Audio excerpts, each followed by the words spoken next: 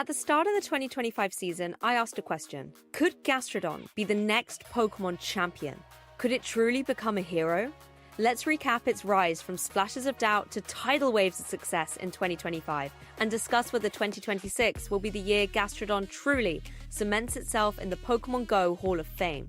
Gastradon spent most of 2024 training and growing strong, so it could be ready to take on the challenge of becoming a champion. When Mudslap was buffed right before the 2025 meta, Gastradon finally had the skills to step into the game. And in Baltimore, it wasted no time proving a point, as Elam stormed Gastradon to a bronze medal in its debut event. But Gastradon wasn't done. Inga Danks, Scaffo99 brought home another bronze, and Zizwilas, one of the first trainers to believe in Gastradon's potential, made it taste silver for the very first time. The Sea Slug was proving it had the skills to battle with the best. Gastradon's squishy limbs had grabbed several medals, but now it wanted to stick down a trophy. So, at the Latin America International Championships, Gastradon stood on the global stage alongside 12 Vitorello and body slammed all the way to grand finals, earning second place at an international event. From overlooked to unstoppable, Gastradon was anything but washed up. Championships in Stuttgart and Rio de Janeiro kept the silver streak alive, but the question lingered. Was Gastradon ever going to become a champion? Mid-season brought whispers of doubts. Superior dominated the meta, and Shadow Marowak was also emerging as the preferred ground-type Pokémon of choice. Many thought Gastradon's era was over. But at EUIC, Inadequance and Gastradon battled to a top 4 finish. It wasn't gold, but it was proof that Gastradon was still a contender. Then came March 9th. Rise to occasion reset the bracket in Vancouver and won it all to take Gastradon to its second regional title. And the wave just kept rolling. Monterrey Regional saw Gastradon take its third regional title. No doubt about it, trainers, Gastradon is a hero. Moving into the Tales of Transformation season in the 2026 competitive events, Gastradon received 2 buffs, a damage increase to its bait move Body Slam, and a reduction in energy cost for its hard-hitting charge attacks Water Pulse. This gives Gastradon faster pacing as well as even better coverage, now able to hit for efficient ground, normal, and water-type damage. In short, this makes it, once again, a force to be reckoned with. Already this season in Frankfurt and in Pittsburgh, Gastradon drenched the competition and claimed both gold and silver medals. In Monterrey, it dominated the podium, with 2nd, 3rd, and 4th place finishes. A Pokémon once doubted now shapes the very shoreline of the meta. So from puddles to podiums, from overlooked to overlord of the meta, Gastradon has proven itself not just as a competitor, but as a legacy. I, for one, could not be prouder of my best buddy Pokémon. So trainers, do you dream of being the very best? Go get stuck in the mud with Gastradon and see what you can accomplish. Hello trainers, my name is Jonkis and today we are diving into the world of a not fully evolved Pokémon. Those unlikely heroes that haven't reached their final stage yet, but still have a huge role in competitive Pokémon Go. Over the years, these Pokémon have quietly built a strong reputation. Ghost types like Dusclops and Galarian Corsola were brought by its Axon and Patoman to win international championships in both America and Europe. And some not fully evolved Pokémon have even decided the biggest stage of them all, the World Championships. Lickitung has already been a vital part of 2 winning teams. First with Dancing Rob, the first ever Pokémon Go World Champion, then with Yikai0904, who also piloted another not fully evolved Pokémon, Charjabug. That little bug and electric type didn't just win Worlds, it also won multiple regional championships already and has already proven itself again in the 2026 Championship Series. So but why would trainers choose a Pokémon that can still evolve? There are 2 main reasons for that. Reason number 1, they can take hits better. A great example for this is a comparison between Charjabug and Vikavolt. On paper, Vikavolt looks stronger, with way more attack and the ability to reach higher CP that even allows it to have play in the Ultra League. But that higher attack comes with a big downside in the Great League.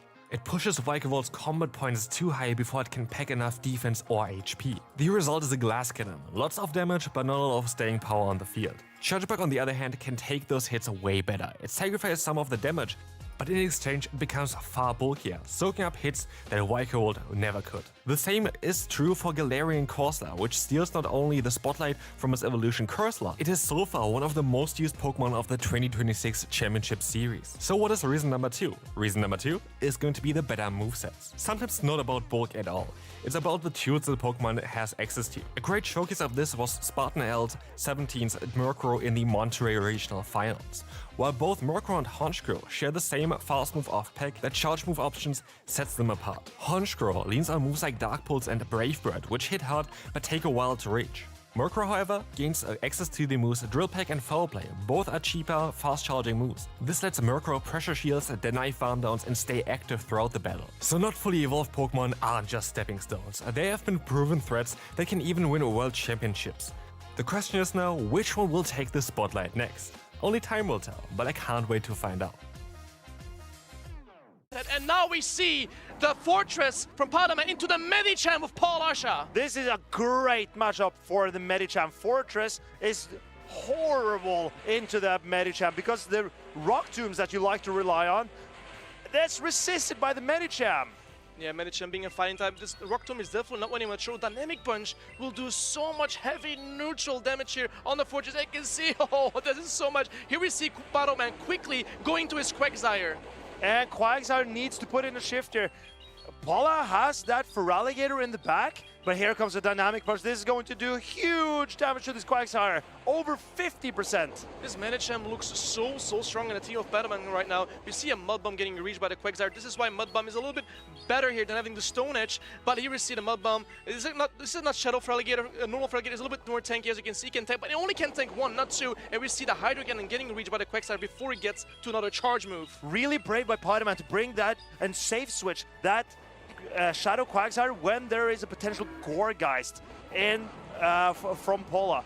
He was so weak to that Goregeist. Fortress in the front and then Quagsire in the back. If Pola brought that Goregeist, Podeman probably wouldn't have stand a chance in this game. Yeah, super scary to bring that line, but here we see another. The Medicham is so strong here. Medicham, like Fortress, the Medicham is not great at all. Here we see a Rock Tomb. This will be a resisted charge attack on Medicham, but I guess he wants to lower the attack from the Medicham here. In my opinion, I think Podeman is struggling here. Here comes a Dynamic Punch. You have to shield this. Does he want to go for a farm down? This is looking really dire for Podeman. Here we see the Medicham, and here comes the Piloswine on Piloswine, but this is a normal versus a Shadow. The normal can take Icicle way better than the Shadow one. Here comes the first Icicle Spear from Paul Asha, and Paul Asha still has 2 shields. Podeman decides to not shield here, but he needs to get rid of this Piloswine. The Fortress cannot Volt Switch down the opposing Piloswine. I think Paul Asha can safely shield her Piloswine here, come out with the energy, and seal up this game. Yeah, and Fortress still needs to deal with that Medicham later. There's just no way this Medicham... I mean, I think Paddleman didn't really think about Medicham that she would bring it, but she actually brought it, and it was so strong in the Paddleman's team. Here we see the Fortress swap here, and again, but like, I mean, this Piloswine has so much energy. I mean, he can call a bait here from the Icicle Spear, but like, it doesn't really matter. Like, the Icicle Spear gets shielded, but there's still a Medicham in the back. Like, how are you gonna deal with this Medicham? At this point, what do? The Rock Tomb won't even knock out this Piloswine, and now, even if it did, you're still getting outpaced by that Medicham. I think Paula, she found the recipe for success here in game number 1. And Podeman, what can you do? I think you got to change up your line here, buddy. Yeah, Paul Asha is cooking so hard. What a team she built. Here comes Asuka. Doesn't knock out the Fortress, but there's still a Medicham. Like, this is definitely over. I think he didn't prepare for the Medicham. She was so smart bringing that Medicham. Medicham was so strong in the entire team. Even a Dynamic Punch of Quagsire doesn't want to take it Fortress, and especially not Piloswine. 1-0 Paul Asha. But Podeman has that Mud Bomb on the Quagsire, and that Mud Bomb makes the Feraligatr matchup way more playable. I did say that Feraligatr destroys Quagsire. That is Quagsire with Stone Edge. Because if Hydro Cannon can knock out the Quagsire before it can get to the Stone Edge, then, I mean, you have a whole Feraligatr left. But Podeman has a Mud Bomb. It outpaces the Feraligatr if it's on the switch, and that means it's a very much more playable matchup for the Quagsire. As long as it avoids that Goregeist, I think we're going to see a lot of the Quagsire. Yeah, I think she cooked up the perfect team. Keep in mind, Paul Asha hasn't lost a single match yet. She's still on the winner's side. I think her team is so well balanced and perfect for this meta. It's really hard to counter. But if one trainer can try to counter this, it has to be Podeman. And Podeman, will he rely on his own Piloswine? I think it's a bit safer to go with the Togekiss, in my opinion. Togekiss has that Aura Sphere to hit the Piloswine. It plays really well into that Medicham. It wins Charge Attack priority against the Feraligatr. It's good into Goregeist, it's good into Corviknight, and it's playable into Wigglytuff. I think Podeman needs to realize that his most trusted pick for this tournament, the Togekiss, I think he needs to bring it back. Yeah, if you look at the Medicham from Polasha, I mean, the only counter that I can really see is, I mean, honestly, it's kind of Corsola. Even against Corviknight, Corviknight is not that great in the Medicham, but it looks like the trainers have locked in their teams for game number 2, and we see Piloswine on Piloswine. Oh! This is perfect for Pokémon, in my opinion. He has a Fortress in the back, and here comes the Feraligatr. Fortress, the immediate answer. This is what exactly I think what Pokémon wants, like bringing the Fortress just to shut down that Feraligatr. Oh yeah. Like, I mean, the Hydro Cannon still hurts, but the super effective Volt Switches and access to Rock Tomb to lower the attack, as you can see, this is why actually you want to see the Fortress, right? You don't want to see it on the Piloswine as well. Yeah, you definitely don't want to see it on the Piloswine. Polasha, is she expending her Feraligatr? No, she protects it.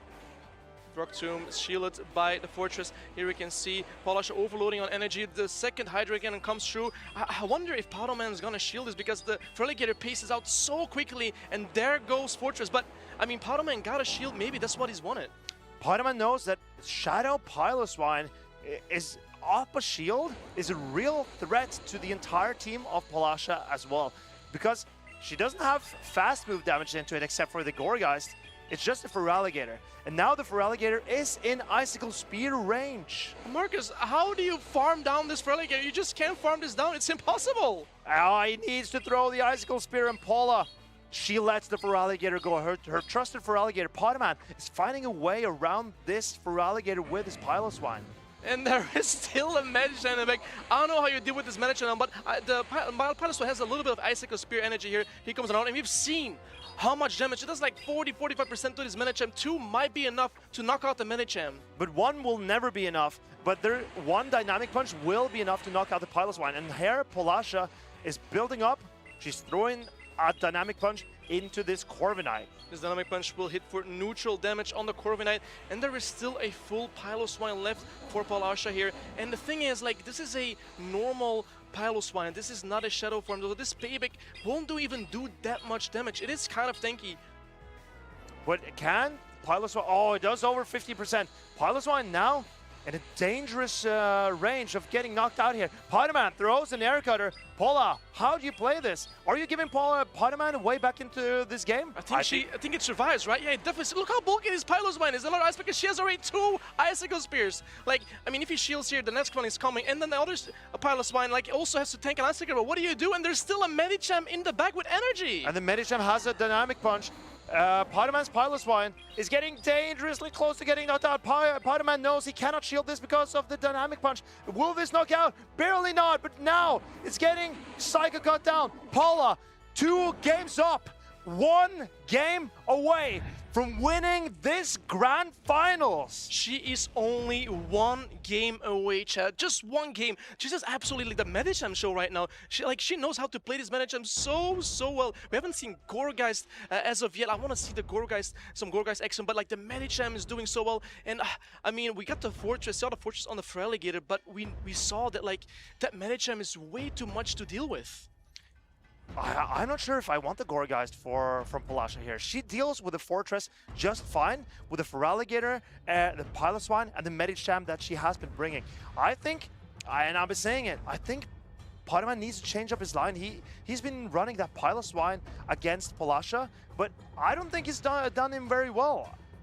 And like the Feraligatr from Polasha was so he didn't have so any strong. No fast pressure to farm it down. You're like, oh, what do I do? Like, I can't powder slow it down. I have to throw energy. I can't sand neck it down. I have to throw energy. So like, it feels like the Feraligatr might be the star of her team right now. And the Feraligatr has been so good for Polasha, and it's so safe into Pokémon.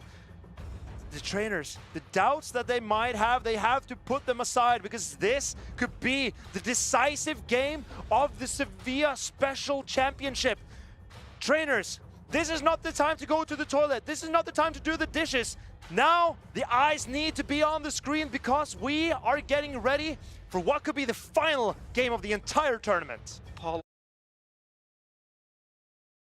So well prepared with her Pokemon, with her team, her playstyle with Feraligatr, her Piloswine, and we see that both trainers have locked in their team. Let's see how they will win or lose. You see Feraligatr into Corsola! And this is a more neutral matchup than you would expect it to be. But non-Shadow Feraligatr hangs on in the zero shield scenario and can beat the Corsola just in the zero and the 2 shield scenario. But Corsola, with its tremendous bulk, will win the 1 shield. Yeah, we see Corsola in the lead here, and there's Medicham in the back for Palasha, so she's probably happy that she sees the Corsola out here. You see a swap into Fortress immediately, but what does Palasha have? She has a Medicham, and I love this Medicham swap. Maybe just is trying to bait out the Piloswine here. And Pokémon, he does not want to... Yeah, I think you're right. He does not want to have the Piloswine on the Togekiss in the back. But Palasha, she realizes Medicham can do so much for her here. Here we see the Dynamic Punch gonna land on the Fortress. We've seen how much damage it does. It does so much neutral damage, and the only thing that this Fortress can throw is Sand Tombs, which is not the hardest hitting move in the game. And we see some Voltrees. All of these moves have no same type attack bonus. Here comes another Dynamic Punch on the Fortress. He might just barely hang on. Pokémon, I think he wants to swap his Fortress out and savor this energy. And he does, and here comes the combination play. This threatens a knockout on the Medicham. And now, Medicham's gone. Medicham is gone, but there's still a Feraligatr with energy and Shadow Claw, so we can overload on the energy, as you can see. But the thing is, the Corsola doesn't have any energy. Here comes the first Hydro Cannon on the Corsola. Will he shield the Corsola? I am not sure. No, he decides not to shield the Corsola. He wants to go for a farm down with his Togekiss, I think. Here comes, I mean, he has to go to Togekiss. There's no way he can go Fortress and give him extra farm for Palasha. I mean, you have to get rid. Okay, he's gonna throw the Rock Tomb here. Maybe a very smart play, but we've seen what's in the back. There's a Togekiss, and there's a Flyer versus an Ice type. Rock Tomb lands. Feraligator's almost out, not yet. And here comes a Sand Tomb, gonna land on the Piloswine here. Oh, but I think an incredibly important thing happened here. Paula swapped, but she did not get a fast attack through. That means this Togekiss, if it can hang on through the Powder Snows, it will win charge attack priority in the 2 shield scenario.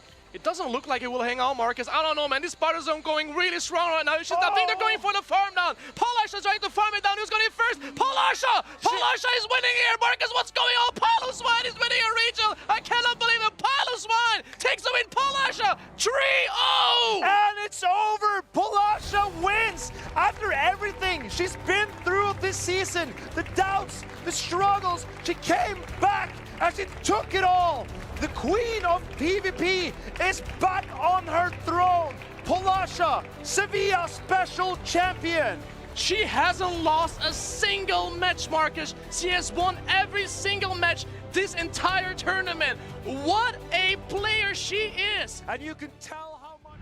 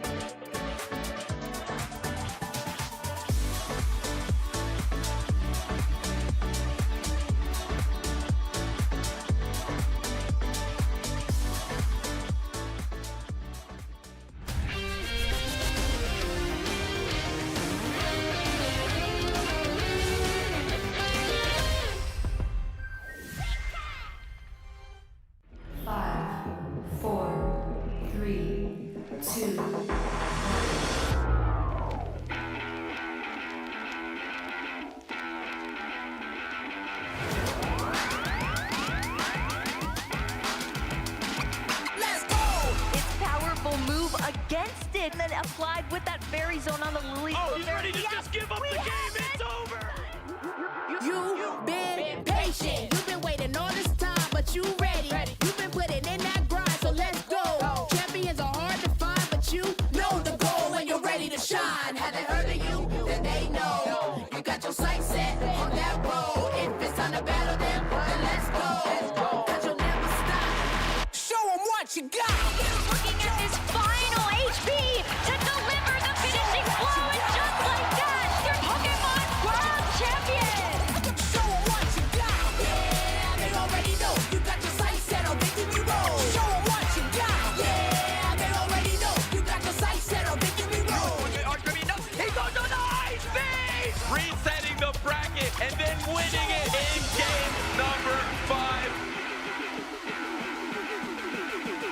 Show 'em what you got. Yeah, they already know. You got your sights set on victory road. Show 'em what you got. Yeah, they already know. You got your sights set on victory road. Put your hands Hello and welcome to another regional championship. It's been 8 long years since we had a regional in the city of Prague, and now we are back. It's going to be a special championship as well, because we're going to have here for the first time a Pokemon Go regional as well. So we're going to have the first Pokemon Go regional champion from Prague this weekend. Prague, also known as the Golden City because of the historic towers as well as churches. Of course, we're going to know here who's going to get the golden ticket, who's going to get the golden medal. 124 competitors are trying to battle for this title. And of course, I'm not alone here. My name is Jonkis. I'm also here with Joel Jocks. Hello, hello. Also Eric, Nighttime Clasher. Hello, everybody. And Amanda Lundbeck. Hello. Jocks, it's your second time here as well, and the caster couch. How are you feeling? I'm feeling excited. I've taken a look at the bracket, and it seems like even in the semifinals, if everything goes according to plan, we're gonna have some banger matchups for you guys today. So we're gonna take good care of you and walk you through the history of the regional of Prague. We've seen already in the Indian qualifier that happened recently that a certain Pokemon has now entered the meta as well, which we're going to talk about quite a lot most likely this regional. But Eric, what Pokemon are you most excited for this regional? I think everyone's excited to see what Tinkaton can do with that new Gigaton hammer. It already dominated in the Indian regional qualifiers, but of course, players are going to try to counter it. They're going to be bringing Pokemon like Feraligatr or Quagsire, try to stop that Gigaton hammer in its tracks, resisting that heavy Steel-type damage. Absolutely. And Amanda, I heard you did some sightseeing already in Prague. How do you like the city? That's right. I mean, it is the Golden City. I decided to go with the theme here and be a little bit golden myself. I came early. I think Prague is a beautiful city. You guys could kind of see that scenic overview when we first started the show. So definitely a regional competition that I think a lot of people are tuning in for. And this is not the last regional competition of this season. There is more to come. There are more cities to explore. Yes, as you can see, a lot of these competitions have already been grayed out. We are over halfway through the season now in Prague. Only 2 more regional competitions in Europe for the season. But if you're still trying to get those championship points, there's opportunity at the North American International Championships in New Orleans. But of course, it's all leading up to that road in San Francisco, the World Championships. Of course, those last 2 tournaments are going to be massive. And also, we saw that Sevilla was the last EU championship. But before we talk about this one, you have now the choice to choose. You're going to be able to choose which battle you want to see first.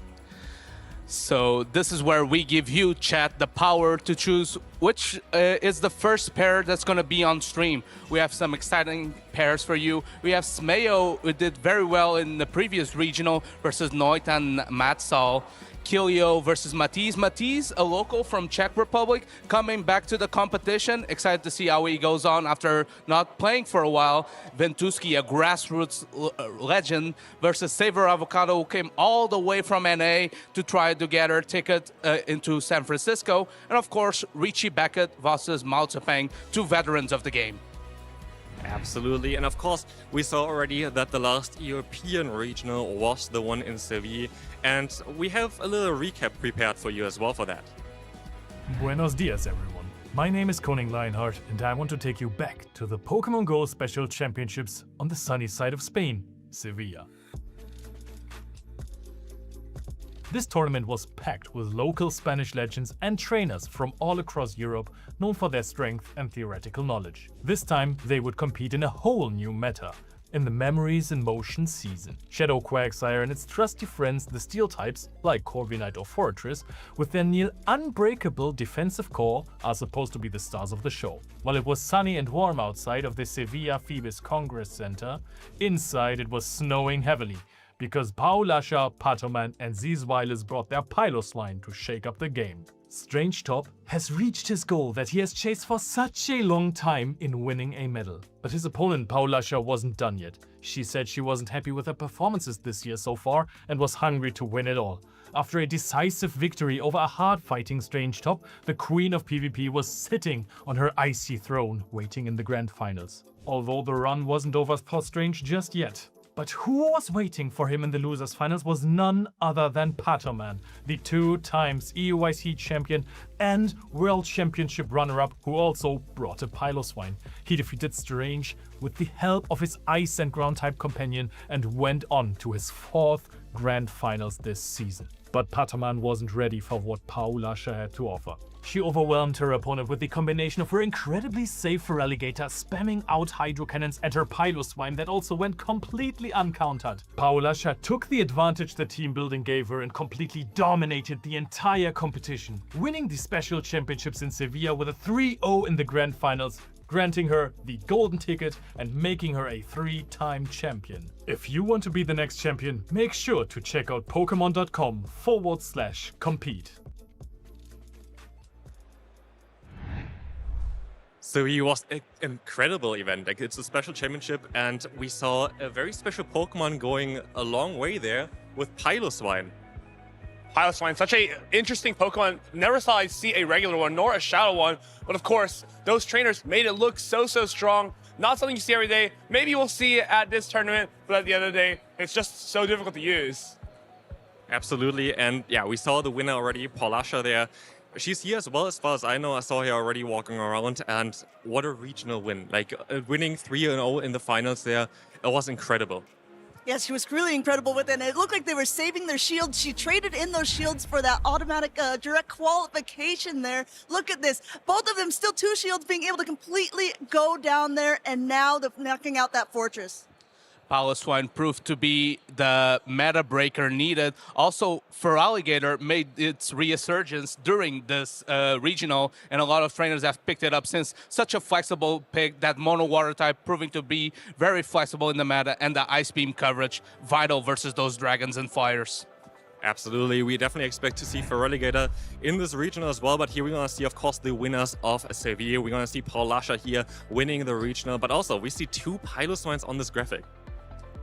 It's really interesting that these players will be here again, but the Spaniards really showed all and out at Sevilla. Will they be able to take down another tournament here in Prague? These are some of the best trainers in the world, and if they continue to play the way they did in that tournament, everyone here, North American, European trainers alike, all have to watch out. Absolutely, and you know what we should maybe take a look at next? How will the meta look like in Sevilla? Because what we expect here is going to be quite a bit of a change with the addition of Tinkaton. Now let's take a look here at the Sevilla meta. Of course, you see some familiar faces like the Quagsire and Corviknight. Such an unbreakable core, give trainers such flexibility in their teams of 6. But of course, picks like the Piloswine and the Malamar paid dividends for trainers like Chris, for example, who got 4th place with that Malamar, and also Piloswine reaching the grand finals on both slots. We definitely expect a few of those Pokemon to be maybe a little bit lower, but now where a lot of people were waiting for is, of course, what is going to go on in Prague. What are the top 12 Pokemon? And let's take a look at them. What a surprise here. Everyone was worried about Tinkaton, and yes, it is definitely in that top 12 usage from all the trainers in day 1, but it is actually in 5th place, and at that 1st place is Fortress. Now, noting here that 69% of the Fortress users are opting for that Shadow version, but I know Nighttime Clasher also has a question about the Fortresses. I mean, the big question is how many players are using Bug Bite and how many are using Volt Switch? It almost feels like that's a reason why Fortress is so high in that usage data, because it's almost like 2 Pokemon are kind of combined into one. Volt Switch Fortress just serves such a different role than the fast attack, pressure, heavy Bug Bite Shadow Fortress. Both of them do a lot of different things. One is great against Feraligatr, the other one's great against Quagsire. But of course, both of them are fantastic into this top 12 usage. I'm actually fairly curious on how Unova Stunfisk is going to do, targeting hard that Feraligatr Tinkaton core, dealing super effective to both, and having resistance to that Gigaton Hammer. So, interesting meta choice here by our trainers in Prague. Absolutely. I didn't really expect his, like, especially Fortress at #1. I know it's a very strong Pokemon, but it's going to be very interesting on also how the day 2 usage going to be and how things going to change, what's going to be best, because it's going to be a fresh meta basically with the addition of Tinkaton. But also, of course, we want to see who's going to be the next EU regional champion, and we already had a few, of course, already here. Yeah, there's so many of these trainers. You look and you see Inadequance twice there. We do know that he is at this tournament as well. We saw Patoman just doing absolutely incredible this season, winning back-to-back EUICs. Palasha, we just saw her win Sevilla. So there's so many trainers on this list who are trying to maybe go for their second or third wins of the season, but there's also so many trainers who are hoping to get their picture up there for the first time. Absolutely, and also what we're going to have next is going to be super interesting. We're going to have some top players, and what they predict is going to be very useful for this regional. Of course, these players, you may not recognize them, but they're from the Japanese region. They've all qualified for the Pokemon Japan Championship Series later this May, and they've all presented a couple of Pokemon that they think might dominate this weekend. Gigantamax, with that Metacham, it's so consistent into that top meta, even like Feraligatr, which has a Shadow Claw, it can put up a fight against that. Of course, Feraligatr is up next. It's great against Tinkaton, it's great against Quagsire, and also not so bad in the Fortress. Of course, Katsunari, Saltakoji, bringing Aegislash, bringing Pokemon like Diggersby to try to counter the top meta, which is currently that Tinkaton, that Fortress, Shadow or non-Shadow, both have so much play into those Pokemon. And yeah, so nice to see these Japanese players giving a little bit of their thoughts on the foreign meta, I suppose, and hopefully we'll see them at the World Championships later this year. Absolutely. I'm also mainly excited for the Aegislash. I really hope we see this Pokemon. It's such an interesting Pokemon because of the form change that it has, and actually does quite well against the Tinkaton, I feel like, so definitely interesting. But also what's going to be interesting is, of course, the EU leaderboards right now. Who is up there? Who already has a ticket? Of course, no stranger to the top place. Patoman above 2,000 points right there. Colin 6, Stone Collection, Chris follow. Of course, most of these players, you've seen them top cut, usually doing very well and very far. If you're asking what's the golden ticket behind these players' names, it means they got a direct invite for the World Championship in San Francisco. This means that if they done it once, their invite cascades down. So EU trainers hopefully still fighting for their championship point slot in the fringe position of qualifying, hoping for another trainer to win it for maybe another slot to be freed up. Absolutely, and of course we're going to have some players to watch from the EU region. And of course we're going to maybe have another region afterwards, but let's take a look at the EU competitors here. I mean, those faces already look a bit familiar. We've seen Patoman and Palasha quite a bit in this intro already, talking about Sevilla, talking about all the different accomplishments they've had. But these three trainers from Europe are definitely ones that people are going to be keeping their eye on to see if they will be able to take yet another title this season. Absolutely, and as we also already discussed, there's going to be another region that has actually quite a lot of very strong competitors here today. I'm pretty familiar with these guys. Out of Pocket, Dunebug, Rise to Occasion, number 2, 3, and 4 in the United States. Just incredible trainers. Just for reference, Dunebug is usually the first seed of all of his groups, and at this tournament, he's actually a second seed. Just comes to show how strong the trainers in this field are. I mean, if you're playing a player like Dunebug, not even as your winner's finals, as your winner's semifinals, wow, what a day it's gonna be. So nice of you, Eric, as the #1 seed to give these guys a chance. Absolutely, and also, what we're going to have here at those regional events is going to be some special spawns. Of course, in the regional, we have a ton of battles. We have a ton of events going on in the venue, side events, and whatnot. But if you're a Pokemon Go player trying to improve your roster, take a look at some of these spawns. Piplup, who evolves into Empoleon, has won a couple of championships already. Swablu, that evolves into Altaria as well. Rookidee evolves into Corviknight. Lapras, Togetic, that can evolve into Togekiss. So make sure to catch those spawns and also spin those tops, because they give there's a high chance of them dropping charge TMs who are essential in your PvP journey. Definitely. And I'm especially excited for the Turtonator because it's very difficult to get this Pokemon in the wild, and with good PvP, I've recently only got a few changes, which made it really useful. So very excited for this one. But also, of course, if you want to follow those broadcasts here as well, you can go to Pokemon/broadcast as well and follow this here, especially because we're going to have tomorrow, of course, day 2. We're going to see who's going to win it all. But also, yeah, if you are currently on Twitch or on YouTube, feel free to subscribe to those channels as well so you don't miss the action at all. And so, yeah, this is basically everything we need. I'm excited for the battles. We have an insane new meta coming up. I'm curious on how things are going to play out. Of course, if you want to join the action as well here directly at the regionals, we have a special video prepared for you. And then we're going to go into some battles. This weekend, the 2026 Regional Championships are bringing the electrifying action of the Pokemon Go matches to the global stage. Top trainers from across the world have gathered to compete for a share of over $125,000 in cash prizes, travel awards, and the all-important championship points that could secure their spot at Worlds 2026 in San Francisco, California. The competition is fierce and the strategy is key. This tournament spans 2 intense days of action, where our trainers battle it out in a double elimination bracket using the Great League format. Every match is a best-of-3 clash, but the stakes get even higher in the winners' finals, losers' finals, and grand finals, where the action extends to a best-of-5 showdown. Trainers will be strategizing in a Bring 6 Pick 3 format, each one carefully selecting a team of 6 Pokemon, but only 3 will enter the fray in each game. Every choice could be the difference between victory and defeat. Who will etch their name into the history books this weekend? And who will punch their ticket to Worlds 2026 in San Francisco? Don't miss a minute of the action. Stay tuned all weekend long to watch the battles unfold live. To stay up to date on future Play Pokemon events, visit championships.pokemon.com. We're getting ready to kick off this Prague Regional Championship. We saw everything in the intro. We see that there are going to be a lot of big titans here, but there are also some trainers who are, I wouldn't even necessarily call underdogs, but people who are not as well known in the circuit also playing in this competition. Jox, what are you most excited about?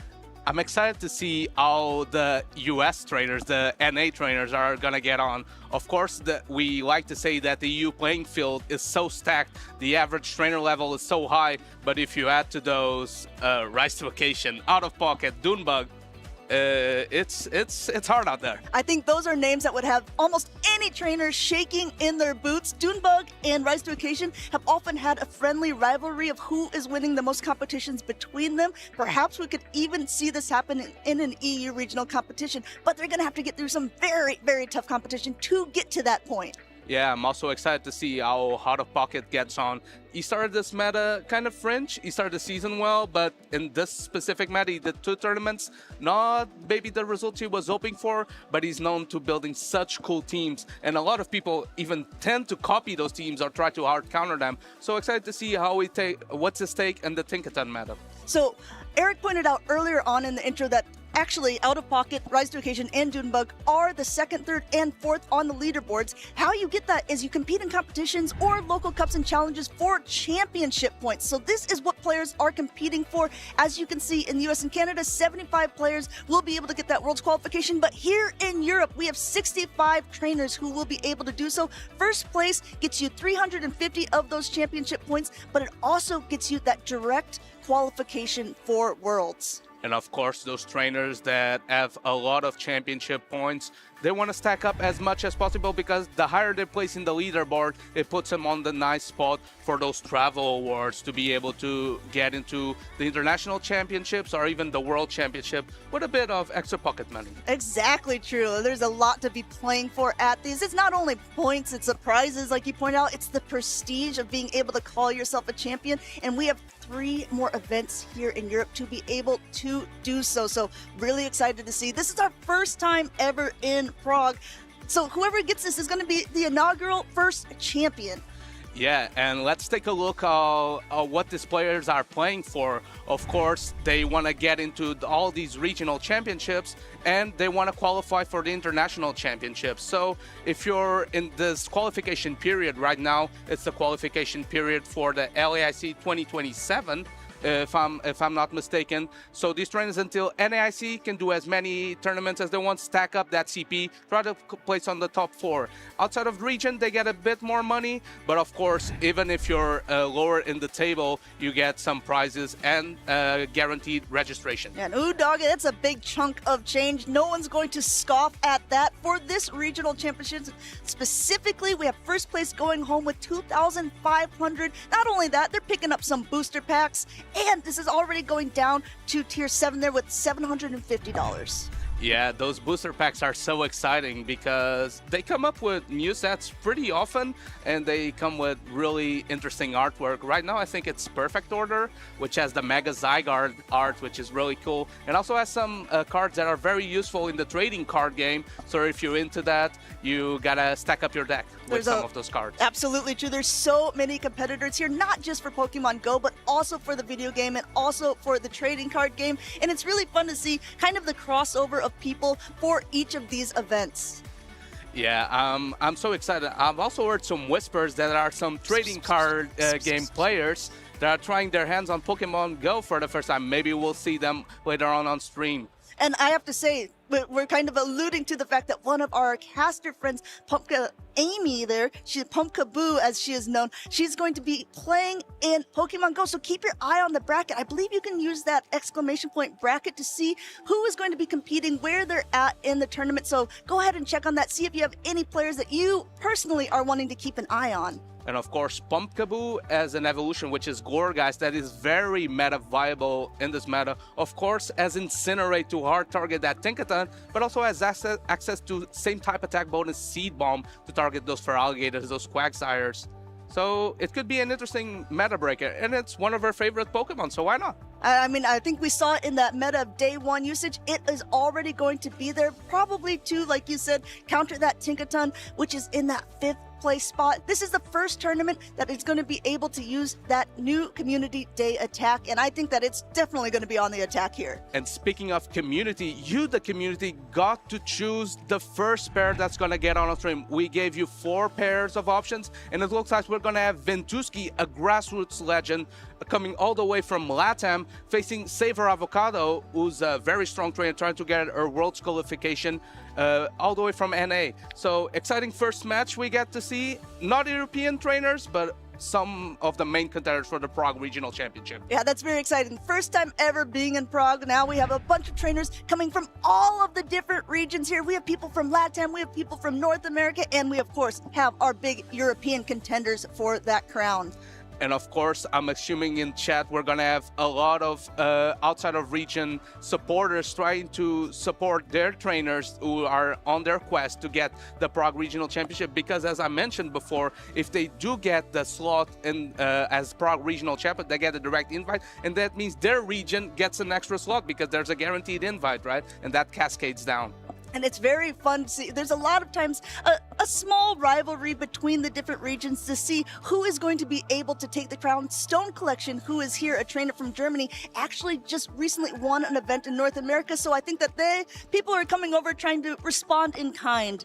Yeah, they can't let Stone Collection get away with it. Of course, the first person who was able to do that was Nighttime Clasher, who won in Liverpool versus Tomahawk UK in the finals, being the first trainer to win an outside of region competition. And now it's becoming a trend. A lot of trainers, these regionals are almost mixing with internationals in a way, because people are going far and wide to become the very best. Absolutely true. And we'll have to see how these trainers are adapting to this new meta, because as a reminder, once again, this is the first time that we're going to be able to use Tinkaton with its Community Day Charge Attack Gigaton Hammer there. So we're just going to give you a little spotlight of what you can expect with this Pokemon. Yeah, of course, Tinkaton getting access to that Gigaton Hammer. If you're unaware of the stats of that move, it's similar to the legacy move of Groudon and Kyogre, Precipice Blades, Origin Pulse, very strong moves in the Master League. Now, getting their spot in the Great League in the form of Gigaton Hammer. Of course, Tinkaton, as a very particular typing Steel Fairy who has a ton of great resistances,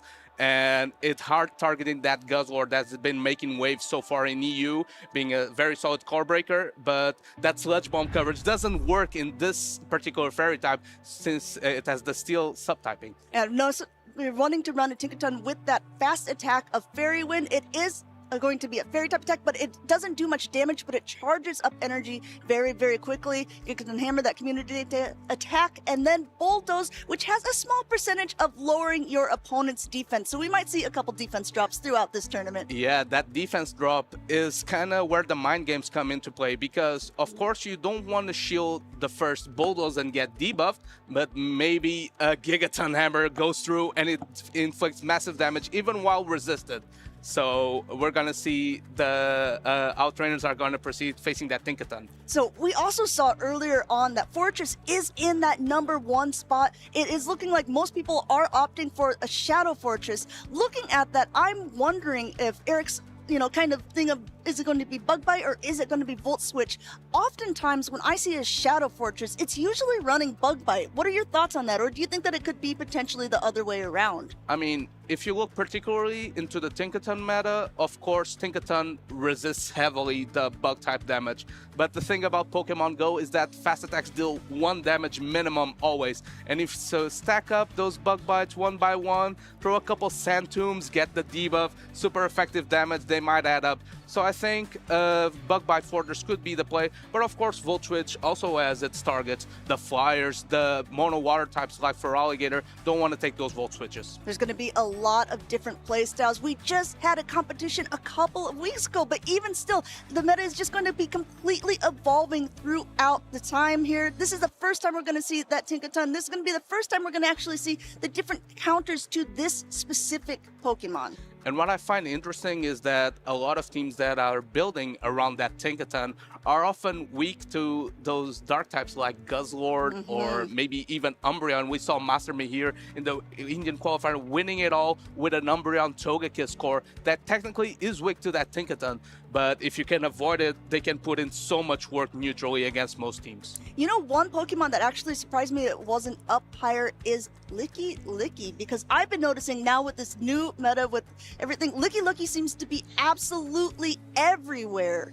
Yeah, Licky is an interesting pick because of the lack of fighting types in the meta. It's also a Pokemon that has very high stat product.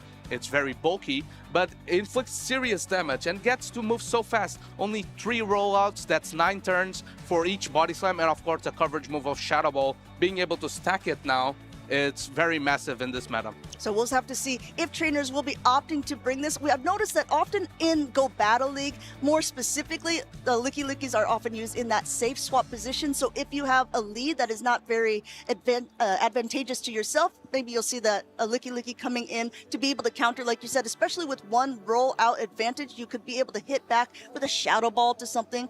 That's actually going to do a decent amount of damage to that Tinkaton that we've been talking about. And, in the meta overall, I think it's a pretty heavy hitting attack. Yeah, of course, Licky also has that normal subtyping, so it resists the Shadow Claws from the Feraligatr, and it's so tanky that it can take 2 Hydro Cannons, no problem. So it's usually a very safe pick to counter swap into those Feraligatrs and try to guarantee switch advantage. So we were talking a little bit earlier about your community choice. The trainers are still getting set up on stage, but once again, we have Ventusky up against Saber Avocado. Those are going to be our first stream matches of the day. Ventusky coming all the way from Chile, from LATAM, and Saber Avocado, a North American trainer, hoping to go ahead and take some of the points away from our European trainers. Yeah, I'm kind of curious though on how Ventusky is going to get on. Of course, if you're into Pokemon Go lore, Ventusky was a grassroots legend. He was one of the best players in LATAM during those times where before the circuit was even born. Here in the Play Pokemon circuit, I don't think he still got to that same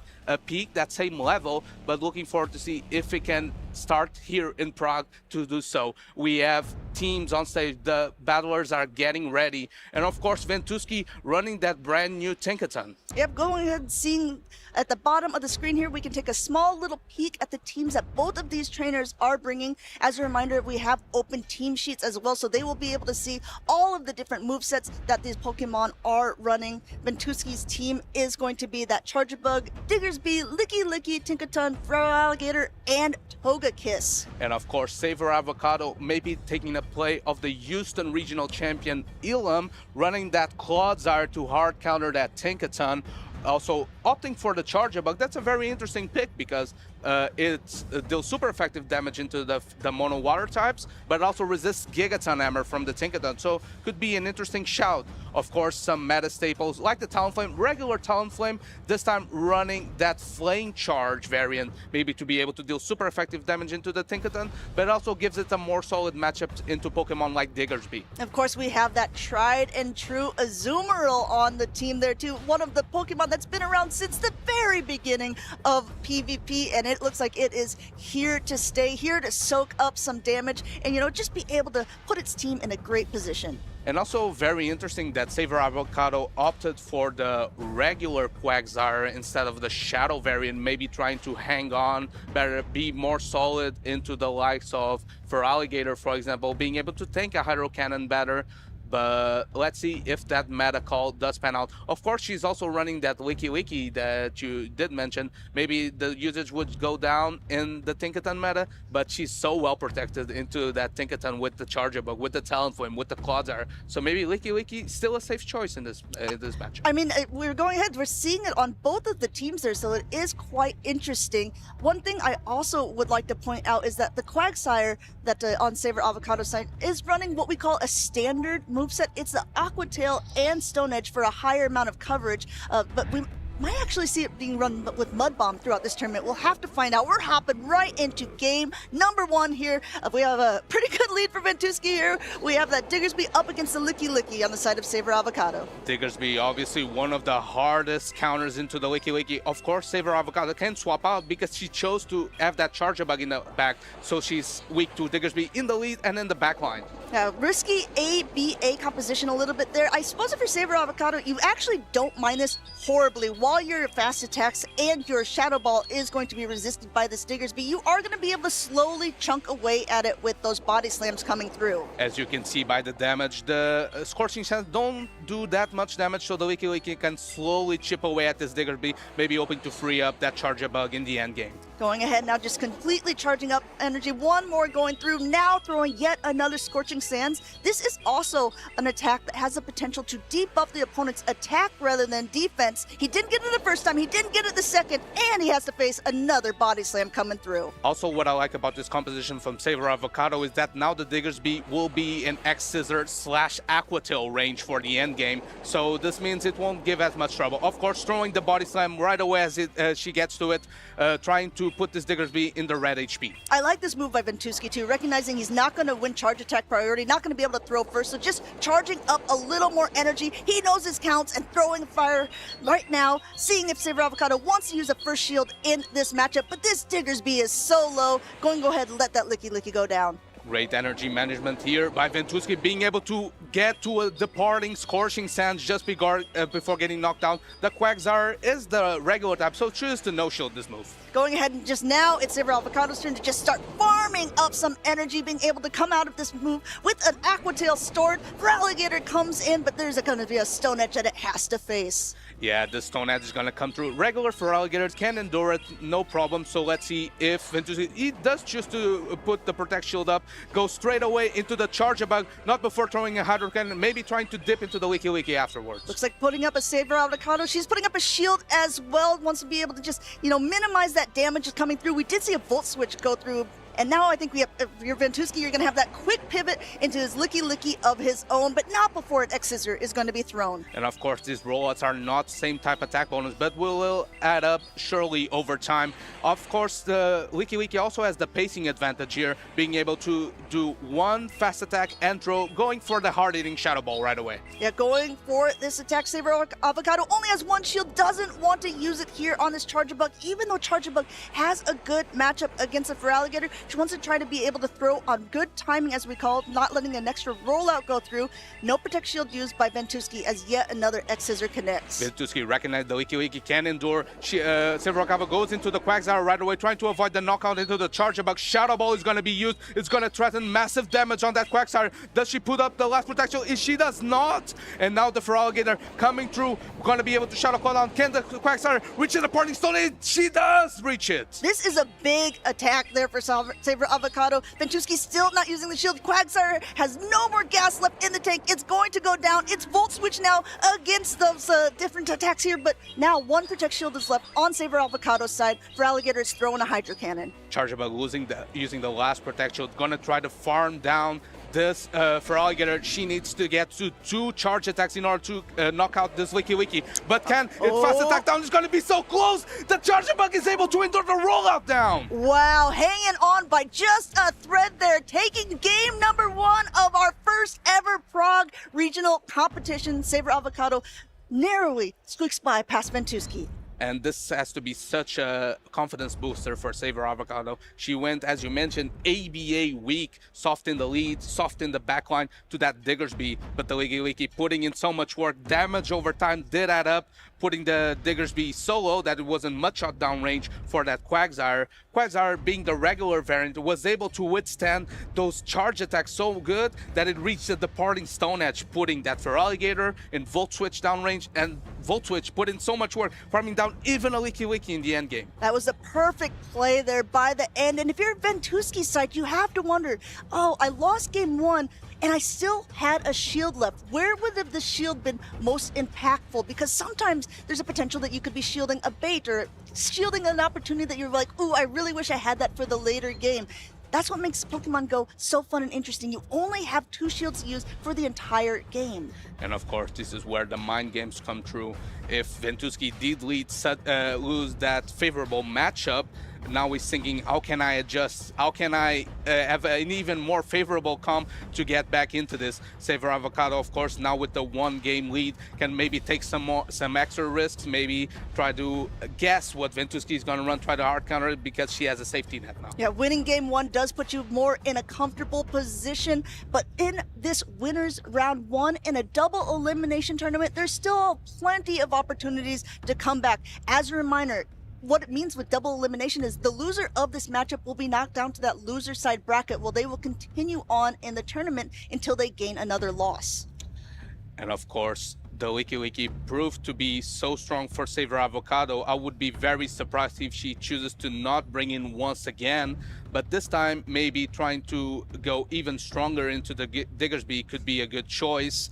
Let's see, we're gonna have lock-ins. The trainers are ready. Let's see if Ventusky can get away from this hole. We have the Azumarill lead into the Feraligatr. This is a pretty neutral lead, Amanda. This is neutral, and it's one of those that you kind of smile at because on paper, and we say it almost every time, right, Jocks, that the Feraligatr looks like it would not have a very good position against an Azumarill. Such a bulky Pokemon and only a water and ice type attacks. But you know what? Not even necessary for Ventusky at this point. Wonderful counting here. It's saving up all of that energy and catching onto that Licky. That energy is gonna pay dividends. Of course, Saber Avocado had to switch out because she's ABB strong or weak into that Diggersby, so she had to call it out. Unfortunately, the Licky does come through thanks to the chip damage, and now she's gonna do as much damage as possible. The Licky has already 2 body slams in the side of Ventusky. Going ahead now, throwing body slam number 1, starting to slam here. It's gonna be loaded with energy, but the big problem is now it's getting quite low on health. Even still, I believe it'll still take 2 body slams to knock out. So Ventusky has a lot of energy on his Feraligatr, and even popping out with a little bit of energy saved on his Licky. Now going into that Diggersby. This might be a saving grace for Saber Avocado, though, because now that Quagsire doesn't get aligned into that Diggersby, that would be a terrible matchup. The Diggersby, just like in the other game, will be able to do some serious damage here. Is switch locked into the Azumarill. It's going to get off the first Scorching Sands. Scorching Sands will connect. As a reminder, it does have a potential to debuff the attack. He didn't get it the first 2 times, but he does get it in game number 2 here. Even still, this Ice Beam is a super effective attack, and it will do a nice chunk of damage to even one of the bulkiest Pokemon we have in Great League. This debuff Bite-Proof Clutch into Ventusky, because now the Diggersby is not really in bubble farm down range, so it can get to multiple Scorching Sands. I think the Azumarill will have to throw another charge attack to get rid of this Diggersby. But the Azumarill is going to be able to face here. Feraligatr coming right back in. We're here back at the beginning. Maximum energy, throwing the Hydro Cannon here. An attack that is not going to be very effective, but still could get the job done, knocking out the Azumarill here. Diggersby putting in so much work into the Azumarill, putting it in Hydro Cannon range, and this Feraligatr is so healthy. I think Saber Avocado must come back with the Licky Licky because it has some energy loaded, but this Feraligatr is loaded as well. Loaded and 2 shields this time. Ventusky's like, you're not fooling me. I am going to use it. But this is what we would call a bait necessarily. It is a body slam. It would still do a decent amount of damage, but he wanted to protect up against that Shadow Ball. The question now, Ventusky with back-to-back Hydro Cannons. Avocado pulls up the first Protectile. Do we throw the Hydro Cannon right away? No, choose to throw one fast attack and then throw perfect timing by Ventusky. Gonna maybe pull out the second Protectile. Licky Licky has the double shield. There's that Clodsire in the back. Yeah, I think it's a good indication of Ventusky that there's something in the back that does not want to face the Feraligatr here. Will he use his second Protect Shield in this matchup? He does. This means that it's going to be a little bit closer in energy and actually swapping in the Clodsire here to the Feraligatr. Going to have to tank this Hydro Cannon, and there's no Protect Shields remaining on either side. That investment into the Feraligatr paying dividends. This Clodsire is so tanky though. The Hydro Cannon only putting it at 50% is going to outpace to the Stone Edge, but it's caught on a Diggersby. What a sack swap by Ventusky. Wow, Ventusky here saying, you know what? I took game number 1 personally there. I didn't like going down with the shield and going ahead and using them this time and punishing Saber Avocado for the picks that she picked here, going for that Scorching Sands before her next attack is even available. Diggersby definitely being the MVP here, putting so much work into the Azumarill, now being able to KO this Clodsire, and this Licky Licky can't even roll out down. It's gonna have to throw energy here. No, great timing. Just wants to be able to try to get this Diggersby out of the way, but keep in mind, I don't think we've even seen Ventusky's 3rd Pokemon here. Feraligatr has put in so much work. Oh, we have. Sorry, look, Licky Licky's already down quite low. Feraligatr adds so much energy, loaded up one fast attack and is up to the Hurricane, is gonna get the KO, and Ventusky is gonna even up this series. Wow, great game by Ventusky there. We are now 1-1 in that first round, and I just want to go ahead and talk about the energy management that Ventusky had in those matchups. Being able to come out with 2 Hydro Cannons essentially loaded on the Feraligatr, being able to catch that attack onto his different Pokemon. I mean, this was just an absolute masterclass by him. Yeah, and Ventusky also showing that you can dance around with energy management and also catching energy. He was able to catch on that lead matchup the Plera from the Azumarill on the Licky Licky, doing way less damage, and the Feraligatr was so healthy and with 7 Shadow Claws worth of energy. And of course here in the end game also catching the resisted Stone Edge on that Diggersby, who had so much valuable value thanks to that Scorching Sand debuff that got on the Azumarill, debuffing the attack and making sure the Azumarill couldn't farm down after that Ice Beam. Yeah, there was really a tag team effort between those Pokemon there. Feraligatr putting in the work, but both of the other Pokemon, the Diggersby and the Licky Licky, being able to just absorb a lot of that energy. So we'll have to see how both of these trainers are going to adapt for a decisive game number 3 to see who will continue on in the winner's side of the bracket. Ventusky relying so much on this Diggersby, even when there's an Azumarill and a Talonflame on the opposite side. That's the pressure that Clodsire, that Charge-a-Bug, that Licky Licky put on Ventusky's team. Of course, Diggersby as one of the highest stat products in the Great League, and of course access to such great charge attacks that even versus its worst matchups, it can put in a lot of work. I mean, you make a really, really great point there, Jux, because if you're looking at this screen, this vertical layout here, that Quagsire, Azumarill, and Talonflame also all do pretty great into that Diggersby, but the bottom Pokemon do not. So it's really going to be who is going to be able to get their Pokemon matched up in the right position here. We have that Quagsire up against the Licky Licky on the side of Ventusky. Both of these trainers opting to to stay in at the beginning. And of course, Ventuski may be taking a bit of the risk going soft into that Charger Bug, and that's going to prove costly because it's hiding in the back, and the backline of Ventuski is so soft to it. We're going ahead, throwing the heavy hitting Stone Edge, but as you can see, that Licky Licky is able to take it like a champion, now swapping out into the Feraligatr to try to get a little bit of an energy advantage. Unfortunately for him, is met with the harder counter in this Charger Bug, but being able to get a little bit of energy advantage, this Hydro Cannon is still going to hurt. This Hydro Cannon putting the Charger Bug in the yellow HP, throwing the discharge right away, not trying to allow the Feraligatr to go into the second Hydro Cannon, but the shield comes up by Ventuski. Ventuski wants to invest, wants to pull up Protect Shields out of this Charger Bug. Going ahead now, both of them just charging up a little bit more energy. Saber Avocado now putting up a Protect Shield of her own. This second Hydro Cannon would be enough to knock out that Charger Bug, especially when it's such low health, and just hoping to do a lot of damage, but throw right before that next Hydro Cannon is available. Great awareness by Saber Avocado, throwing the discharge just before the Feraligatr got into another Hydro Cannon, but now this Charger Bug is so low, I think it's on rollout down range. Will Saber Avocado allow this rollout down, or will she sniff out the weakness to the Charger Bug in the back? No, Ventuski doesn't even want to find out, gonna KO this Charger Bug right away, trying to free up that Togekiss for the end game. Deciding, wanting to use the shield for a later moment, they're letting that Charger Bug go down, saying, yep, you've done your job. That Feraligatr is out of the way. One of the peskiest Pokemon in that secondary matchup there. And now a Shadow Ball is going to be thrown at a very, very healthy Quagsire. Does Saber Avocado want to use a shield? No, opting to let that go through. Okay, this Shadow Ball doing massive damage, gonna put that Quagsire into Aura Sphere range. Here comes a Togekiss. Stone Edge is gonna come through. Does Ventuski call a bait? This could be a crucial moment in the matchup. Great call by Ventuski, shielding the Stone Edge. Last second shield there. Now Togekiss does have a little bit of energy advantage, but there is no Protect Shield left. Even still, keep an eye on the health of this Licky Licky, because this Aura Sphere would do a ton of damage. Saber Avocado doesn't want to see any of it there, putting up her last Protect Shield before the Shadow Ball is thrown. The last Protect Shield is used. Shadow Ball coming through is gonna put this Togekiss dangerously low into farm down with the rollouts. Not before maybe the Togekiss can reach another Aura Sphere. This is gonna deal massive damage into the normal type. Fighting back as well as it can. This Togekiss is putting in some damage, but it's not enough to knock out. But look how much that does. Licky Licky comes back in by the side of Ventuski, hoping to soak up this damage here, but I don't know. I think a Body Slam is definitely not enough, and Saber Avocado might have to go through too.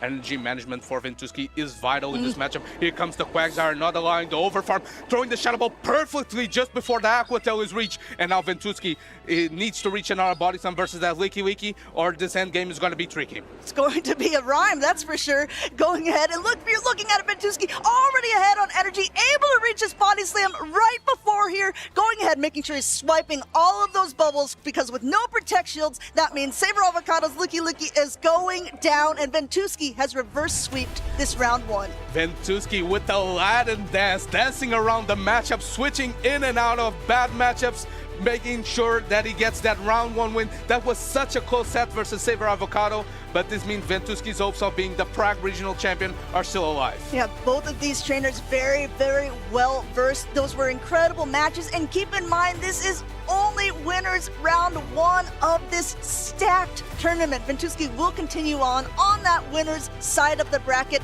going ahead, hoping to represent LATAM here in Prague. Of course, I think something that we need to take off this matchup is that both trainers made some solid team compositions.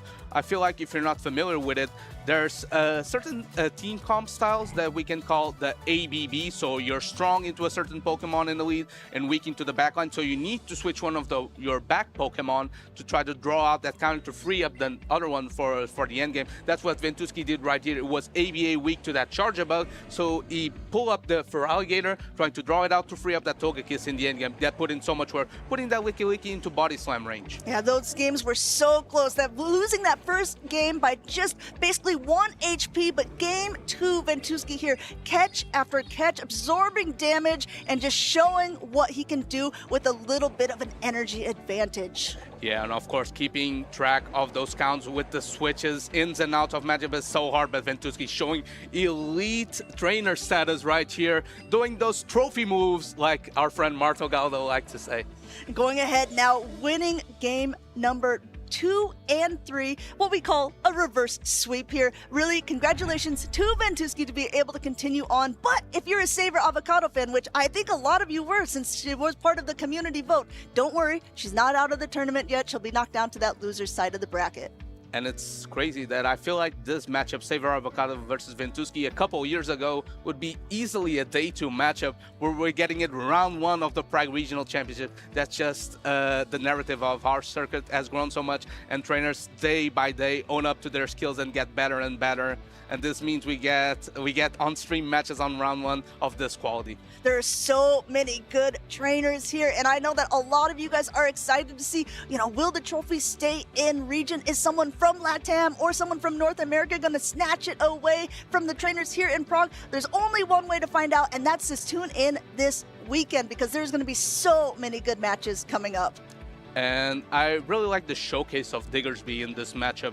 Even if there were 3 hard counters into the Diggersby, showing that the bulk, the resilience, the quickness of getting to those fire punches, to those scorching sands, makes it a threat, and even in its worst matchup can put in so much work. Yeah, I mean, if you think about the fact that everyone is going to be running for Alligator, everyone's going to be running Quagsire, the Diggersby maybe says, oop, doesn't really want to take it. And then you're thinking, everyone's running Fortress, everyone's running Tinkaton. You definitely have to, kind of weigh the pros and cons, build your team around, the different compositions and what your play style best fits.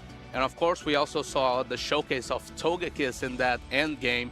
Of course, it's a fairy type that has interesting coverage, that's super effective damage into steel types, which is usually a hard counter for the Togekiss. But of course, versus the normal types, it also it gives dividends, because it put that Licky in such a low range where a Body Slam was enough to KO. Of course, Togekiss can maybe have the role of a pseudo fighter per se, because usually fighting types are weak to the Wigglytuffs, the flying types.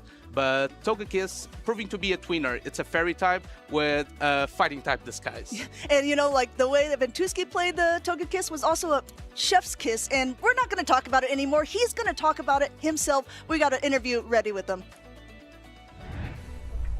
What a first round this was. Honestly, such close battles, and congratulations to you, Ventuski. How do you feel? Well, I'm a bit nervous still. I wasn't expecting to play on stream at all, like first round, so that took me by surprise, but feeling great that I managed to overcome the first loss. Yeah, especially after going down the first battle, great reverse sweep there at the end. What do you think was your MVP of this matchup generally? I think it was Licky. It was really safe into her team. If I could dance around with the switch clock, I could always get a good use of its energy, so I think it was Licky. Yeah, absolutely. And especially in Game 2, I really enjoyed your play with Feraligatr. Getting all the energy in the beginning was crucial for that one. Do you think that Feraligatr could have the potential to win the regional today? Yeah, I mean, Feraligatr is probably one of the strongest picks in this meta right now. And I recognize that the worst matchup for Feraligatr was actually the Licky because of the double resisted fast move. So if I could store energy on Feraligatr, it could be a massive threat afterwards. How do you feel about your team? Do you think it's going to have everything that it needs to get all the way up to you tomorrow to the finals? I don't know. I borrowed this team from a friend, from Memi, because I haven't been playing that much this season. So when I saw the double normal, double fairy, I said, okay, let's do it. It's honestly, it's such an interesting team as well. And it's especially like the Pokemon that I found quite interesting on your team is Diggersby. Diggersby is like very interesting in this meta because I feel like it came up all of a sudden. I know like we had the recent change to Mudshot, which of course helped this Pokemon out quite a bit. But of course also mostly with the Tinkaton meta, you mostly now rather want to have this Pokemon, but also match up against Licky. What do you think about Diggersby generally? Like why do you choose it? What's so special about this Pokemon? Well, I needed something to beat electric types because I have Feraligatr, I have the Tinkaton that doesn't have a good match against Pokemon like Unova and Stunfisk. So I really needed a ground type, and its bulk also helps a lot. So I think it's a really good Pokemon in the meta right now. Absolutely. And this is going to be it for this one here. I wish you the best of luck for the rest of the tournament. We can go back to the casters for some more exciting battles. Let's head over. Thank you, Semyon, for that insight into Ventuski's team building. And of course, a shout out to Memi GRR, who's also a LATAM competitor, usually in the podium positions in LATAM competitions, and helping out Ventuski, a fellow Chilean, getting far in this tournament. Now, I think you see this quite often in these tournaments. There are a lot of trainers who are friends, who have got to know each other through the game. They build teams together, they scrim against each other, and they want to make sure that they're putting their friends and teammates in the most advantageous position to be able to get far in a tournament. So I'm sure that Mimi is smiling and very proud of the team composition that they both put together. And Ventuski also showing that playing Pokemon Go, it's kind of like riding a bike. Once you get elite at it, you don't really forget it. He says he hasn't been playing off it, but he did so many catches. Elite energy management there. I think Ventuski is just trying to lower their opponents to sleep to pounce on them when he gets the chance. That could be it. We did see him really have a lot of prowess in that game, number one. Now we're moving on to winners round two. You know, that first matchups, you know, they were out of region competitors, but these are two trainers that we're pretty familiar with in the European circuit. We have Icelandic Lapras on the left-hand side up against Anacor on the right. Of course, Icelandic Lapras has reached the mountaintop before. He was the Birmingham Regional Championship champion in the 2025 season. And of course, trying to get back to those heights, running that Guzzlord, which we thought was going to be gone, running it with the Dragon Claw coverage move, since now maybe he's assuming Wigglytuff won't be as common. Of course, running it with that Tinkaton once again for Alligator, making another showcase, and that Galarian Corsola, who's been staples for so many trainers. You know, we heard Ventusky say that this Tinkaton doesn't do well against the Unovan Sunfist. This is the first time we're seeing it on stream for this event. Anacor coming up with a pretty interesting, and I would even maybe call it slightly off-meta team there. Running a Fearow there, running a Jellicent and a Medicham, but we have to kind of look between the two fortresses that both of them are shadow from these trainers, but the one on the side of Icelandic Lapras is running Volt Switch as its charge attack or fast attack, and the one on the side of Anacor is running Bug Bite.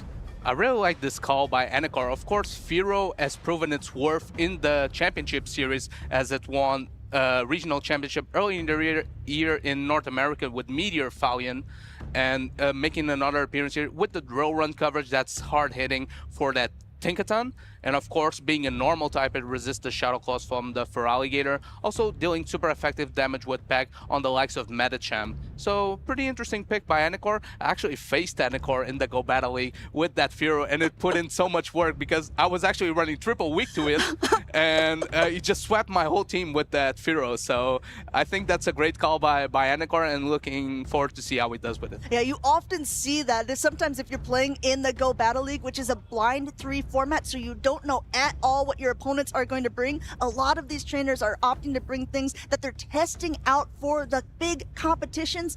The competitions that we have here in the Pokemon Go competitive circuit are in the Show 6 Pick 3 format. So as you can see, these trainers have picked a team of 6, and then they will each decide which 3 they're going to bring in their best of 3 matches. I really like also the meta call from Anacor, bringing that Unovan Stunfisk. Unovan Stunfisk has pretty neutral matchups into the entire team if it can avoid that Quagsire with Aqua Tail. Also, the Fortress chose to run Volt Switch on the side of Icelandic Lapras, so that makes Unovan Stunfisk a pretty good check to it. The big question is, so Guzzlord, like we've been talking about it a couple times, doesn't do great into Tinkaton. There's no Tinkaton on Anacor's side, but he does have that Bug Bite Fortress, which is pretty dangerous to a Guzzlord. So we'll have to see if these trainers are going to bring them, or if it's enough to scare it away with just the bench pressure of a Pokemon that does so well into you. And that Bug Bite Fortress might have to work overtime, because if you look into Anacor's team, Guzzlord has such a great defensive profile into it, resisting the Psycho Cuts from Medicham, the X from the Jellicent, the Thunder Shock from the Unovan Stunfisk. So yeah, that Guzzlord might be safer than we might have thought in this Tinkaton meta, because if you choose to go weak to it, because it's a meta call, it makes sense looking into the meta trends, but if a trainer does decide to show up with it, you have to have a game plan, and that Fortress might have to come into play to stop that Guzzlord. Both of these trainers coming up with their game plan here for game number 1. And winners round 2. Looks like both of these trainers are getting locked in here. Both of these trainers ready to see who will continue on that winner side of the bracket. We have a Medicham, up against a Corsola. And, you know, they say I am afraid of no ghost, but I think this Medicham doesn't really want to take it. Going ahead now, swapping into the Licky Licky. And of course, switching right away into one of its normal types. He has 2 in the back. We have the Guzzlord check right away. The Licky Licky has proven, even in its worst matchup, is able to dwindle away, throwing those body slams one at a time. They will add up. Going ahead now, coming in, swapping in that Guzzlord, the Pokemon that does not want to see that Fortress, but does want to see pretty much everything else on the roster here. Starting to get brutal as the first brutal swing goes through onto that Licky Licky. No Protect Shield used by Anacor. Great call by Anacor. That could have been a same type attack bonus. Dragon Claw chooses to no shield. This Licky Licky is yet at another body slam. Going to put this Guzzlord into yellow range. I think one more with the rollout will make the knockout. Now, yeah, Dragon Claw does pace a little bit slower, but does hit a little bit harder here. Going for it the second time. Anacor still doesn't use a Protect Shield on his Licky Licky. It's going to get down low into the red, but he does have another body slam already stored. Great awareness here by Anacor that the Licky Licky would endure that move, because now he has back-to-back body slams, and if Icelandic Clappers wants to keep that matchup of the Corsola versus the Medicham, is going to have to potentially double shield. Licky Licky does throw the second move, and now the Guzzlord will have to make a choice. It chooses to double shield, trying to keep that matchup versus the Medicham with the Corsola. Guzzlord wants to make sure it gets that alignment that it was looking for. Has to use both shields to be able to do so, but does come out with a decent amount of energy. Now, like you said earlier, Jox, the Psycho Cuts of the Medicham aren't going to be doing too much to the Guzzlord, but those charge attacks, either one of them will be doing a lot. A quick pivot now into the Firo, and now met by the Volt Switch. Fortress here, it's going to be doing a lot of damage. Of course, Firo has an energy head start here and is behind 2 Protect Shields, but those Volt Switches can't be shielded, so let's see if the Fortress can endure enough packs and drill packs to get out of this matchup. Choosing to throw the Sand Tube, maybe trying to lower the defensive profile of this Firo. First Protect Shield comes through. Firo is one of those Pokemon that does well when it has shields to hide behind, but its defenses are now lowered. Has to throw another attack because that Volt Switch damage would be doing so much. And now this Fortress on the side of Icelandic Lapras is going down. And now I wonder what's the game plan. Comes back in with that Guzzlord, reaching a departing brutal swing. And Firo, if he wants to keep itself in the game, has to put the protection. There's a Corsola in the backline. Can this Firo get the farm down? Big Card getting fainted. He comes out with a drill pack. This is going to be very, very big because that drill pack or that drill run will be doing so much damage to the Corsola. And Corsola's attacks don't do much at all to that Firo. I'm kind of curious that Anacor chose to stay in with the Firo since the defense is lowered. Maybe he could have gone in straight away into the Medicham. That's what he does right now. Astonish goes through.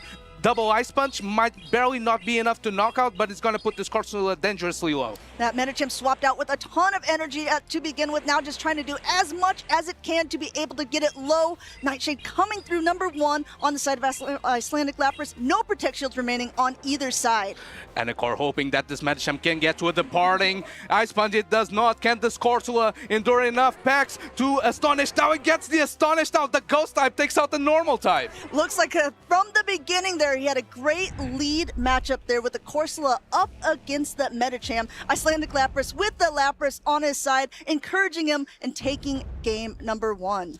And as we mentioned in the game preview, that Guzzlord put in so much work, because even though it had to double shield into the Licky Licky, maybe mismanagement of the counts by Icelandic Clappers, that did still prove to give dividends, because it reached a brutal swing into that Firo, into that Medicham, dwindling away, putting them low enough where the Corsola could just sweep the end game. And it was still very, very close. Icelandic Clappers had to use both Protect Shields in that mid matchup there on a very low health Guzzlord, just to be able to try to keep the alignment that he had.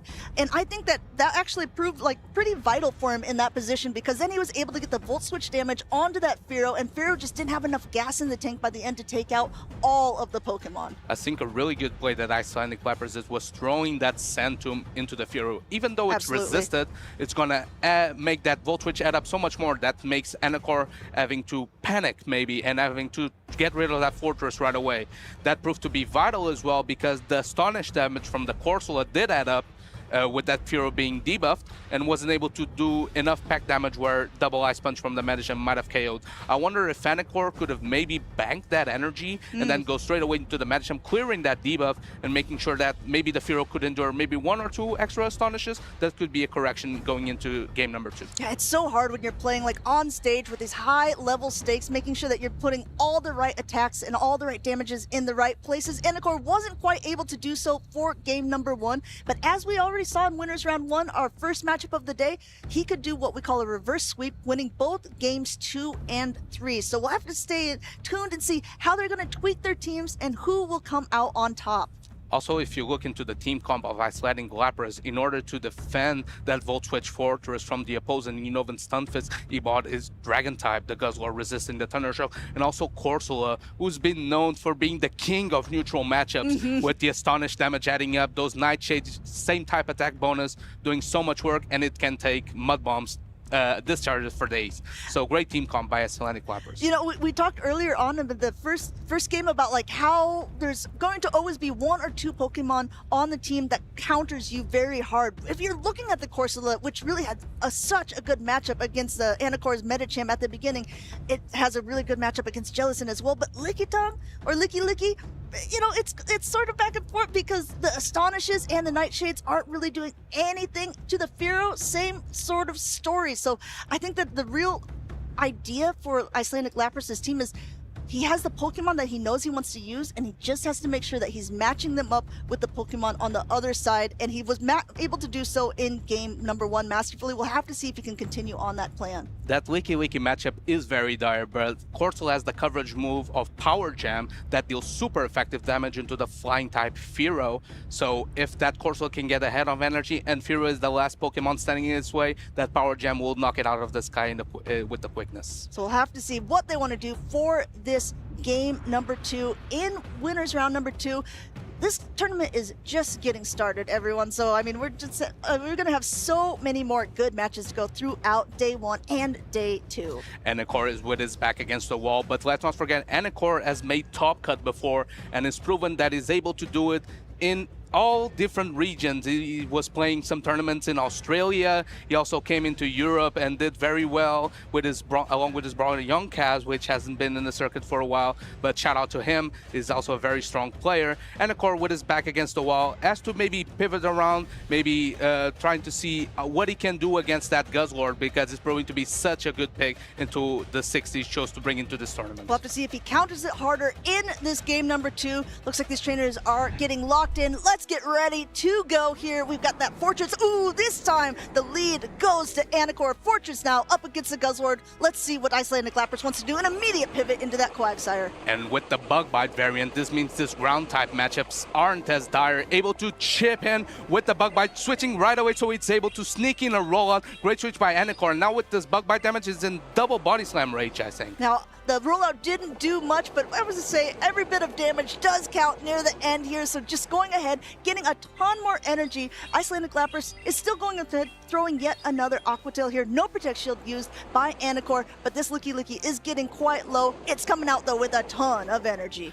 Anacor not playing around, going for the hard-hitting Shadow Ball. Icelandic Lapras tries to call it immediate no shield. The Shadow Ball will maybe potentially threaten a knockout. Doesn't do enough. I don't think it is rollout down damage. This Aqua Tail coming through. It will not knock out the Licky, but maybe Mudshot down range. So Anacor has to choose to protect shield. No, he does not. And can this Licky endure to make it to another Body Slam just before rain? It does! Wow, incredible knowledge between the two of them here. Last time Icelandic Lapras shielded on a very low health Guzzlord. This time going ahead and doing it on that Quagsire because he wants to get that Guzzlord as far away from that Fortress as possible. And also will have a parting Aqua Tail throwing in at no matter what comes in. this parting Aquito. Great energy management by Icelandic Lapras. Can Anacor choose to protect shield? No, he does not. This Fortress now with that yellow HP, of course, is going to bring in the Volt Switch Fortress that resists the bug bites, but it does avoid, Firo does avoid it, at least for the time being. This Rock Tomb gonna come through, gonna lower the attack of the opposing Fortress. Yes, and so not only that happened, look at this, actually swapping in here, trying to get a little bit of an energy advantage, and the Guzzler now coming in to face the Firo, but the Firo already has some energy loaded, throwing that first peck here, no Protect Shield from Icelandic Lapras. I think this is a very wise play by Icelandic Lapras because he realized that Volt Switch Fortress again put in so much work in the end game. Gonna try to make the most out of his Guzzlord, avoiding the Bug Bite Fortress matchup. Gonna pull up the first Protect Shield out of this Firo. The Brutal Swing will not connect because that shield number 1 has been used by Anacor here, coming for the Drill Peck number 2. And Icelandic Lapras is debating if he wants to use the shield. Looks like he is going to do that, wants to try to keep that Guzzlord a little bit healthy to start throwing off some more attacks, getting the Firo as low as possible. And I think he's going to throw right before the next Drill Peck is available. Great timing from Icelandic Lapras. Oh, chooses to no shield the Firo, trying to invest all his remaining shields into that Bug Bite Fortress. Let's not forget that the Volt Switch Fortress already has some energy loaded, throws the Sand Tomb right away, and Anacor maybe has to shield this move because it would be so low otherwise. Yeah, keep in mind, both of these are going to be Shadow Fortresses as well, which means that it's going to be doing even more damage, and Bug Bite just paces so much slower there. Icelandic Lapras already at the second Sand Tomb. Now, Anacor hoping that the Firo can peck down this opposing... No, there's no Firo actually, it was KO'd, so it's actually a win for Icelandic Lapras. I forgot that the Firo got KO'd because they invested in the Fortress. Prove it maybe not was the correct choice. Icelandic Lapras choosing to shield his Guzzlord, trying to pull out the Protect Shields away from the Firo, chipping away slowly, and gets a win versus a very tough opponent in Anacor. Very tough indeed. Still, it might not show it when you look at a paper and you see 2-0, but when you actually watch the battles and you see how close these matches could be, you can really see, well, I mean, both of these players played incredible games. Yeah, and I like the team composition by Icelandic Lapras because you realize, well, if everyone's going to be bringing Tinkaton, maybe there's going to be some teams weak to the Guzzlord. And lucky him, he just managed to face one in round number 1. That Guzzlord had such a great defensive profile into that team. Firo was, I think it put in some work, though it was matched up one too many times into that pseudo-electric type in the Fortress, and those Volt Switches did add up. But I think Firo is still a very interesting pick in this meta and could put in some work for Anacor in the lower brackets. So also just keep in mind, we've been informed that this match is under review for the second one there because Anacor feels that he couldn't hit all of the buttons to be able to do his attacks. So they're just going to do a quick little review to see if it will be a rematch or if that match will stay a 2-0 lead for Icelandic Lapras. And of course, now that Anacor may be trying to get a rematch here, let's maybe discuss how we can pivot around. I think he made a decent adjustment in that game number 2, bringing that Bug Bite Fortress, because I feel like even versus its counterpart, the Volt Switch Fortress, it can put in a lot of work because you can't really shield Bug Bites, and they do add up over time, even while resisted. He did have a great lead matchup there with the Guzzlord up against that Shadow Fortress in the lead, but it just also goes to show that even if you lose the lead, it doesn't necessarily mean that you're going to lose the game. There's a lot of quick pivoting. There's a 45-second switch timer, which means that you'll be able to switch out as soon as your Pokemon is no longer gray out on the side. So there's still definitely a lot to play for in an entire matchup. So if you're playing Go Battle League or if you're trying out in a practice tournament or anything and you're seeing that you have a really bad lead against your opponent, don't give up hope.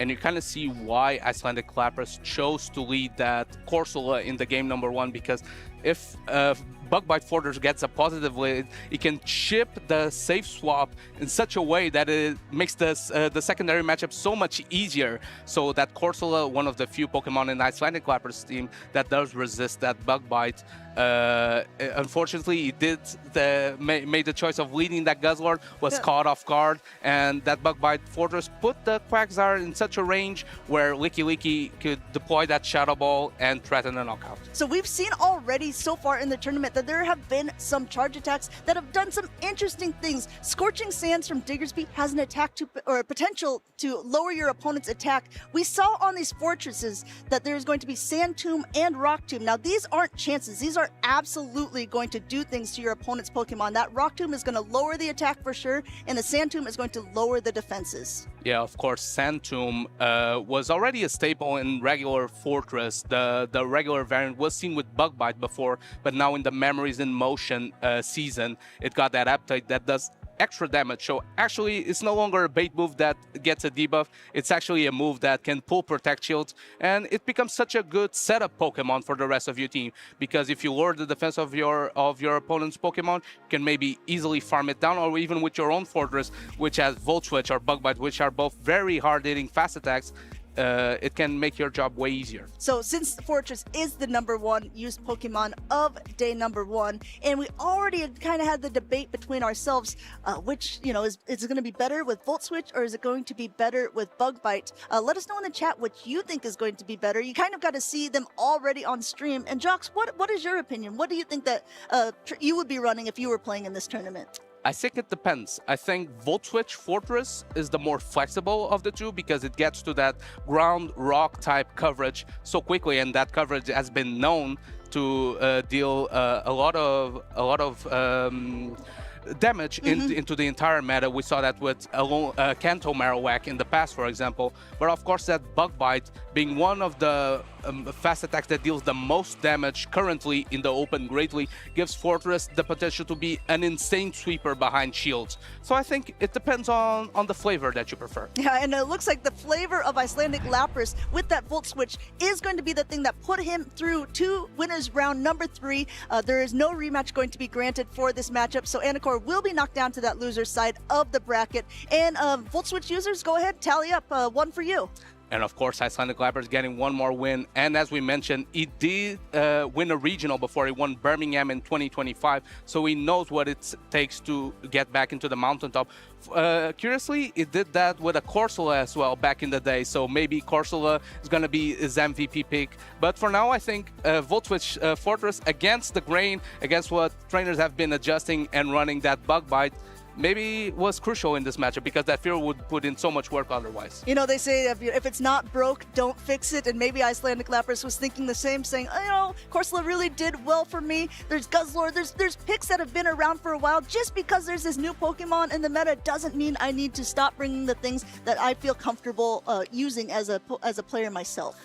And you know what's kind of interesting is that we've had 2 matchups so far. We had Tinkaton present, but it didn't even hit the field. So maybe for now, maybe more bench pressure than actually a workable Pokemon. But that's where the mind games come through, because you know that Gigaton Hammer is going to hit hard. And if you dwell yourself to sleep and run soft into Tinkaton, it can be a menace. I say you might call it bench pressure, but that gigantic hammer is literally taking up the whole bench there. It's a threatening Pokemon that I think a lot of people have truly built their teams completely around to either use themselves or to counter. So we'll see throughout the tournament how often people will actually be bringing it, and we get a glimpse at the team compositions to see how often people are trying to counter it, like the teams that we've already seen so far, you know, with the Talonflames on the team, with Pokemon that can do really well against it.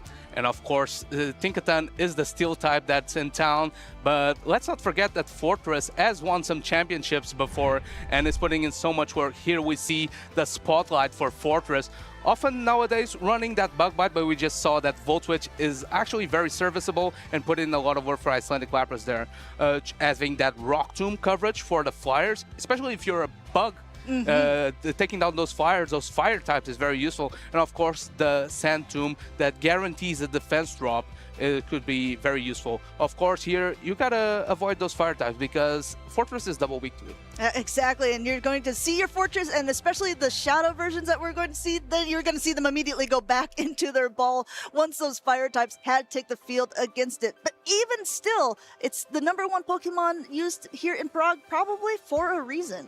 Yeah, and of course, if the meta is full of Feraligators, of Quagsires, or of even Licky with the rollout, Talonflame is a bit hard to bring, so that makes those Bug Steel types very useful. Of course, we saw it in previous metas where the Scizor was so safe most of the time, but now it's Fortress's time. And with the Shadow variant, thanks to that new Sand Tomb from the Memories in Motion meta, it's also proving to be a glass cannon of choice for these trainers here in Prague. So Prague meta How do you think it's kind of shaped up compared to the different metas that we've seen so far? Yes, we know that this is the first time that Tinkaton has been being able to be used, but other than that, it's always interesting to see how the different Pokemon kind of scramble on that top 12 usage, depending on what region you're in, what events have just happened, and just also deciding, okay, how is it going to really shake up here when I know that I'm going to be playing against certain opponents? Yeah, let's see what the trainers choose to counter this meta, because there's so many optimal picks that sometimes you can face a team that has a Furo in it, and you don't really know what to do. You're just weak to it, but that's not the case with this trainers here. We have Dan V, a Czech Republic local, using that Steelix and that Zapdos.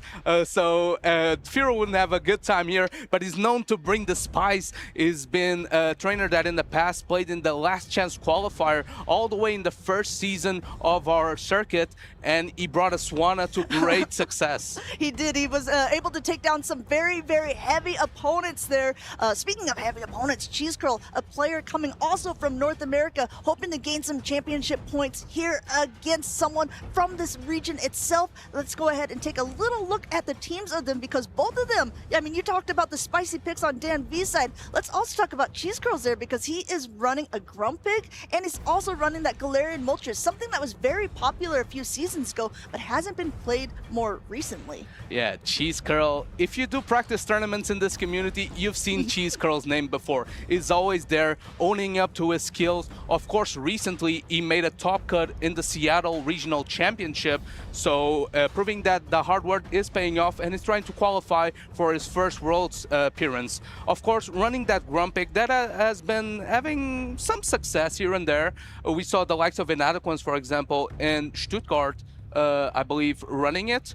It got top cut in that matchup, and of course the Galarian Moltres, who was a staple in the World Championship meta in Anaheim, but it's been kind of gone. So it's an interesting take, because Tinkaton as a dominant matchup into the Galarian Moltres.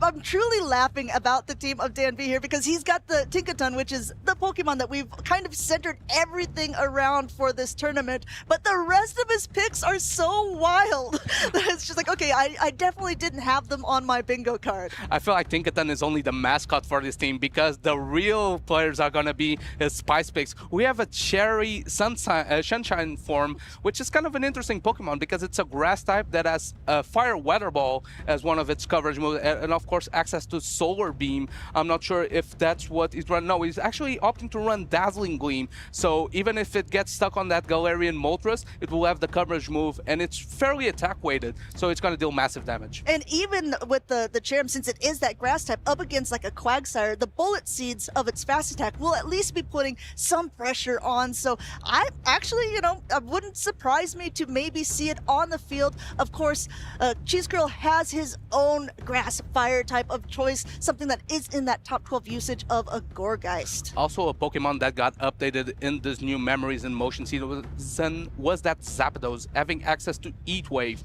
Heat Wave is a fire type move that now has been upgraded in terms of damage dealing, that can deal serious damage into the likes of Fortress or even Tinkaton. And of course Zapdos is so attack weighted, it's a legendary bird that has to be traded to be under the Great League restrictions. So pretty attack weighted, and that cover move, even though it's not same type attack bonus, gonna deal serious damage into those steel types. Yeah, we have some legendaries on this team of both of them. We have that Galarian Moltres on the side of Cheese Curl that you can get by using your daily incense. Sometimes one of the Galarian birds might appear, you have a chance to catch it then, but that's always a risk, right? Because I have to say, I've seen so many of them and they always flee. It's like they don't want me to be their trainer. Yeah, that's kind of weird. Why wouldn't they want that? Why don't you want me to be your trainer? Of course, if you want to make sure that those Moltreses, those Zapdos, those Articunos stay in the ball, you can always use a Master Ball for a guaranteed catch. Maybe I should do that. Yeah, that could be very useful. At least because Galarian Moltres is an important Pokemon in the Great League meta, so it's important to have one in their roster. Let's see, we have a legendary bird, but it's the Zapdos facing the Grumpig in the lead. Zapdos will have a pacing advantage in this matchup, but of course, if the Shadow Ball hits, it's going to knock it out out of the sky. I mean, the big thing with Zapdos is it is one of the most frail Pokemon that we have. So it doesn't surprise me to see it in the lead when it has shields to hide behind here. A catch by Cheese Curl with the Drill Peck onto that Licky Licky, and now a pivot out into that Shelgon here. Just starting to get away here. The Twister almost available, but not before this first Shadow Ball goes through. No protection used on Dan V's side. Same type attack bonus. Twister is going to deal massive damage into this Licky Licky. Shelgon, being the regular version, is able to withstand it. This Twister will threaten maybe a knockout into this Licky Licky. If not, it's going to be able to Dragon Breath down. Cheese Curl choosing to let go of his Licky Licky. It did its job, caught a few moves, and now it's going to get Dragon Breath down. Yeah, those little eyes peeking out of that shell there saying, okay, come at me. Let's see what you're going to get, because you're going to get a Twister no matter what. Let's not get it twisted, though. This Grumpig is going to come in, and not before it gets into the Twister from the Shelgon. Chooses to no-shield. These trainers don't want to use Protect Shields in this matchup. This Twister, same type attack mode, is going to deal massive damage into this Grumpig, putting into the yellow. Can this Grumpig Sidewave down before another Twister is reached? It looks like he is able to. Cheese Curl coming out with a ton of energy, saying, okay, I caught that first Drill Peck here. Now I'm going to come in with Seeking. We'll be able to absorb this energy. Yes, the Shadow Ball will hurt, but it's not going to be anywhere near enough to threaten the damage, and no Protect Shield used on the side of Dan V. This is kind of interesting because Seeking is often known as a glass cannon, but in this matchup, it is the tank of choice for Dan V. Choose to use the first Protect Shield. That Grumpig gets so much energy, pivots into the Quagsire as that Mud Bomb coverage that makes this water type matchup so much easier. Now going ahead, going for the Icy Wind. This is another attack that is going to automatically debuff your opponent. So now the attacks of Cheese Curl aren't going to be doing as much damage, but if you're looking, there's no Stone Edge on his. The Mud Bombs are available, and the Mud Bomb is thrown up to that Zapdos. They're trying to throw it at the sky. Not enough to go through there. No Protect Shield used, no Protect Shield needed. It's an electric type, but it does resist that Mud Bomb. Aqua Tail reach, though. This is going to threaten the last Protect Shield out of the Dan V. Will choose to invest on the Zapdos. Zapdos has a bit of energy, so he chooses to use the Protect Shield. Going to race into that Drill Pack just before an Aqua Tail is reached. Now, this timing here, there's still 2 Protect Shields used on Cheese Curl's side. Going to use this first one here because he knows he will be able to outpace. Both trainers are going to have to keep wary of the switch timers here. It's not available yet for Dan V. This Mud Bomb was not going to be enough, but this Aqua Tail is it's going to start to threaten the knockout there. Interesting play here by Cheese Curl, choosing to not overfarm on the resisted Thundershock. This Seeking has so much energy, but still a Protect Shield behind Cheese Curl. He can choose to use it right now, and this Quagsire is closing in on a Mud Bomb. Going ahead now, just using that last Protect Shield. Yes, the defenses are going to be dropped now, but one Mud Shot away from that Mud Bomb here. No Protect Shield used, and this is going to land on the Seeking. Knock out this Seeking. Seeking put in so much work in that EUIC meta, but in Open Great League, it meets its foe. The Quagsire winning the battle of the water types. Interesting play here by Cheese Curl, choosing to go with the whole reliable Licky Licky. When you face some adversity, some weird teams maybe, some off-meta stuff, Licky Licky is your guy. He's going to be there to soak in some energy, maybe try to pull off a protection, and that's exactly what it did. Soaking in that damage from the Zapdos and from the Seeking. So I want to point out, already in this tournament, maybe I'm sensing a pattern, because whenever there's a North America trainer, so far, 100% of them have won the first game of being on stream. The real question is going to be, is the trend going to continue where they will get reverse sweep, or will Cheese Girl be able to take game number 2 and advance on in that winner's side? Something about running off meta is that you know these Pokemon matchups better than anyone else, and that means that Cheese Girl can't rest on that lead, because Dan V will run up some weird combination of Pokemon and get right behind for that Protect Sweep, the reverse sweep. Shelgon made an appearance and put in a lot of work. That new reworked Twister neutrally makes Shelgon a very viable pick. It's like a different version, an offensive version of Altaria, with that Dragon and fire coverage with the Flamethrower. Yeah, and also very true with the Shelgon, even though maybe it would face a Tinkaton, it has Flamethrower now to be able to throw back at those Steel-type Pokemon to at least put in some extra damage to those Pokemon that would resist the Dragon typing. So it is an interesting pick. I think it definitely played out well for him. We'll have to see if he can use it or maybe a different Pokemon to be able to get this win in game number 2. We see that Dan V has 2 Steel types in his team composition, and that Cheese Girl is relying on that Lickitung safe swap. I'm wondering if maybe using one of those steel types, maybe predicting that counter swap could be useful to give him an upper hand, so then his glass cannons can sweep. We'll see right now. We have game number 2. There's the battle of the water types once again. Quagsire with Mud Bomb facing the Seeking. Now, Seeking will be able to outpace here, at least in terms of a throwing charge attack first, if he wants to, and that's exactly what he's going to do. Yes, the Mud Bomb was available first, but Seeking will always win charge attack priority. He's able to throw this Icy Wind before Cheese Curl opts to throw anything, which is kind of interesting, but maybe he was worried, you know, that Mud Bomb got caught on the Zapdos game number 1, didn't want to let it happen again. Exactly, those mind games coming into play. That Mud Bomb still deals serious damage. Safe swap into the Licky Licky. Let's see if the Seeking chooses to maybe lower the attack before swapping out, not before a Body Slam is reached. First Protect Shield out of Danvi. Danvi knows that this probably wouldn't be enough to knock out, but wants to be able to throw off some impactful damage onto that Licky Licky. Going for yet another Icy Wind, that automatic debuff here. No Protect Shield used on Cheese Curl's side, and Cheese Curl's just looking up, doing a little bit of quick calculations in his head, deciding what do I want to throw next. Am I going to throw that Body Slam, or am I going to throw Shadow Ball? Opting straight for the Body Slam. I like Cheese Curl's pattern here, going off the script, throwing the Body Slam on alignment because maybe Danvi was trying to eye that catch. Goes for another Icy Wind, maybe trying to put this Licky Licky so nerfed that can induce a farm down for his Shelgon or his Cherim in the back. And coming in now with the Shelgon for an aggressive swap, but now being met once again with the Quagsire here. But the Twister is already available. The Dragon Breath pacing is quite quick now, and this should be enough to threaten the knockout if Cheese Curl doesn't use the shield. Wants to be able to get it a little bit here. He's already at a Mud Bomb, charging up a little bit of extra energy, and now throwing the Mud Bomb here with very low health left on that Quagsire. This Quagsire solo choosing to throw the neutral Mud Bomb into the Shelgon. It does go through. Can he reach another Mud Bomb for the knockout? Gonna settle for the Aqua Tail. Is this enough to pick up the knockout? We won't find out because it pulls the last Protect Shield out of Danvi. Yes, Danvi wants to be able to get that Shelgon to be able to do as much damage as possible. Has a lot of energy loaded. Cheese Curl still has 1 Protect Shield, and now in comes that Grumpig.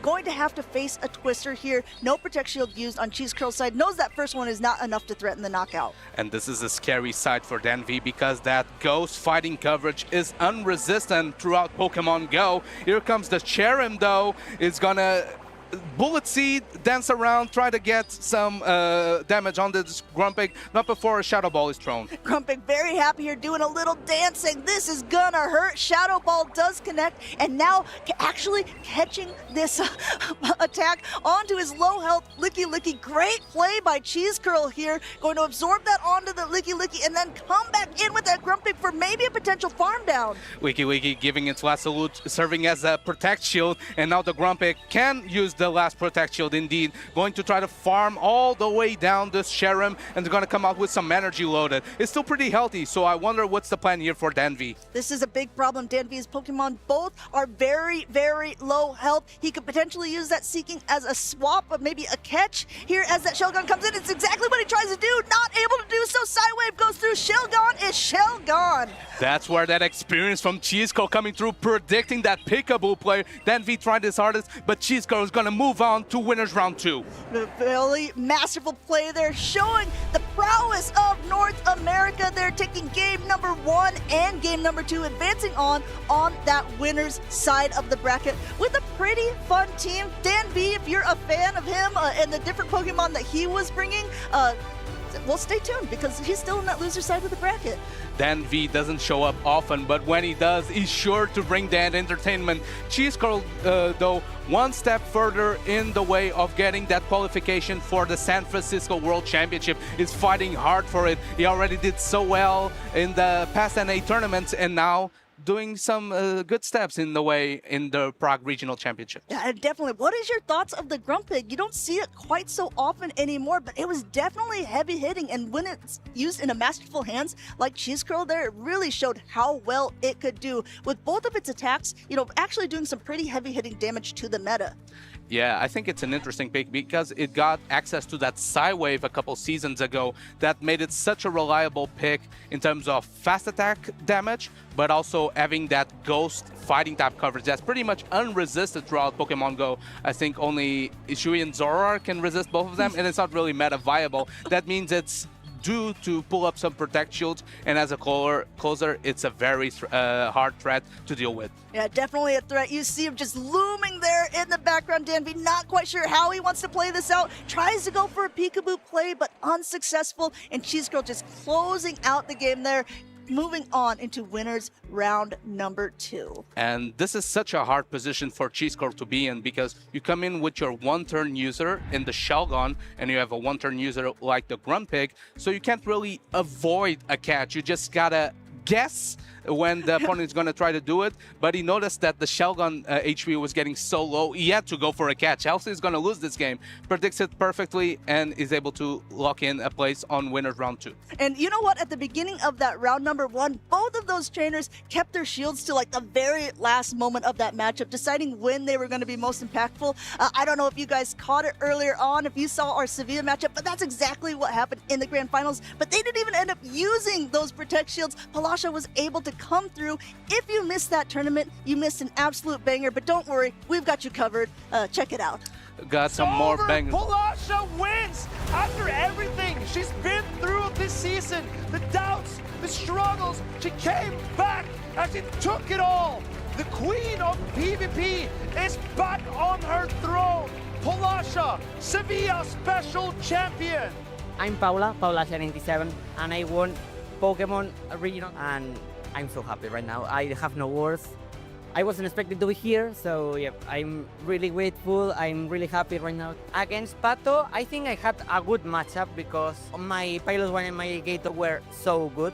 And luckily, in the last game, I saved my Pilot 1 for his Togekiss because I was expecting another different thing in the back. I think my team was really good because it was core breaking everyone. I was a little bit weak to fire, but I beat 3 of them, so I was placing my team a lot of core breakers and they worked.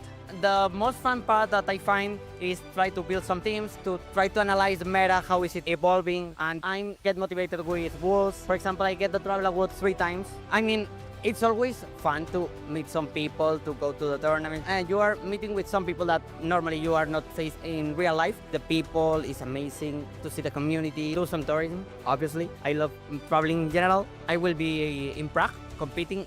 I was feeling for the last month that I wasn't able to top place in a lot of times because I thought that I don't have the level at this point, but I can demonstrate to myself that I can still competing, I can still fighting for the win. I decided very late to come to Sevilla because I was struggling practicing. I wasn't very motivated, so I was thinking about coming here but not competing.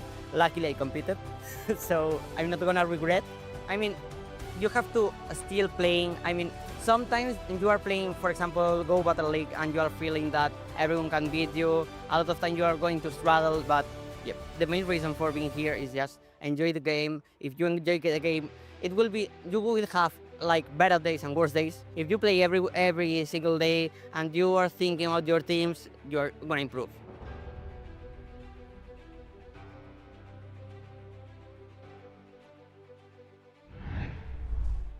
Wise words from such a talented trainer. Our last winner of Sevilla, Palasha, who's also here in Prague. She said it in the video. We haven't had a chance to see her yet, but I know that there's plenty of trainers who are keeping their eyes ready, seeing is she going to be able to take 2 tournaments back to back. I'm curious if she's going to bring the Piloswine again. What a fantastic Pokemon. Might be even interesting in the current meta with like some coverage for Tinkaton. Might be the case, but of course you have to be a bit aware of that Gigaton Hammer there as well, which we haven't seen yet. We've seen Tinkaton on plenty of teams, but it's also been not really used in the actual 3 of the Show 6 Pick 3 tournaments. The one thing she also had on her team was that Feraligatr in Sevilla. So Feraligatr is a Pokemon that we've definitely seen a lot of so far. What are your thoughts on it here in this new meta? It's honestly such a safe Pokemon. It's so good against the current meta, it's so good against also Tinkaton, and we are going to see one of them here as well again, and on Tragicomex, sorry, the name was a bit tough there, side there as well, we're going to have here the Feraligatr, but here we're going to have a Tinkaton. And not only do we have a Tinkaton, we have a Shadow Dragonite. It's a lot of times now with this fairy-type Pokemon, you would think that we're not going to see as many dragons. We've already seen a Guzzlord, but now we're seeing a very, very frail Pokemon that hits so hard on the team of Aspershelto. Dragonite is so unique, especially with the coverage in the current meta, having the Thunder Punch for those pure water-type Pokemon like the Feraligatr here. But also, again, we're gonna see the Charjabug. Charjabug looks amazing in the current meta. Charjabug has a lot of play, and I honestly love to see the Togekiss. Togekiss is so cool with the Fighting-type coverage of Aura Sphere. You know what's very funny is we just saw Dan V playing with a Shelgon on the team. Now we're seeing yet another one here on the side of Tragicomics, running with that very fast-pacing Twister and also Flamethrower to threaten those steel types that we see, like the Tinkaton or like the #1 used Pokemon of this tournament, the Fortress. Absolutely. I'm missing a little bit the Cherrim on the team there, but I do think that especially in the current meta, those Dragon-type Pokemon with Flamethrower as a coverage are very interesting, as Tinkaton is around, which definitely shuts down most of the Dragon-type Pokemon. You kind of want to have a little bit of courage there. Still, Dragonite has that superpower, does a lot of damage there as well. It's going to be an interesting battle here. We will see if we're going to see some Dragon-type Pokemon, and also, of course, we're going to have some Fairy-type Pokemon on both sides though as well here. Yeah, we'll have to see how these trainers want to play it out. Both of them fairly well known in our circuit. Aspershelto, a very, very good trainer from Italy. Tragicomics, someone from France. We know that a lot of the French teams, they really rally around their trainers. Hikami was able to win earlier on in the season in Lille, and I think that the momentum just keeps growing after every event. And also what we see on both trainers' side is going to be that Diggersby again, a Pokemon that definitely has a lot of usage recently. Of course, with the Tinkaton meta, but also with the Lickilicky, which we don't actually see on either side. This is going to be quite interesting here, because we have seen it so far a lot of times, but neither of those trainers choose to run this Pokemon.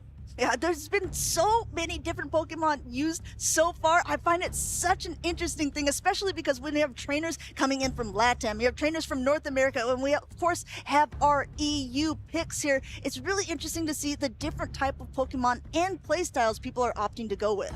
Absolutely, and the interesting thing as well, usually you see like a big meta shift throughout like different kind of seasons for Pokemon Go, but now we've seen a very big meta shift just because of a singular Pokemon that got added into, even though we haven't really seen it on stream yet, but like it's quite a few more different Pokemon that we've seen in like recent regionals. Yeah, that's once again Tinkaton with Gigaton Hammer, which is a community day attack. You can only get that attack if you caught it and evolved that day. Of course, if you want to use what is called an Elite Charge TM, you can go ahead and get that if you catch a really good Tinkaton later on and decide you want to use it in a tournament. But I think that this is the main reason. It was like, of course, right away after the community day, people couldn't use it, but Inadequance does a lot of practice tournaments, and he said, okay, there is definitely an uptick in this Pokemon. Do not be surprised if you're going to see it in Prague.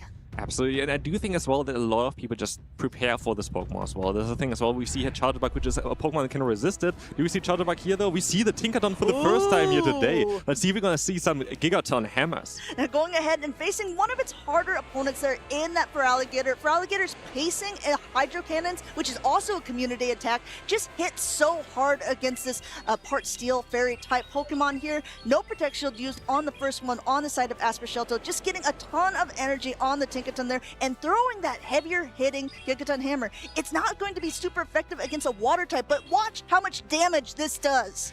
It does so much damage for a resisted hit. This is ridiculous, and we're gonna see the swap out here directly into Ferret. Ferret running Brick Break here. Now, Brick Break is an attack that is going to lower the defenses of the opponent, uses a Protect Shield here to try to keep it nice and healthy while it gains some energy, but it's going to be popped in now to that Charjabug here, and Brick Break is actually a fighting type attack that doesn't do too much against that bug typing of the Charjabug, so Aspershelto opting for the Swift. Yeah, Charjabug here is going to be able to take a Swift quite easily, but still not that many to be fair. Like, we're going to see another Swift coming through here already. We already have the Charjabug in the yellow health, so this is going to chunk away, but it's still definitely going to hold on here. Yeah, Charjabug trying to charge up energy, but at this point, it has a lot of energy. It doesn't have a lot of health left. Throwing that first X-Scissor here, but even though there's another one loaded, Tragicomics might have to throw it at that bird if he wants to try to get that energy off before anything, because his switch timer is not up. Absolutely, you can see as well the next Excel coming through. This might threaten the KO against the Ferret. Do we see the shield coming up? We don't. Ferret goes down, and now we see what Pokemon we're going to have next. It's going to be the Quagsire. Getting some extra farm here is going to be nice as well, as we're going to have here very cheap moves on this Pokemon. I like the Aqua Tail, but we also need to hit the Stone Edge against the flying type of Togekiss. As a reminder here, Tragicomics has 2 shields left on his side, but this is a baiting game. This Aqua Tail would not threaten the knockout. That Stone Edge would knock it out of the sky. Tragicomics doesn't even want to take that risk. They're using the first shield and now just charging up a ton of energy. Can Aspershelto's Quagsire survive this hit here. I do think it might still hang on, but we're gonna see the shield here still coming up no matter what. And this is going to be a lot of damage. Just got shielded up. Another bait is coming through here. We're gonna see another shield here as well. You also see Asper Shelter waiting. He didn't want that Aqua Tail caught on anything. He saw the Joker go through, and now last Protect Shield is used, and now a really good try and great timing there. Good catch. Asper Shelter brings back in that Tinkaton, and now still this Aursphere is going to do some heavy hitting damage, but it's going to be avoided on the Quagsire. I think that's exactly what he tried to do here. And we're going to try to get also still to the Stone Edge, which you're not going to be able to reach before that Aura Sphere is coming through. And this should be enough to take down that Shadow Quagsire here. This is doing huge damage. And yeah, I do think that the Togekiss is going to be able to knock it out here. First game goes to Tragicomics. Yeah, Asper Shelter trying everything he could there, was able to get that catch successfully on the Tinkaton, but even still, Tragicomics had another one ready and wins Charge Attack priority over that Quagsire. Quagsire needed to get up to that Stone Edge at that point to be able to throw and threaten the knockout. Yeah, I do really enjoy the Togekiss there. Like, the Togekiss did such a great job. I think it's a fantastic pick in the current meta, especially if you're going to end up in situations where you get a little bit of an energy advantage there. You're going to do so much damage, especially with that Aura Sphere in the current meta. There's next to no Pokemon that really resist it. And then, like, you have Pokemon here like the Dragonite. You still don't really want to go up against a Togekiss with this Pokemon. Yeah, definitely. The Dragonite, especially on the side of Asper Shelter, is running Thunder Punch, so it can threaten some heavy damage, but not enough to really knock it out unless it's a little bit lower health, and Superpower, which lowers your own defenses. So a lot of times if you do see a Dragonite, you'll either see it in the end game where it doesn't matter, or maybe in that first position so they can swap out and clear the debuff. Yeah, I'm curious on what kind of changes we're going to see for the game number 2. Are we going to see the Shadow Dragonite? I'm curious. Like, I do think the Dragonite has a little bit of play, especially it's kind of similar to what the Togekiss can do as well. Like, we have 2 flying type Pokemon there that both really appreciate having a bit of an extra energy advantage there. What Pokemon do you think you would bring there? Yeah, it's such a tough call. I mean, I don't blame Asper Shelter at all for using the Ferret, especially in that safe swap position, because if you're looking at Tragicomics' team with a Malamar potentially for the Brick Break, you know, with the Diggersby, which we've seen just do so well already in this tournament, he wants to start like lowering the defenses a little bit for that team. But I mean, it definitely still has to worry with the different Pokemon that he's going to be bringing in, because when you have really bulky Pokemon like a Diggersby or an Azumarill, but then you have really squishy Pokemon like that Shadow Dragonite, you have to develop the playstyle and the 3 that you want against your teammate. Yeah, and I'm curious about Azumarill here as well. I feel like Azumarill has actually quite some solid play. I'm more surprised that we didn't really see it there yet. Of course, we're going to have the pretty, like, not that really match up there against that Charjabug. Charjabug is going to have a great time there. But otherwise, we're going to have here Malamar. We're going to have a flying-type Pokemon that most likely doesn't really want to appreciate the Ice Beam. We have the Diggersby. We have another Dragon-type. I think Azumarill has a lot of play here. Definitely. But once you point that out, it's so true. The only thing that it really needs to worry about is that Charjabug. Wouldn't be surprised if maybe he benched it game 1 thinking that Tragicomics was going to play very, very heavy, or as heavy as he could into the Azumarill, which we did see that Charjabug, but we'll have to see for sure. Just a little heads up for everyone who is watching, there is going to be a match review for game number 1. Asper Shelter missed a couple of bubbles on his charge attack, so he wants to make sure that he got maximum damage, because that could have threatened potential knockout earlier on in the matchup. Just a little thing there towards as well. The Azumarill, by the way, is not running Ice Beam. The Azumarill is running Hydro Pump instead, which is more unusual, but it hits a little bit harder in like those certain matchups. Like, for example, even against like the Charjabug, you're going to be able to do quite a lot more damage, but also threatening mostly that Diggersby a little bit better there. Yeah, and also probably maybe adapting for the Tinkaton that you do see being in that top 5 usage here in Prague day 1. The Hydro Pump would definitely do a lot more damage than either a Play Rough or an Ice Beam would, because of that steel typing of the Tinkaton as well. Very good shout there. Definitely the Hydro Pump is going to be quite a bit stronger there. But yeah, we see on how they're going to adapt. It's going to be very interesting, because especially we're going to have so many different Pokemon to play. It's not like the teams are any kind of similar or anything like this. They're quite different, and it's cool to see. Like, I'm always really enjoying when like the meta shifts compared to the last regional, because it's so exciting. Like, you don't really know what you're up against. You don't know what's coming up next. You don't know what is the next opponent going to bring. Are they going to bring Cherim again? Yep. Who knows? You know what is actually kind of interesting to me now that you said that is that you don't know. you are a player who is really well known for, Go Battle League, which you don't know, right? So how can people take the experience of being good at Go Battle League, a blind 3 format, and kind of adapt it to a larger Show 6 format, such as what we're playing in the competitive Go circuit? I do think that Go Battle League is a great testing ground, basically, for especially a course that you want to play. You can get a bit of a feeling for, okay, maybe do I want to bring something like the Gastradon together with the Tinkaton, which have like a great pairing there. You can just try them out, because you don't know what you're coming up against. You can kind of see as well, okay, what might be Pokemon that are troublesome, like what Pokemon do I need in order to counter them, because this is the beautiful thing about Show 6 Pick 3, where you're going to be able to have 6 Pokemon on your team to kind of maybe try to counter those weaknesses of the main course you try to build around. And so I do think that Go Battle League is fantastic as a playground in order to get a feeling for the Pokemon, get a feeling for the timing for the charge moves there as well, but also see maybe what Pokemon could be a bit more difficult. And I know that you often use the Go Battle League as a testing, as a playing ground. If opponents are queuing up against you right now, what can they be expecting to see against you? Oh, well, I'm currently running.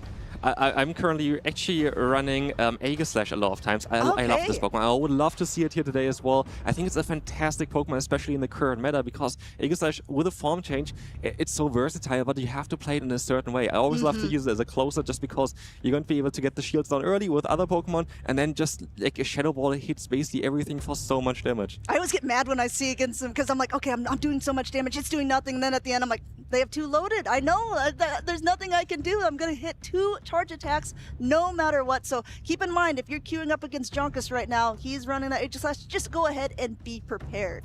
Aegislash, honestly, I hope we see it here. There are some other Pokemon as well that I love to see, like Morpeko, another form change Pokemon that is very, very strong with the move Aura Wheel, boosting its own attack up, but doing so much damage at the same time as well. And I do think actually it has a lot of play in the current meta. With all of those water types around, you have the potential. Even against Quagsire, you have the option for Seed Bomb. And even against Tinkaton, yes, of course, since it's part Dark type, it doesn't really want to take the Fairy type attacks, but an Aura Wheel does a ton of damage to a Tinkaton. Speaking of Tinkaton, it's a Pokemon that of course everybody tries to counter. And we had already the discussion earlier in the stream about like, is Talonflame the right choice for that? What other Fire-type Pokemon could you think could have some play currently? I mean, so I've always been a fan of Shadow-Typhlosion. I think that there's a lot of play for it in general, but it's also a Pokemon that has a little bit more frailty, and Talonflame, since it's a flying-type Pokemon, kind of resists those Mud Bombs, while Shadow-Typhlosion definitely does not. So if you're running a team that has a Tinkaton, there might be some Mud Bomb users or some Mud Shot users that are going to be already effective against that. Do you really want to be double weak in your team and also be running a Shadow Typhlosion? I don't know if it's greatest in this meta. I do think that Shadow Typhlosion is actually a very cool Pokemon, though. As we're gonna see here, I think this is just a that is a testing battle, I think. Curious if the Giratina is going to win this one. We have the Armored Mewtwo as well. Don't think that's going to be great league eligible, but yeah.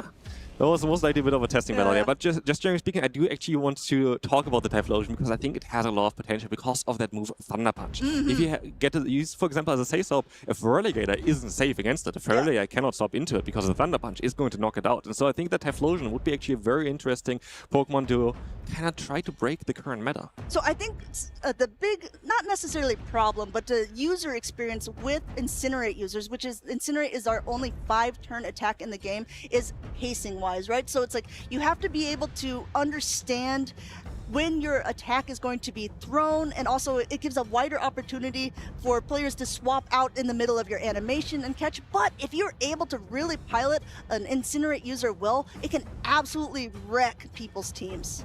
Yeah, and also we've seen already on multiple teams a Pokemon that I find quite interesting that only recently got added really towards the competitive Pokemon that you can use, which is Shelgon. We're going to have a spotlight ready for you for this Pokemon. I mean, I wasn't expecting it to be so popular, but I'm actually quite happy that we've seen it so many times on stream. This is going to be the Pokemon that looks like, it's like little eyes peeking out of its shell, running that fast attack Dragon Breath. Dragon Breath back in the day used to be a very heavy hitting damage attack. Now it doesn't do as much damage, but it generates energy so much quicker.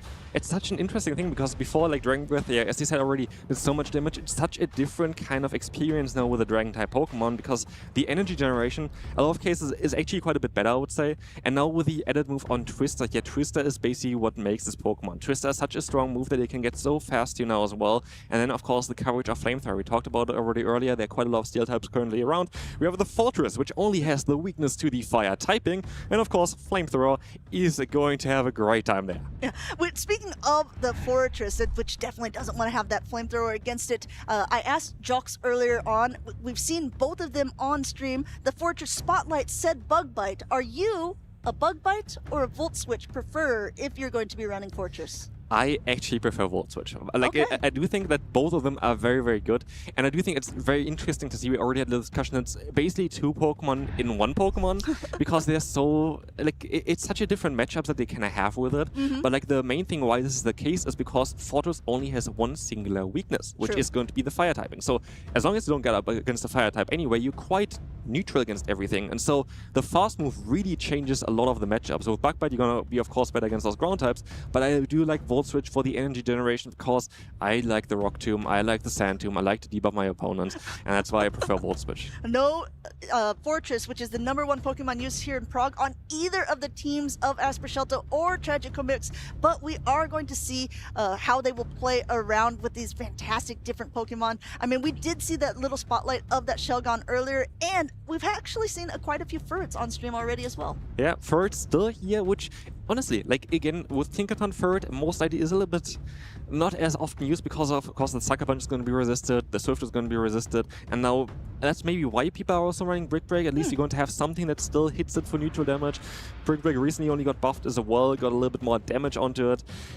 I'm interested about, like, the Furret. The Furret is also kind of interesting against the Licky Licky as, like, a soft answer because of that Brick Break. You're going to be able to do some super effective damage, but I think we are ready for another battle. We gotta see the Dragonite against the Togekiss here. We're taken to the skies here for this first matchup. You're going to see Aspercelto charging up a little bit of energy here. Of course, those Dragon Breaths aren't going to be doing too much, but the Thunder Punch should threaten a lot of damage, especially because this is a Shadow-type Pokemon. Does Tragico Mix want to use the shield so early in the matchup? Yes, he does. Wants to keep that Togekiss healthy for a good matchup.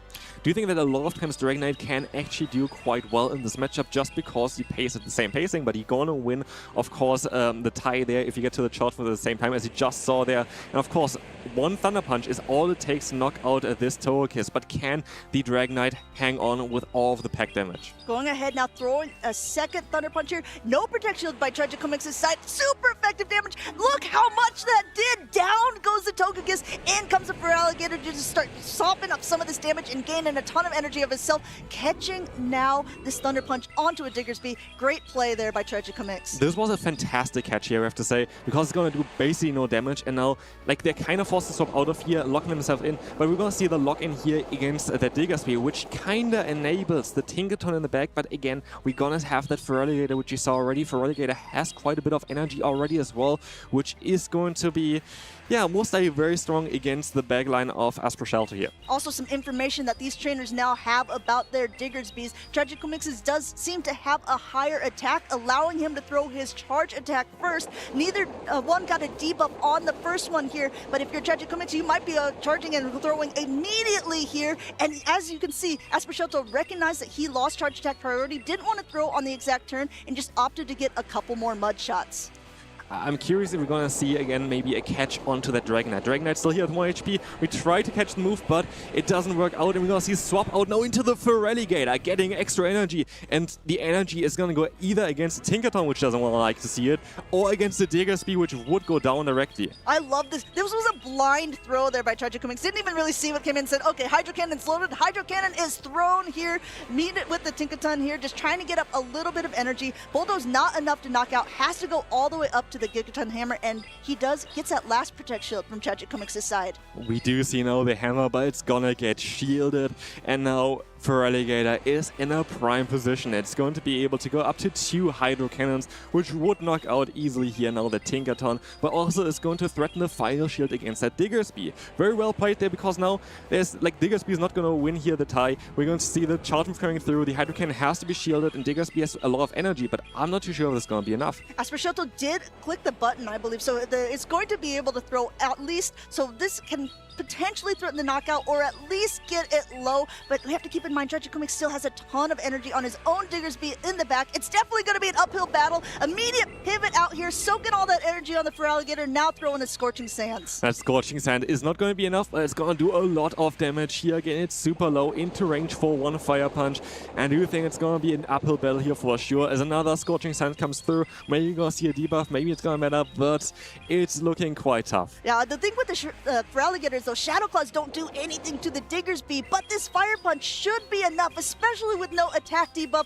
Both of these trainers nodding here. Tragicomics taking game 1 and game 2, advancing into winners round number 2. Fantastic gameplay from both players here though. Like at the end, the Diggersby against Diggersby, it's such a strong Pokemon in the current meta. I find it really cool to see this Pokemon here again, now with Mudshot after the buff.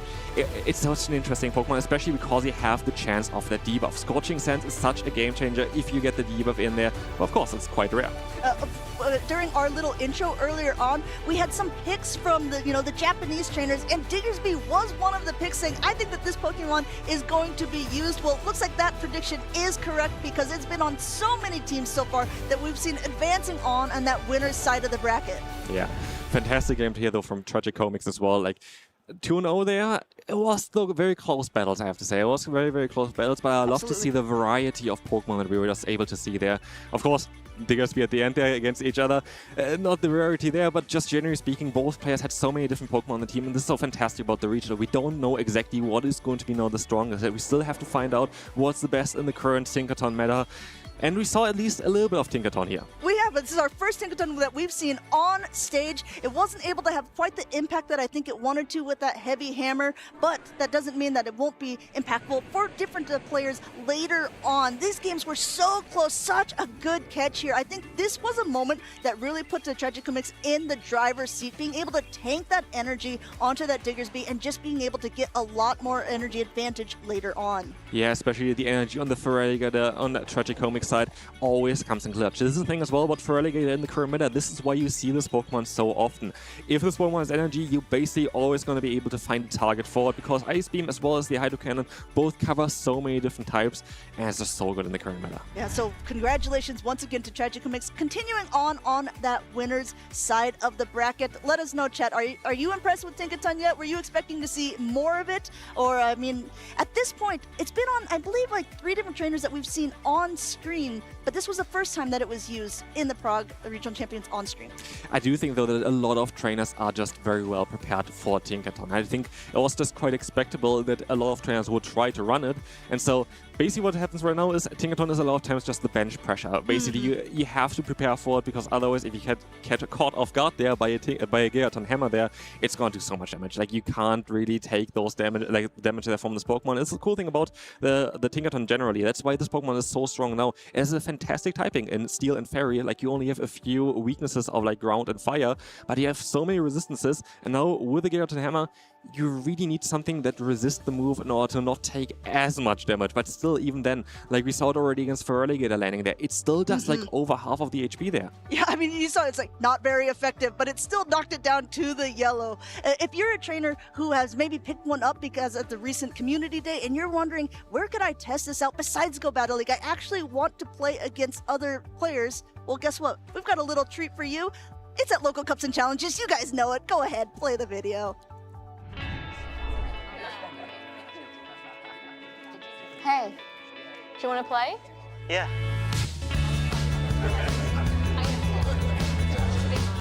Nice. One shot? Wait, not yet.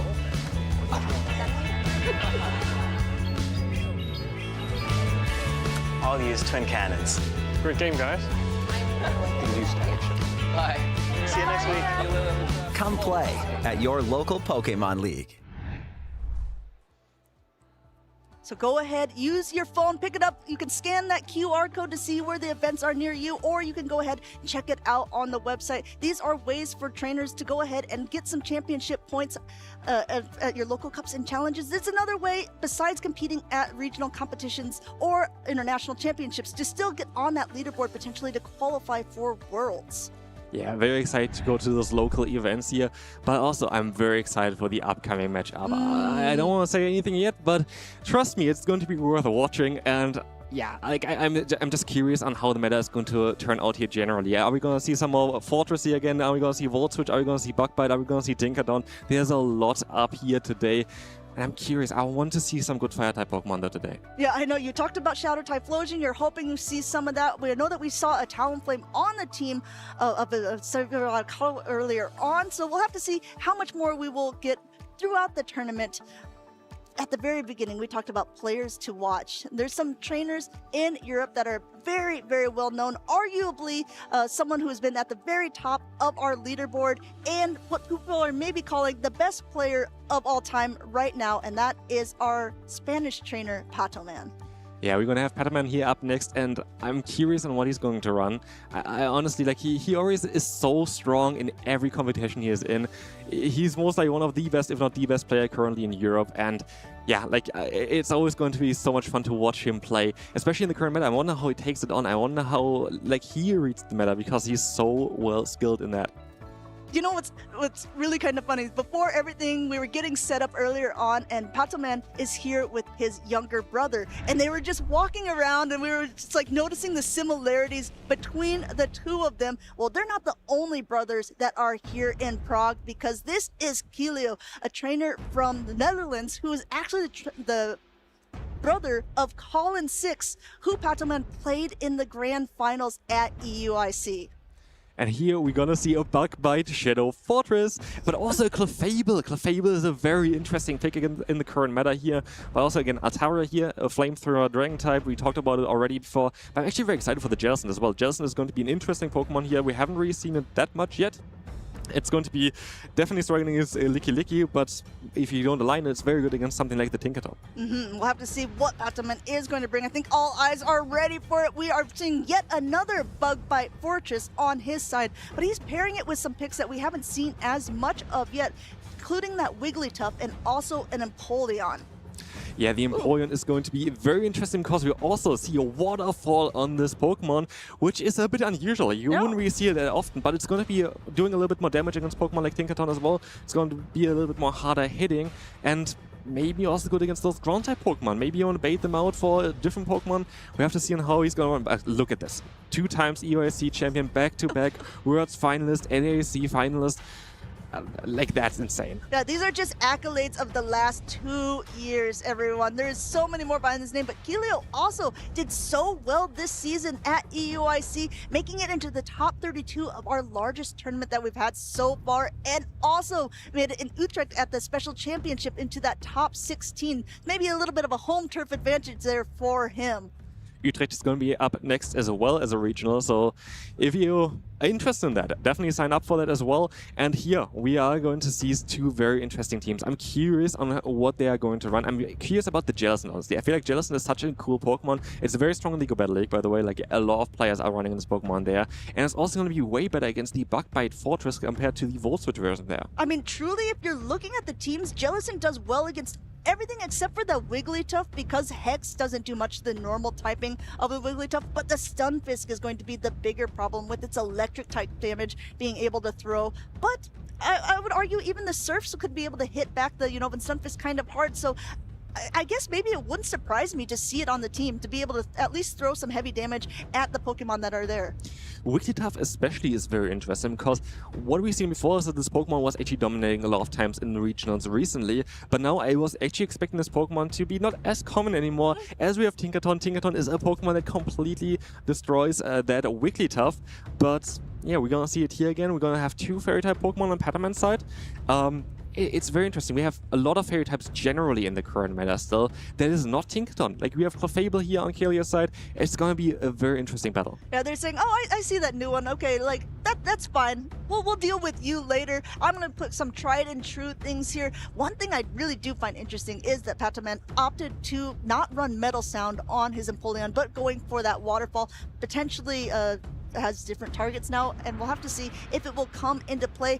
If there's a Jellicent on the other team, though, I don't know, the pacing is a little bit slower as well, and it's not going to be as impactful, especially if it's lined up into that matchup. But it could be also a read towards Fortress that maybe it runs more often the Bug Bite instead of the Volt Switch, because Waterfall, instead of like the Metal Sound, is not going to be resisted, doing way more damage, and most likely you can just put it into the range for one Hydro Cannon only, which would be definitely a big advantage. But also against like Pokemon like the Licky, you're going to do a lot more fast move pressure there. It's just generally going to be interesting to see if we're going to see the Empoleon here today, or if we're going to see some other Pokemon. I'm also very curious about the Wigglytuff generally in the matchup. I think Wigglytuff looks fantastic here with targets of the Altaria as well as, of course, that Jellicent. So see, as we're hopping into that game number one, we have the Clefable on the side of Kelio up against that Galarian Corsola that Pataman has been known to be doing rather well, with both of them staying in for a little bit.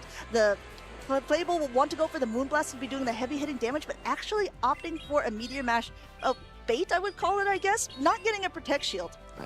Definitely a little bit of a bait, but we see here maybe even 2 Meteor Meshes are nearly enough with fast move damage. And we're going to see the swap out here into the Fortress, and we see the swap out into also the Quagsire here, which is quite interesting because we would have had also the option for that Jellicent. Now, going ahead, just lowering the defenses a little bit, Kelio puts up a Protect Shield against that first Sand Tomb, but being able to now not take as much damage on Quagsire, charging up a ton of energy, throwing an Aqua Tail. The Bug Bites are really chunking away against this Quagsire.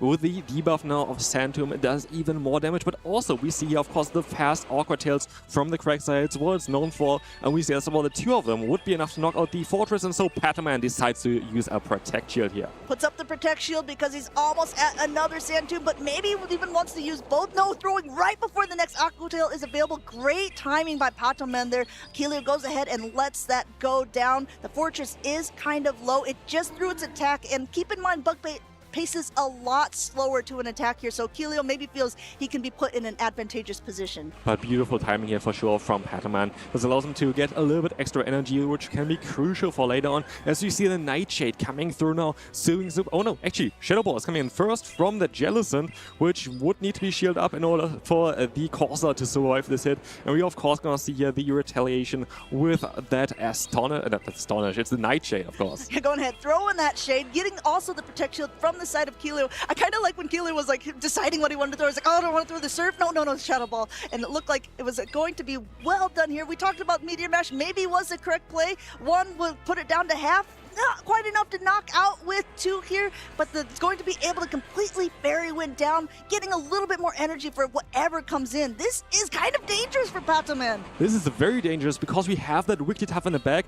This Meteor Mash is going to knock out the Fortress, and Wigglytuff is not going to enjoy a Meteor Mash, but can Clefable still hold on to enough energy here as well, basically, to get to that Meteor Mash? We have to see, but it looks quite solid. Yeah, I think the Meteor Mash is coming through here. This is going to do some massive damage, super effective damage. No Protect Shield remaining. This Meteor Mash will connect. This is a Steel type onto a Fairy type Pokemon. Super effective damage. Now comes in a fairly healthy Wiggle or a Jellicent just to kind of add up damage here, throwing the Surf. And Pataman knows already this game is a loss because that Surf is going to knock it out, as Wigglytuff doesn't have any charge move pressure against that Jellicent.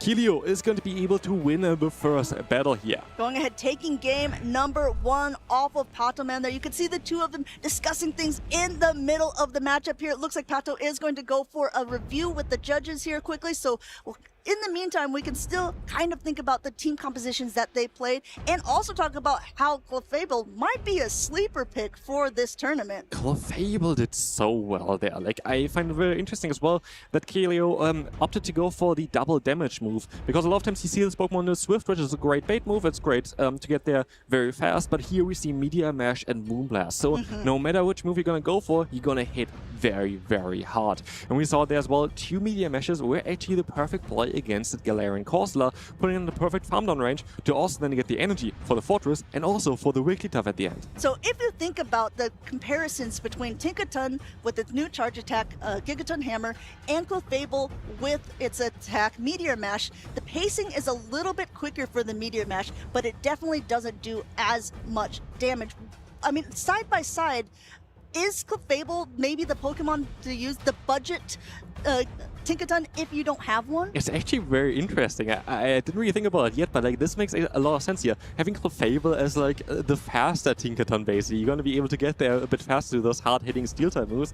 It's a very interesting choice. I didn't really expect it at all, but Clefable looks like a very promising pick here for this regional. And going ahead and just being able to get attacks pretty quickly against Patoman there, I think even if this match ends up being a rematch, we can definitely see the prowess of Keelio, a trainer who has started out a couple seasons ago, but has really started to gain some notoriety in the later half of 2025 and definitely in this 2026 season. And we saw here as well at the end the interesting matchup of Jellicent versus Wigglytuff. While on paper, maybe it looks like that Wigglytuff is very strong against the Jellicent, it's quite neutral, and especially if Wigglytuff has a lot of energy, it doesn't really help you a lot because both Swift as well as Ice Wind are resisted on the Jellicent.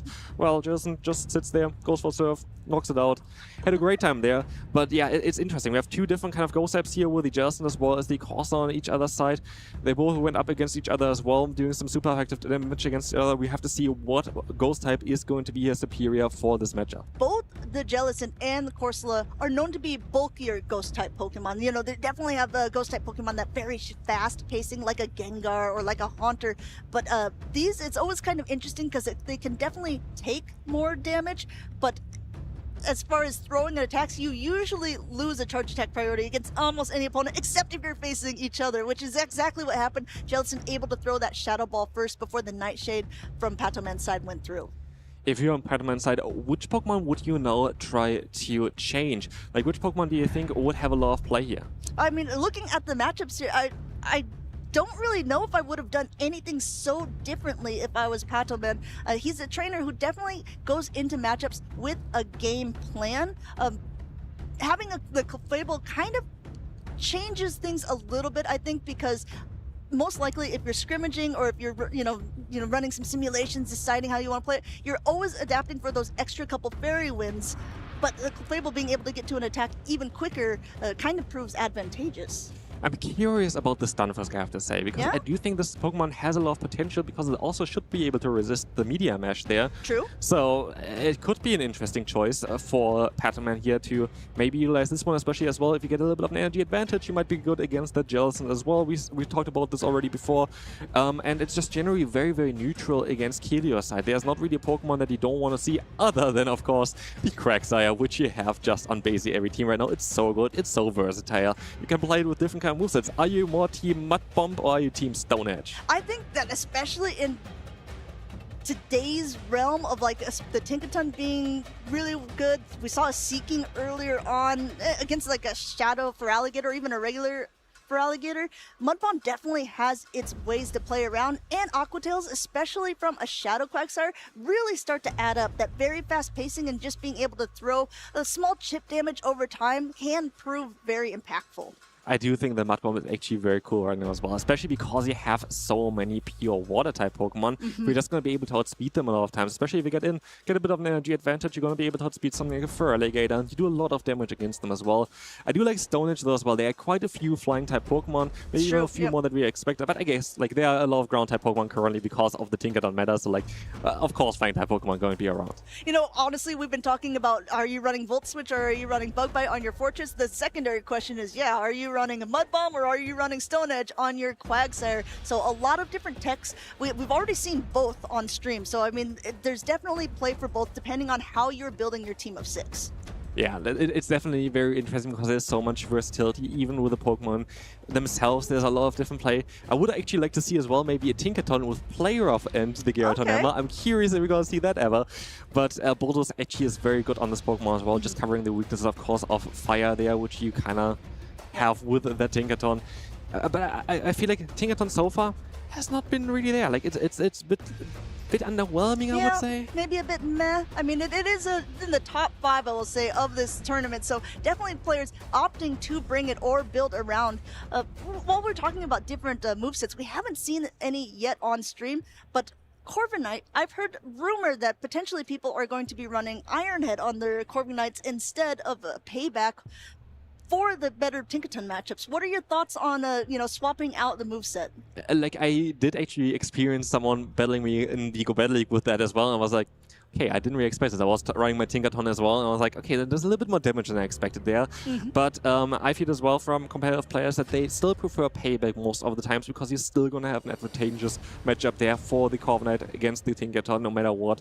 And of course, we've seen already a lot of Ghost-type Pokemon right now. We've seen some Grumpig, and against those, of course, Payback is going to be crucial. And speaking of Ghost-type Pokemon, we just saw it on Pataman's team. We have a Galarian Corsola, something that's been around for a while now. It's a Pokemon that you could get usually in 7-kilometer eggs. There's been some other ones. Do you have the cool ones now with the little sunglasses? Oh yeah, I got a few of them as well. Sadly none with good PvP IVs, but still, we've seen already one with the sunglasses on the stream here today as well.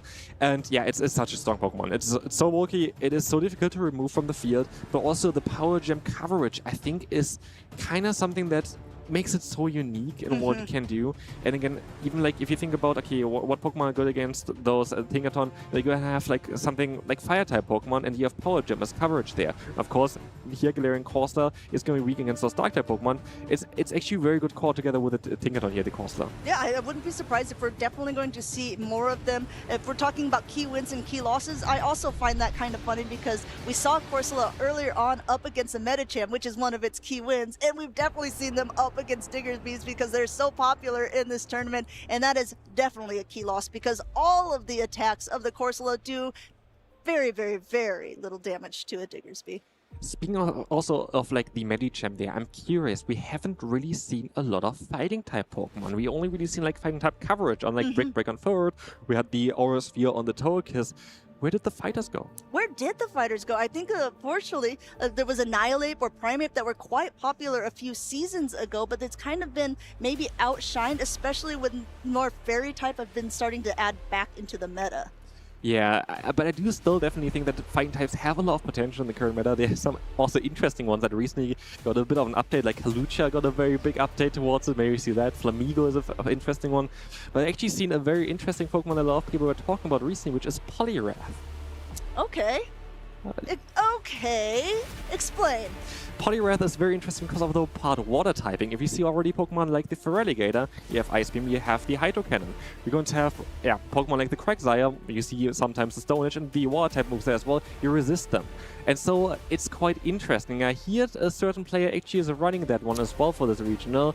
Not saying who, but it's a very, very interesting Pokemon. Okay, well, keep your eyes peeled on the stream because we might be seeing Poliwraths later on coming out of the woodwork. It's always interesting when the meta slightly shifts when a new Pokemon is being introduced because it just shakes everything up, and then you have to see, okay, how am I going to counter? Am I going to reverse engineer perhaps and find a team or a Pokemon that will be doing well against what I consider the meta picks? Yeah, it's always kind of interesting. I'm curious what the spiciest Pokemon going to be that we're going to see here today. I already find the Waterfall Empoleon quite an interesting play though here from Pataman. I think it's a very, very interesting Pokemon because you wouldn't really see it at all. Like, you would see it sometimes maybe as Spice in Go Battle League. I actually was running it recently, so I kind of know a little bit more about this one as well.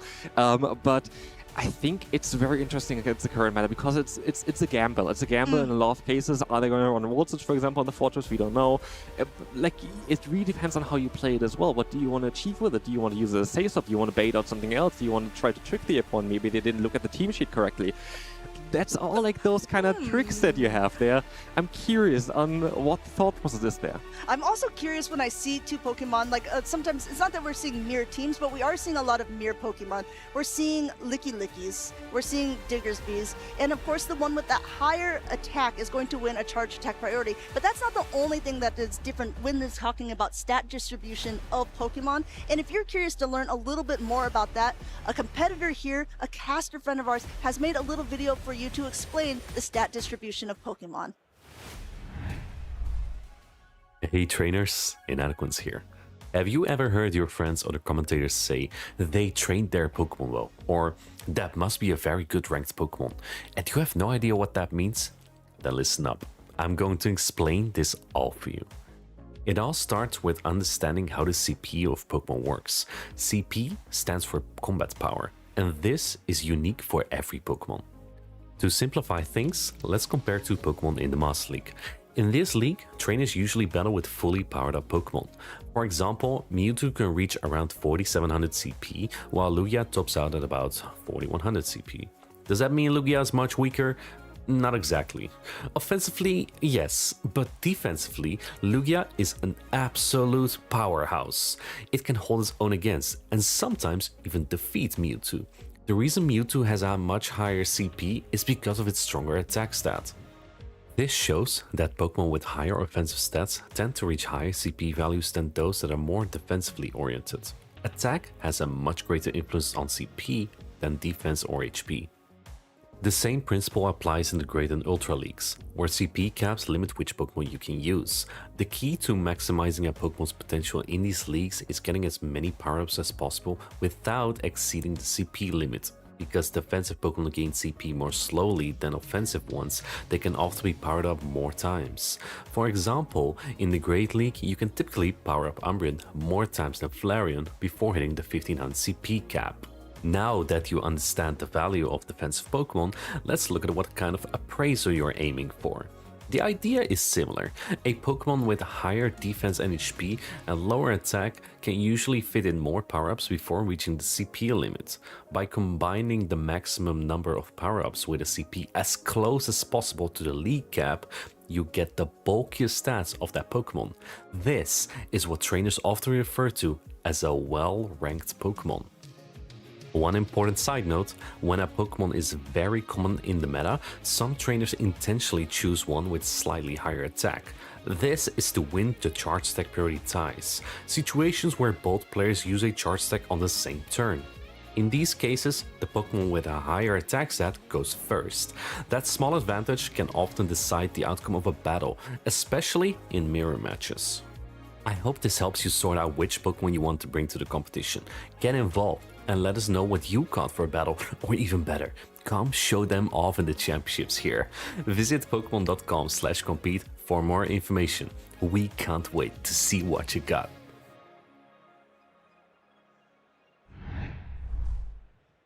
It's always interesting, like when Martijn said that, some people, if there's a Pokemon that's quite often used in a competitive circuit, you might see a trainer using a higher attack on it. Do you remember the days of Annihilate, Shadow Annihilate? People were really building it with maybe even the highest amount, the capped out attack stat, because they wanted to make sure that they could throw their Rage Fist or Shadow Ball first, because it really could have knocked out the other Annihilate. IVs can be definitely very important for PvP as well. I have a specific Trevenant that I built as well with 6 attack, which is... Taking notes? Yeah, just to win some mirror matchups there as well, when it was very common. No, it's not as common anymore. But generally speaking, there are a lot of cool Pokemon that are currently spawning as well. We're going to be able to get here the regional, some good IVs. For example, the Turtonator is a Pokemon that I'm really looking at too. Like, I would like to have a really good one there. But also we had recently the event for the Galarian Corsa, and this is why you maybe see some Galarian Corsa with glasses here on the stream as well, because they were finally able to get like those PvP IVs from the wild with those routes that you had to do. I know that for the longest time I was like trying to trade with all of my friends.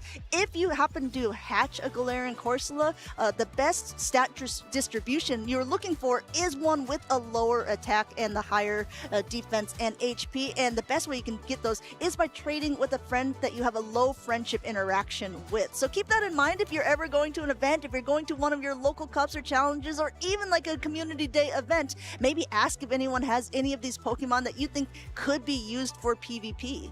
Absolutely. My Galarian Corsa actually is one that I traded as well at the USC, I think 2 years ago, so I'm still using it. It's a very good Pokemon. I really enjoy using it as well, and it has some solid IVs because of trading. Trading is very important, especially at those regionals. It's easy to find trade partners as well, so definitely take advantage of this if you're here.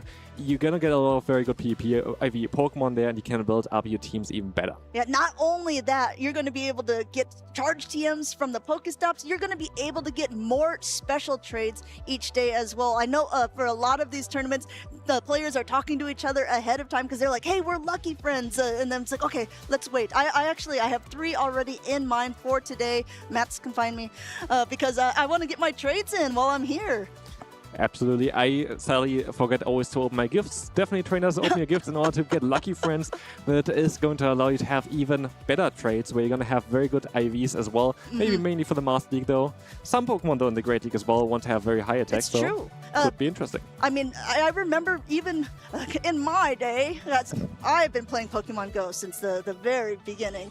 Do you remember that you used to have like an Azumarill with the perfect stats, you know, with the full bars on all of them, or the Sableyes or the Medichams with that, because they were just level 40. Then level 50 came along and it just shook everything up once again. So it's really interesting to see how things change throughout not only the seasons with Pokemon getting new attacks, with Pokemon getting charged attacks or community day moves, but also just the different stat distribution as things get released.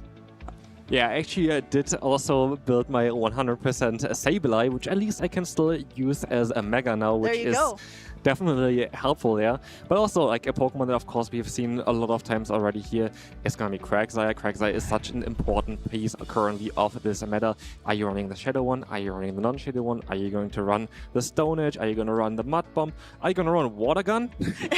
Are you going to shock everyone and run Water Gun? Maybe not in this meta, although there have been more Fire-type Pokemon. Could be an interesting surprise. Of course, Shadow Quagsire has been something that we've been seeing quite a bit in this tournament so far. And actually, though we have seen a couple with Stone Edge, people have definitely opted for Mud Bomb coverage. Also, I find quite interesting here, the Keylos, we see Cresselia, a Pokemon that actually did quite well in a lot of different formats already for Pokemon Go PvP. And is the time of Cresselia kind of over now as well with Tinkaton? Tinkaton definitely has a very good matchup against this Pokemon. I mean, there was also, if you're talking about Cresselia, definitely a Pokemon that was running Psycho Cut as a fast attack, but then sometimes you would see ones running Confusion, which would, I have to admit, kind of confuse me as well, opting for some heavier hitting fast attack damage, but definitely a lot slower pacing. Yeah, definitely. Cresselia got a lot of updates recently as well with the fast moves. Both of them are a little bit stronger nowadays as well, which makes actually a very interesting Pokemon. I do think it still has a lot of play just because of the amount of water-type Pokemon that we still have nowadays. But also you have the coverage of Moonblast, which with all of those Dragon types right now is still very solid. Now, Dragon's still coming out despite all of the fairies that are on the playing field here.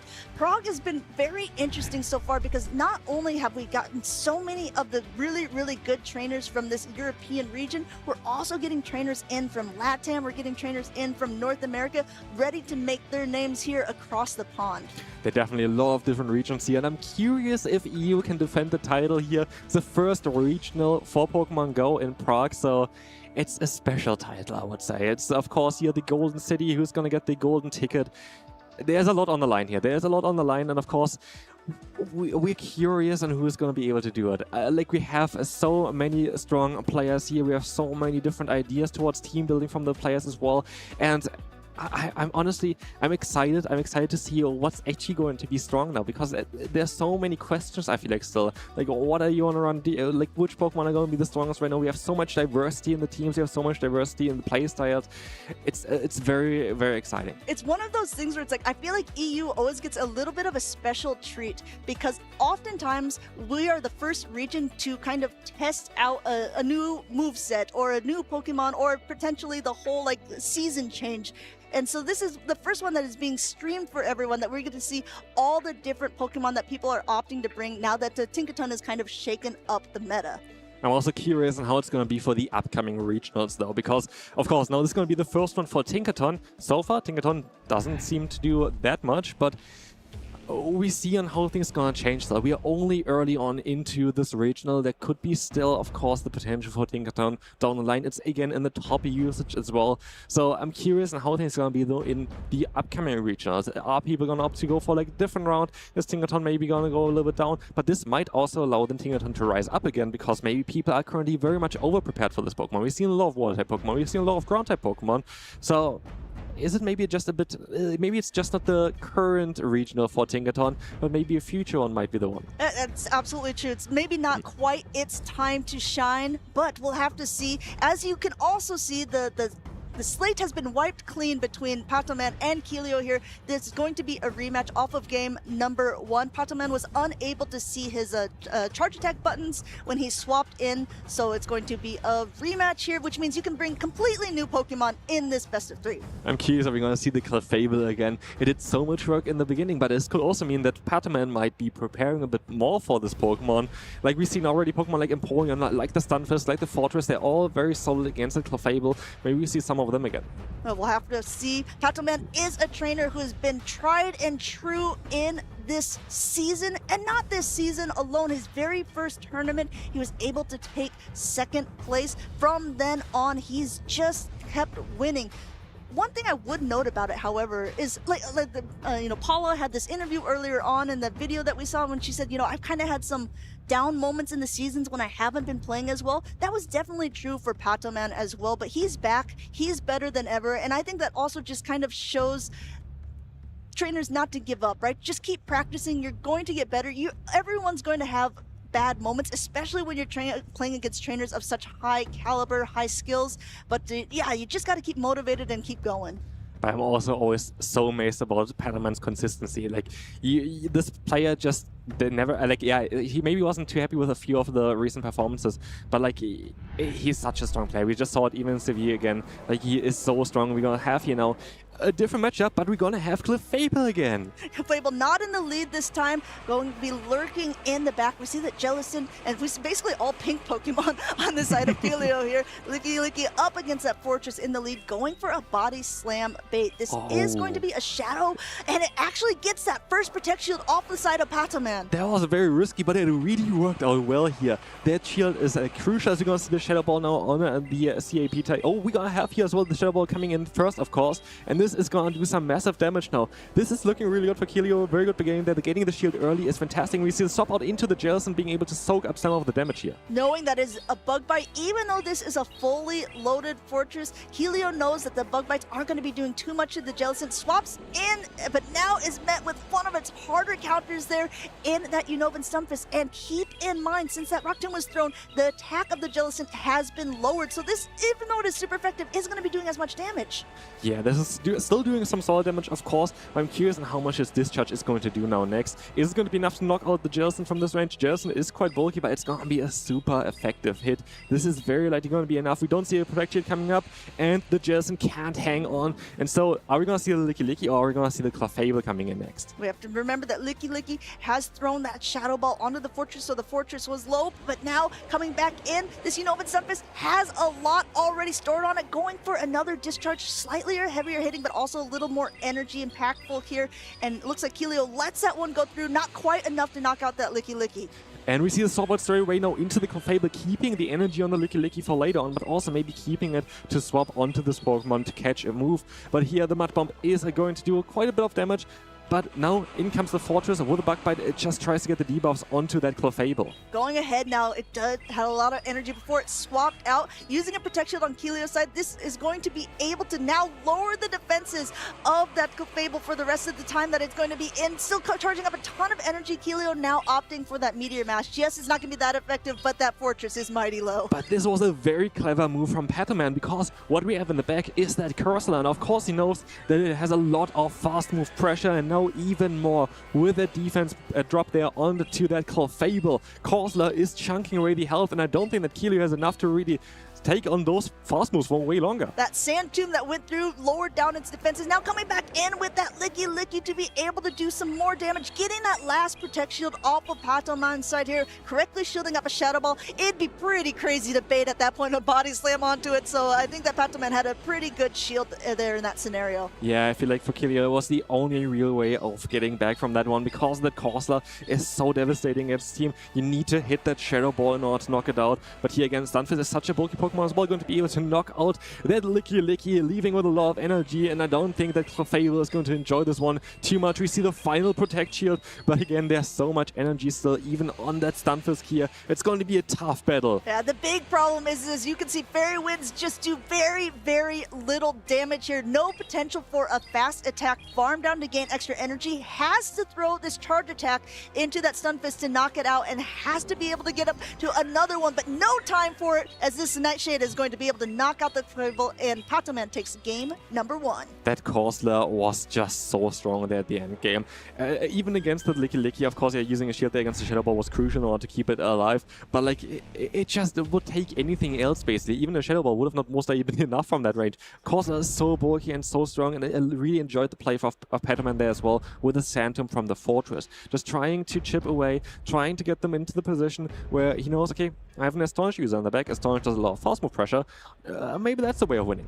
And exactly pulled out the plan for him there. You see, he's very calm and collected in these moments. He knows he's a trainer who's been around the circuit for quite a while, knows his damage calculations, and also definitely has a plan in mind for how he wants to play out even negative matchups. Yeah, definitely. And I'm curious on how Keelio is going to adjust there. Do we see the Fortress on his side as well? Do we see the Altaria? I feel like Altaria is a very interesting pick right now still as well.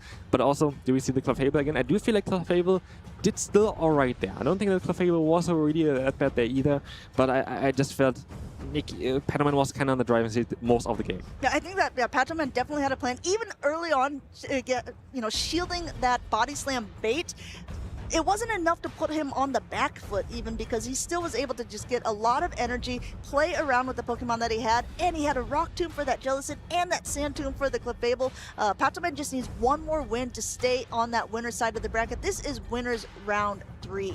I do think that again here, Patoman can just showcase why maybe Bug Bite is the way to go on Fortress. We saw on how much Fortress did there. Just having this very neutral matchup in the lead, getting a little bit of energy there as well, and then utilizing this one for the later matchups. This is the thing about the Rock Tomb. If the opponent swaps out into it, they're not going to be able to swap out again to clear the debuff, and then you're going to have a Jellicent there, not doing that much damage, where you can even go into a ground type and take a Surf and doesn't even do half.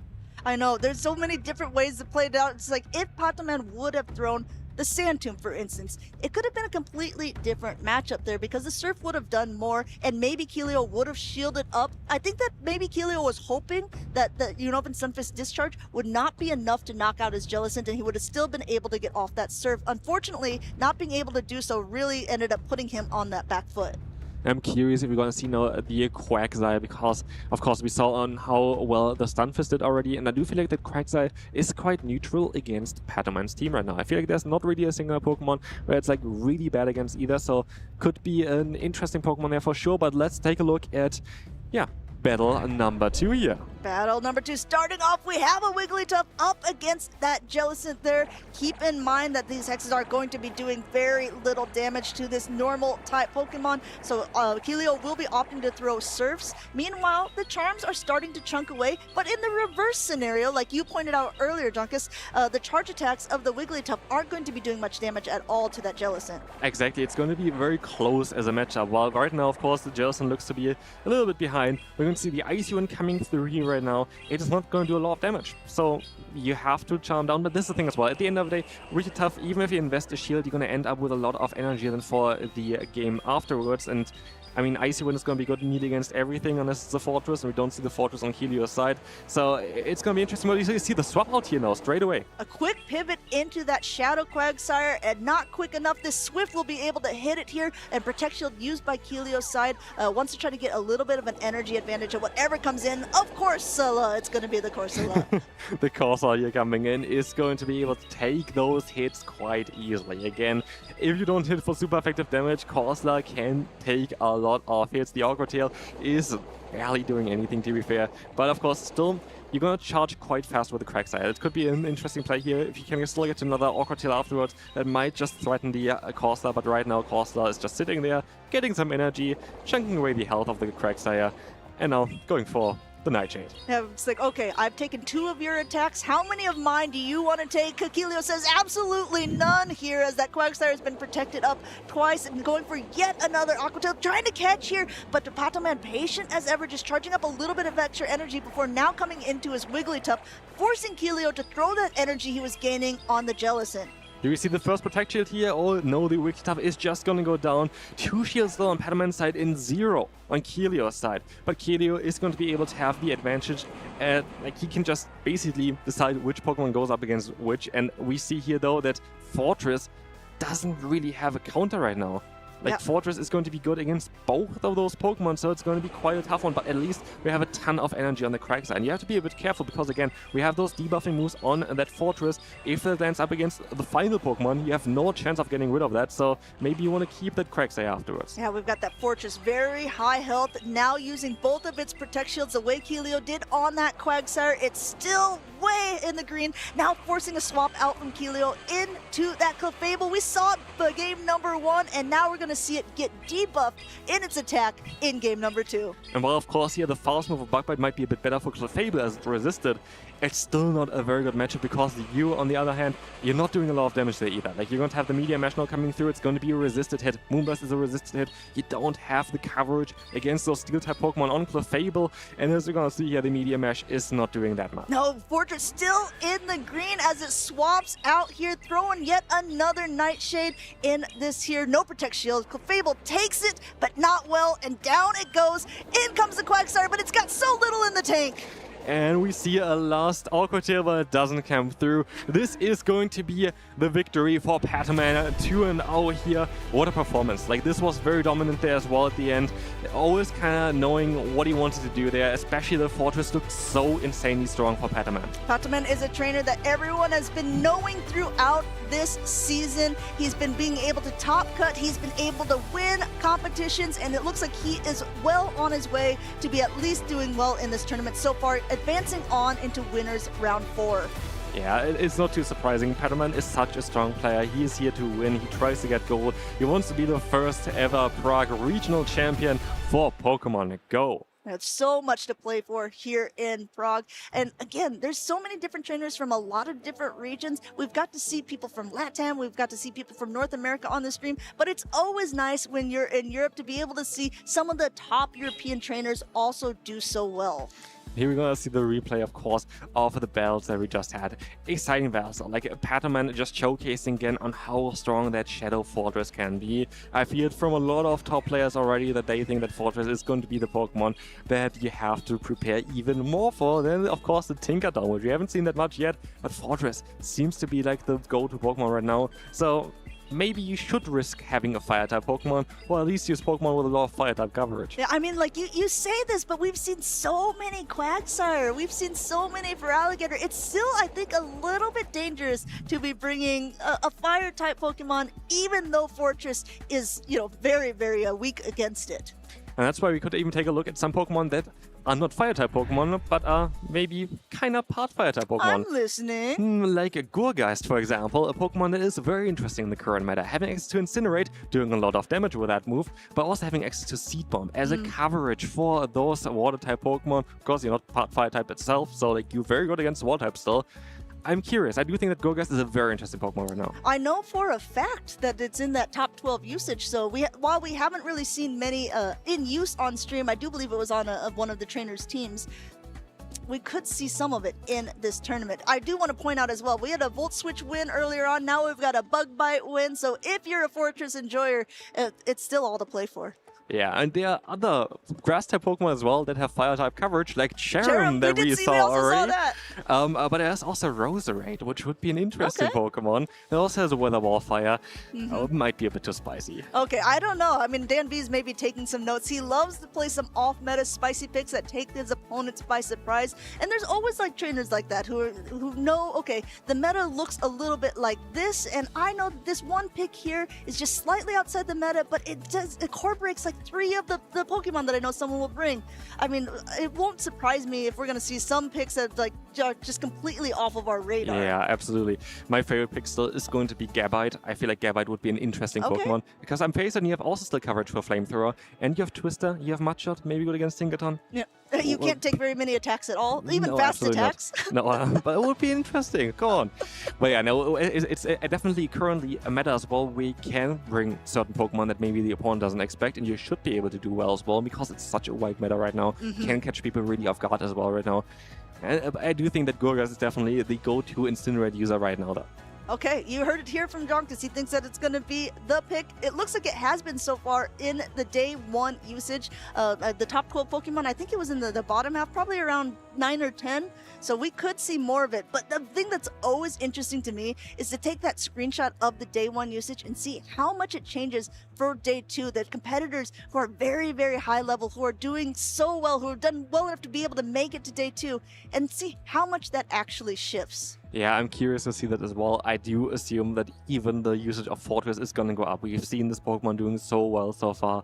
And, like, yeah, we see what this Pokemon can do. And again, it's the debate of Volt Switch or the Bug Bite. I do think this is one of the Pokemon that even, like, while it's currently at the #1 spot, is most likely going to be even higher up there because we have seen so many wins for this Pokemon. Yeah, the percentage was, I think, like 50-something. We'll have to see if it goes even higher for day 2. And we'll have to see. It looks like it's on both of these teams. And we have the team of Le Suédois here, who he is running that Gourgeist that you were talking about, the best Incinerate user of the moment here, running that as its fast attack, and Seed Bomb to cover the water types, and Shadow Ball to cover the rest with some heavy hitting damage. We had here also the opportunity to have another hard-hitting fire-type move on the Weezing, but we don't have the Overheat here. We have the Sludge as well as the Brutal Swing being a bit faster to reach, but Overheat is a little bit funny in this meta as well, of course, with the Fortress, but this is going to be mostly the safer play. I do think that Weezing is very cool in the current meta, having a lot of potential against a lot of the Pokemon, and just Sludge plus Fairy Wind is so strong right now. And if you're keeping track again of the Fortress, yes, it's on this team, and yes, it is running Volt Switch on the side of Le Suédois. We saw earlier on, it is also on Volt Switch from the... Yes. I have to look it up, yes. Volt Switch on the side of Icelandic Lapras, who we saw earlier on the stream. It's really just the battle right now. Like, we don't know which is going to be better, Bug Bite or Volt Switch. I think both is just great. Like, this is what we can kind of agree on here. But we are going to have Tinkaton here as well on Icelandic Lapras team. I'm curious if we're going to see that here and finally have, like, a Gigaton Hammer that doesn't land against the Water type. That would be kind of cool as well to see on how much damage it actually can do. And I do like the ball play of running Guzzlord in a meta where there are so many Fairy types. But we see as well, Guzzlord a lot of times recently was running the moveset of Sludge Bomb. We've seen the change here now to Dragon Claw, doing a little bit more damage. I just think with Tinkaton being in the meta right now, you wouldn't hit that anyway, so you just go for the safe play there? Yeah, I tell you what, I wouldn't expect to see it so often. However, Icelandic Lapras did really, really well with it in the previous round, so we'll have to see if he's going to continue on with that. But when there is a Shadow Galarian Weezing on the other side, is it a little bit dangerous to play a Guzzlord that doesn't have any attacks that can hit back with just the Brutal Swing or that Dragon Claw? Maybe it's enough to be even bench pressure. It definitely is going to be a bit scary there. Like, that Weezing is going to do so much damage, even with a Fairy Wind, just because you are going to be, the Shadow version there as well. You're going to chunk away so much of that health of that Guzzlord. So I'm curious if we're going to see it here today. And I still do think that Guzzlord has some potential, especially against Pokemon like the Gourgeist. You're going to be able to completely shut down with this Pokemon. And also against Feraligatr, you're still going to be very strong. So especially as you're going to see here on both sides of Volt Switch on the Fortress as well, I do think that here the Guzzlord is going to still have some potential. I think all that Guzzlord really truly has to completely do is avoid that Galarian Weezing, and if it's able to do so, it's going to at least be able to put some damage or threaten with the rest of the team. So I mean, maybe Icelandic Lapras has really kind of built his team around finding, playing peekaboo a little bit, saying, okay, as long as I can hide a Pokemon, it will really shine later on. It's worked well for him so far. We've already seen him on stream before. As a reminder, this is the winners semifinal, so whoever wins this best of 3 matchup is guaranteed to be in day 2. Absolutely, and here, again, I'm curious on what we're going to see. I really would like to see the Gourgeist finally. I think Gourgeist is a fantastic pick in the current meta, especially even against Icelandic Lapras team. You basically only have to worry about the Guzzlord. Like, yes, you're going to have some super effective damage coming in from a few of the other Pokemon, but it goes the same way as well. Like, we have 2 Ghost-type Pokemon that can hit each other. We're going to have here Feraligatr with Ice Beam and the fast move of Shadow Claw, which is going to do super effective damage, but you have the Seed Bomb. So I do think that this is going to be a Pokemon I really hope we see here. I do think it's going to be a fantastic Pokemon against Icelandic Lapras team. But then again, do you have to still expect that Guzzlord? I still think that Guzzlord might come to this battle. We have to see. We'll have to see how these trainers want to play it out. Both of them, fairly well known within our circuit. Le Suédois has had some decent runs, hasn't quite made it to a podium finish, while Icelandic Lapras was our most recent Birmingham Regional Champion, so he does have a little bit of energy behind him here to be able to continue on this winning streak. But yeah, he's got to be able to get past this Galarian Weezing. He's got to be able to get Les Suédois to be able to make it to day number 2. Icelandic Lapras was actually my last opponent as well at my last regional I attended. And we had 3 games that went to timer. That was fantastic. Oh, but let's wow. see if we're going to have this here today as well. As we're going to have Tinkaton finally against Melamar. Fantastic matchup for the Tinkaton. Now, going ahead, I think if you're Les Suédois, you're either going to go up to the superpower and throw it, or just immediately pivot out into a safe swap. That's exactly what he does. He swaps into that Licky Licky to be able to just absorb this energy and just get ready to throw an attack of his own. Now, Icelandic Lapras is actually going for that heavy-hitting Gigaton Hammer. There is no shield on it, and this is going to connect. The first big hammer of the stream. This is doing so much damage, and in comes now that Guzzlord, which is going to kind of force the body slam the entire time, which is fantastic because every single time the Licky Licky is going to get a body slam in, you get a free fast movement as well because of those 3 turns that it takes for the Dragon Tail, and this is just going to allow Icelandic Lapras to get so much energy on the Guzzlord now. Well, body slam is doing a little bit of damage, but you can still even take another one at this point. Yeah, I mean, there is definitely body slam spam going on from the side of Les Suédois, being able to get up so much energy on that Licky Licky. But like you pointed out, we might just see a very aggressive farm down here. No, a quick pivot out into that Malamar to come back in. These side waves are doing absolutely nothing, letting Icelandic Lapras go ahead and throw a heavier hitting Dragon Claw. This, of course, does a lot of damage, but then again, we have the Tinkaton, which he could go in right now as well, but we're gonna see him very likely still another charge move coming through. The Dragon Claw is still coming in. The fast move damage of Psywave is just not enough because of the insane HP stat as well of that Guzzlord. Dragon Claw is going to connect and knock out that Malamar without Malamar doing a singular charge move. Malamar, I guess, was sort of used as a sponge for this tournament for Les Suédois here at the beginning, saying, okay, this wasn't great here, but this is great for Icelandic Lapras. His Volt Switches are doing a ton of damage and about to be doing even more as this first Sand Tomb will connect. As Icelandic Lapras here can just go for the Sand Tomb. You don't have to go for anything else because you have that fast move pressure. Thanks to Volt Switch, it's definitely the better fast move there. But you're going to see the shield coming up here from the Hydro Cannon. Hydro Cannon would still not be enough to knock out that Fortress. But of course, better be safe than sorry. It's going to be the hardest hitting move here that you need to shield up. And we see just a Volt Switch down, I think, from the Fortress at this point. And the last shield coming up for Icelandic Lapras is looking very promising. Yeah, he knows all he has to do is shield it. You see him looking at the camera, giving a small nod, knowing that this Volt Switch should be enough. Les Suédois tries to go ahead and do anything he can to negate it here. Icelandic Lapras throws the heavier hitting Rock Tomb onto a low health Licky Licky, but at this point, it doesn't even matter.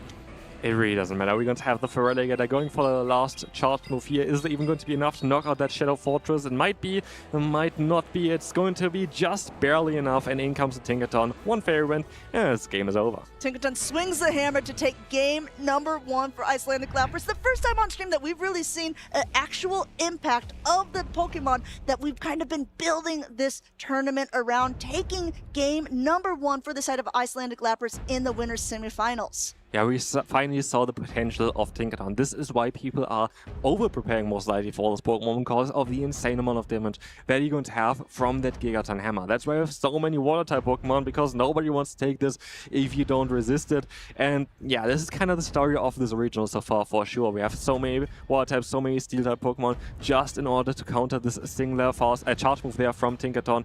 It's such a game changer. It really is, and if you think about the bulk behind Licky Licky, it's not the bulkiest Pokemon in the Great League, but it does have a lot of HP behind it, and even one Gigaton Hammer connecting was enough to bring it down to the yellow. Yeah, I really would like to see, though, here that Corsola on Icelandic Lapras side, mainly because it has the glasses on, which is the main thing for that. But I do think it's going to be very strong as well, still against the team. I mean, you're going to have the normal type, you're going to have the Malamar, you have some coverage against Corsola, so maybe you still leave it out there. But I'm curious on how we see the trainers adjust here. Do we see the Malamar again? The Malamar didn't really have the greatest matchup here in the beginning. I feel like the Malamar was just never really in a fortunate position. You had against the Guzzlord where you don't do enough fast move damage. You had against the Tinkaton where you really just don't want to be in. Is Malamar maybe not the choice? I mean, Malamar had potential, like, of course, to knock out the Guzzlord if it would have been able to reach a superpower, but we just saw how little that Psywave damage did because of the dark typing of the Guzzlord, also the stat distribution. So in the end, you're absolutely right. That Malamar was just there for show, just to say hi, peekaboo with its... I know he's your friend Malamar, but was more of a foe, I think, for Liswidwa in that game number 1. I'm curious if we're gonna see now finally that Shadow Weezing, because we saw how much that Guzzlord did in game number 1. You have to prepare for it. You really have to prepare for it. Guzzlord, one of the sleeper picks. As we gonna move into the second game, we're gonna see the Weezing here in the lead against the Fortress. Okay, so this is actually where open team sheets come in handy, because nothing that the Galarian Weezing can throw at the Fortress is going to threaten the knockout at the beginning. If there was Heat Wave on the Galarian Weezing, it could be a little bit of a different mind game of when you want to shield, but Sand Tomb already reached because of Volt Switch's pacing, and it's already making it do a little bit more damage because of the Sand Tomb debuff.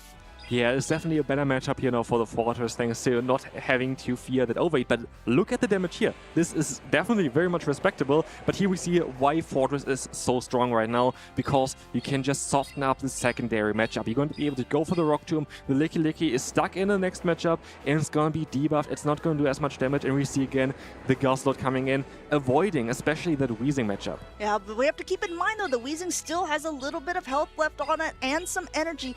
And Icelandic Lapras has swapped out his Fortress, and there is a Gourgeist, an Incinerate user in the back. So this is still a lot of different things that could happen in this matchup. This is still anyone's game. Body Slam number 2 going through here, connecting with that Guzzlord, only bringing it down to about half health. I definitely do think that, yeah, they try to get out the Guzzlord here just because you have that Gourgeist in the back. They want to protect from it. So you have a Fairy type in the lead, you have a neutral matchup at the Sace up there as well, just to try to bait out that Guzzlord so you don't have to deal with it with that Gourgeist. And in comes again, of course, the Weezing going straight for the charge move. Do we see a shield coming up? We do see a shield coming up. Very interesting play there by Icelandic Lapras. I do like that he wasn't shielding up against that Licky Licky earlier on, saying, I know how many body slams it can take, and actually opting to go for the quicker pacing Brutal Swing up against a Fairy type Pokemon. Doesn't do that much damage, but at this low range, it is enough to knock out. Now we see the last Pokemon, 2 shields to hide behind. It's that Gourgeist. And now, of course, Brutal Swing is going to do so much damage.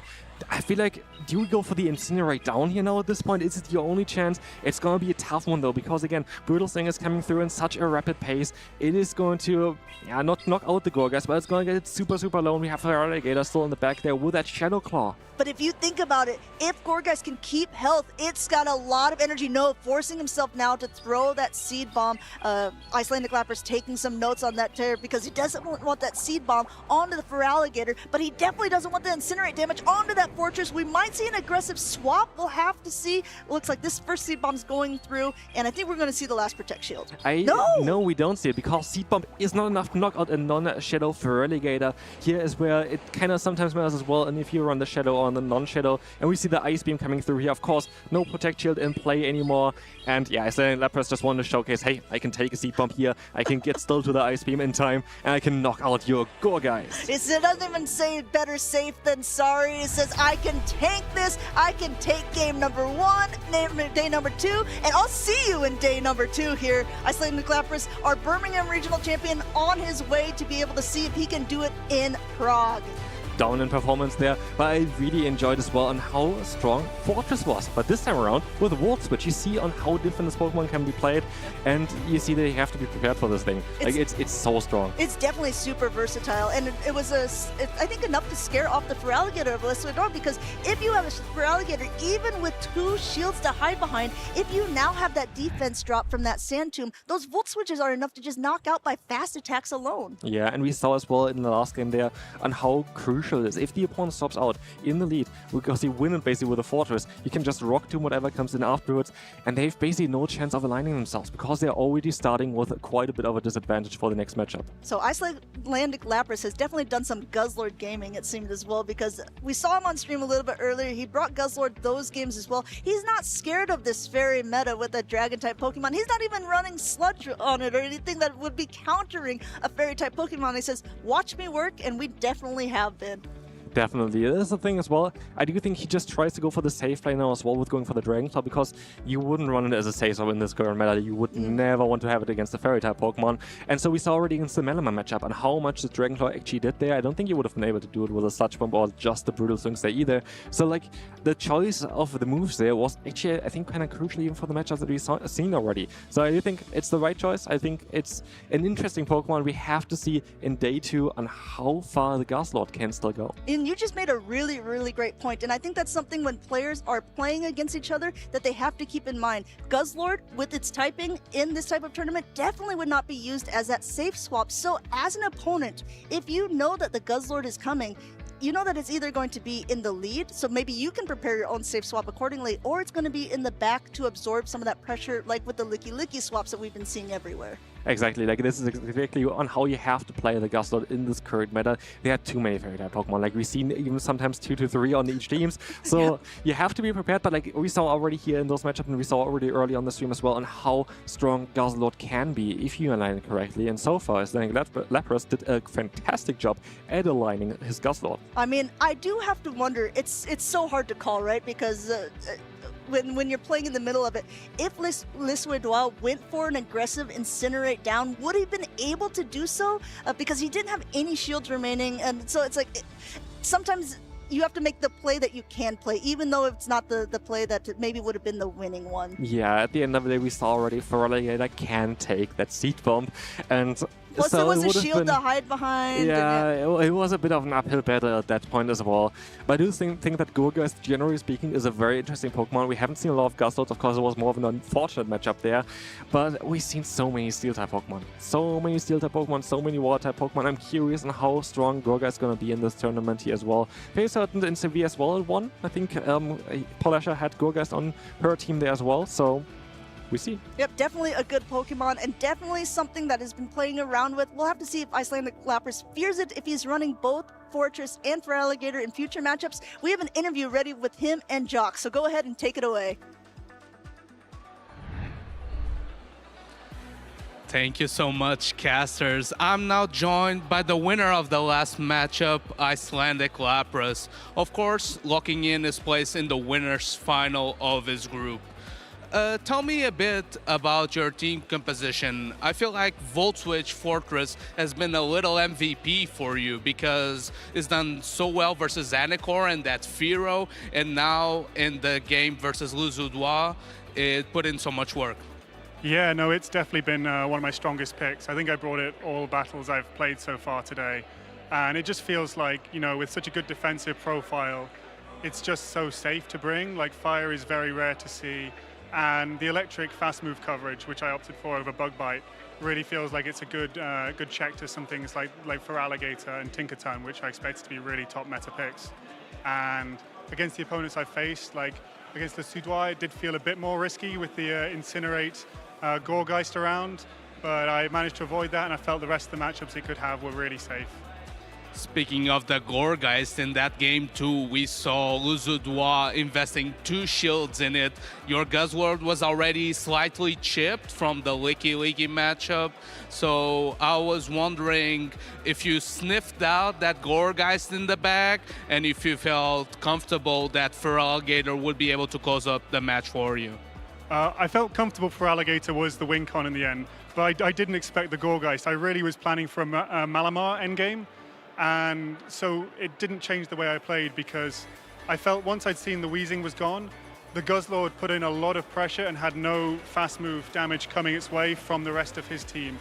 So I felt I could safely shield against the Wheezing, and then it would be able to be such a nuisance for the rest. Whether a Malamar couldn't Psywave it down, the Incinerates just weren't going to do much.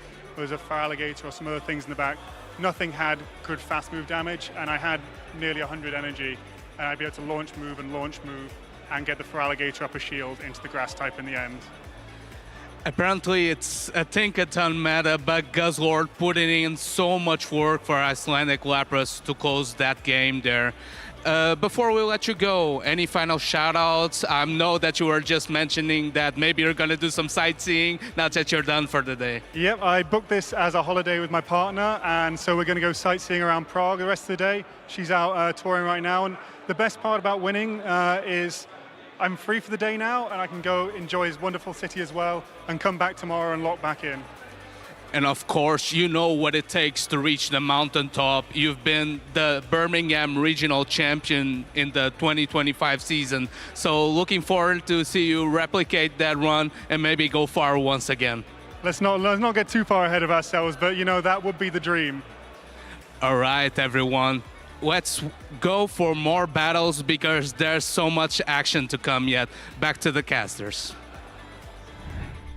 Thanks so much, Jox. And Icelandic Cloudburst, what an interesting choice, right? Dragon Claw, Guzzlord, kind of out of nowhere. It's a perfect pick, right? Because people aren't using Azumarill anymore. Everyone is focused on Tinkaton and like, hey, we don't need, the Sludge Bomb's not going to make that any better anyway. So let's just go with that heavy-hitting neutral move. But speaking of neutral games, we have a couple of very strong players coming up in the next match who will be looking for those neutral games, looking for those small advantages to overcome each other.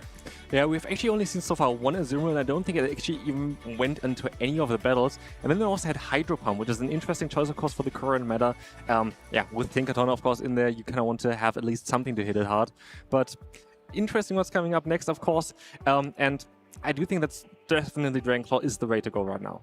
Dragon Claw, it just makes those neutral matchups a little bit more solid, such as Licky Licky, right? Such as even opposing dragons, right? Like Altaria, like the other Guzzlords. Just makes those just a little bit better. It's not a substantially stronger of a move, but when you're looking for all the small advantages in the game, you gotta take what you can get. Quagsire, for example, Dragon Claw, just gonna put in a huge shift against that as well. Absolutely, you have like kind of the option at least to do a lot of damage very fast with that one as well. And yeah, we saw already on how strong it is. And again, if you're going to have Guzzlord up against any fairy type Pokemon, you're mostly not gonna be winning that one anyway right now in this current meta.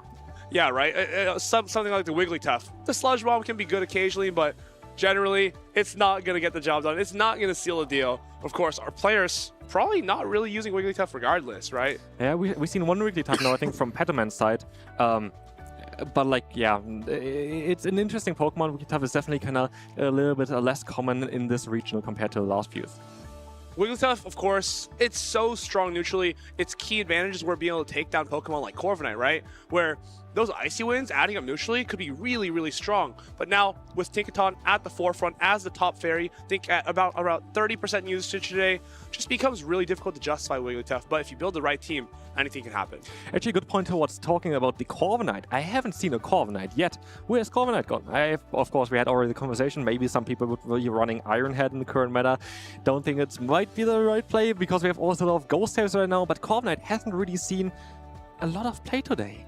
Corviknight, I thought it would be much higher on the usage, maybe even top 6, but I think it barely made it into the top 12. What also surprised me is actually Diggersby didn't even make the usage graph today. Oh, really? Like, we've seen already a lot of Diggersby so far in the stream, and they all did very, very well, especially against the current, Save Swap meta. You have, like, a lot of Licky Lickies right now, which Diggersby really likes to go up against.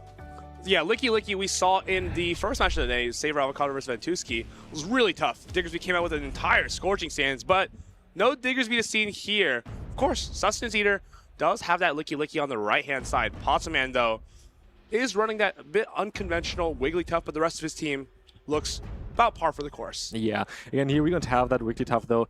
It's interesting on what this Pokemon is going to be doing here. We have a lot of targets. So, like, we have, of course, like, we have the Feraligatr.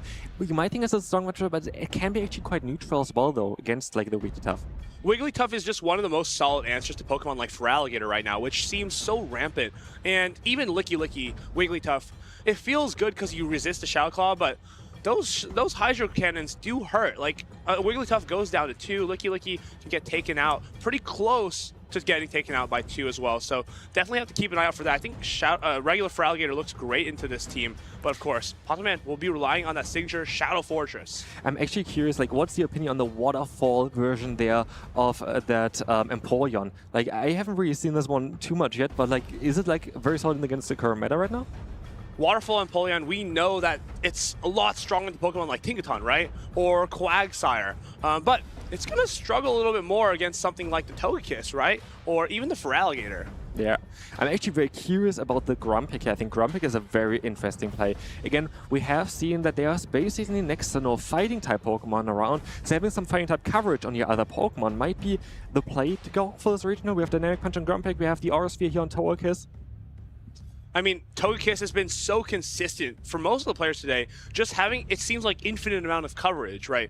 Very few things can resist the Peck, the Psyshock, and the Aura Sphere. I think the only thing that does is actually Aegislash or Doublade, but none to be seen here on the field of play.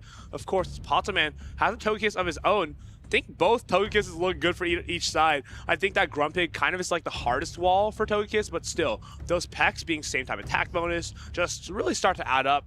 And Aura Sphere, a very good charge attack even when resisted. Yeah, it's true. Like, basically, those Psychic-type Pokemon are very strong against Togekiss charge attacks, but we don't really see that many. But Grumpig, actually, we've seen a little bit of play already in this regional so far. And yeah, I'm curious on what the player is going to do. We're going to have here, of course, the Bug Bite Fortress, which you say is going to be the better version of it. And, like, what do you think about Volt Switch, though? Volt Switch is so different than Bug Bite Fortress. It almost feels like you're playing a different Pokemon altogether, right? Because Volt Switch Fortress, it's like almost closer to Unova Stunfisk, whereas Bug Bite Fortress, it seems like you're getting, it's focused on fast attack pressure, focused on hitting hard, hitting fast, debuffing your Pokemon, and the other one just feels a lot slower. But of course, we are getting into not a slow game, it's going to be a fast-paced game. It's that Bug Bite Fortress into the Licky Licky on the side of Sustenance Eater. Bug Bite is going to chunk away here, and of course we've seen this matchup already on the last matchup there as well, last battles, and it's definitely a bit of a close one, but this time around we don't see the bait, we're gonna see the straight Shadow Ball here. Is Patterman gonna shield here again? No reason to shield here, right? You know it's not going to knock out your Fortress. Takes that damage, goes into the Togekiss, and now Sustenance Eater shakes his head, not really sure what to think of this. Comes into his own Togekiss, and take a look. That's a Flamethrower on this Togekiss. Going to get a launch at his own, but of course, Flamethrower, not same type of attack bonus. Does a lot of damage. Do we commit the shield? We commit the shield. We get the shield call correct. Nods his head. Now, understands that we need to peck this Togekiss down into Psy Shock range. Can we do that? Looks like this is going to be pretty close, but it's not going to be just enough. Pokémon can safely make that nose shield here, which he does. Psy Shock onto the Togekiss. It lands, and now Flamethrower going to get reached. Another Flamethrower. It's so interesting to see a Flamethrower on this Pokemon. I completely forgot that this Pokemon even has that coverage. But it makes sense in the current meta. We've seen already that there are a lot of Steel-type Pokemon that you can target with it. And we see a swap out here into that Fortress, trying to get some more energy, shielding up, of course, that incoming Aura Sphere to utilize the energy for the later matchups. Now, I wonder if we make that pivot into Licky Licky. Can we afford to let this get packed down? We can! And now, Licky Licky gonna be responding to that Shadow Fortress, but how is that Quagsire gonna fare in the back? It is a Wigglytuff. We got a little bit of energy here, though, to throw at that Fortress. But here we're gonna see, of course, that Rock Tomb going to connect, gonna do a lot of damage. Is it going to be enough, to farm? Of course, we're going to have, the Shadow Ball. Do we see the final shield coming up for Patterman? Yes, we do. We want to see here, of course, a little bit more energy on that Fortress to try to maybe utilize, again, the debuffing move for the end game. But in comes now that Quagsire. Can this Sandtomb get reached? Actually, is it going to be a charge attack priority? And now, with the Fortress falling, can this Quagsire handle the Wigglytuff in the back? Sustenance Eater nods his head, understands that, hey, we've got a shield advantage and a little bit of energy on the Quagsire. We can take anything in the back here. It's going to be that Stone Edge probably. We reach for it first. Try to get as much damage. Oh, goes for the Aqua Tail, actually. Maybe gets debuffed after this, but now, if you're Potsman, you have to commit to a full farm down. Not going to be able to get to those 2 charge attacks, but Sustenance Eater feels pretty confident about this. Just needs 2 more Aqua Tails to get the job done against Potsman in Game 1 of Winter Semis. Very, very close game, but still here we're going to see the shield coming up. We have the Ice Unit dropping the attack, and so you need 2 charge. We'll see 2 Aqua Tails, or we're going to go for the Stone Edge here, which does a little bit more damage, but of course, you have now the debuff on yourself. Maybe it would have better been to go for this one earlier. But it's all good. Mud shot down that Wigglytuff, comes in with the Licky Licky, gets that rollout, and Sustenance Eater puts Game 1 on the board against Potaman. I believe this is actually the 3rd time these trainers have faced off. Once at the North American International Championships last year, once at the European International Championships just a couple months ago, which Potaman won. Sustenance Eater, he's back, he's up a game, and he's looking for revenge. Potsman, though, he's a player who can always claw out of a situation. Some will say the best in the world. So it's got to start somewhere, right? He wants to win another tournament this year, wants to fill up his entire page with regional championships, but of course, he's got to get through Sustenance Eater first. And this is such an interesting matchup. I'm actually curious on how Patterman gonna come back from this one, but I find it very cool to see the Flamethrower coverage on the Togekiss, because I haven't really seen any player doing that yet, but it has so much potential against the current meta with the Fortress being everywhere. We have, though, again, of course, on both sides, basically, the Togekiss. I feel like it's really done well on both sides, though. Togekiss has just been so consistent, right? Because the only Pokemon that it doesn't want to see is Unova Stunfisk. And Sustenance Eater, building his team pretty strong against it, has the Bug Bite Fortress, has Shadow Quagsire, a lot of other ways to neutrally deal with it, like Grumpig, Licky Licky, Gator to lure it out. Just overall, a very well-constructed team. Yeah. I would agree so as well. We saw already as well again what the Quagsire can do. Quagsire been one of the best Pokemon in the current meta. And again, I do feel like that there is also nothing really that Quagsire has to worry about like Padaman's team. The only one like is going to be the Togekiss, of course, but like otherwise you're going to be able to hit basically everything for some solid damage. Quagsire, even against Togekiss, we see how strong those Stone Edges can be. It's just so much damage. I think it just knocks out the Togekiss from full HP. Of course, Sustenance Eater, though, doesn't bring that Quagsire in the next game. It's looking like a Togekiss into a Galarian Corsola lead. It's not the best, but there's a lot you can actually do here with that Licky Licky. Try to make a catch on that back line. Let's see if Sustenance Eater can pull that off, though. Yeah, we're going to see here both trainers charging up some energy first. Let's see if we're going to see some catches here. In comes the catch onto the Nightshade. Wow! This is amazing. This is going to do barely any damage at all here. It's going to be double resisted. What a catch from Sustenance Eater. Lures out this Wigglytuff. And now you've got Togekiss and Quagsire in the back, which they're not bad, but I think it's going to be really difficult to actually out-neutral this Corsola, out-neutral that Togekiss. But we'll see if he can deal with this Wigglytuff first. It's going to be the Potty Slam that gets reached. Charge attack priority here with the Icy Wind most likely. Can you make use of these desynced switch timers, though, to maybe get out of here into your own Togekiss and get the energy advantage now that Wigglytuff is dry on energy? This might be the play, but again, of course, Togekiss with so much energy now for the rest of this matchup. It's going to be so amazing for Sustenance Eater here as well. As you're going to see the Body Slam swapping out here now directly into the final Pokemon, into the Quagsire, trying to reach that Awkward Tail before the Wigglytuff cannot reach another charge move here. The Swift is coming through though first. Swift comes through. Quagsire has a decision to make. Do you shield this Swift? You know it's not an Icy Wind. You can tank damage. You do tank damage. Now, what does Potsman come into? It feels so awkward, right? Because you can come in with Corsola to tank damage, but then you're kind of misaligning your own Togekiss. But at the same time, Togekiss doesn't want to deal with the potential of a Stone Edge from this Quagsire. It's such a difficult choice. What does Potsman opt with? It's going to be that Togekiss that comes in here. Sustenance Eater goes for the bait. Aqua Tail onto the Togekiss. Potoman once no-shield his Stone Edge against Dinoski in the Seville Regional Championships. Does he do it again? He no-shields the Aqua Tail. What an incredible call. And now, Potoman looking like he's back in that driver's seat. Can he shield this up and get an energy advantage against Sustenance Eater? But at the end of the day, you just want to have damage on that Togekiss because you have so many charge moves to throw. You have the roller damage still coming in from the Licky Licky later on. You are actually in a very good position, even just going for the Awkward Tail. Of course, great play from Pataman to no-shield their potential Stone Edge, but here we still see, we see a an shield. Aura Sphere is thrown onto the Togekiss, but hey, Sustenance Eater knows we gotta shield this up anyway. Our Togekiss is our path to victory here. So much energy on this flying type Pokemon. It's gonna launch this Psyshock. 2 Psyshocks should be able to knock out. Can you get this second one off? Is Potoman actually going to shield this one up? No, doesn't shield it up, but it's gonna have to shield a move eventually here. Otherwise, that's Licky Licky. It's gonna finish the game out for Sustenance Eater. It's gonna be close. We're gonna see the shield coming up now. And of course, we still have that Licky Licky in the back though. This is not going to... Okay, we see the Swap Out straight away as well. We're going to have here a little bit of energy still, but we have to reach a Shadow Ball, of course, to do any damage. And Nightshade is coming through now against the Licky Licky, trying to get the shield. Now, this is going to come to a catch. We no-shield a Nightshade onto the Licky Licky. And now, Shadow Ball, it's going to be reached. He just knows if he gets the 2 charge attacks, he's going to be able to throw one at the Corsola, throw one at the Togekiss, shields the Nightshade, Sustenance Eater. He's so close to getting this win, throws the Body Slam. He takes a deep breath. I think he realizes this Body Slam takes out the Togekiss. Shadow Ball, it's locked, it's loaded, and it's going to be hanging on. Oh, Corsola, it's going to take the Shadow Ball. Sustenance Eater, sigh of relief. 2-0 against Potoman. Potoman knows already this game, of course, is going to be over. That Shadow Ball is going to take down that Corsola, and what a dominant performance there. Wow, I am amazed right now. As you know, he's my brother, of course, but Potoman, one of the best players in the world, not the best player in the world. He just put on an absolute show here, showing what he can do and maybe trying to step it up. He's never made top 8 in a North American regional, but in Europe, he's made top 8 in the internationals. He's made top 8 in the Melbourne Regional Championships. Can he get another top 8 under his belt outside of his home country? Sustenance Eater is going to day number 2 on the winner's side. That was such a dominant performance against one of the best players, if not the best player currently in Europe. So I'm curious, like, he can go all the way. He can go up to the finals. He can get the first Prague Regional Championship there as well. That was such a strong performance.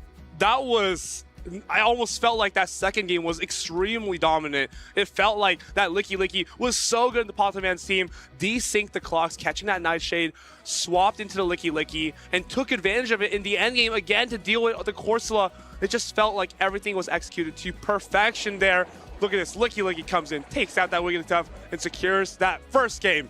And that second one just happens again. Look at that beautiful catch. The catch was so amazing. It helped him absolutely in this matchup, getting especially all the energy already early on, keeping it for late game, and basically soaking up everything on the Licky Licky. Licky Licky was absolutely the MVP in the second battle here, for sure, with the Shadow Ball at the end to knock out that Galarian Corsola.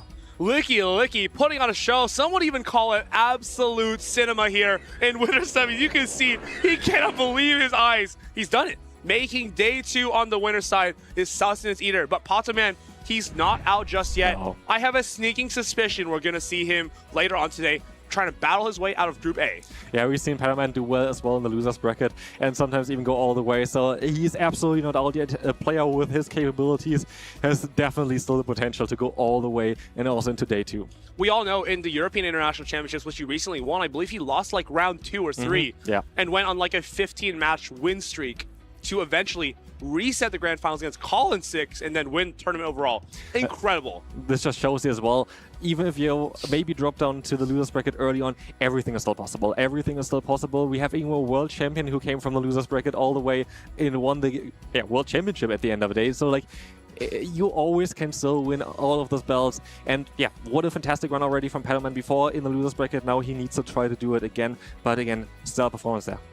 Stellar performance from Sustenance Eater, and that's the first of the 13 North American trainers in the Prague Regional Championships to punch his ticket today, number 2, and on the winner's side as well. So with all these North American trainers, I wonder how many of the top 8 do you think are eventually going to be taken by North America? It's like I'm curious about it as well. Like we have so many strong players here from North America competing at this Prague Regional Championship. We haven't seen that many yet on the stream, but I am sure we're gonna see quite a few more of them here still today. I mean, of course, we know our players to watch. We had Out of Pocket, Dunebug, Rise to Occasion. We've yet to see them play on the stream so far, but of course, as we get into those later and later groups, you're going to want to stick around because those trainers are here for victory. They're looking to secure those travel awards, looking to secure those Worlds qualifications. Like Out of Pocket still needs to win one of those tournaments this year to get that Worlds invitation locked up. So we'll just have to see what they can do for us in this regional. I always like the picture that we had already early on from Dunebug with all of his medals around him. Like he's such a decorated player, one of the best players, if not the best player from NA right now as well. Like it's gonna be some fantastic battles still coming up in the stream here, and I'm curious on how well they're gonna do. And the funny thing is, that's like an old picture. That's an old picture. Imagine how many he would have right now if he took another one.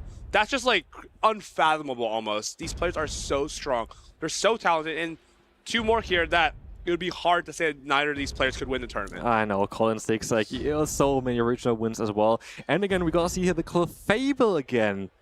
Clefable running the same thing as his brother, Helio. It wasn't getting the job done earlier because it got onto a fortress, but let's see if Clefable can pull out a win here for Colin 6. It's a very interesting pick, I think. I believe in the 2-shield scenario against Tinkaton, and it can actually win going straight Meteor Mash. But you got to shield the Gigaton Hammer correctly. That's kind of interesting. I also like, again, the Gorgas here. I think it's a fantastic pick in the current meta. With all of those Steel-type Pokemon, with all of those Water-type Pokemon, Gorgas going to do fantastic here as well. Let's take a look here, though, at the other team. We're going to see here again the, Unnovan Stunfisk here, which is a very solid pick as well right now. Unnovan Stunfisk is kind of like one of those main answers to something like the Empoleon, to the Feraligatr. Just resisting a lot of fast attacks from this meta, like Togekiss, roll out from the Licky Licky, just feels like a very neutral pick. And if it's not on something like a Gourgeist, it's pretty fine. But unfortunately, I think it's Colin 6 who's bringing one of the only Gourgeists we've seen so far on the stream today. Yeah, and we have on both sides Empoleon, a Pokemon that we haven't really seen on the stream yet, but like it was a Pokemon that was very, very solid already in past regional championships. And yeah, we saw on Paddleman's side, we haven't seen the Empoleon there directly with the Waterfall, but actually, interestingly enough here as well, we're going to have, again, 2 Empoleons. It's going to be quite interesting how strong they're going to be here in those matchups. I'm almost a little sad we didn't see the Waterfall Empoleon. It seems like such a strong pick into, like, I guess Tinkaton or like Fortress, but didn't really come up in those games. But of course now, Let's see what Kaifia decides to opt with. I feel like he's kind of playing as the underdog here, has made those top 8s quite frequently, made top 4 at the European Internationals last year. But Colin, multiple-time regional champion, well, easily one of the best trainers in all of Europe. I mean, no, all in the entire world. But now, he's looking to put another regional champion under his belt, and he's got that Gorgeist, which just seems so powerful against the likes of Quagsire and Unova Stunfisk. It feels difficult because 2 of Kaifia's Pokemon are kind of just walled off rip. Yeah, I'm curious on what the Clefable can do here, though. Again, I think it's a very interesting pick for this meta. I feel like a lot of people didn't really think about this Pokemon yet, and I do feel like the only real answer is going to be here the Empoleon, which we haven't really seen a lot of play yet in this regional so far, so might be safe to bring the Clefable again for Colin Sticks. Clefable is just so strong neutrally because its moves are fantastic. Meteor Mash, one of the most efficient charge attacks in the game. Moonblast, also an extremely strong, same type attack bonus attack, can knock out a Shadow Quagsire pretty much from full. So, see what these players decide to go with. It's going to be a Quagsire fest, I think, because it just looks so great from both sides outside of that Gorgeist. But, see what these players decide to lock in. It's actually Quagsire into, well, Quagsire. As you said, Quagsire looks fantastic, and I think both players agree with you here, as we have 2 Shadow Quagsires up against each other. And we see also both of them are not running Stone Edge, they're both running Mud Bomb.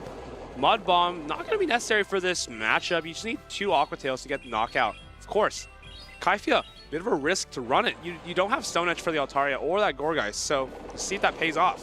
But again, we're going to see as well on how interesting it is on if you're going to go for a Stone Edge or for the Mud Bomb there, because we see on Colin Sticks' side in the backline we're going to have the Empoleon, where Mud Bomb is super effective, but Stone Edge wouldn't be that great. But then we're going to have Altaria, where it's the other way around. You would need to have a Stone Edge there. And I wonder if you come into Altaria right now as Colin, just catch this next move from Kaifia, or does Kaifia attempt to bank this? Let's see. Goes into Altaria, and it's a Togekiss. Predicted here with the Togekiss coming in, and of course this Dragon Breath is going to be resisted, and the Psyshock is just going to do some nice neutral damage together with a pack. Seems like Togekiss would be favored here, but actually Altaria can put up quite the fight, can hang on to 2 Psyshocks, and gets 2 Sky Attacks off in the Zero Shield scenario, actually winning Altaria this matchup. It's quite interesting, just because you just don't have that fairy type coverage with the Togekiss. You only do like neutral damage here as well. And Psyshock, of course, is not even the same type attack there as well as the Togekiss and VC as well. The Sky attack would be reached already. We saw already 1 shield coming up. This most likely going to be unshielded there, but yeah, trying to get as much energy as possible on the Togekiss. I love the overfarm here, understanding that, hey, if we throw this move off early, it's just not going to get the job done. Let's overfarm, let's throw the Psyshock, and now we're locked and loaded, ready for whatever comes in. If it's Empoleon, we have Aura Spheres to launch. Quagsire too. Again, Metal Sound probably can take down this Togekiss, but Kaifia has a full HP Empoleon in the back. Yeah, it's going to be interesting here. We have the charge move coming through the shield, of course, from the opponent immediately. You have to respect the Aura Sphere. This would do so much damage. We see the swap out straight away, though, and we have the Mud Bomb that was stored. Mud Bomb being stored here has to be shielded from Colin, but still, we don't have a lot of fast attack pressure into this Empoleon. We're going to need to muscle through with our own. Do you come with Empoleon? Yes, just come in with Empoleon here. Quagsire gets swapped in. But this Empoleon should reach in time here. Yeah, the Hydro Cannon is coming in. The Quagsire is going to go down here, and so it's now Empoleon with another Empoleon and a Togekiss. This is looking quite solid there. But the thing is, those Mud Shots put Empoleon into a bit of an awkward range where maybe 2 Hydro Cannons are going to start to be able to knock out. Of course, you have a shield. You have the ability to get a couple of pecks off later and get a little bit more damage. Kaifia seems like he's unsure about what's happening here. Colin looks confident as always. Hydro Cannon number 1 comes through. Hydro Cannon from Kaifia now is going to knock this Empoleon into the half health range. Just barely, I think. It's just out of range. Now, we can still try to peck this into a range where the other Hydro Cannon would knock out, but Colin still has to get through this 1 shield, has to avoid a catch. It's probably too little too late, though. Yeah, it's going to be interesting here. We're going to see on if the pack is going to be enough. It's going to be a very close matchup here still at the end. Hydro Cannon is going to get them very, very low, though. And we see the swap out, trying to get the move, doesn't work out, but pack, of course, is going to be enough to knock out that Empoleon. As I said, yeah, packs are going to come in clutch here for Kaifia. Mud Shots from the Quag was an interesting idea, but still, having that 1 shield in the even Empoleon matchup just makes it so difficult for Colin to come back from that.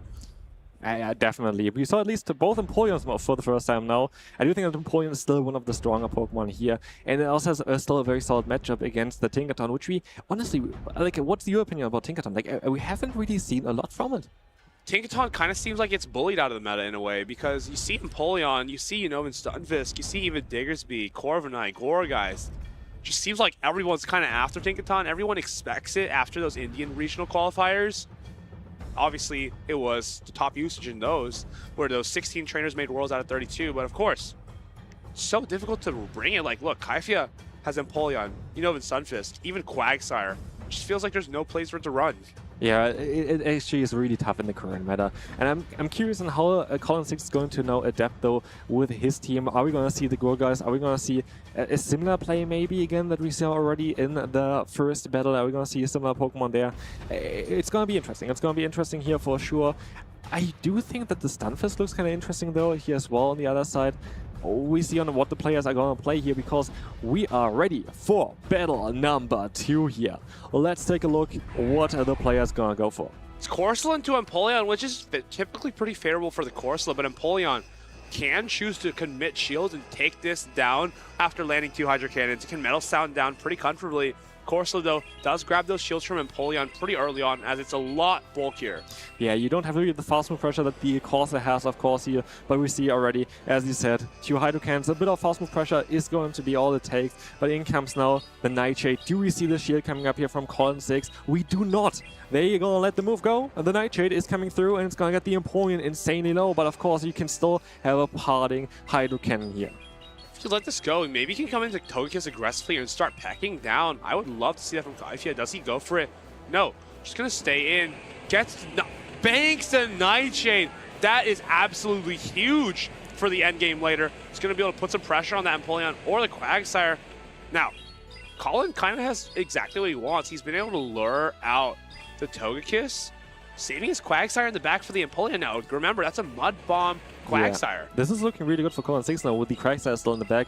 Very well done baiting out the Togekiss with the Altaria, of course. This is a very, very smart play. Of course, you have like the lead matchup there of the Empoleon, one of the better answers to that Togekiss, and you just try to bait it out. And as you said already before, the zero shield scenario here is actually quite solid for that Altaria. So we see another shield coming up actually here for the Togekiss, being 2 shields down now. But Togekiss has so much potential in this matchup. We still have the Quagsire, and we see the swap here though onto the Psyshock against like this Empoleon. Wow, what a catch from Colin. Absolutely calm, sits there, happy with himself, but one pick does come through for Kaifia, so it's not over yet. But of course, Quagsire has no access to Stone Edge, so it's going to still need 2 Aqua Tails here to take out this Togekiss. Could definitely get a little bit awkward for Kaifia. I think we need to be looking for a catch onto that Empoleon. We need to catch the Aqua Tail onto the Empoleon, or catch something onto the Corsola. Somehow, some way, we need to muscle through this Quagsire. So far, it's not looking good, though. Those are the 2 Aqua Tails being reached. Is it a catch? Does Colin wait? So much on the line here. What does Kaifia do? He's just 1 game away from taking down Colin. It's so close here, though. Do we see the back-to-back Aqua Tail? Do we see like the way? Do we see a catch? We have to see here. Like one fast move away of getting to another charge move as well, of course, for the Togekiss. The Aqua Tail is going to be reached. It's not going to be enough. And we see the Aqua Tail coming through. We don't see the Aura Sphere. The Aura Sphere was reached already. Will win the CAP tie there as well. But the Aqua Tail is going to knock out now that Togekiss. But this is going to be a 50-50. You come with Empoleon. Is a catch going to happen on the Corsola? Colin tries to wait. And then the Hydro Cannon lands onto the Quagsire. Colin makes the read, but Kaifia knows that he's going to throw this Hydro Cannon into the Quag, knock it out, and now Altaria has Flamethrower loaded, but it's too little, too late. Throws Sky Attack, and Kaifia going to day number 2. Very dominant over Colin 6. Yeah, absolutely. Very dominant performance. Waiting out there, just going for the move, not trying to catch anything. They're predicting that Colin 6 would try to expect that. And in comes here now the Drill Pack to finish up this battle. Very, very dominant performance. I think it came down to that. Just that one call sealed the deal here. If he had tried to catch, he would have let Colin get to a Mud Bomb and knock out the Empoleon. What a fantastic set here.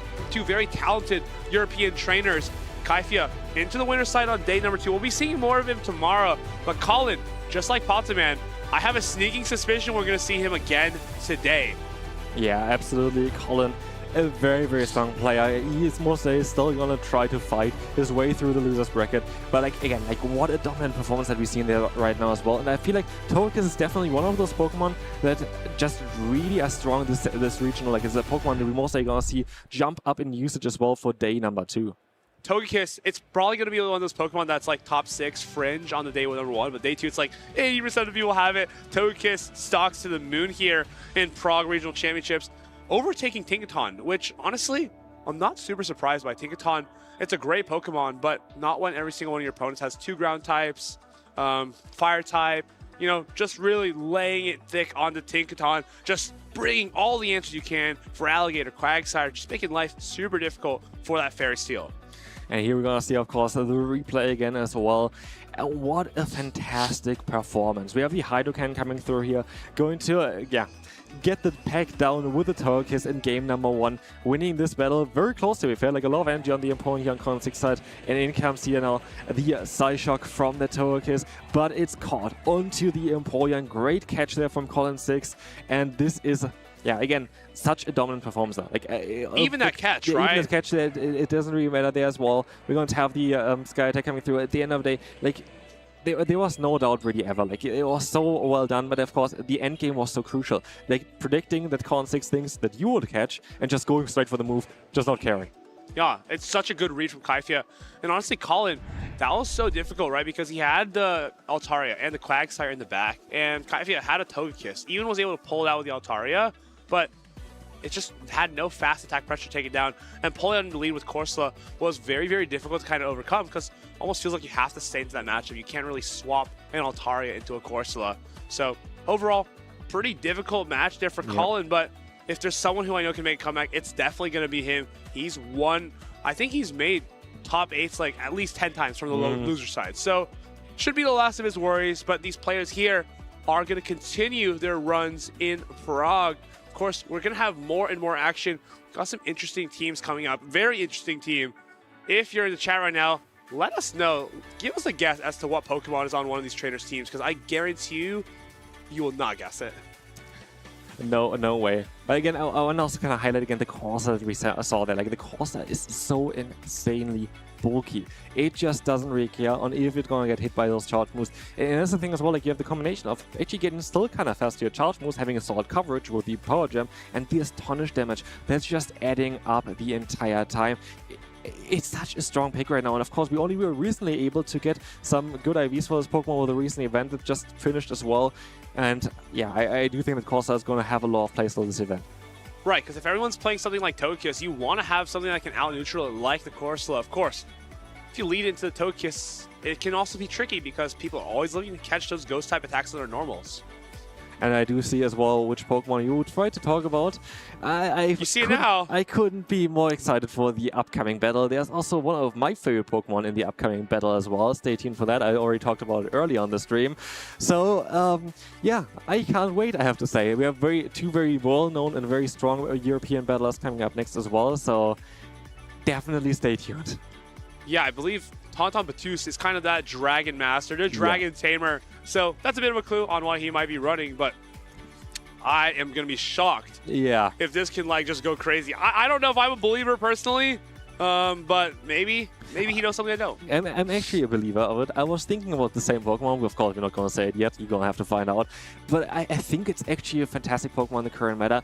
It is very difficult to play though. And of course, if you have, spoiler alert again, Fortress of Bug Bite, it might be a bit tough. There it is. Walk us through it. Aegislash and Hydreigon inside of Tauntaun Batuse. Exactly. This is exactly what I was looking for. Aegislash, of course, one of my favorite Pokemon currently to play in the Go Battle League, but also I really want to see it doing well in this regional. It's a very, very interesting, unique Pokemon, but it has a very good core together with it Hydreigon, because it kind of covers each other's weaknesses super, super well. Hydreigon, of course, a Pokemon that you really want to use your shields for. But we see some more Shadow action here with the Shadow Fortress, again, with your favorite fast move of Bug Bite. Yeah, Bug Bite of Shadow Fortress has been so prevalent through the last couple of tournaments, especially the Shadow version. It's just so strong, applies so much fast attack pressure, and Santum feels like it has perfect synergy with Bug Bite, just debuffing your opponents constantly and just stacking up those debuffs, stacking up those advantages, and especially when you can get a Rock Tomb off on your opponent's last Pokemon, it feels like you almost win. Yeah, it's so tough with the Rock Tomb. The Rock Tomb just getting the debuff on it is kind of crazy. And of course, we're going to see the same here. Like Fortress, again, Bug Bite, Shadow version, having Rock Tomb and Sand Tomb. It's such a strong pick right now. But again, we also see the Togekiss here. Togekiss is going to be a Pokemon that it's just going to follow us throughout this regional. Again, we have it on both sides here. It's such a good Pokemon. We see as well, like, those are the players that kind of really doing well right now as well. And they're running Togekiss. I think Nickname is kind of forced to play Fortress in this matchup because it doesn't seem like he has that many answers for the Shadow Fortress. Yep.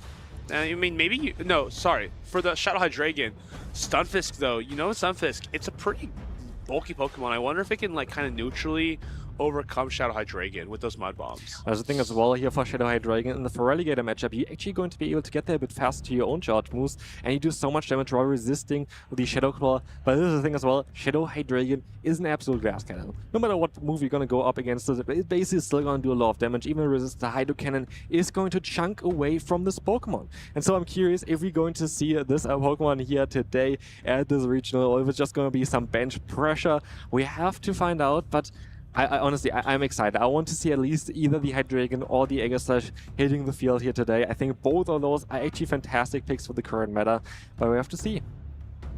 Such great neutral picks, of course. Always having Feraligatr, always having Licky Licky. Seems like every team has them, but Tauntaun Battus trying to stray away from that. I believe Shadow Hydreigon can get a damage break point from the Dragon Breath onto Licky Licky, and doing way more damage and putting it into a range where you might even be able to land a fly and farm all the way down. I wonder if Nickname knows that though. That's the thing as well. There's one talk as well about right now. Like, if you run Pokemon like a Shadow Hydreigon, which absolutely and nobody would expect to see in regional, you will catch people off guard. They don't know about those breakpoints. They don't know about those ball points. It's so too specific to have that knowledge, and you can maybe win some matchups that maybe the other player thinks, okay, yeah, I'm gonna have that. But you maybe have like those specific areas that allow you to do a little bit more damage that completely decides those matchups. You always feel like these kinds of special picks are making your opponents quite stressed, right? If your Nickname, you're going to this thinking like, this doesn't look so good.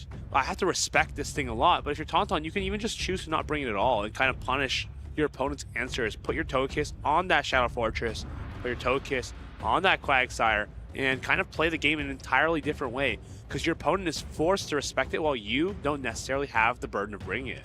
What do you think about Aegislash in this matchup? Do you think that you're gonna see this one? I feel like you're gonna have a very tough time against the team of nicknames. I think we're definitely leaving the Aegislash at home this match. We have Quagsire, you know, with Stunfisk, even Feraligatr, Licky Licky. It just seems like it's so far behind though. Yeah, like I think the type itself just doesn't really work out here. Still hope to see at least somewhere in Aegislash in this regional, but this might not be the matchup for it. But I still definitely think that the Hydreigon has a good potential here to have a lot of play.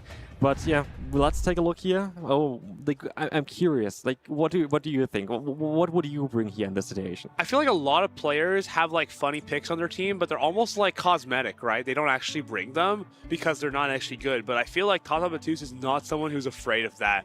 It's not cosmetic. It's here for a purpose, and your opponent's gonna have to respect that. If I was Nickname, I feel like I'd be leaning on Licky Licky, Shadow Fortress, trying to just out neutral with my bulkier Pokemon. If I'm Tauntaun, focus on like targeting the answers from your opponent, not necessarily like committing to the Shadow Hydreigon. Just knowing that your opponent has to operate under the threat the entire time is such a leg up in these tight best-of-3 games. That's basically it. Like, you're always going to have that pressure that you have to, like, that it can apply to the opponent. Even if you don't bring the Pokemon, like, they still have to prepare for it. Like, it's such a unique Pokemon as well and what it can do. So, it's going to be very interesting how this battle is going to turn out. But again, as you said already, like, Tauntaun is known for actually bringing those Pokemon into the battles. And when you bring something spicy, he has usually a lot of practice already with it and knows what they can do. And he just doesn't bring like Pokemon just for fun. He just really wants to show that they actually have a lot of potential. I mean, the Pokemon that I would say you need the most practice with is Aegislash on Tauntaun Battus' team. I'd love to take a look on Aegislash a little bit closer. It was on our Japan players' predictions earlier today. They thought Aegislash, I think it was 315 Casanari, said Aegislash was a Pokemon to watch out for. Walk us through these wins and losses. What is it like when you play Aegislash? Aegislash is a very interesting Pokemon to play because you don't really generate energy very fast in the shield form. You do though when you are in the sword form. This is the main kind of gimmick of this Pokemon. You're going to be able to change your forms if you go for a charge move, if you go for a shield, and that's how this Pokemon functions. It just generally has such an interesting type with the Steel and the Ghost typing, being of course one of the best answers to those Fairy type Pokemon. But like, what do you do against the Diggersby? Like, yeah, you're gonna do still a lot of damage with the Gyro Ball in the sword form, but like, you can't, like, it's a tougher battle there. And even because Tinkaton is so common right now, everyone's kind of targeting Tinkaton. Fire and ground types are being used so much. Feels like if you're Aegislash, you're getting caught in the crossfire almost, because it has those same weaknesses as the Tinkaton, making it harder and harder to use it. Had some success in previous tournaments. I believe Arrow really enjoys using. He's gone pretty close to making day 2, but if he is talking about Aegislash, always comes to mind. Like, he loves that Pokemon, loves to see it shine, but maybe we'll see it succeed here in Prague.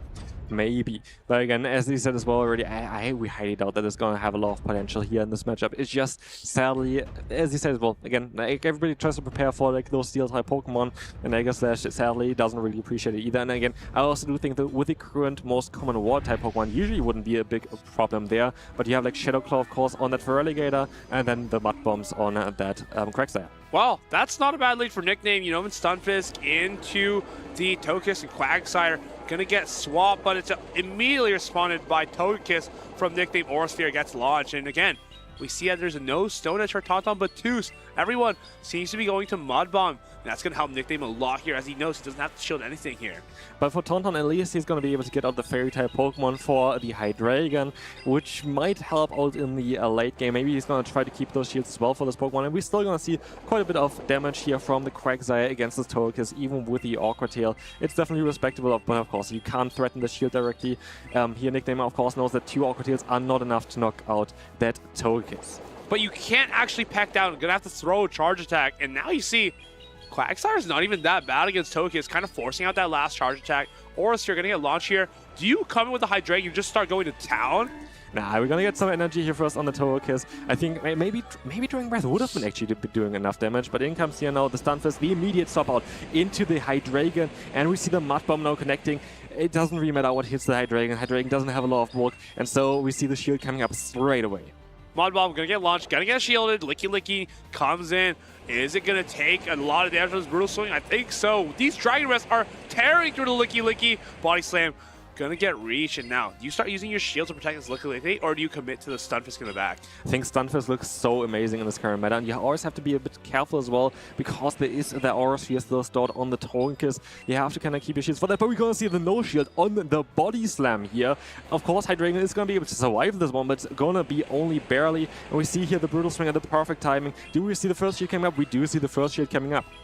Shield the Brutal Swing up. Can you launch his Body Slam, though? Probably have to throw it immediately, otherwise he's going to get to another one. No, goes for another rollout, and it gets caught on the Togekiss. Tauntaun Batu's trying to claw his way out of this one, but Nickname has his foot on the gas. Body Slam going to be launched. Stunfisk comes in here, and now just has to tap Discharge, really, and you can get to these 2 attacks before Tauntaun Batu gets the 2 Aura Spheres. Yeah, Stunfisk looks like so strong in this matchup. The Aura Sphere is still going to chunk away quite a lot, but again, it's such a bulky Pokemon, and most likely you would survive another one, and here, it's just clicking those discharges. It's going to be super effective here. It's going to be able to very likely take home this game, as Stunfisk just is so difficult to take down right now. Unless you're going to have the Quagsire aligned, it just can take nearly everything. You don't even have to shield this Aura Sphere necessarily, but decides that you could just shield this, overfarm with the Unova Stunfisk, get 2 charge attacks, and try to... Oh! And there's a catch on the Hydreigon. Tauntaun Batu's nose. It's just too little. Too late. Nice little catch there. Nice little flare, but still, Stunfisk does not care. It's coming in here. Gonna launch that Discharge. Tauntaun Batu can throw the Aura Sphere, but Licky just gonna come back in and get that roll out down for a nice Game 1 victory here. Yeah, very interesting Game 1. Of course, seeing the Hydreigon immediately is quite cool, but here, so of course, the rollout down. Gonna finish up the battle here. Nickname is gonna be able to win the first one here. Very strong performance there. I do think this Stunfisk was definitely the MVP.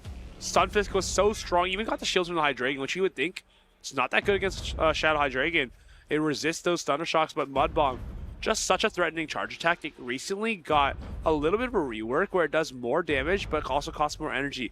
Making Stunfisk a lot better in some of these neutral situations where maybe before one Mud Bomb wouldn't really be enough. This Mud Bomb is now extremely threatening onto a Pokemon such as the Shadow Hydreigon. This looks very tough so far though for Tauntaun. How would you think he could come back from this? Do you think like the Fortress is kind of needed in order to maybe do more damage against the Stunfisk? Like, what do you think would be the best play here? I think Stunfisk, if that's the main thing you're concerned about, you just leave something like the Togekiss at home altogether and kind of like lock in on your strong matchups, like the Quagsire, like the Shadow Fortress. Maybe you could incorporate the Licky as well, because Licky despite Stunfisk resisting the rollout, I think you can still win the Zero Shield scenario because Shadow Ball and Body Slam are just such good neutral attacks. Yeah, I'm still hoping, of course, somehow that we're gonna see the Egger Slash here today, but it really doesn't seem to be the matchup for it.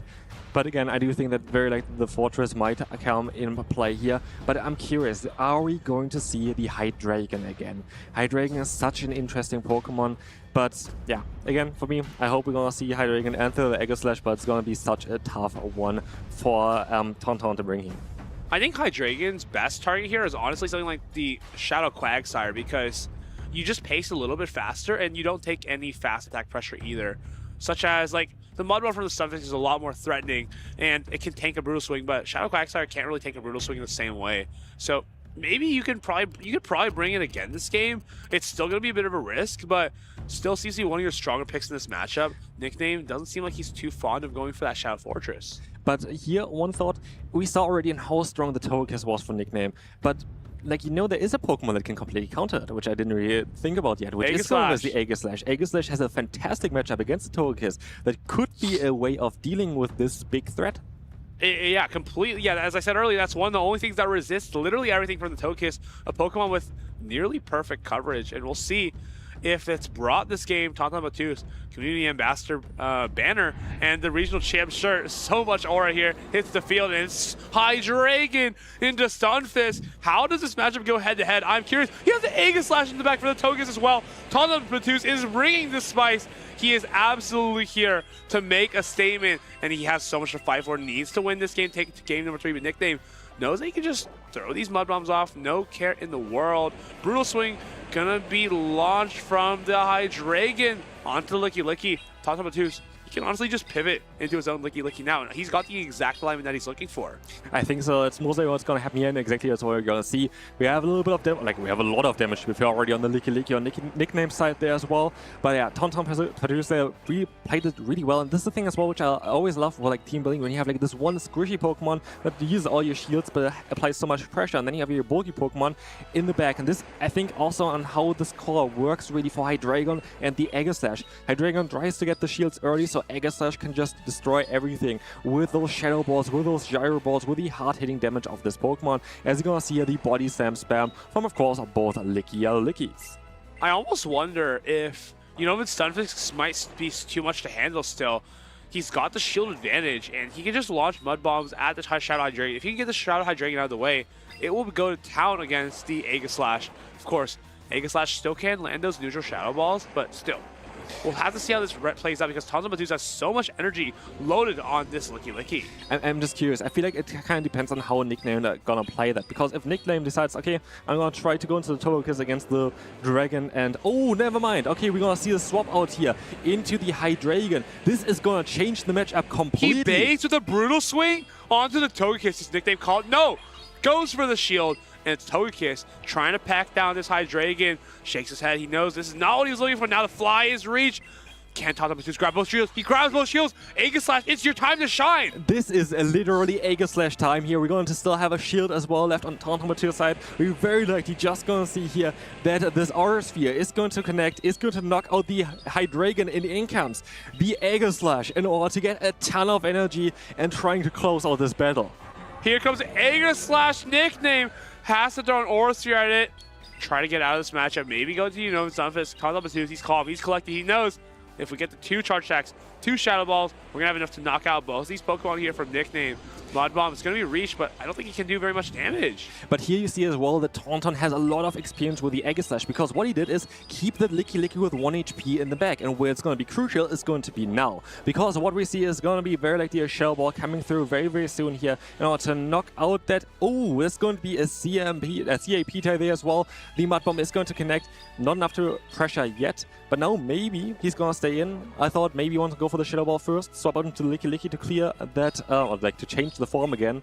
But here, the Shadow Ball definitely going to connect, and now we see the form change of that Aegislash, doing so much more damage, but also generating energy faster now.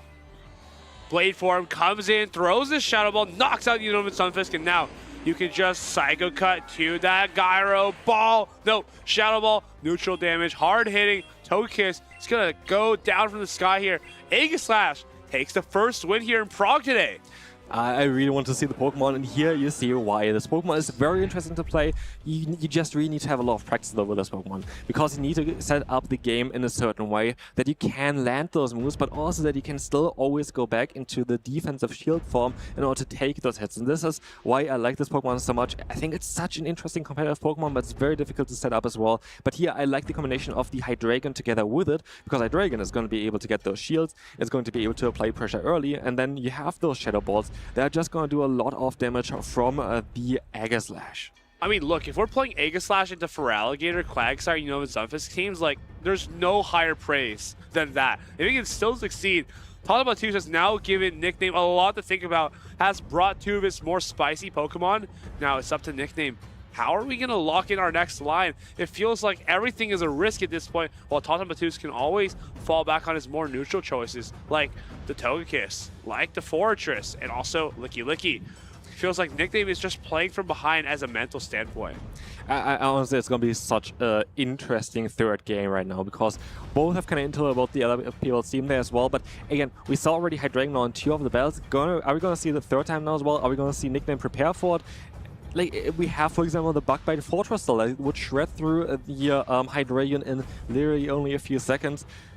It's gonna be interesting. It's gonna be interesting on what Tauntaun can do still with Hydreigon. But again, I'm curious. I hope I see again the Aegislash. The Aegislash looks amazing in this matchup. Aegislash is such a good answer for Togekiss, which seems to be one of the most prevalent Pokemon in today's meta.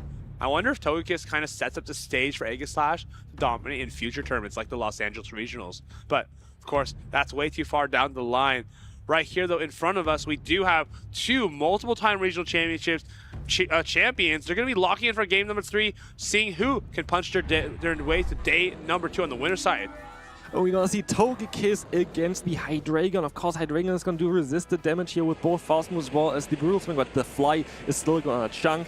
And we see the swap out here onto the Aura Sphere. This is double resisted, barely doing anything against Tauntaun's Togekiss. Absolutely despicable catch from Tauntaun Batuz, but Nickname, he sees his answer in the back. He's got the Unova Stunfisk ready for the Togekiss.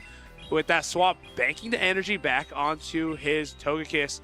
Can this take it out before that switch clock comes back up, before the Hydreigon can come in to this Unova Stunfisk? It's going to be a charge attack priority here. No, actually, Nickname decides to farm up more. I love this play.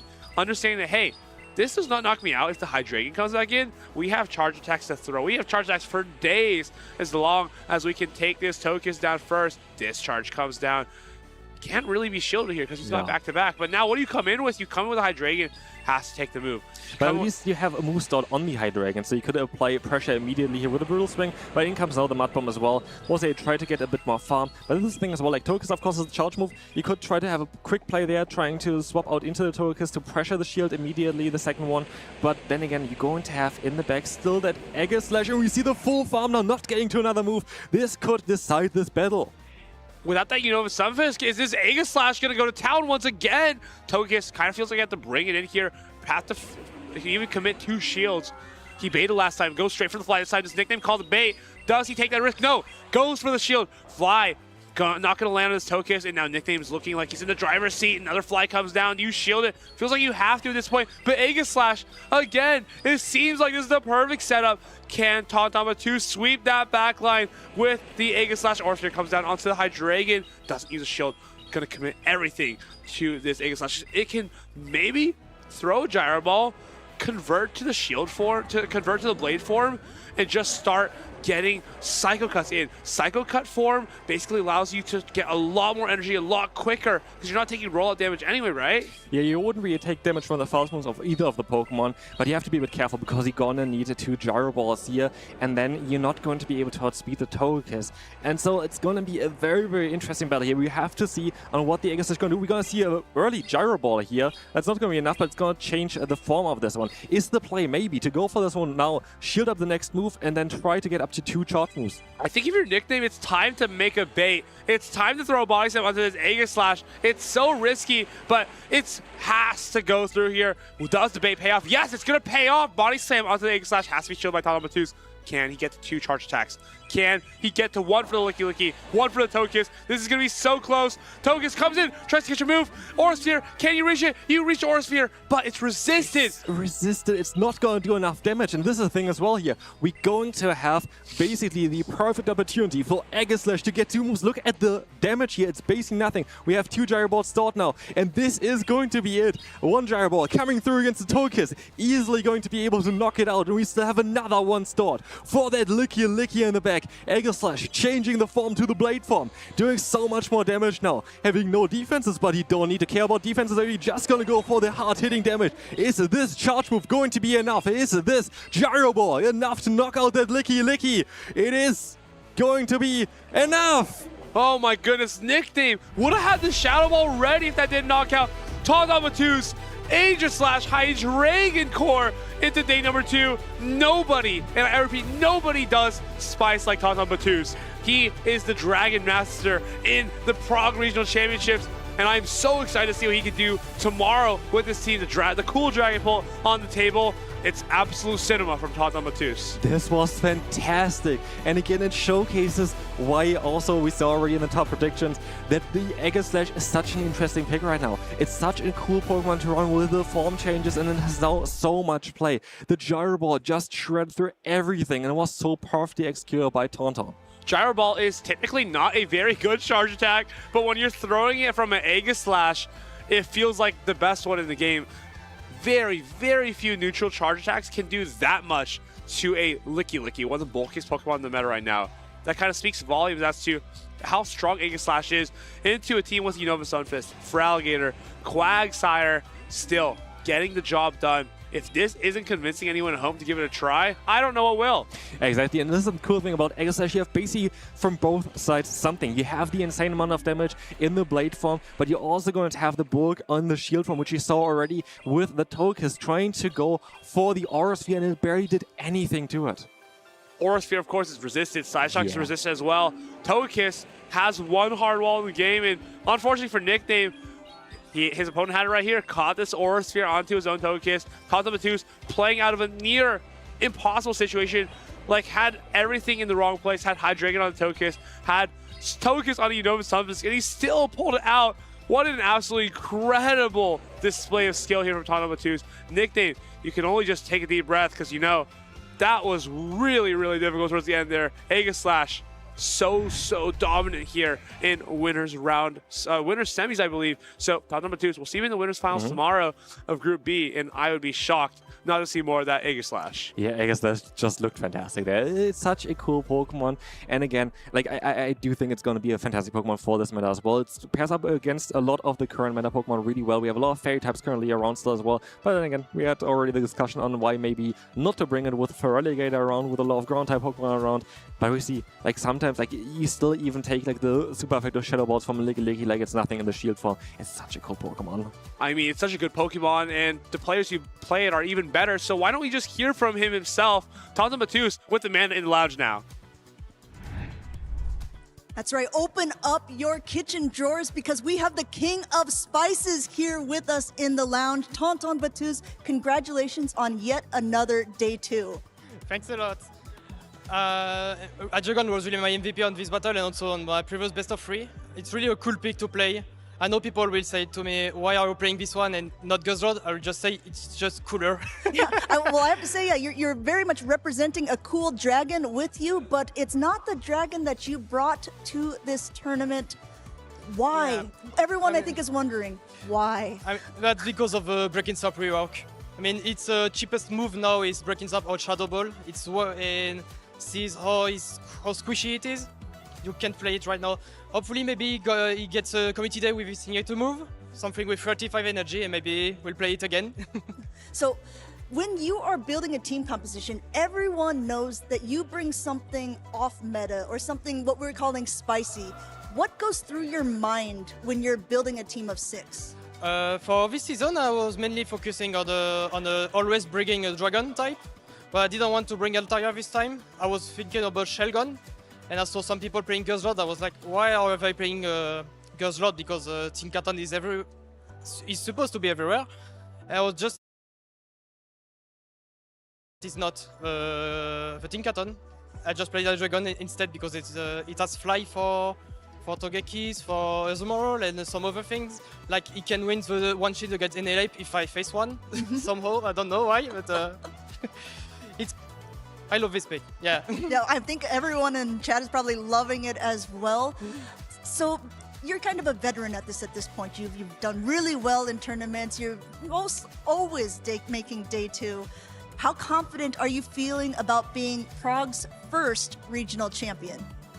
I hope my spice is not too high to win this one. I mean, I won one with Verticate, so I think everything is possible. You will see on day 2 what will happen. That's true. We're going to go ahead and let you rest up. I'm sure the accomplishment feels great being able to make it on to day number 2. We still have plenty more battles to go, so don't go anywhere. We're going to get right back into the action. Tonton Batus, one of the best trainers to ever do it. Can he be the first regional champion here in Prague is the question. There's so many more players today who are looking to make a name for themselves, though, looking to also become the first regional champion of Prague. And we got a repeat champion on our hands here. We got Coxiac 2400 on one side, and on the other, Howie. Yeah, that's going to be cinema. I think Coxiac has been having one of his most consistent seasons to date, is on that Travel Award race, and is facing Howie. Howie, I believe, either in his last tournament or a recent tournament, he got his first ever medal. So he's definitely in form, trying to repeat this here in the Prague Regional Championships. I almost want to say he ran Fortress in Gdansk, Shadow Fortress, a long time ago. Feels like a long time ago at this point. It was only November of last year. But Howie kind of taking a little bit of a break, and he is ready. He's recharged. He's in the winner's side, and he has an interesting pick on his team, I believe. He has, I think we're going to see in a second, but he has Poliwrath. Yeah, that's going to be interesting. Howie loves this Fortress. I'd say it's his baby pretty much. But usually he runs it with Bug Bite, but this time he chose the Volt Switch variant. I'm curious to see how he's going to pivot it around and try to beat Coxiac, who's been one of the most consistent battlers in this season. Coxiac, one of the most consistent, made top 16 at the European International Championships. He's here with Go-Goat, though, which is probably one of the best answers you can have for Poliwrath. Yeah, Go-Goat has access to Leaf Blade, which is a super efficient grass charge attack. Charges up really fast with that Vine Whip. Also, same type attack bonus from Go-Goat, who's fairly attack weighted, so it will deal massive damage into that Poliwrath. Poliwrath, though, has Icy Wind as coverage, so that could be helpful in those grass types matchups. But the more interesting thing to note is that because Howie's Fortress is on Volt Switch, it's going to mean that Go-Goat with the Rock side can probably win that matchup. Yeah, that's going to be interesting. I remember trainers actually, when Volt Switch Fortress came into the meta with the buff Sand Tomb, they were running Cradilly kind of as a Fortress counter. Usually we see Fortress as a very bad matchup, but the Volt Switch variant doesn't do too hot versus grass types. Volt Switch, it's so good into the water, it's so good into the flyers, but there's that one little problem with grass types. Luckily, though, not many grass types are to be seen in the meta here. Of course, Gourgeist, Go-Goat, couple to be named, but they're not super common. Coxiac here, though, has a really standard team outside of that Go-Goat. Togekiss, Empoleon, it's almost on every team at this point. Yeah, Coxiac has had success with that Empoleon. I believe he used it to get a bronze medal in the Lille Regional Championship earlier this year. Of course, Empoleon has been kind of... I feel like it's iffy in a weird way. Yeah, it's iffy in a way in this meta. Sometimes it has insane matchups, and some other times it seems like he has no pain. We have lock-ins, though. Let's see who wins this matchup. We have the Licky into Empoleon. Favorable matchup for the Steel type. It's a perfect matchup here as you outpace 2 Shadow Balls with 2 Hydro Cannons, perfectly knocking out the Licky. If you're Howie, though, well, you look to make a catch onto your Poliwrath, trying to absorb that Hydro Cannon, but no, we're just going to probably opt for a Shadow Ball and maybe a swap into the Gourgeist. Yeah, great timing here, throwing the Hydro Cannon right away, not before the Licky. Oh, he catches the Shadow Ball on the resisted Licky mirror. Takes that Shadow Ball into his Licky, kind of forfeiting a pretty favorable lead matchup, and now Poliwrath's going to come in to punish this Licky. That sneak from the rollout is critical because it actually allows him to reach the Shadow Ball first. Reaching the Shadow Ball, but Poliwrath has such good stat power, fairly similar to the Medicham actually, which we've seen before in this championship series. Dynamic Punch, locked and loaded. Goes for the Icy Wind bait though, maybe trying to pull Protect Shield. Coxiac sniffs it out.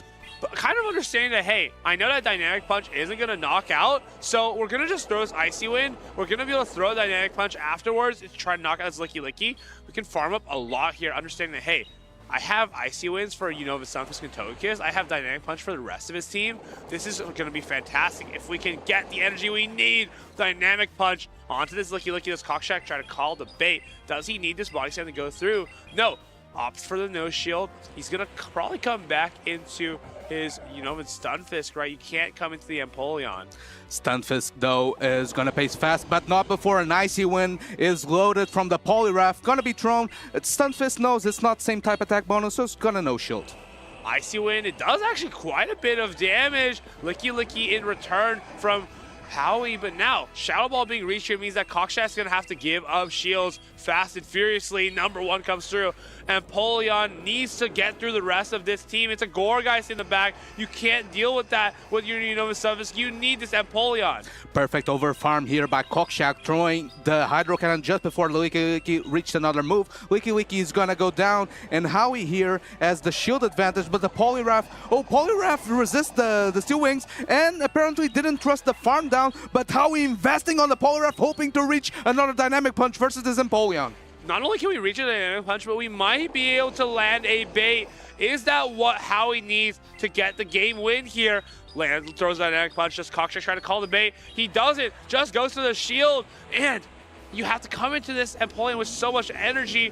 Drill Peck, it's not going to be enough. It's going to be super effective, but can this Gourgeist handle the Empoleon and Unova Sunfisk? The mud-shot damage from Poliwrath might have been crucial, because now I think this Empoleon is near Seed Bomb range with the Incinerate damage. Are we overfarming perfectly? Let's another Drill Peck sneak through, and this is going to do super effective damage into the Gourgeist. But now, can Gourgeist be in a range where Mud Bomb is enough to knock out? I think it is. If you're Howie, you're so afraid of the catch, but you have to throw anyways. Now, Gourgeist, I think it's too little too late. Gonna have to reach for a Shadow Ball because that does more raw than a super effective Seed Bomb. Cockshack, though, Stunfisk is so healthy. You're only gonna take a Seed Bomb here, and that's gonna be enough to knock out the Gourgeist. Howie tried to play to his win conditions, tried to come in with that Poliwrath, but Gourgeist, even with the advantage against Unova Sunfisk, it's just not enough here. Cockshack, pretty confident, pretty comfortable game number 1 here, actually. And the crucial moment in this matchup was that Shadow Ball catch on his own Licky Licky. Cockshack having his counts on point, knowing when Howie was going to throw that proved to be detrimental. That was so much energy wasted, saving the Empoleon in terms of HP, not having to waste a Protect Shield. That set him up for a perfect endgame. I almost wonder if swapping out of a pretty good lead is so like unconventional that your opponent isn't even thinking about the opportunity that you have to catch. They're just trying to land a Shadow Ball into the Empoleon, knowing that, hey, why would my opponent swap out of this? This is a fantastic lead for them. But no, Cockshack trying to play to a more neutral advantage, understanding that, hey, even though I win this lead, that doesn't mean I'm good to go in the back. I need to save the energy of this Empoleon for something like the Gourgeist. It came in so clutch there for him in game number 1. And honestly, that was such a clean game from Cockshack. Yeah, and I think Howie maybe wasn't expecting the Licky Licky in the back, because both Empoleon and Licky Licky take super effective damage from Dynamic Punch from that Poliwrath. Of course, Empoleon has the tools to fight back with that super effective Drill Peck coverage.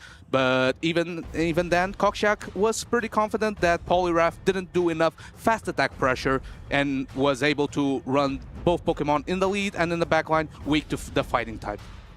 Poliwrath, it looked so good into this team here, but honestly, I can kind of see where the train falls off the tracks, because against something like an Empoleon, you're not doing that much damage to the Mudshots. At the same time, Drill Peck can't hurt. You know, with Stunfisk, you can fight back with the Icy Winds, but at the same time, it feels like you're kind of just getting burned down neutrally. Yeah, and I wonder here if Howie makes an adjustment, maybe going for more reliable picks like the Galarian Corsola. Corsola, if it avoids the Licky Licky in this matchup, it feels pretty strong neutrally.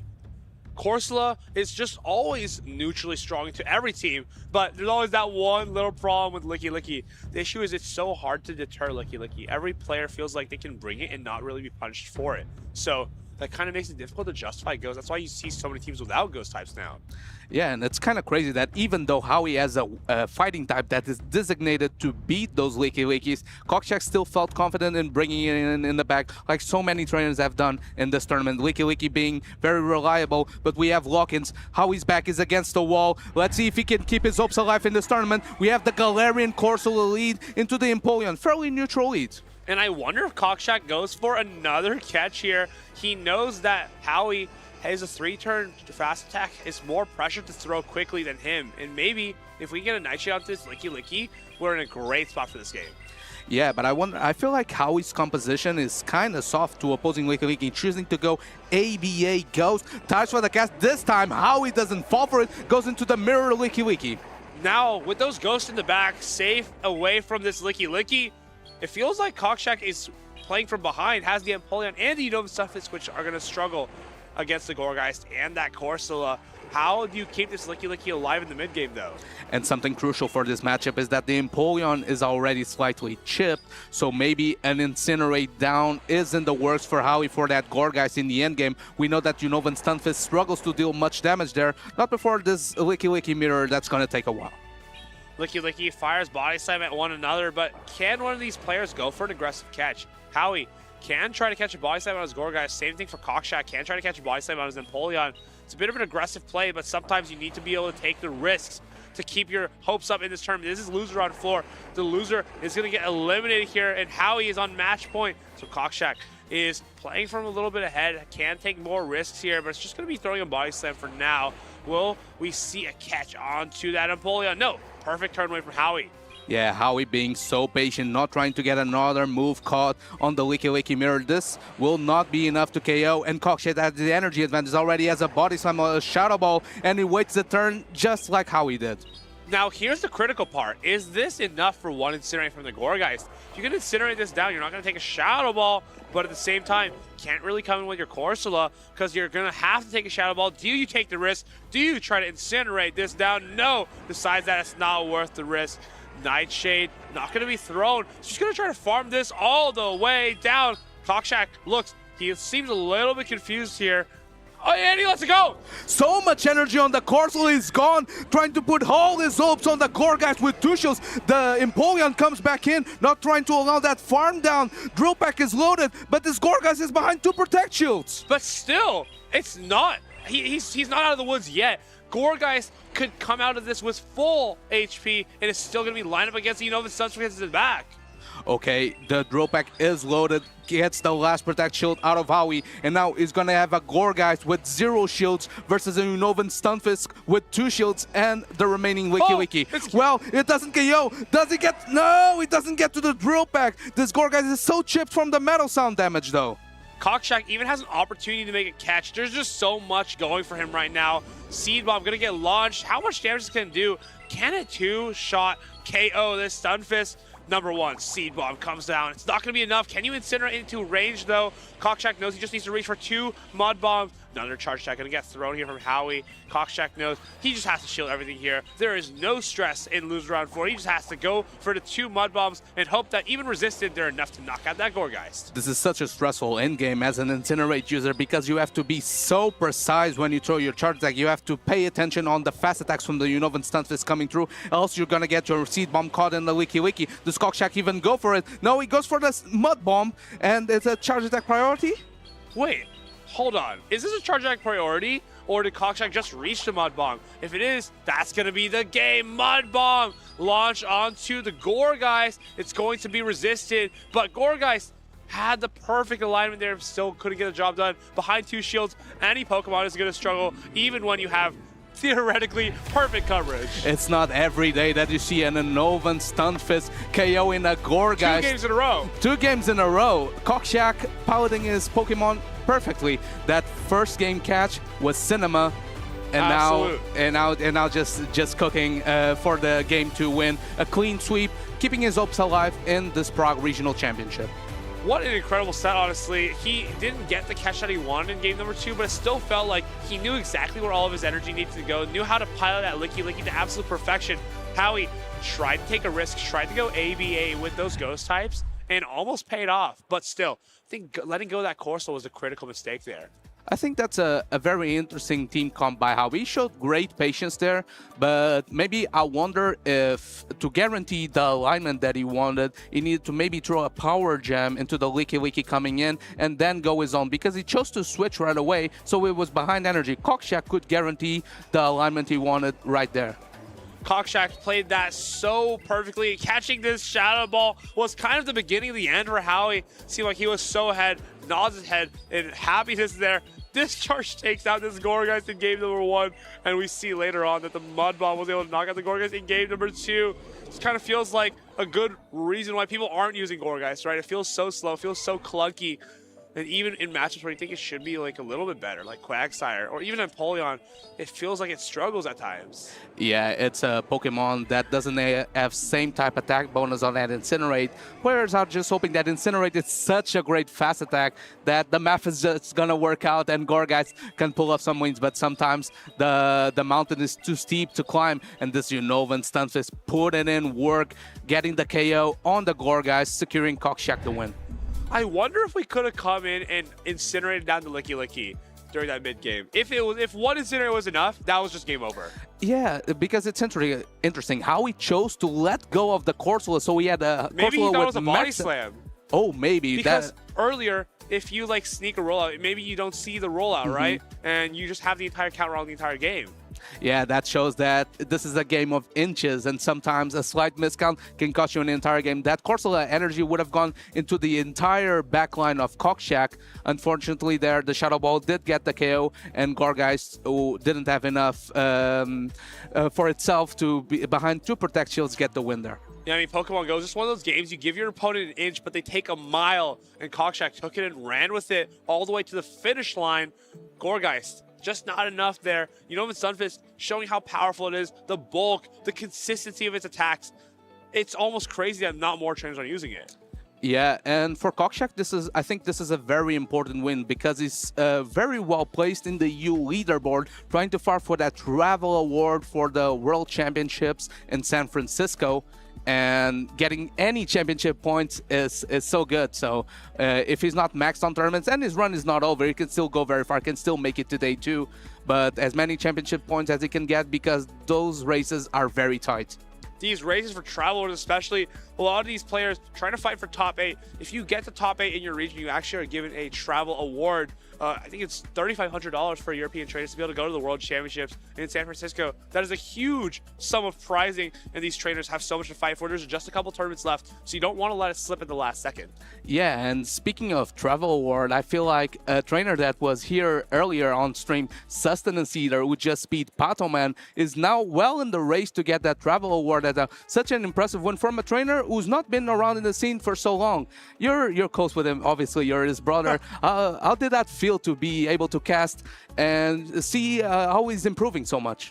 I was really impressed. He's played Patoman a few times in the past, lost to him at NAIC and EUIC, so he's been wanting the rematch, and he finally got the job done, putting himself into a pretty close position for top 8 in the North American region. So definitely really proud of him. Looking forward to see what he can do tomorrow against Icelandic Lapras in the winners finals. Yeah, that's going to be a tough matchup for sure. Icelandic Lapras was so impressive. Bringing that Volt Switch Fortress, the Shadow variant, where most people are leaning towards Bug Bite, and it put in work versus Luzodois with that Shadow Galarian Weezing. Shadow Galarian Weezing is such an interesting pick. I think it seems almost difficult to use because without Overheat, it just seems like you're fighting from behind so often against Pokemon like Tinkaton. We're not seeing that much of Tinkaton, but at the same time, it feels like it's quite difficult. Even against Togekiss, you have to be afraid of the Psyshock. Just, it's a lot of matchups feel very, very dangerous. Yeah, they're dangerous, but not as dangerous as the trainers that are here today. They're still fighting for their lives. We're going to have a loser's bracket matchup coming very soon. These trainers already lost. They're already in the lower bracket, so it's win or go home. That's probably the most stressful part of the tournament. And another thing is like playing losers rounds on stream as well, just adding to the stress, adding to the tension that these players have.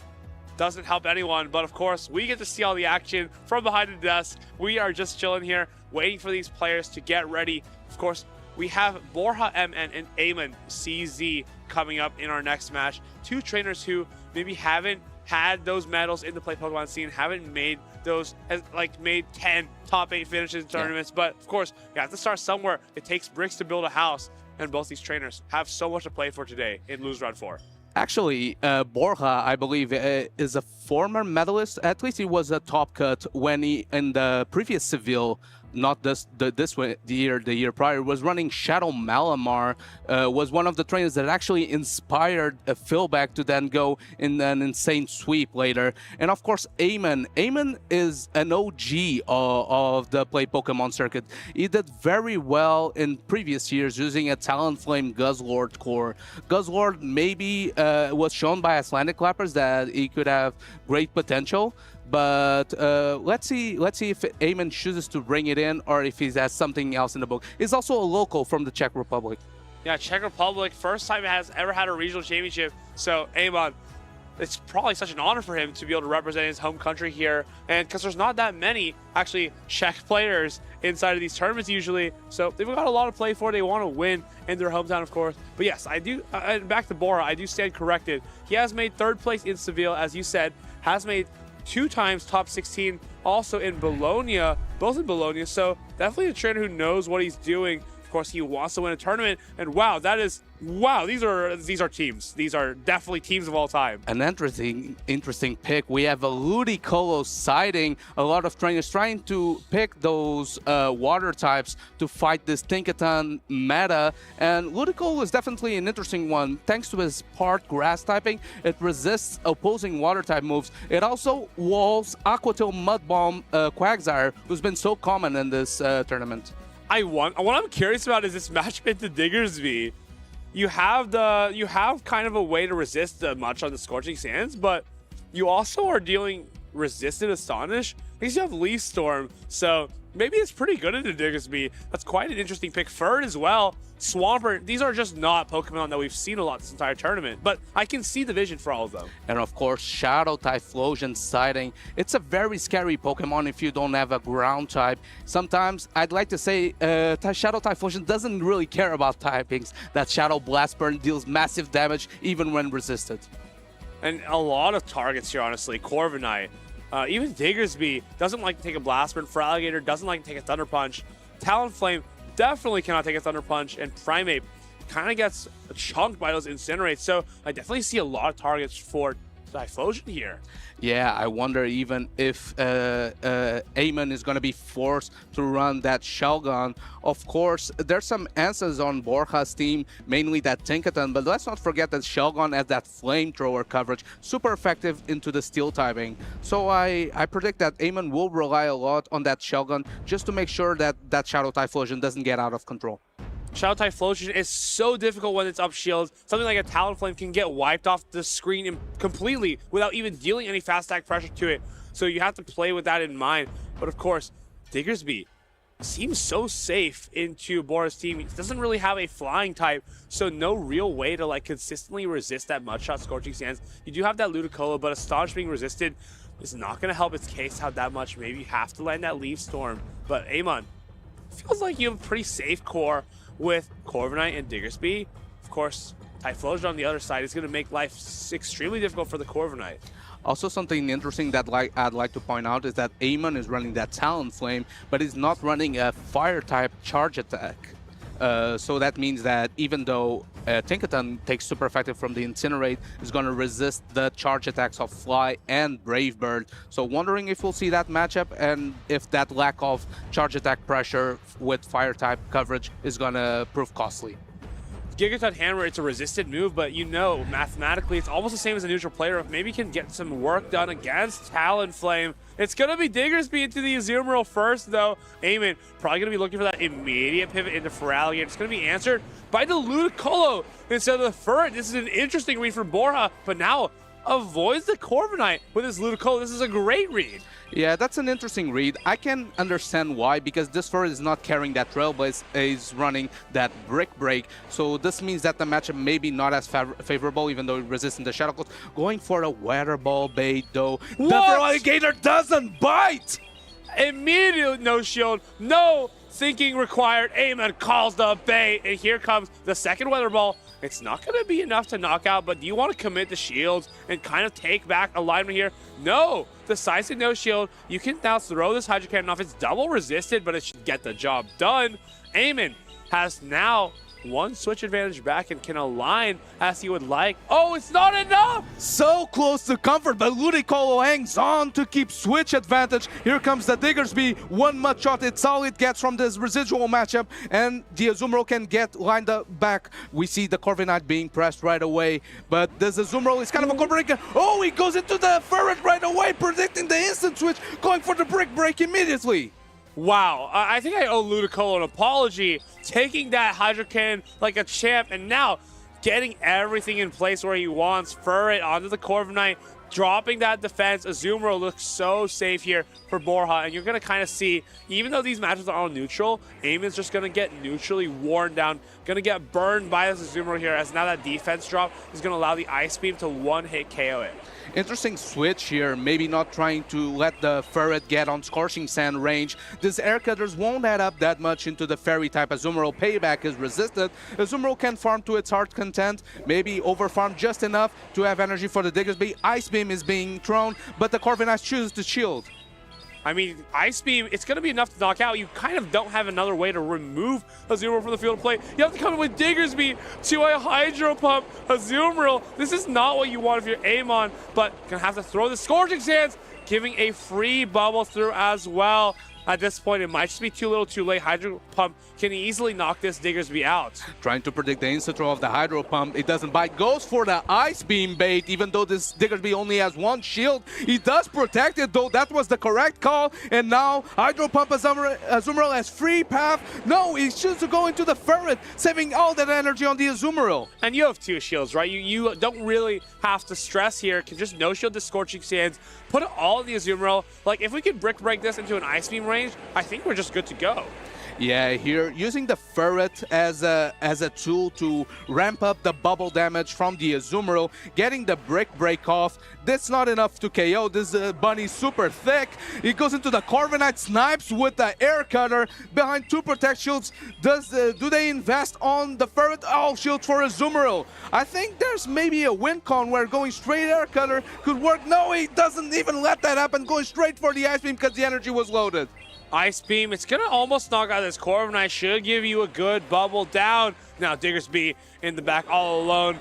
0 shields to 2. Azumarill is going to be able to land this Ice Beam. Can we even get the 3 fire punches before this is reached? No, just too little too late. Amon takes that game 1 loss against the Azumarill. It was so neutral into his line.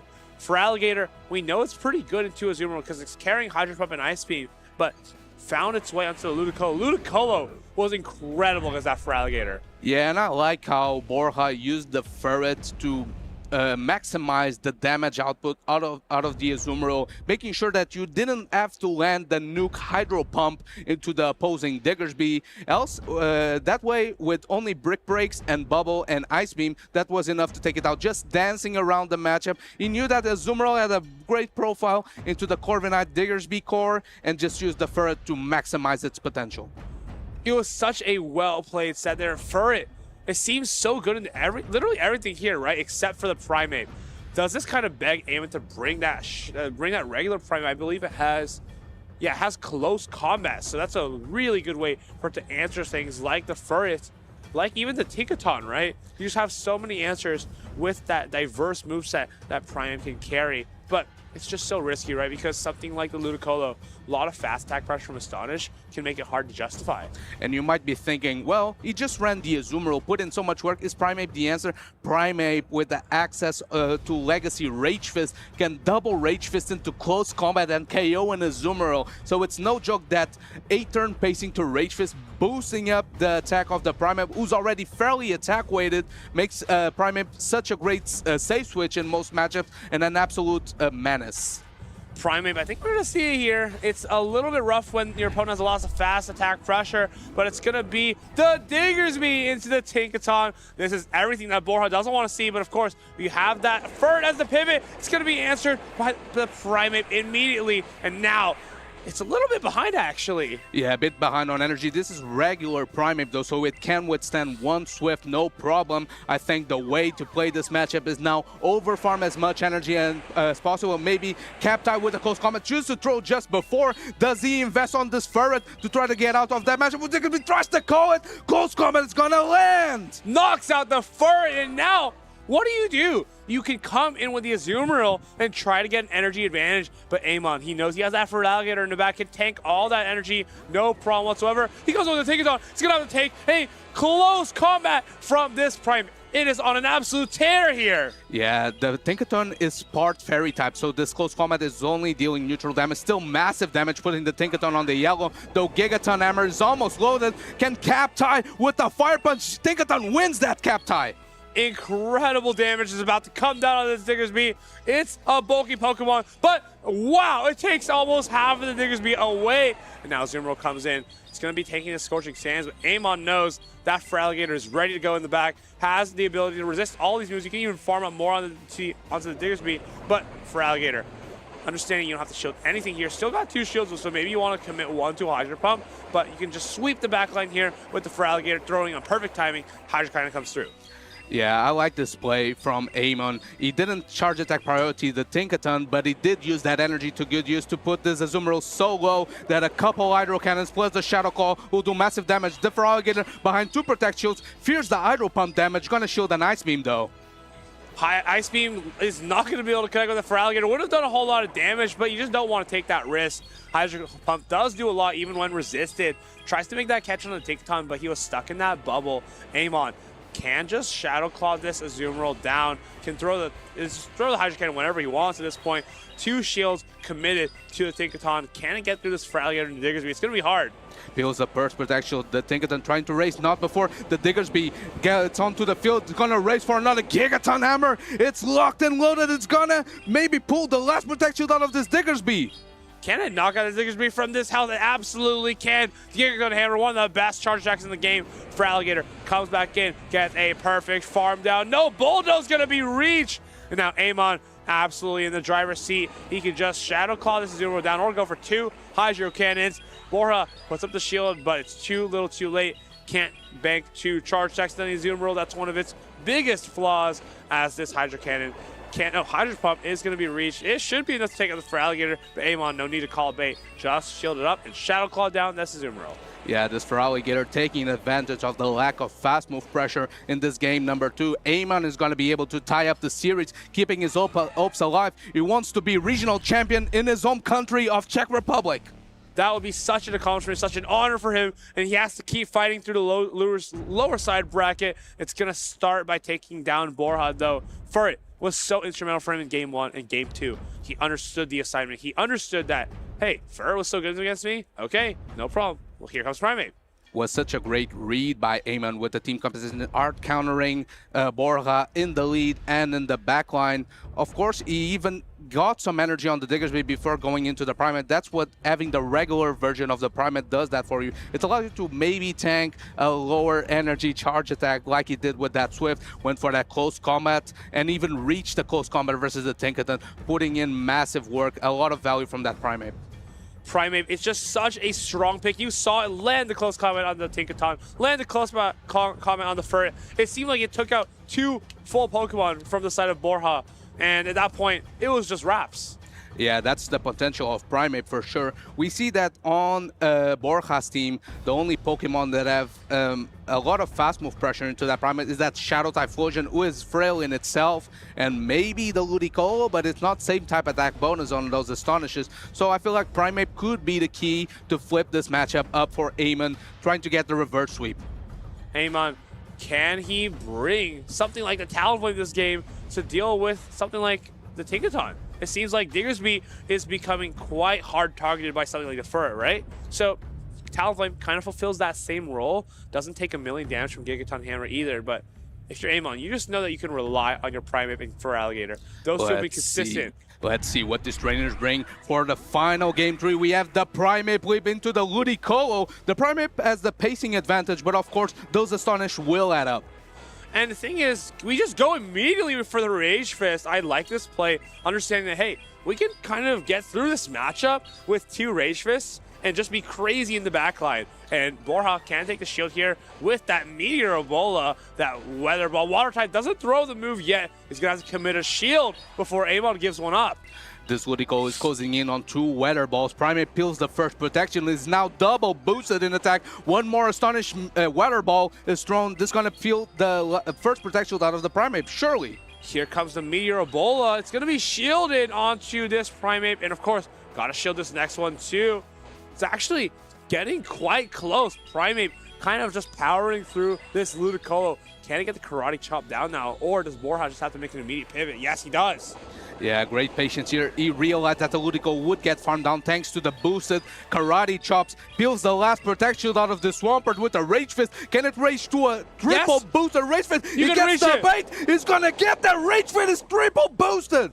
Charge attack priority. Rage Fist onto the Swampert. It's normal versus normal, but this damage is not. Rage Fist rips apart the Swampert. And now Amon can just come in with the Feraligatr from this all the way down.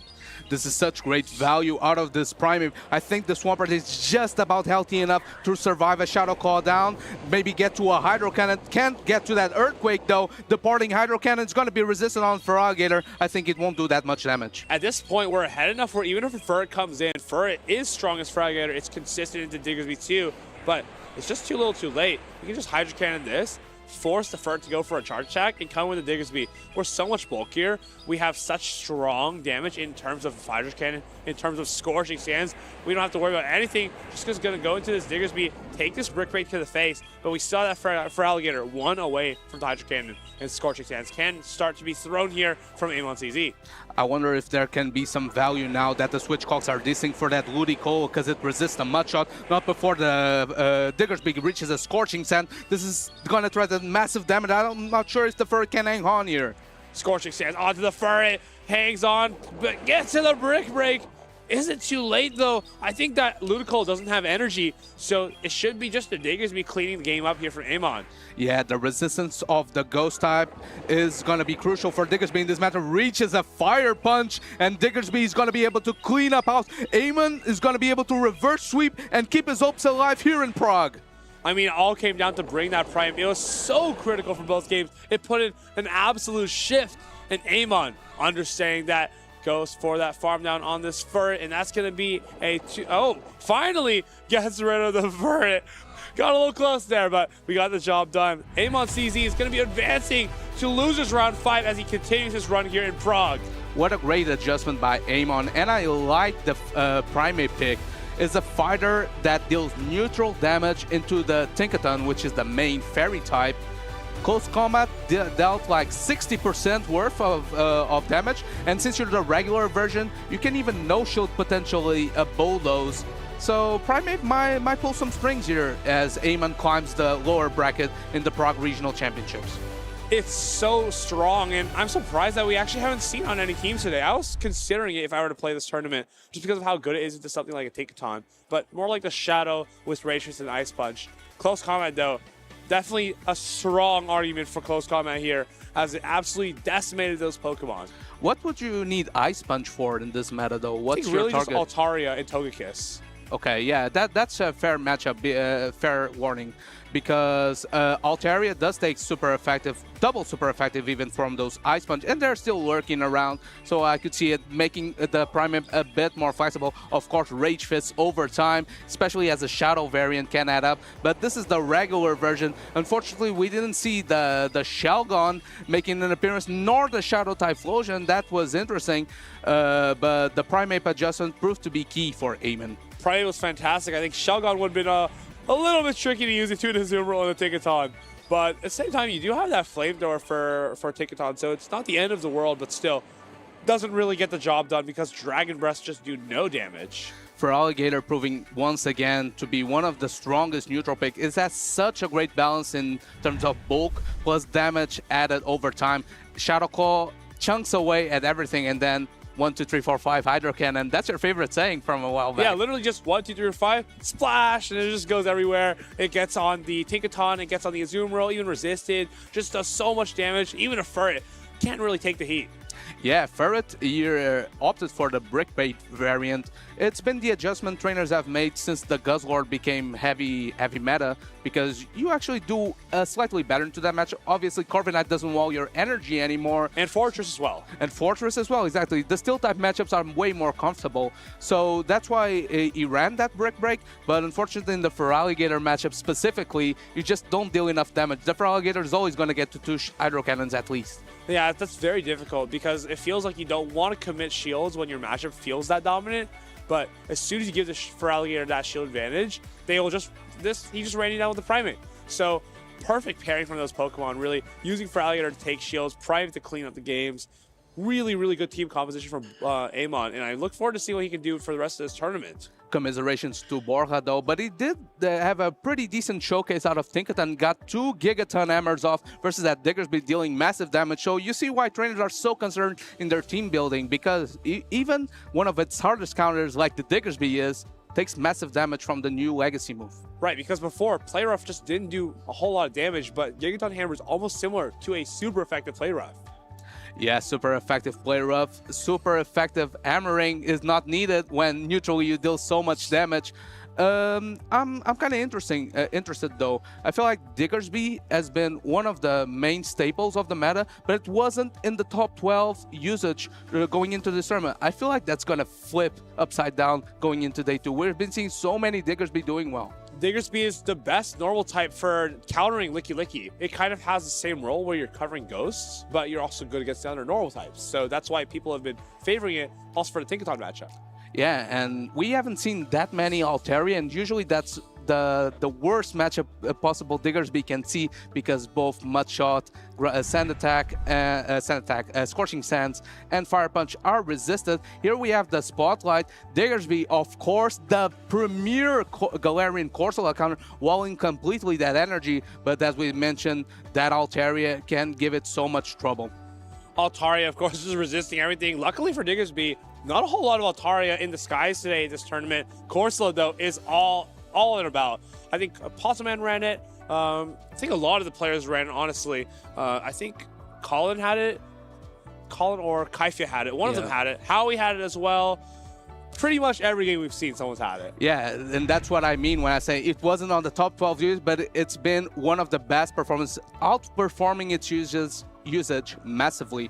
And I'm looking forward to see how it goes on going into the rest of day 1 and day 2. It's so consistent to something like Togekiss as well, because you're forcing Togekiss to go for Side Shock, which just isn't a great move.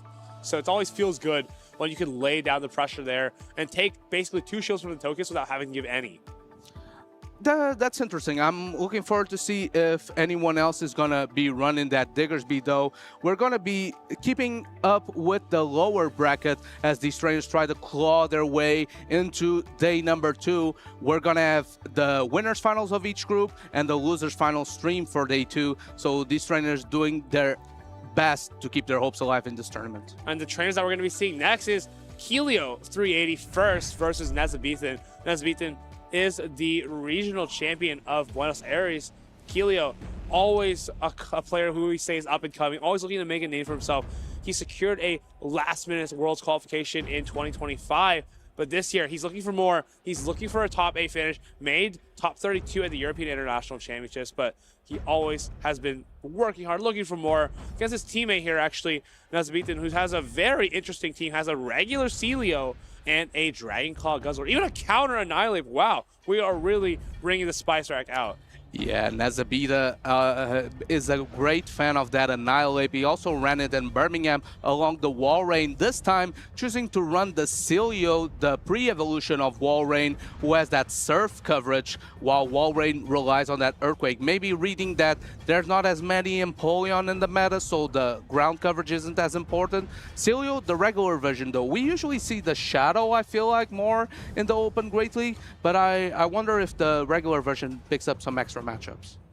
Yeah, I think both of these Pokemon are just so dominant because they have so much fast attack pressure, so much charge attack pressure too. Just feels like they're very neutral when you can avoid, I guess, a couple of specific matchups, especially Annihilate. Doesn't want to see Corsola, but It's nowhere to be seen here on Keelio's team. There is the Jellicent, but Rage Fist can still do quite a lot of damage. And of course, Keelio is on that Bug Bite Fortress train. We've seen it put in so much work during the stream. Of course, he's also pairing it with the Ghost-type Jellicent. Jellicent, maybe a hard meta call to break that Tinkaton plus Water Core, because usually Jelly has a dominant matchup versus most Water types if it's not like a Greninja. Greninja is something I've definitely not seen today, and I'm not sure if we will ever see in this tournament. But of course, can't answer Jellicent very well. Guzzlord, though, it's like the one thing you don't want to see as a Jellicent. Even something like a Licky Licky, it's not even that bad because you can hang onto a Shadow Ball and land a couple of Surfs. So you can get some work done, but against a Guzzlord, wow, you are really fighting an uphill battle. And of course, that Annihilate is one of the premier answers into the Licky Licky safe swap that we've been seeing so much. Though Licky Licky has Shadow Ball coverage, super effective into the Annihilate part Ghost typing. Let's see if it makes an appearance. We have the Jelly sent into the Gourgeist. This is an interesting matchup because there's definitely a pacing advantage for the Gourgeist, but then Jelly is dealing super effective damage over time. And now, do you opt to go for this immediately? Yes. He's just going to let the Shadow Ball rip, not even worried about that charge attack timing. Keelio, does he go for the shield? Just goes for the shield. It's safe. It's always going to be super effective.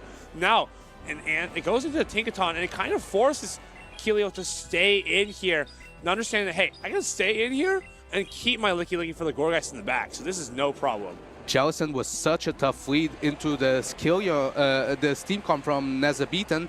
We see here the Licky Licky answer into the Tinkaton. It resists the rollout, so I wonder if one Shadow Ball will be enough. Gigaton Hammer is locked and loaded already with the shield advantage. It's gonna land on the Licky Licky. Huge damage onto the Licky Licky. It's bulky, but it's not that bulky. Shadow Ball onto the Tinkaton. Is it gonna be enough to knock it out? I think it's gonna put it into a potential rollout down range, but Nezabeaten can reach another Gigaton Hammer before that happens. Has to throw the body slam, and now he has a perfect alignment. He can put the Jellicent back onto the Gourgeist and hopefully hang onto a Shadow Ball while Clefable is aligned to that Unova Sunfisk. No worries for that Jellicent anymore. The shield advantage generated here by the Jellicent can prove key in this matchup. The Licky Licky is tough to take out. Gonna reach a departing Shadow Ball. Gonna deal decent damage into the Unovan Stunfisk, but Stunfisk can withstand, can even overfarm for the previous matchup. It doesn't allow it. Keelio goes into the Clefable. The Meteor Mash is resisted, but Moonblast might deal enough damage to knock out the Unovan Stunfisk here. This is a great pivot because you're forcing your opponent to bring the Gourgeist back in. Understand that you might want to keep the Unova Sunfisk on the Jellicent. Meteor Mash is going to be reached, and because Calvin is close to another Meteor Mash, he can force Nezabeaten to throw on bad timing here. Yeah, the pseudo fire type does not resist steel. As you mentioned, it throws on alignment that Seed Bomb. This doesn't even knock out. I'm not sure if this is enough to knock out. Does the Clefable sniff it out? It does not. He wants to get off another charge attack. Another Moonblast is loaded and it's gonna get landed into the Gourgeist. Does he force the last protection? It does not. It's gonna land. Meteor Mash may have been pretty close on knocking out. Moonblast is definitely enough. Now, Clefable has a pretty tall task here. Needs to try to catch on to maybe a Licky Licky. Try to get that discharge off on this Clefable immediately. But now, can you handle the rest of this Unova Stunfisk with your Jellicent? Yeah, Jellicent is going to take super effective damage from the electric type. The Unovan Stunfisk is behind the protection. The Jellicent does have energy and is going to reach double surf soon, not before the Unovan Stunfisk reaches another discharge. I think you get the double surfs here before the next discharge. One more Hex is needed to get to the back-to-back discharges. Not reached. Keelio throws that first surf. Nezabeaten tries to shield this up. There's no catches remaining. You're going to have to see if you can hang onto the surf. I don't think you can. Jellicent has to throw right away. That it does is going to land on the Unovan Stunfisk. This is super effective damage. I don't think Unovan Stunfisk can hang on. And it's huge damage, knocking out this bulky Unovan Stunfisk. Keelio taking game number 1. He lost to Potsman earlier, but now up against another event champion, trying to fight for his life here in Losers Round 5. He is so close to making day 2. Just needs to win 2 more matches, but has to start somewhere. Jellicent put on an absolute show there. And now, Clefable, it's kind of its time to shine when your opponent has Counter Annihilate. Guzzlord, I mean, it's kind of the perfect time for it, right? Yeah, if you're not running Clefable in this matchup, you might not run it at all. Interesting team comp here by Nezabeaten, where he chose to run that Gourgeist lead with Tinkaton in the back. The Jellicent's lead was so tricky to deal with, even though he generated that shield advantage. The energy from the Jellicent could go everywhere. Gigaton Hammer put in a ton of work, even forcing the Wiki Wiki to throw right away its energy. Wiki Wiki, though, just thick enough to get to a Shadow Ball versus the Unovan Stunfisk, and that later helped getting that Unovan Stunfisk into Surf range. Unovan Stunfisk is very strong to Jellicent generally, just being able to outpace by so much, but Kelvin came into that matchup with a Surf loaded, got to the back-to-back, and then just able to knock out Unovan Stunfisk cleanly. I'm interested to see if we see an Altaria from Kelio, right? Because your opponent probably is not going to bring a Celio. Why would we bring a Celio into Licky Licky, into Bugby Fortress, into especially Jellicent? So, with that being said, Altaria is so neutral into everything else on this team, right? I feel like there's so many angles you can take here as Nezabeaten, because you have a large array of Pokemon that core well with each other. He just went fairly strong into that Clefable with both the Tinkaton and the Unovan Stunfisk that resists the Meteor Mash. Maybe that means that the Guzzlord might come into play to hard counter that Jellicent. Jellicent is always difficult to actually hard counter because most of the answers in the meta are like Licky Licky, but Surfs are still neutral. Guzzlord, though, is a true answer to Jellicent. Does he opt to lock it in, though? He already has the Unovan Stunfisk. It's a pretty consistent way to deal with it. Or does Nezabeaten take the risk? It's a Dragon Claw Guzzlord. So if it's up against the Clefable, that's going to be game. Nezabeaten, a regional champion, he knows what it takes to get to the mountaintop. His back is against the wall, though, versus Kelio. He's an up-and-comer, he's been doing so well. Top cut EYC, let's see what he can do. It's the Unovan Stunfisk into the Licky Licky. Positive matchup for the Stunfisk. Stunfisk, pretty favored here because it resists the rollout, but at the same time, Licky Licky can actually win this Zeal Shield scenario if Kelio knows exactly how to throw the moves. You got to throw a body slam, and then knock out with a Shadow Ball. Stunfisk, though, Mud Bomb, it's putting a good amount of damage, putting a good amount of pressure on, and can always opt to shield up a Shadow Ball and play those deeper shield scenarios. Yeah, Unovan Stunfisk can kind of keep up pacing-wise with Licky Licky, but as you mentioned, Licky Licky has some win cons in this matchup despite the rollout being resistant. Another body slam is being thrown, potentially putting this Unovan Stunfisk into Shadow Ball range. That's exactly what Kelio needs to do, understanding that, hey, we threw the Shadow Ball already, now we only need 2 body slams, try to roll out this Stunfisk down. Of course, if we lose this matchup, it's also a good thing because we want the advantage on our Jellicent or our Clefable. Here trying to predict when the Licky Licky was going to throw, throws the discharge on alignment. I don't think this is enough to get the knockout. Can this Licky Licky reach a departing move to KO this Unovan Stunfisk? Is going to endure the Thunder Shock down, survives on 1 HP. And with this, it's actually going to be Nezabeaten who can get the energy advantage. It might be quite dangerous, actually, if he gets this Incinerate through with the Gore, guys. We land a rollout, but that's not much compensation. We come in with the Jellicent, actually, behind energy, and this is an incredibly risky play. Shadow Ball, it's going to be reached from the side of Nezabeaten. Feels like you have to shield this up. You can't afford to take super effective damage onto your Jellicent. Great shield call from Kelio, and now we can start baiting Surfs if we want, because what's the Gourgeist going to do? No shield to Surf? And these are very good news for that Celio in the back. Gets to avoid the full HP Jellicent, and Shadow Ball is reached by the Jellicent, peeling the Protect Shield out of this Gourgeist. Gourgeist has so much energy. It's not before the Jellicent reaches another Shadow Ball. It paces so fast with the X rework. The Gourgeist has so much energy, though. I feel like it can reach double Shadow Ball.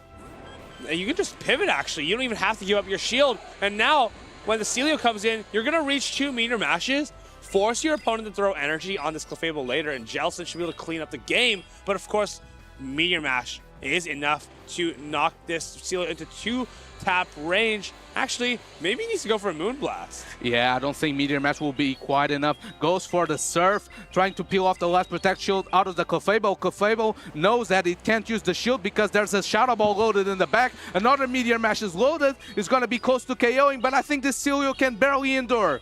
But wait, what if we just shield the move from the Celio, farm all the way down, and then we're good to go? We can get to a move against the Gourgeist. If we overfarm there, still recognizing that we can put it on the Jellicent. If we get this Hex down, No, can't get the Hex down. He's just going to go immediately for the Shadow Ball.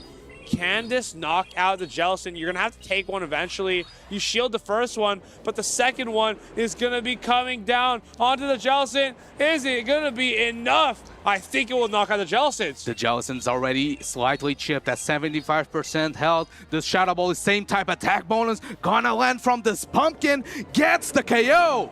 Helio, pretty much, I feel like he had that game locked and loaded if he had gone for a double up against the Celio, have a medium mash to throw against Celio, have a medium mash to throw against the Gorgeist, you're just good to go. Yeah, that could have been an option, but maybe was afraid to use that last Protect Shield, maybe misjudging how much energy. Charge attack priority. Yeah, he was maybe misjudging how much energy the Gorgeist had, thought maybe the Jellicent could outpace potentially with the shield advantage. That wasn't the case. This means it's a tied-up series. Both these players on the lower bracket of the Group A getting closer and closer to that losers finals, but this is a very hard matchup to overcome. You're playing a friend, a teammate, and the winner of this matchup goes on in the Prague Regional Championship. The loser must go home. These stakes could not be higher. That's kind of what I love about seeing these losers rounds in day number 1. Feels like these players have so much to play for. These game 3s feel so intense. You can see these players, they're so focused. They're like hunched over their screens trying to figure out how they can out-comp their opponents in game number 3.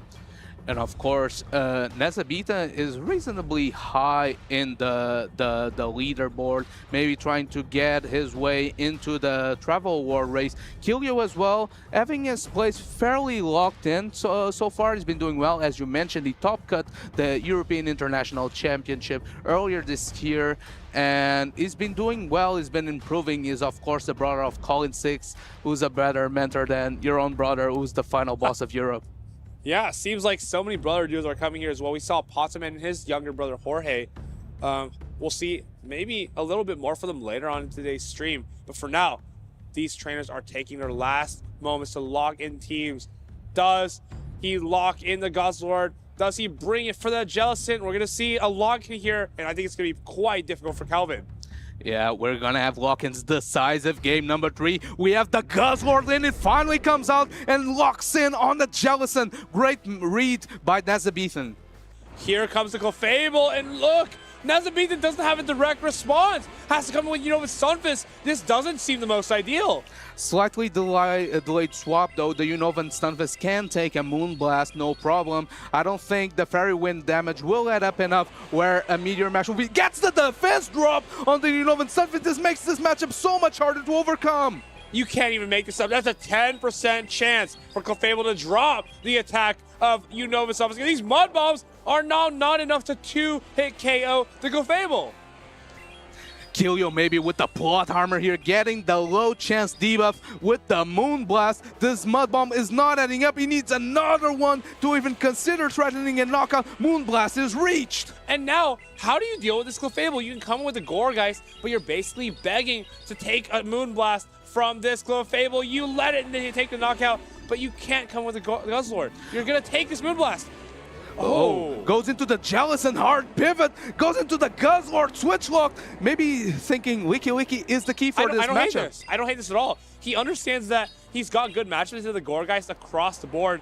Even a Shadow Ball here, even resisted, is a pretty considerable amount of damage. Nezabethan must be thinking, what is in the back that forced him to come in here with the Jellicent? Shadow Ball does 50%. I mean, that's not a little bit of damage. That's quite considerable. And now Surf is going to be reached.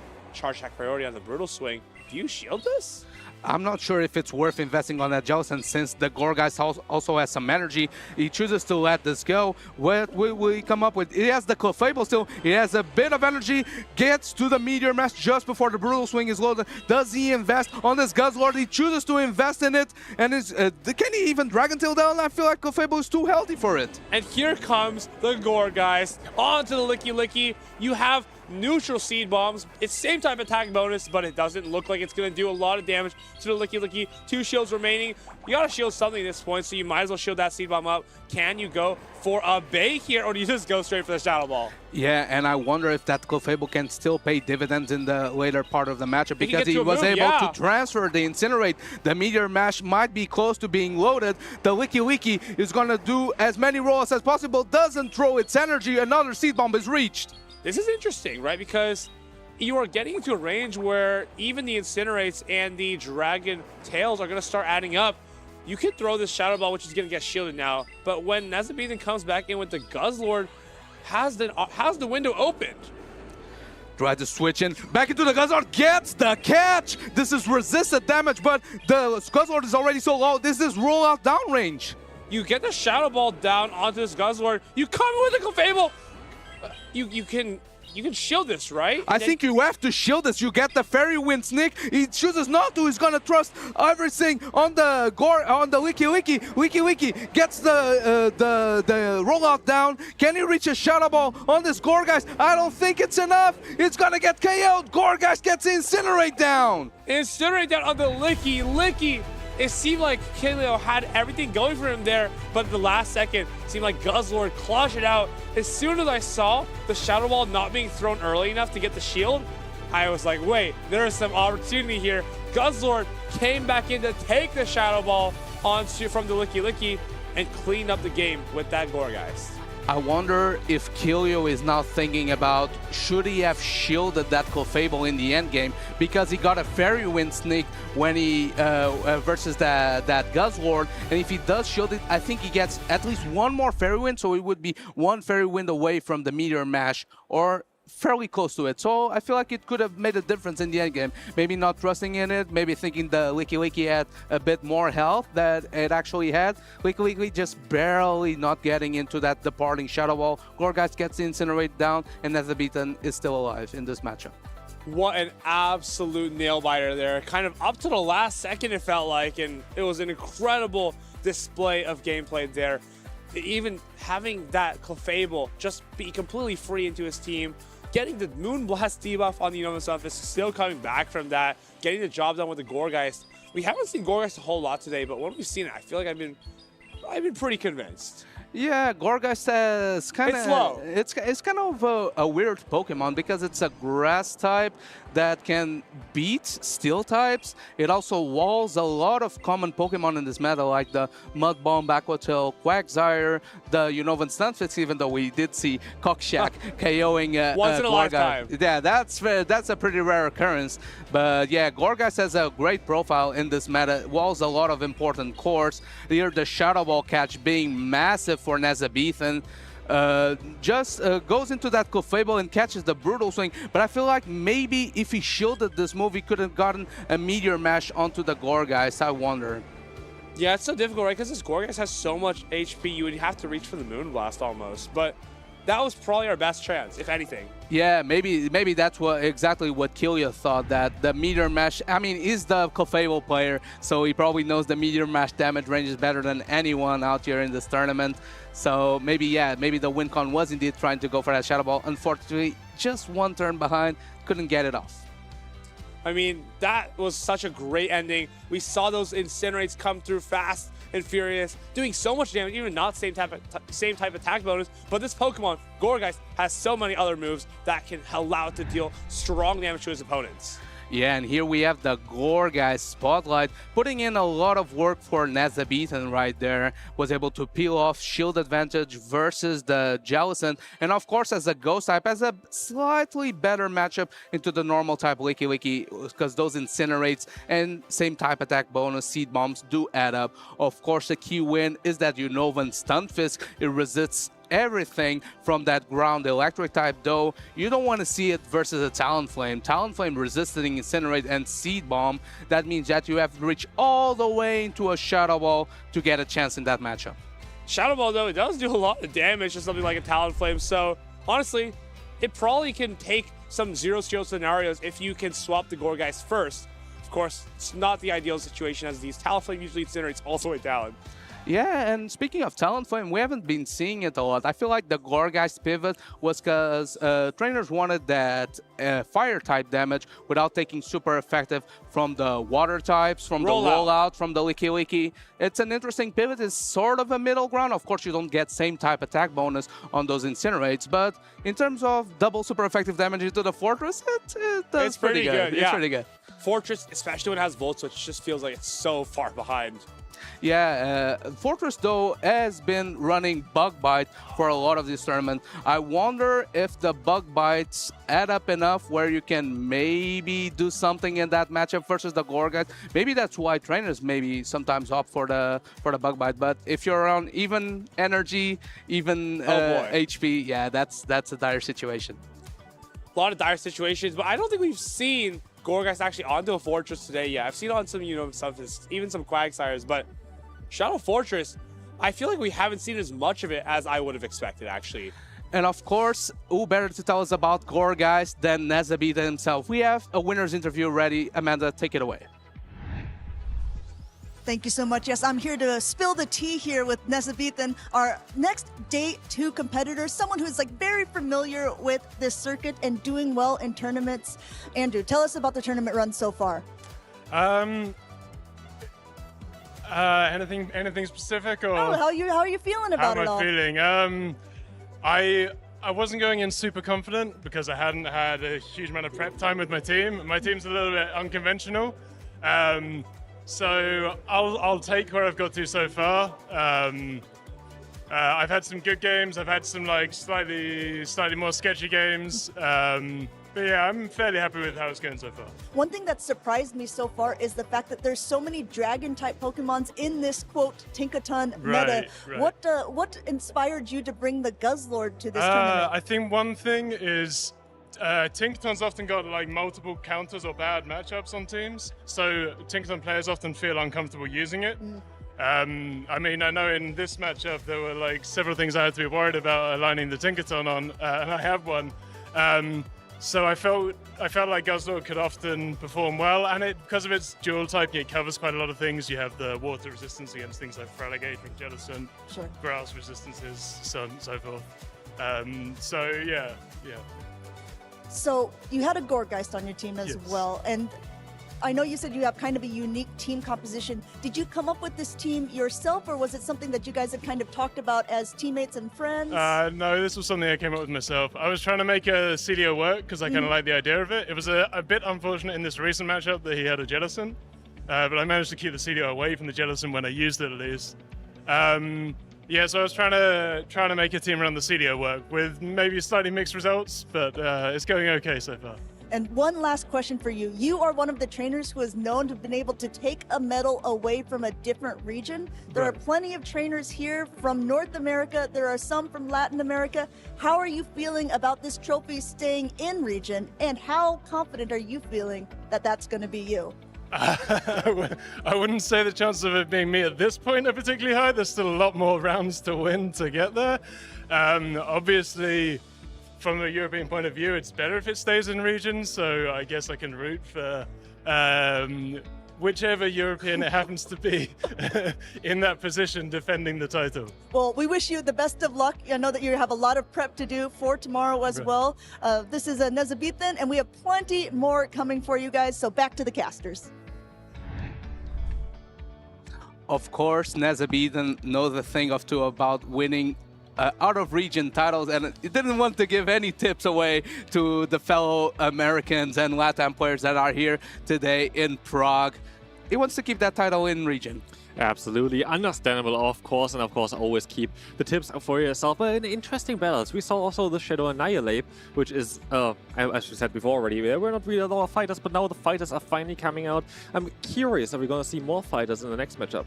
Yeah, we also saw a bit of a Primeape sighting for Eamon earlier on, putting so much work with that close combat. Of course, the evolved version, the Annihilate, is more focused on that fast attack damage because it has access to Shadow, same type attack bonus counter that even versus those Licky Lickies, even they have access to Shadow Wall, but if it's behind Protectiles, you just farm all the way down.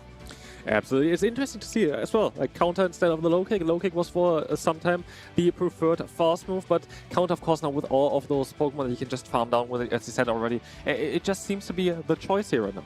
Yeah, I feel like though low kick Annihilate is a completely different Pokemon. It's more focused on energy generation and reaching those charge attacks sooner.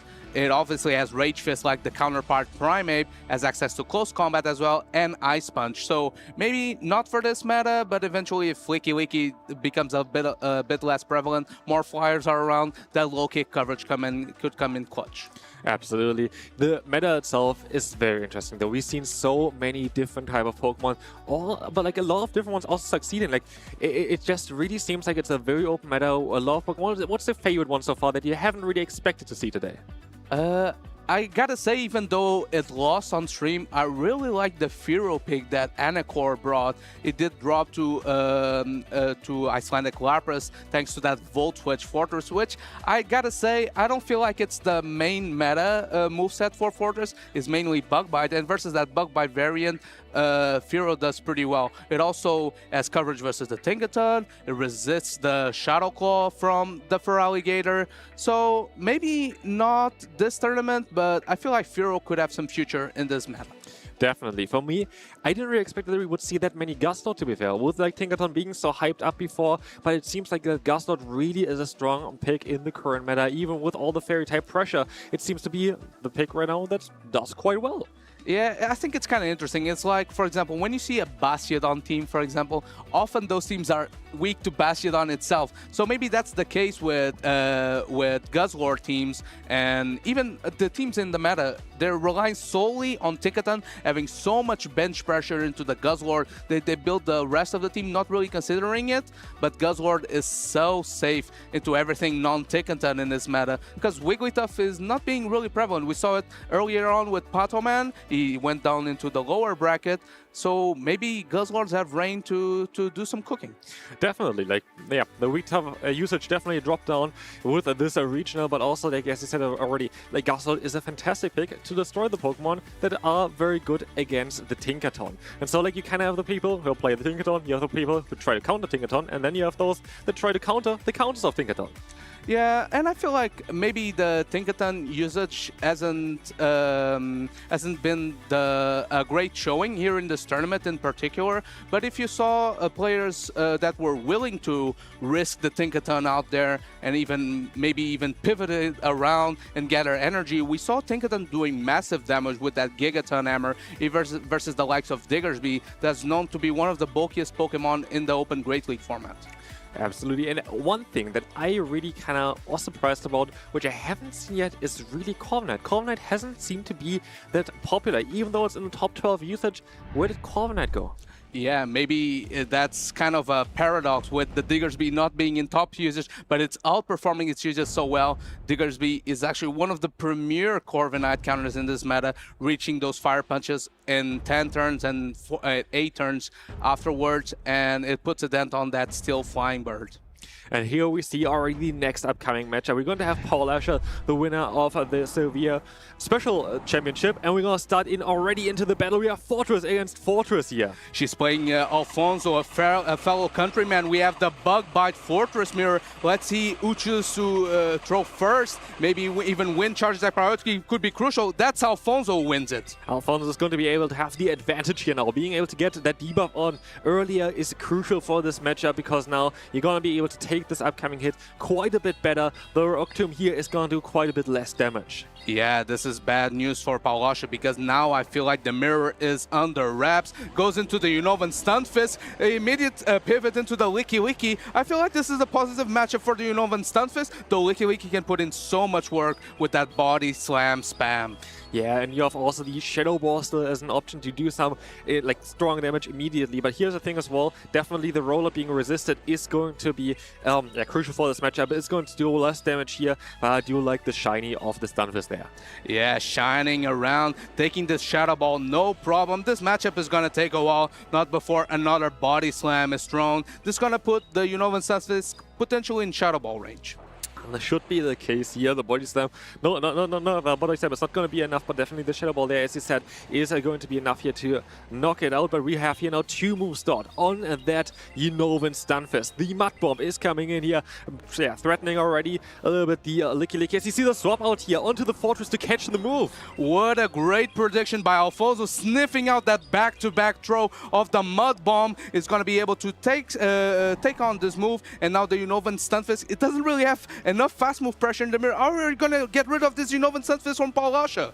We see here actually the mirror matchup coming up. We're going to have now that Stunfisk against the Stunfist, but we see as well on Paulasha's side there is going to be the Togekiss in the back, a Pokemon where Stunfist is going to be very, very strong against. So do we see here Protect Shield coming up? We do. There's going to be some super effective damage. Of course, we don't want to see that here against the Stunfist, and we have, of course, the Mud Bomb on the other side as well. And here, maybe for Alfonso, an indication with the Protect Shield from Paulasha that she's indeed weak to this Unovan Stunfist. Let's not forget that Paulasha also has a catch available, maybe potentially trying to catch on that Fortress. Alfonso is choosing to overfarm and chooses to let go of a Mud Bomb. This is very good news for that Togekiss in the back. Absolutely, but here also, Alfonso realizes that, of course, he doesn't win the CMP tie there, unlike the elite matchup, and so rather opting to get a little bit of an energy advantage, which can be crucial for the late game here. And as you see, there is going to be now the Mud Bomb coming through, knocking out Paulasha's Stunfisk, and in comes that Togekiss. What can Togekiss still do here? And this Togekiss is packing Dazzling Gleam, so that would probably be enough along with the packs to get a knockout on this Unovan Stunfist. Shields the discharge. This Unovan Stunfist has so much energy stored though, is overfarming as much as possible. Goes for the Aura Sphere Braid, tries to pull off the last Protect Shield from Alfonso. She does do that, and now it's a matter of she able to catch a move on that Fortress. You're gonna see here the discharge coming through. It's gonna do some super effective damage against the flying type over the Togekiss, but it's not going to be enough, or is it? Let's find out here. It's not going to be enough to knock out here this Togekiss, but another discharge is reached very, very soon after. But no, in comes that Aura Sphere. Is it going to be enough to knock out that Stunfisk? I think this Unovan Stunfisk will barely hang on. The question is, can it survive a farm down from the Fortress? Is that the move was great patience by Alfonso, sniping that Bug Bite down, and he's still alive. He can maybe withstand 1 or 2 packs from the Togekiss. He chooses to go instead into the Licky Licky, has a Body Slam stored. Crucial here to have the Body Slam, because this is going to be enough to knock out this Togekiss. The Body Slam is going to be able to seal the deal here, and Togekiss is going to go down. Yeah, as soon as Paulasha started shielding that Unovan Stunfisk, I feel like Alfonso started calculating in his head, okay, that must be that Togekiss in the back. So it made sure that the Unovan Stunfisk was outside Aura Sphere range. That proved crucial in this matchup, and also the energy management on the Licky Licky, having that Body Slam stored for the KOing move on the Togekiss.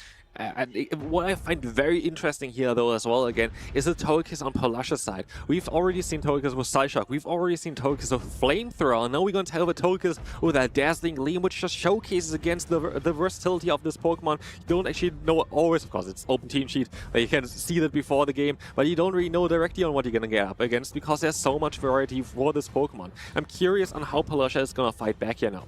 It shows the versatility of Togekiss, but one thing is a constant, that Aura Sphere Legacy move is constant on this team. Gave Togekiss such a great flexible profile into the meta. It's sort of a pseudo fighting type into most of these teams. Paulasha already locked in. Alfonso thinking it through. He has to win 1 more game to knock out the Seville Regional Champion. And we're already in the losers round, so whoever wins this one is going to go through, but whoever loses is going to go out of this tournament. We're going to have here the lead of the Stunfisk against the Bug Bite Fortress. And this is where Bug Bite proves to be a much better alternative for Fortress versus this ground type matchups. Mud Bomb being reached. Fortress tanky enough to withstand one of these Mud Bombs, but those Bug Bites will add up, and the Sand Tomb debuffing the defense of the opposing Pokemon is going to be proven crucial in this matchup. The more shields are played. We also see here that both players actually are running the exact same Pokemon, but in a different order. So we're gonna see on how this is gonna play out here. The Sand Tomb is doing so much more damage. Yes, we're gonna see the catch onto the Licky Licky. This is gonna do not as much damage as before. Catches a discharge. This is going to be crucial. I wonder if the Unova Sunset farms back up to a move or farms as much energy as possible and potentially go into the mirror. That's exactly what Paulasha does, trying to make up for that loss of the charge attack. Body Slam is reached, but I feel like the discharge chip damage will be enough to win this mirror matchup. It looks like it, as the Body Slam is not doing as much damage here as well. Paulasha looks to be like in a bit of a better situation here right now, as both our players are just going to spam Body Slam on those two Licky. Yeah, the Body Slam spam is going to take a while because both Licky are so defense-weighted. This is charge attack priority. We figure out that Paulasha does win that charge attack priority. That might be proven crucial if she does tie up this series. Definitely, as we will have here now the Stunfisk swapping in onto a Shadow Ball. This is going to do quite some significant damage here. Not going to do, of course, a lot, but we see the shield though. We still see the shield here coming up against the Shadow Ball. Interesting plays. You're gonna see the Fortress coming in here for Paulasha. And this is a shield advantage. Shadow Fortress with Bug Bite, non-resisted. This is gonna put in so much work. First Mud Bomb coming through from Alfonso. Does the Fortress shield it? She does shield, and now it's gonna reach that Santo, throwing it right away to debuff the defense of the Unovan Stunfisk. And now both players also know each other's teams fully now, so there's no secrets anymore. There is going to be the Phantom coming in, and also like look at the Bug Bite damage. The Bug Bite is just adding up so much, and Fortress can still take this Mud Bomb here, no problem. Fortress choosing to no-shield this Mud Bomb. This means that it's going to have a shield for the end game still. Can the Unovan Stunfisk outpace? I don't think it will. It will charge attack, but I don't know. For the Fortress Rush for the farmer, it barely hangs on 1 HP. We see the shield coming up immediately for Paulasha. Of course, she wants to try to utilize the energy on this Pokemon, and in comes here now the opponent's Fortress here as well. Alfonso's bringing his Fortress in as well. Do we see the shield coming up here against that Rock Tomb? No, we don't. This means this Fortress goes down. Choosing to put all hopes in the Licky back. It has a bit of energy. Can it even Body Slam from this range? Is so low. Alfonso chooses to not to do it. It's going to throw the Shadow Ball, guaranteeing the knockout. Can this Licky put in enough work to clean up the end game? We're gonna see here most Licky coming in as well for Paulasha, and now there is not a lot of HP left on Alfonso's side here as well. The Shadow Ball is trying to come through there for Alfonso. Let's see, we're gonna see the shield coming up as well against that Licky's Body Slam, and now of course I think Alfonso knows already this game is over, so let's go for a Shadow Ball against a normal type Pokemon. Yeah, maybe trying to get into Paulasha's head, throwing the resisted charge attack. But these trainers are friends and just having a good time on site. This is a tied-up series. Paulasha is hoping to keep her momentum from Sevilla alive. Ties up this series. We're going to a game number 3. Very interesting that both players decided to bring the exact same Pokemon against each other. And at the end of the day, like of course how you play it out is always a kind of one thing that decides the game, but also maybe on how the lead matchup played out there. Yeah, maybe the order was the difference maker in this matchup. Though that Fortress put in so much work for both trainers, I can't see a world where it isn't coming back once again. But then again, there's that Togekiss on both sides, one of the hardest counters into the Fortress. These teams, if you look at them, they're fairly similar. They only differ in one pick, which is the Grumpig on the side of Paulasha and the Medicham on the side of Alfonso. And if you take a look at them, they actually do very similar things as well. They're both having fighting type coverage, both being psychic type Pokemon, both having psychic type fast moves. So like it's a very, very similar team on both sides here. Maybe they played together a little bit and tested those teams out and was like, okay, it looks like a good team for the current meta. We have to see, but like this is going to be an interesting game number 3. Do we see the same Pokemon again? Do we see some Togekiss action here? We see a lot of Togekiss action already. This regional, I'm curious. A crucial difference in this matchup though is that Medicham only takes neutral damage from the Bug Bite from the Fortress, though the Grumpig walls the Togekiss energy with Aura Sphere and Psyshock. So different nuances and maybe the reasoning for the pick. We have the Togekiss into the Fortress. Great call by Paulasha. I feel like this Fortress has to eject out of this match. Goes into the hard counter Unovan Stunfisk. That's an interesting play, going into the hardest counter straight away, having taken though the Aura Sphere, and this is still gonna do some solid damage here. Aura Sphere, very strong move, and yeah, as you're gonna see, it's gonna do quite a bit of a dent there into the Stunfisk, and we see the mirror matchup now. So we have now Alfonso though with a bit of an energy lead here into this matchup. I believe this Aura Sphere is enough to put the Unovan Stunfisk from Alfonso in double Mud Bomb range. I'm not sure if double Mud Bomb will be enough for Alfonso, and that's gonna be the difference maker in this matchup. Let's see here. here. We're gonna have the Mud Bomb coming through from on both sides, basically, and this is apparently like a 3-shot here for both of those players. As we're gonna see, there's gonna be another Mud Bomb coming through, and again another no shield.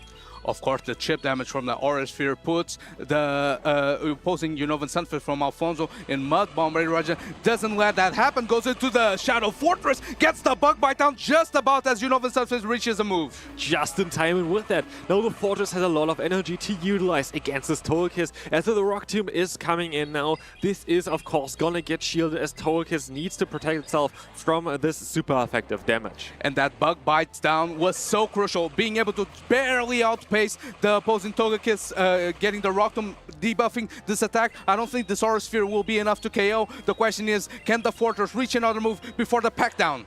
We see here the shield coming up for Fortress, expecting, of course, most likely another charge move here as well soon, but here we have now the RC. RC most likely with the debuff might still not be enough, but again, it's going to get closer and closer as we see another shield coming up here. The Togekiss is going to launch this RC. We have the Rock Tomb on Alfonso's side here, and this is going to get shielded again, putting Togekiss in a very solid spot.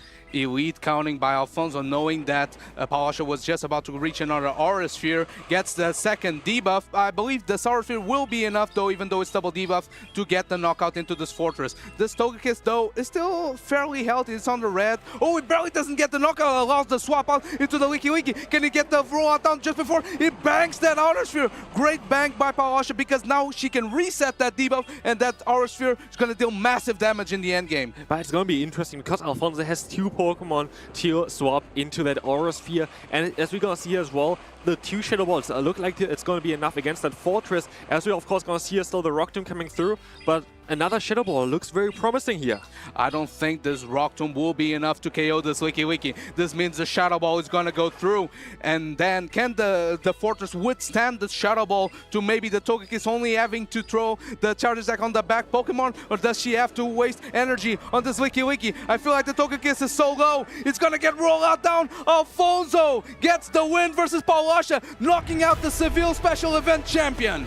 What a game this was, and again, Alfonso played this so perfectly. Togekiss again, what a Pokemon on Palasha's side, but it wasn't enough at the end because of that Licky Licky. Licky Licky was in such a good position at the end. Kicking those 2 Shadow Balls off against the Fortress was crucial here.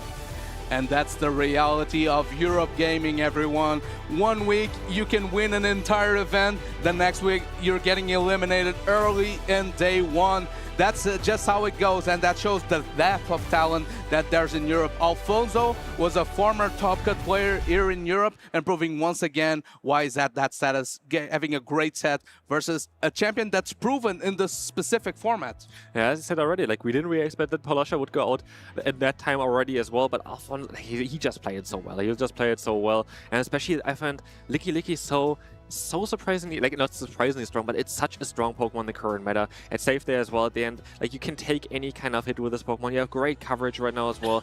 And yeah, again, here we want to see Licky Licky being able to hit that body slam just last second against the Togekiss as well to knock out this one here. And let's see, yeah, I'll see the body slam coming through. Togekiss gonna go down. Second battle. I honestly find it kind of interesting on how much damage the Sand Tomb now does against a Pokemon like the Stunfisk. Of course, the change recently towards the damage output of the Sand Tomb is definitely very much visible now. This is a Memories in Motion update, and of course here Alfonso throwing the Shadow Ball, playing around, having fun with Palasha on stage. This was the game to win for Palasha. Very dominant win, I must say. She played very well in this matchup, but for game number 3, she calls the lead perfectly as the Bug Bite Fortress locked into the Togekiss. There's a Licky Licky in the back. Alfonso with an interesting way to deal with the match. Safe swap the hard counter to the Togekiss right away. Palasha did throw the Aura Sphere to chip it and try to guarantee the mirror win. That wasn't enough. The energy management from Alfonso, getting that farm down on the Unova Sunfish, was just enough to be able to reach that Rock Tomb just before the Palasha had enough for an Aura Sphere.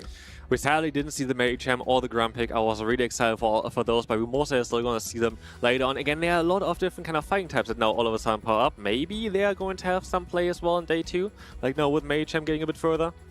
Yeah, and that's very interesting because I feel like Medicham and even Grumpig in a way were heroes in other competitions, but that just proves how deep this Great League meta is. One week your Pokemon is the correct choice for a tournament, and some other weeks it has no play at all. So this is the challenges on team building that these trainers have, because they sometimes have to be lucky to make the correct meta call for this tournament. Absolutely, but what a battle that was. Like, there was such a fantastic showcase again. As well, like, both teams were very, very similar, as we saw already as well. But it really came down to the plays that the players made. And again, Fortress showcases again on how important it is in the current meta. Fortress is just such a strong pick with just especially the debuffing moves. Like, there's so much strategic play with this Pokemon, like trying to get some energy for late game, trying to get the Rock Tombs in certain times where the opponent is locked into certain Pokemon. And just always kind of interesting to see on how much Fortress actually decides those battles. And it's kind of interesting how a simple switch on the fast attack from the Fortress made a Piloswine, who was the pick of choice for Paulasha, made it not appear anymore in the meta, because versus Volt Switch Fortress, it had a very dominant matchup. It could withstand, as an Ice type, 2 Rock Tombs thanks to the ground subtyping, and able to win that matchup straight high horsepower. But now that the Fortress is on Bug Bite, those Bug Bites will add over time, and the resisted Powder Stones don't do him any favors in that matchup. Still, I really appreciate that at least Piloswine was able to win one special championship there as well. It's such an interesting Pokemon. Honestly, it's such an interesting Pokemon. But look at this. We have another battle coming up, and what a battle this is going to be. I feel like I've seen this before. I feel like I even casted this event. This was the Gdansk Grand Finals between Boom20 and PvP David. We're getting it in the winner semifinals. That's how stacked the groups are in this tournament. And look at here. They have the exact same teams once again. Boom also, I heard, knocked out, or knocked down Dunebug already, which is also very interesting there. And let's take a look at the team here. We have Stunfisk, we have the Quagsire, 2 ground-type Pokemon. We're all prepared, of course, for the Tinkaton, as every team is currently. We have Empoleon again here as well, running Metal Sound, not the Waterfall, and Togekiss. Yet again, Togekiss seems to be kind of the MVP now. Yeah, interesting that in Gdansk they chose for the Scizor Altaria core. This time, still a Steel Flying core with the Empoleon and the Togekiss. Interesting take on the meta. I feel like all of these Pokemon's up energy can do a lot of work into their counters. So I'm hoping to see a lot of switch around, trying to leverage their way into this matchup. Yeah, and here, of course, you're going to see basically the exact same team there as well. It's going to be interesting. We have it kind of similar towards the battles that we had just had, where the teams were very similar. Here, they are actually the same. We see on how the players going to read the opponent here. Like, what do they think they're going to run? Like, I'm curious. But what we have here as a difference is Togekiss. Togekiss is running Dazzling Gleam here, while on the other one it was Psyshock.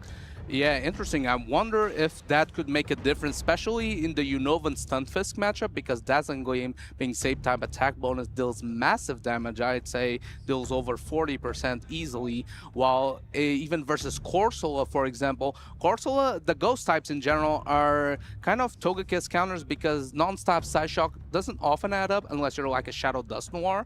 But with same type attack bonus Dazzling Gleam, it can prove crucial in that matchup.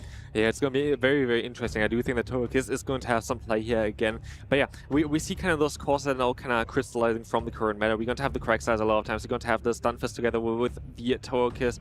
And it's going to be very, very interesting here, as, yeah, we're going to see a matchup of, yeah, 2 players that are very likely train together, I assume.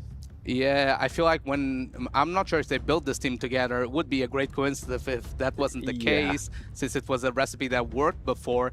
But shame that they got paired in the same group, so they can't meet later on in the tournament. That's the risk you take when you team build with some of your toughest opposition. But it proved dividends in Gdansk, and for one of these trainers at least, hopefully it will prove dividends here in Prague. I mean, maybe they could even meet up again in the grand finals if one of them goes all the way through the losers bracket, of course, after this battle. But yeah, it's gonna be very interesting. I'm curious on how they're going to adapt. Or, like, there's not even like the question, okay, which Pokemon's gonna be better on each side, because they're having the same team. It's just basically on what do they expect the opponent is going to bring here. Yeah, and last time PvP David got the upper hand, was able to defeat Boom in the grand finals, but it was a fairly close set.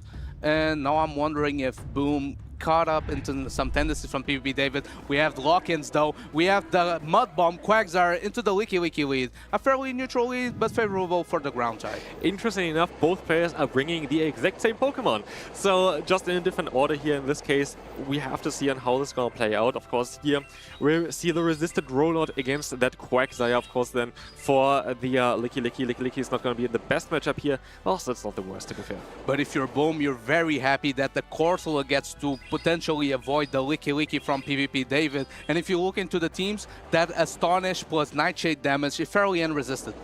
Yeah, as you see here, there's going to be the Shadow Ball coming in. This is going to do some mass damage. Maybe 2 Shadow Balls are even enough here to take down this Quagsire. Body Slam is not going to be enough, but we see the Body Slam still coming through here. I don't think this Body Slam will be enough to KO. Question is, can the Quagsire get the extra mud shot it needs to reach the departing Aquatel? It barely hangs on. Aquatel is loaded, it's going to get launched. Quagsire just barely survives to get it off. We don't see a shield here coming in, of course, from PvP David. Just letting the Licky Licky go down. The Quagsire is kind of out of here, and we see the Quagsire coming back in for PvP David now. And what a great call by Boom here, choosing to align the Corsola into the Quagsire. This means the end game will have the Licky Licky locked in to the opposing Ghost type. Yeah, this is going to look very promising here, of course. Of course, David doesn't know yet on what he has in the back there. But as you can see, the Mud Bomb is coming in, doing some solid damage here. And we will very likely see a shield here coming up from the Quagsire. One of the main strengths of Galarian Corso in this neutral matchup is the Astonish damage adds so much that it pressure shields early even though it's slow. Aquatel is loaded, no shield again from Boom, is comfortable taking it because Licky Licky can look pretty good in the back. Yeah, Boom here is going to be able to just utilize the Licky Licky because there is no matchup where Licky Licky is really bad against either. It's such a neutral Pokemon. There is no there's literally no Pokemon on PvP David's side where Licky Licky wouldn't really want to go up against. Charge attack priority. Boom valuing the Corsola damage here. Gonna maybe potentially peel off the last Protect Shield out of this Quagsire. And now Quagsire has to race into another charge attack to KO this Corsola. Can it get it through? Aquatel is reached. And I feel like it's fairly outside the rollout range, though it chooses to invest on the Corsola since the Licky Licky is out of the way. Here comes the Mirror Corsola. Oh, and goes into the Licky Licky right away. Maybe could have gotten off the Nightshade, but I feel like this matchup is looking pretty good for Boom now. Yeah, for Boom, it's looking really promising. At the end of the day, we're going to have a normal type with a Shadow Ball against the Ghost type Pokemon. This is a very, very dominant. The Shadow Ball is going to be able to knock out the Corsair in 2 hits there. And as you see, yeah, PvP David, I think, already knows this game is over. He doesn't even want to throw any charge anymore. He just lets the Shadow Ball come through here. And this is going to be it for game number 1. And Boom is going to be able to take this one home because of the better alignment. That's the risk of running this tandem of Licky Licky plus Corsola, because there's always a chance you get stuck on the wrong side of that matchup. Maybe the way for PvP David would be to go outside that type of matchup, maybe relying on something like Empoleon that has pretty decent neutral matchup into both. But then again, there's that Mud Bombs, Quagsire, there's the Unovan Stunfisk, putting some pressure on that Empoleon, and maybe that's why he didn't leave the bench for game number 1. I do think that the trainers here mostly are going to change the team a little bit and not going to bring the same 3 Pokemon, because I do think that especially in this case here, it's very likely that Pokemon like Stunfisk could have some play, just being nice and neutral against something like a Licky Licky, but I also wouldn't be surprised if we would see here the Togekiss coming in soon. Yeah, here Boom in the mirror matchup is on a driver's seat because, you know, as a 1-point lead, maybe he can even risk a bit extra, though he's still considering his chances, maybe trying to pivot around some of the Pokemon that were on the bench, throwing a different angle into PvP David. Yeah, we have to see what the player's going to decide to do here. Of course, both have the exact same Pokemon like the other player. And it's going to be interesting. It's just going to be interesting to know what they're going to think now. Because, yeah, PvP David now 1 game behind. He has to win the next one. And Boom is looking in a promising position here right now. Yeah, Boom has a very good track record in the Championship Series. He's only done a few tournaments, but I believe he top cut every single one of them, proving that he's one of the most consistent battlers in Europe. Of course, PvP David is known for being a multiple-time regional champion, former World's top 8 as well, so no slouch. Of course, he also won the Gdansk Regional Championship versus Boom. Yeah, I faced that Boom actually won his first regional he ever attended to, didn't he? Yeah, I believe so. He won Lille in 2024, I believe, or 2025. So very, very impressive there as well. He knows what he's doing. He's confident in himself, and yeah, I'm curious on how this matchup is going to play out. I wonder if PvP David is coming back, and I wonder on how these players adjusted their teams. Yeah, we see the adjustment by Boom. He brought that Empoleon, gets the Licky Licky lead, which is fairly solid because you resist the rollouts. Stays in with the Empoleon because of the turn advantage, is able to throw a Hydro Cannon just before the Quagsire reaches a Mud Bomb. Of course, we see a shield coming up here. The Hydro Cannon will have done a ton of damage as we see the swap out straight away into Boom's own Quagsire, taking the Awkward Tail now. Mostly no shield coming up here in the beginning, as Quagsire can easily survive one Awkward Tail. And I wonder if fighting for switch advantage is the way here for PvP. David, of course, is already down a Protect Shield, but it has the energy advantage. Goes for the Mud Bomb, gets shielded by Boom. He wants to keep that alignment of the Empoleon versus the Licky Licky. And in comes another Awkward Tail from Boom here. Two of them should be enough to knock out PvP David's Quagsire at this point. First one is coming through. Do we see the next one back to back? We see here CMP tie, and Boom is going to be able to win this one. This can be very, very impactful for this battle. I have a feeling maybe Boom knows a thing or two about this Mirror Quagsire specifically versus PvP. David goes for the charge attack priority, he does win it, and he chooses to invest because he wants to keep that Licky Licky aligned into Empoleon, though. This means that Licky Licky without Protect Shields can actually throw Shadow Balls into the Empoleon and deal serious damage. Yeah, now we see the safe play going for the Awkward Tail straight away, going to knock out the Quagsire of PvP David to keep up the momentum here, to keep up the alignment, and this is going to be very interesting. Now we're going to have, still Quagsire getting to another Awkward Tail. Yeah, and I wonder here with this Aqua Tail chip if there's some value for Boom to go into the mirror instead of going into the Empoleon, because now, he chooses to throw right away the Body Slam, doesn't want to take any more damage from this Quagsire, maybe hoping it isn't able to switch out because he has that Unova Sunfisk in the back, then it's going to pivot right away, but then again, that Empoleon has that one turn advantage once again, it's going to reach that Hydro Cannon just before the discharge is ready, and this is going to deal massive damage on the ground type. This is going to do so much damage, and it's going to put it as well into range for a Shadow Ball from that Licky Licky, putting Boom in such a good position right now. Mud Bomb is reached. It's going to chip away at this Licky Licky. Licky Licky pacing away into the Shadow Ball. It's going to be enough to knock out. Can the Unova Sunfisk reach another move? It does, and this might prove crucial on the Licky Licky mirror in the end game, but Empoleon is still so healthy. He only took Mud Bombs and Mud Shots and Thunder Shocks. Yeah, we have, a Shadow Ball very likely coming out soon. This is going to knock out that Stunfisk. Stunfisk is not going to be able to take on this Shadow Ball from Licky Licky, and now it's only one Licky Licky against another Licky Licky, and that Empoleon. Precise clock management by Boom, throwing the Shadow Ball just before the clock was up, avoiding a catch on the mirror of the Licky Licky, and now with this chip damage, it's going to be in Hydro Cannon range, reaches the Shadow Ball. I think it's barely not enough to KO, and the rollout won't do enough damage. I feel like Empoleon is going to be able to close this game out for Boom.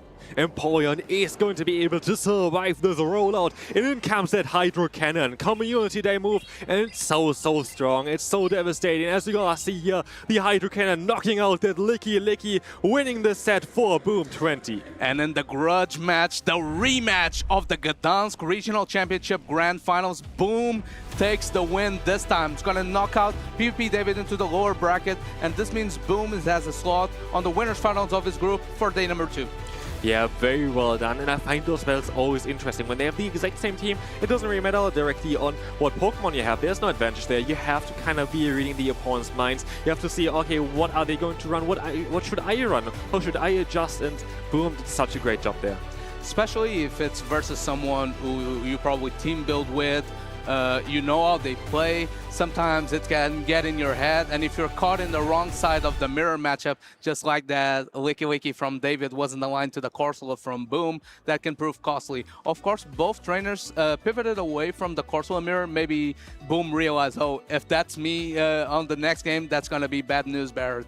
So hopefully he did adjust into that Empoleon. That proved to be very solid, because even though there were 2 checks to Empoleon in the back, they paced at the exact same time. So that's 1 turn advantage which proved to be crucial because Empoleon was able to throw its Hydro Cannon and then swap out, not taking any charge attacks. Yeah, Empoleon in the second game was so strong. But let's take a look here real quick at the first game as well again. Here, the Licky is going to be able to knock out that Quagsire with a Body Slam. Again, Licky is such a crucial Pokemon right now. It's such a strong Pokemon in this regional. We see it on nearly every team, and for good reasons. Pokemon is very difficult to take down, but also the Shadow Ball coverage that we see here right now as well against the Empoleon. Not enough here, but generally such a good move to have. You know what walls the Licky charge attacks? No, actually. Tyranitar, a favorite of yours. Do you reckon Tyranitar can work in Show 6 Pick 3? Tyranitar only really works in like those limited metas, but I do enjoy this Pokemon, especially with the recent update to like Dragon Breath on this Pokemon made it just quite a bit better. But yeah, it's a very interesting typing actually for Tyranitar. It has, I think, the most amount of weaknesses of any Pokemon with the Rock and the Dark typing. Yeah, it does have a lot of weaknesses, and this meta is not kind to it. Though it got a rework to Dragon Breath and to Brutal Swing, so it paces quite fast, but as you mentioned, maybe more suited to those limited metas. It had some play in the European International Championship meta. Some people were looking at it as a pseudo-dragon type, but it didn't even end up making... Maybe it made top cut, like 1 or 2 trainers made with it, but it wasn't a favorite pick for the trainers there, because those Beedrills were around and they were nasty. Yeah, like the Beedrills with the Bug Bite, that was quite a bit too much for Tyranitar. But Tyranitar has access to the move Fire Blast. Maybe an idea for the Tingletons currently? Yeah, maybe if you're able to overfarm a ton, but I don't think there's many resisted charge attacks on Tyranitar that don't still deal serious damage. Maybe Yawn from a Slacking. You could let you overfarm enough. Maybe, but yeah, Tyranitar, cool Pokemon though. Still, I actually enjoyed quite a bit in the Master League. It's a very good Pokemon there. It's just very nice as an anti-meta pick. And this is exactly where Tyranitar is cool. But what's your favorite anti-meta pick so far? Anti-meta pick so far. I think it's fair to say that Aegislash is an anti-meta pick. It's not being picked up by a lot of trainers because I feel it's a very tough Pokemon to navigate around because you have to be to have the knowledge on where to overfarm while being in the blade form because it generates energy much faster, but oftentimes you want to be in the shield form because you can think charge attack for days. You go from a very bulky Pokemon into a huge glass cannon, and those sorts of mind games and just switching around between blade form and shield form is hard to navigate at times. Yeah, Aegislash definitely is a Pokemon where you need to have a lot of experience for that one. You kind of have to plan your gameplay already before the match even starts because you have to put it into those situations where it gets some energy, where you're going to have shields down on the opponent so you can hit hard, but you also need to keep either your own shields or your own Pokemon alive in order to change their form again. And that's why this Pokemon is so interesting. We saw already Tauntaun having a great success with this Pokemon, of course, also with his trusty Shadow Hydreigon. Yeah, Shadow Hydreigon, I think it was an interesting pick. I'm not sure if it was as dominant versus Licky as I would like it to be, because I felt like the Brutal Swings didn't add up enough and pretty much do body slams from Licky almost KO'd it. But as Tauntaun mentioned, it has some play versus some of its counters, like the Annihilate, having access to Fly, and of course the Legacy Brutal Swing being same type attack bonus in a Pokemon with such high attack. It's a 35 energy move, so you get to them quite quick. I can't wait to see it again tomorrow at the regional as well. Of course, the matchup against Corsa would be an interesting one to take a look at as well. There are a few targets for this Pokemon. For Relegator would be an interesting matchup for the Hydreigon, but I think it's mainly there in order to support actually the Aegislash there in the back as well, because you're going to have the option to get the shields from the opponents, being able to hit hard with those charge moves, and you kind of have to just shield early there. Speaking of form-changing Pokemon, I feel like another Pokemon that could have interesting play now that Electrics have kind of a valuable role in this meta could be Morpeko, because it does... Technically, it does resist Gigaton Hammer. I'm not sure if it's an actual resistance because Morpeko is so glassy, but having that part dark subtyping means it resists the Shadow Claw from the Feraligatr. Also, for some niche tech, if you're afraid of some Quagsire, it has access to Seed Bomb. And from such an attack-weighted Pokemon, Seed Bomb, even being non-same type attack bonus, is going to deal massive damage into those ground types. Yeah, I would love to see some more Peko action. But again, as you said as well, the Gigaton Hammer would most likely do already enough to knock it out. But you know, which Pokemon would definitely survive a Gigaton Hammer? Licky. Okay. Licky is a Pokemon that we've seen all the time already, and here's a spotlight for this Pokemon. It has some key wins. We haven't seen a lot of Talonflame yet. Yeah, Talonflame has been scared away because a lot of these team comps, if our listeners have been paying attention, consist of 2 water types and a Licky Licky. And that's a very tough environment for Talonflame to strive on. And that's why people mainly adjusted to the Gourgeist, I feel like. But of course, Talonflame being one of those key wins since the rollout is double super effective into the Flying Fire type. And we've already seen this matchup, Empoleon versus Licky Licky. Yes, it is a positive matchup for the Empoleon, but if you get shields down, that Shadow Ball being neutral deals serious damage for such a bulky Pokemon. Yeah, Licky Licky seems to be like one of those picks that you can just throw in, and a lot of times there is no direct answer. And that's why we're looking always like, oh, is there a fighter on a team? Because Licky Licky is such a dominant Pokemon if there's no fighter. And so we only recently saw a few more of them in the beginning, not so much. I'm curious if the fighter's going to be able to fight themselves through today too. I feel like it's kind of a safety net that people have, because they know if they're in the tough matchup, they can always safe swap the Licky Licky and maybe figure it out later with some movement and dancing around the matchup. It kind of reminds me a bit of Shadow Scizor, not in terms of bulk, but often a lot of teams did not have coverage for Shadow Scizor, and Scizor in its prime days before the Bullet Punch rework was able to even power through some of its toughest matchups, like something like a Gastradon, for example. It did not want to take a Trailblaze.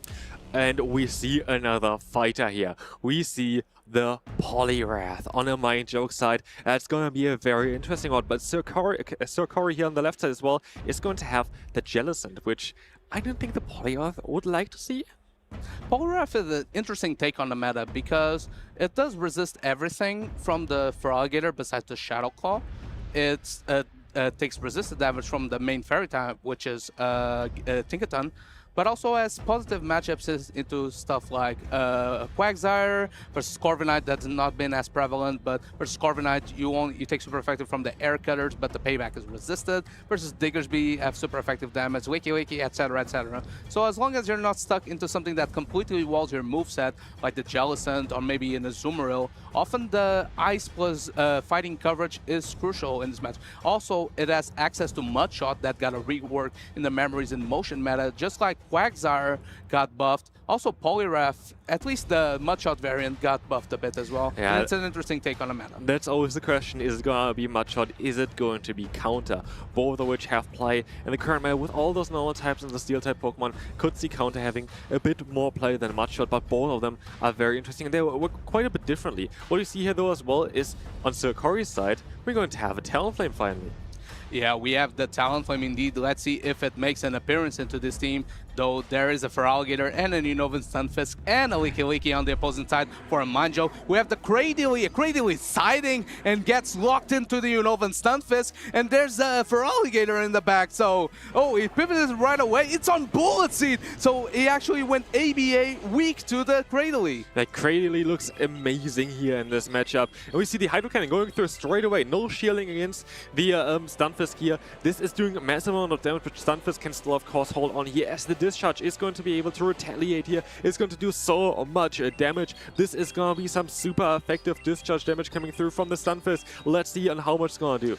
Feraligatr barely hangs on. The regular variant being just bulky enough gets off another Hydro Cannon, super effective damage. The Unovan Stunfisk chooses to shield. Gonna maybe try to go for the Thunder Shock down, trying to keep that alignment of the Cradily into the Unovan Stunfisk.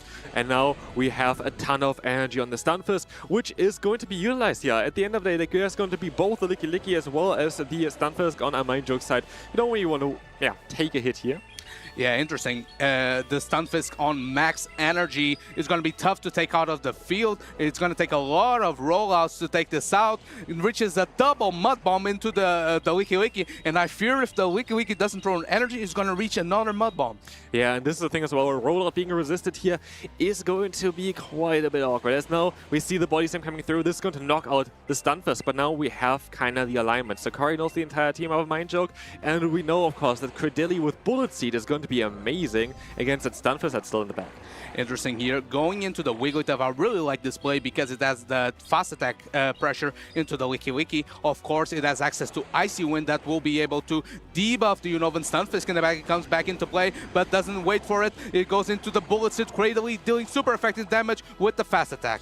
And now we have the Mud Bomb coming in. This is just not going to do enough. We have, of course, the super effective damage of Cradily. Both the Fast Move as well as the Grass Knot are going to do some massive damage here. And while there's still 2 shields on the Mindjoke side, it's going to be a tough uphill battle. No playing around, going straight for the hard-hitting Grass Knot. Mindjoke sniffs it out, pulls up the first Protect Shield of the matchup for him. The Unovan Stunfisk will be able to deal neutral damage, but since the Thunder Shocks are resisted, this Cradily is gonna hang on. And this is not going to be enough exactly. This is going to do only a tiny bit of damage. And we have to see if there's going to be a catch eventually. But here in comes the Grass Knot again. Gonna have to be shielded by a Mindjoke. It's such a difficult matchup. Of course, being aligned here with a Stunfisk against the Grass type Pokemon is always a bit tough. The silver lining for a Mindjoke is there is indeed a catch potential. Goes into the Mud Bomb just before another Grass Knot is loaded. Is gonna threaten the knockout. I believe it will be enough. And all shields go into the Wigglytuff, hoping that it has enough prowess with the Icy Wind to take this matchup. Exactly, Icy Wind at least is still going to be super effective here against the Stunfisk, most likely enough from this range with the charm damage adding up on top of it as well. But the Mindjoke's, only real hope here is to catch the move. In comes the Licky, in comes the Swift to knock out the Licky. Well played from Sir Corey here, being able to knock out that Licky with the Wigglytuff, and no, only a few fast moves away from the Icy Wind. Reaches an Icy Wind with another charm, is gonna get the knockout into the ground type. Sir Corey playing a super clean game, punishing a Mindjoke for going ABA weak into that Bullets Hit Cradily, gets game number 1 in this winter semifinals.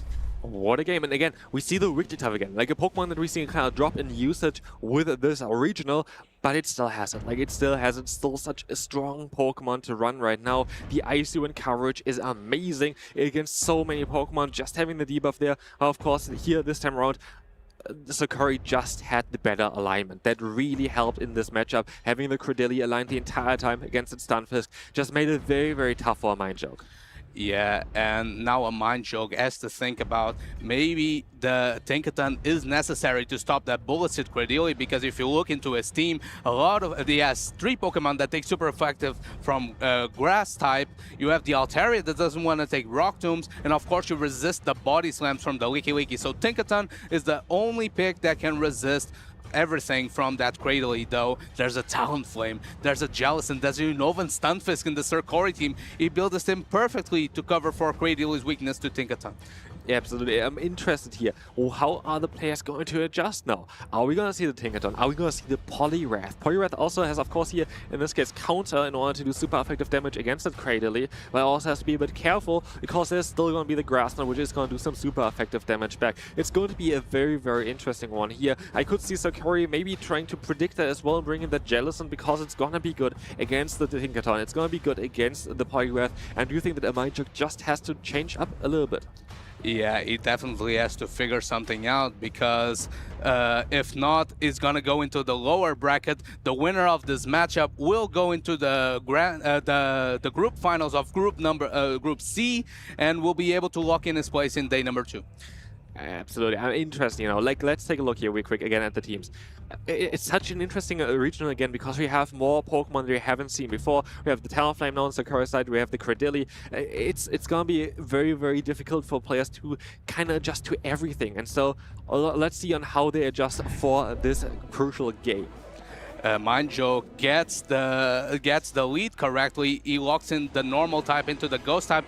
Immediate pivot into the Unovan Stunfisk, and there's no clear answer in the backline. Licky goes toward the Shadow Ball on perfect timing, maybe hoping to chip it away a bit, maybe potentially consider going into the mirror matchup. But we see again the Cradily, and we don't see the Tinkaton, which means Cradily is going to have a lot of play in this matchup again. Here we have energy on Sakura's side for the mirror matchup, and this is going to be very, very important, because now the Mud Bombs are going to chunk away from the Stunfisk here on the Mindjoke side. But of course that Shadow Ball chip damage proving to be crucial in this matchup, because now it's a 2-shot with Mud Bomb in the Unovan Stunfisk mirror, where the Thunder Shocks are heavily resisted. A Mindjoke reaching that Mud Bomb number 1 is gonna throw at the Unovan Stunfisk, and he has another Mud Bomb just loaded to throw it right back. But this could be also an interesting way for maybe the Cradily to come in afterwards. We have to see on how the player's gonna play it. We see here that a Mindjoke is going to win the CIP tie here as well, which is going to force Sakura to use a shield in order to align itself. And interesting, he's shielded here by Serkori. I wonder if a Mind Joke is going to choose to invent on the Unova Stunfisk or put all chips on that Feraligatr bag. He does choose to shield. He wants that alignment. He wants to keep the Wiki on the Jellicent. It's going to be, again, charge attack priority. A Mind Joke wins that, but he catches on the Cradily. Cradily is going to be in a very good spot here because there's nothing that really wants to swap into this Pokemon. And of course, the best Pokemon is kind of the Licky, but now when Licky is out against the Cradily, it's not going to be up against the Jellicent anymore. I believe that the Feraligatr is an okay matchup versus the Jellicent to make up maybe for this switch. Licky reaching the Shadow Ball just before a Rock Tomb is loaded. Interesting that it was charge attack priority, but now Rock Tomb is going to debuff the Licky, but I feel like the damage has been done, and now the Licky is going to be able to race to another Shadow Ball and potentially get the knockout on this Cradily. It's going to be again at the same time, and so we would need to see a shield here coming up on the Cradily side as well in order to survive this Shadow Ball. Do we see a shield? We do not, and so Cradily goes down. Yeah, interesting, because I feel like the Licky is outside of range from a Surf and from a Mud Bomb, so it's going to be tough to take it off of the field. He's going to pace to another Shadow Ball, throws, and we get the catch on the Unovan Stunfisk. Sacrificing the Unovan Stunfisk here right now. The Shadow Ball is going to be enough to knock it out, and let's see what's coming in. We're going to have here, of course, only the Surf left in order to knock out the Licky, but is it in Surf range yet?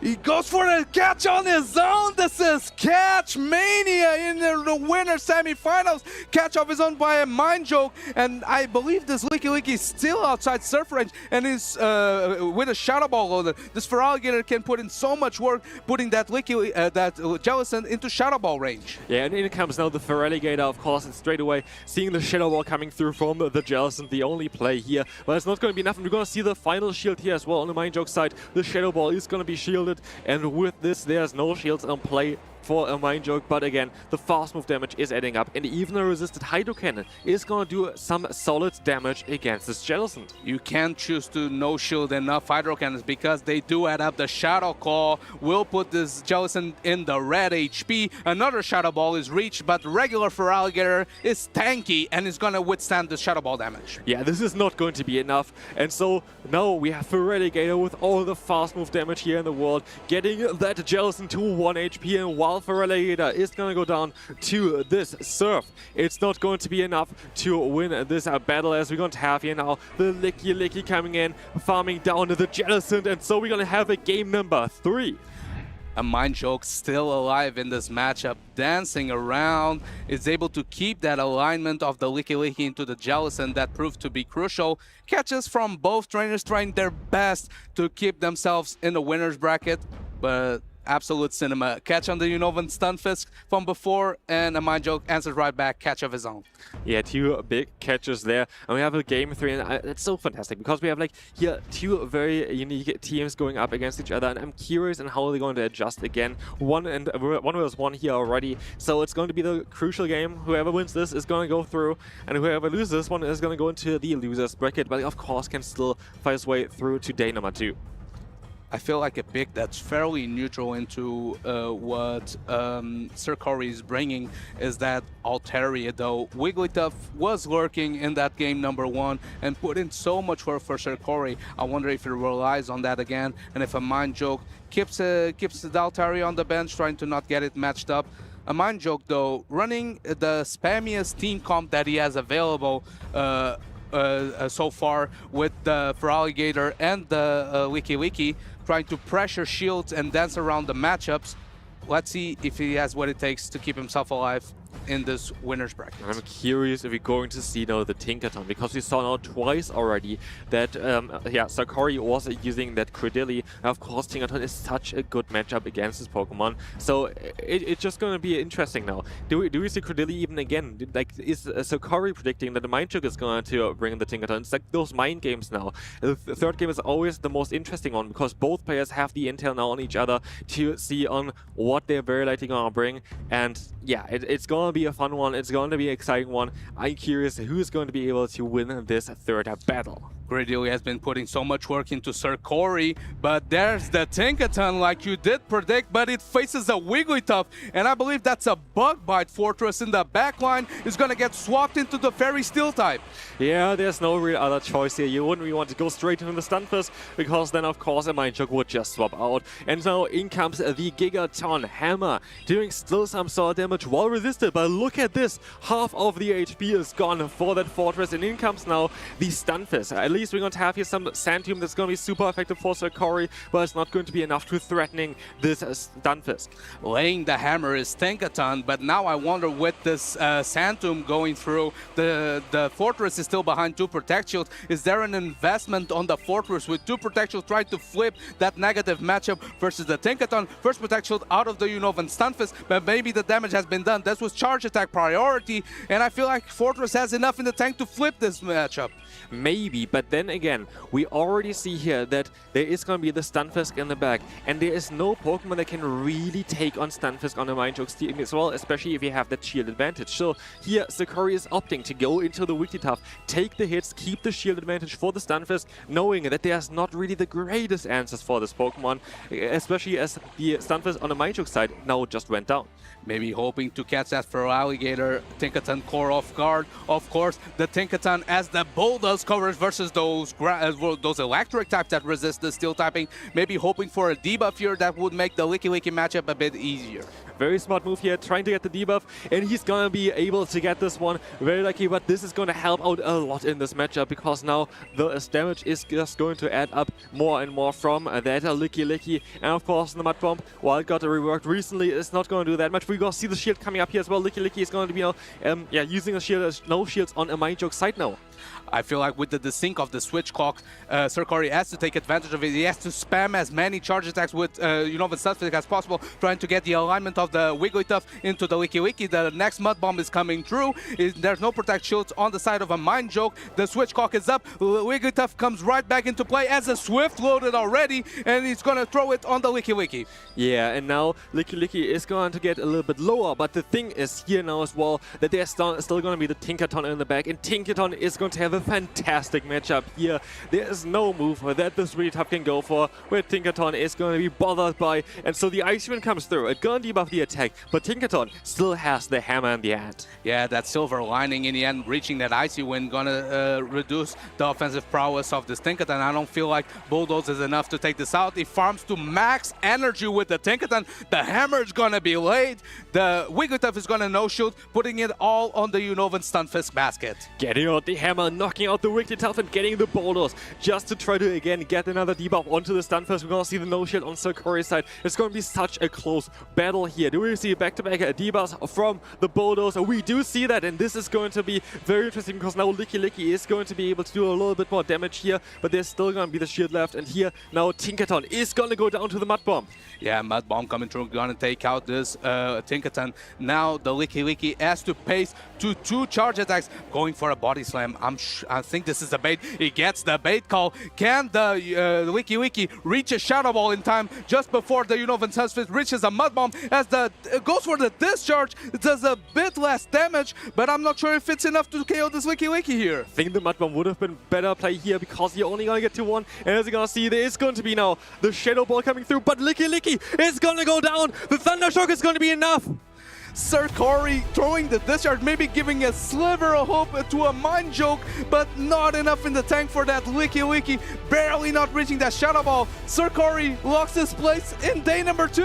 What a game that was. Like, this was the back and forth the entire way. Sir Corey cannot believe it either. This was such a close battle.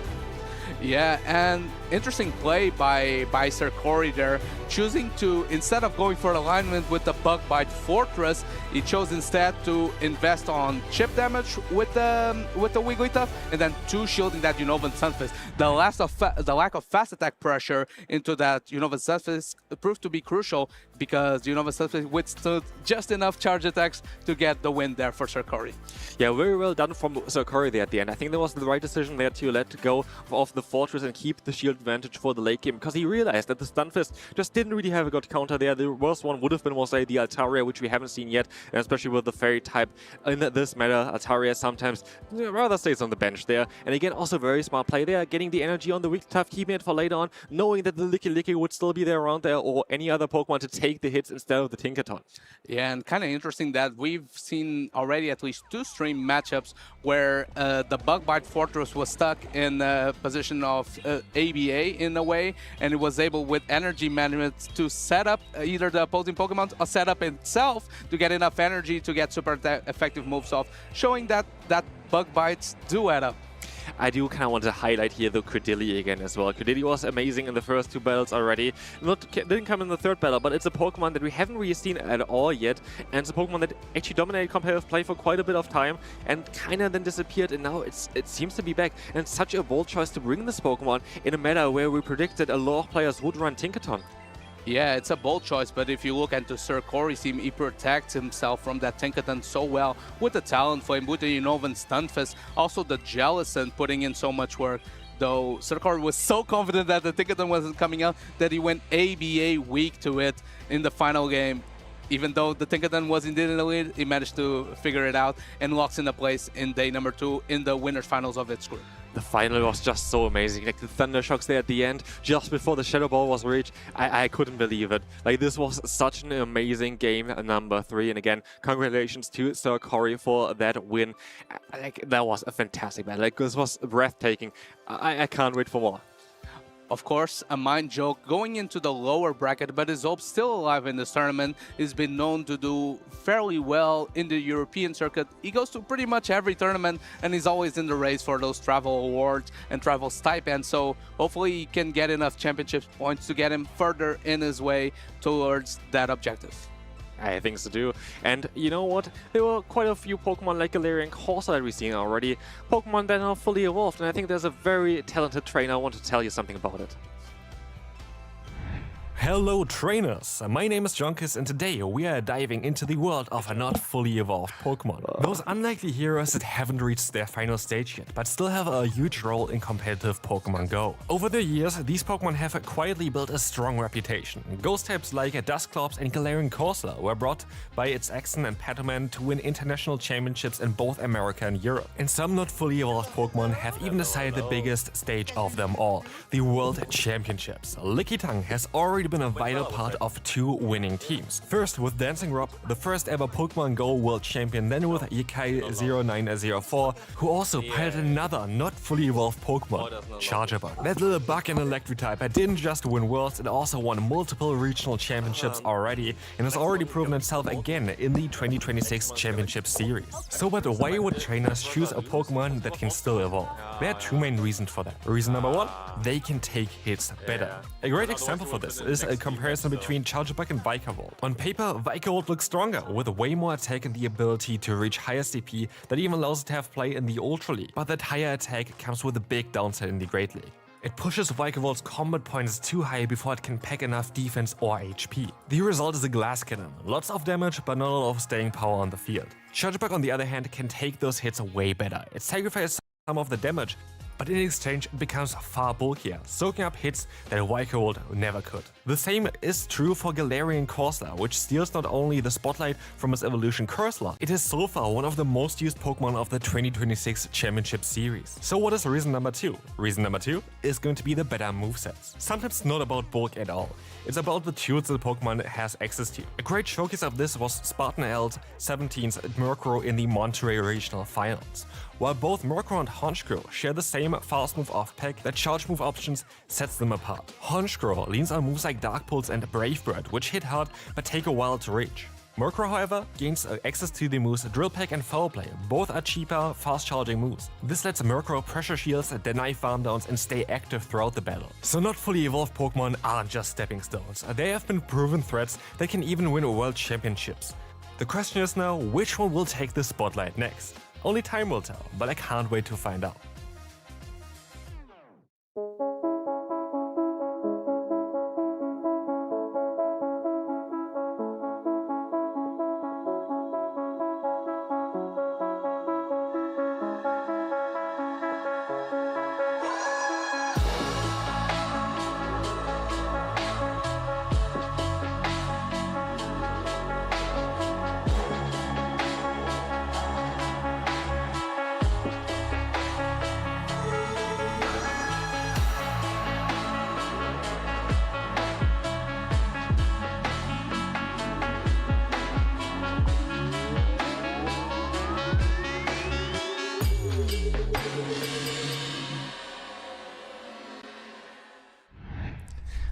welcome back, and welcome back, Amanda. You did definitely listen to the very nice showcase there of non-evolved Pokemon. What is your favorite non-evolved Pokemon? Well, I was about to make a joke on the similar subject. I was going to say I really resonated because I also feel like I'm not in my final form. But I do enjoy a good Murkrow play. I've played that for a little while in Go Battle League also, and I think that it can hit very hard, but it also is a bit of what we call a glass cannon. Yeah, it is definitely a bit of a glass cannon, but it's a very cool choice because you have like the Galarian Moltres, which is also a dark and flying type Pokemon, which also I've seen players already run in this tournament, still even with Tinkaton, but basically Murkrow is a bit of an easier Pokemon to get. There are a lot of different unique picks, a lot of things that we weren't really expecting to see, things that I know you were hoping to see, like that Aegislash, but there's so many more trainers coming up, and if you're looking at the screen now, we have the Reeve on the left-hand side from Germany, and we have Galaxkabolton, our Lille Regional Champion from a few seasons ago on the right, and if you know Galax, you can already guess one of the 6 Pokemon that is going to be on his team. We're looking at you, Leaf Tornado Superior. It's always Leaf Tornado Superior. There he brings us to every single tournament. It's so cool to see that he has basically a signature Pokemon the entire time with him. And so, you know what? In this meta right now, when there's so many water-type Pokemon like those Feraligators and like those Shadow Quagsires, I think that Superior might be a key pick again for Galax. It's a very interesting team here as well. We see Fortress, non-Shadow, with a Volt Switch. We see the Umbreon, and we see the Alolan Sandslash, like Pokemon that we haven't really seen here today again, which showcases again how wide the meta actually is. And now on the other side of the Reeve too, we're seeing a Malamar, which we've been seeing quite a few more of those than what I was expecting, but the Psywave damage has proved to be pretty impactful in this tournament. Along with the rest of his team, double Psywave users. Take note of that. We have the Grumpig as well, being able to power up quite quickly to those dynamic punches and also Shadow Balls. And of course we saw the Alolan Sandslash on the one side there, double weakness to the fighting type damage, and we have 3 Pokemon here. They have fighting type coverage, and none of them is a fighter. We have Grumpig with Dynamic Punch, we have Togekiss, which we've seen plenty of already, with the Aura Sphere, and then we have the Malamar, my friend, with the Superpower. And now the big question will be, since this is the first time we've seen either of these trainers on screen so far, what are they going to bring for this actual tournament in Prague? The Reeve was actually a trainer who had just knocked down Rise to Occasion to the loser side of the bracket. Fun fact for those of you following along, all of our players to watch at the beginning of the tournament are now in the loser side or knocked out of the tournament. So that just shows the depth of talent we have here in Prague. Yeah, there are so many crazy good players, and we see the Superior against the Togekiss. This is not where you want to see it. Definitely not for Galaxkabolton, but definitely for the Reeve. Now going ahead, immediately swapping out into that Volt Switch Fortress. Now actually Togekiss, since it did have a little bit of an energy advantage, opted to stay in and throw an Aura Sphere here. Wants to get some meaningful chip damage off from that Fortress, and now we see a swap into that Malamar. You can only swap into a Malamar if it's a Volt Switch Fortress, of course, because otherwise the Bug Bite would be double super effective there. But here it can take the Sand Tomb actually. Interesting to go for this one first, trying to get up to another Rock Tomb now to maybe threaten a little bit more damage. Now going ahead, now throwing this foul play, getting the first shield off of Galaxkabolton's side, wants to be able to do a little bit more damage with the Fortress. As you can see, it's already now at its attacks, opting for another Volt Switch, going for 2. He knows his timing here, and look at this, swapping back into the Superior here to go up against that Malamar, almost full health. This is very interesting because, of course, after the Superpower, we're very likely going to see the swap back into the flying type of Togekiss. But now Galaxkabolton has quite a bit of energy and has that Leaf Tornado. I'm curious if we're going to see it. No, we're going to see the Frenzy Plant to do some sort of damage. And this is the thing as well, Togekiss is actually not the bulkiest Pokemon, and Frenzy Plant is a very strong move. We're seeing a lot of Community Day attacks. Look at that, not very effective, just like the Gigaton Hammer against the water types, but still doing so much damage overall. The Reeve responding back in kind, saying, get out of here, Superior, knocking it down, and we'll see what comes back in. It's going to be that very low health Fortress, has to throw an attack before it gets farmed down. Absolutely has to throw an attack here, and at least it's going to have another one stored for afterwards, but I'm curious on which Pokemon is coming in here. Now it's going to be that Licky. We see the swap out into the Umbreon, a Pokemon that we haven't seen here yet today. If you guys are thirsty, you maybe want to go use this moment to get a glass of water, because this is 2 bulky Pokemon in the Great League format. Umbreon now throwing that first foul play. Licky takes it, still in the green, swaps back into the Malamar. Malamar's Psywaves aren't doing much, but actually just going straight away for the superpower, getting that last Protect Shield off of Galactica Bolt inside, because this is a good move, because the superpower, the first one, is going to be doing the most damage. It's going to be very interesting. I would assume exactly the Reef is going to use a shield here in order to do some nice damage with that superpower. But what we still have is the Fortress in the back with the Rock Tomb then for later on. So that might be the case that we see the debuff then onto the Licky Licky, and then there's no Pokemon to clear the debuff. This is going to be super effective, but it's already been debuffed a little bit. Umbreon hangs on, still in the green, double debuff, and now there's actually a Snarl down from the Umbreon, coming back into the Licky Licky, and this is what Galax was saving it for, but look at it, unable to get off that Rock Tomb, a Body Slam coming through. I don't think that Galaxco Bolton is really happy with this play directly, because he wanted to get the debuff off, of course, against that Licky Licky. Licky Licky still here, having a shield, having the energy, having the Body Slam. It's in a prime position to finish up this first battle. While Umbreon is super bulky and can resist the Shadow Ball, it's not enough against so many Body Slams. This Licky Licky has so much energy, and this is one of my favorite things to see is Umbreon getting attacked, because I think the animation is so cute. We're going to get to see it a couple times, because Body Slam number 2 coming through still probably won't be enough to knock out the Umbreon, but guess what, Junkus? There's a third on its way. Yep, there is going to be a third on its way. We're going to see the last resort here, and the shield coming up as well from that Licky Licky. I think Galaxco Bolt knows already it's going to be a very tough battle here, but yeah, one more rollout, one more Body Slam is all that it needs here. The Licky Licky is going to be able to knock out the Umbreon, but you saw already on how interesting the Umbreon is here. It's a very interesting Pokemon. We haven't seen it yet that often, but it's super bulky. It can take hits like no other, and it's honestly, it wasn't really bad there, even though it wasn't aligned in the matchups that we wanted to be in. I think Galaxco Bolton's big problem at the end was we saw it, he swapped out, he was trying to debuff that Licky Licky. Not only that, get off the damage of a Rock Tomb onto that Licky Licky as well. Unfortunately for him, wasn't able to do so, as the Licky Licky was able to throw first. Fortress went down, and the Reeve took game number 1. Yeah, and here, of course, we had the lead matchup that wasn't really ideal. We had the Flying type against the Grass type Pokemon. I'm curious. Not only that, mono grass, right? Yeah. Because you know that if Galaxco Bolton is playing, he's running it with all grass attacks. Yeah, especially here with this Pokemon. I know, like we saw already the Frenzy Plant coming in. It did still do some solid damage there, but it's just not a great matchup, especially when you have the double weakness to the Toricus there with the Umbreon still on the back. There was just not really the greatest alignment there for Galaxco Bolton, so I'm curious on how he's going to change up the battles, or is he going to do that? If you think maybe, okay, if I stay with the same Pokemon, maybe my opponent's going to change up a little bit, and then maybe I'm right again with my Pokemon. It's also true, when you're playing sometimes you think to yourself, what could I have done differently? And if you think that you lost because of not something your opponent necessarily did, but maybe your own user error, then there's no reason why you wouldn't run a similar team back, right? Saying, okay, let me have a chance to prove to you that I'm going to do this better. It wouldn't surprise me to see Galax double down, but we'll have to see, because there are so many different Pokemon to choose from on the side of the Reaver that are quite interesting into Galax's team.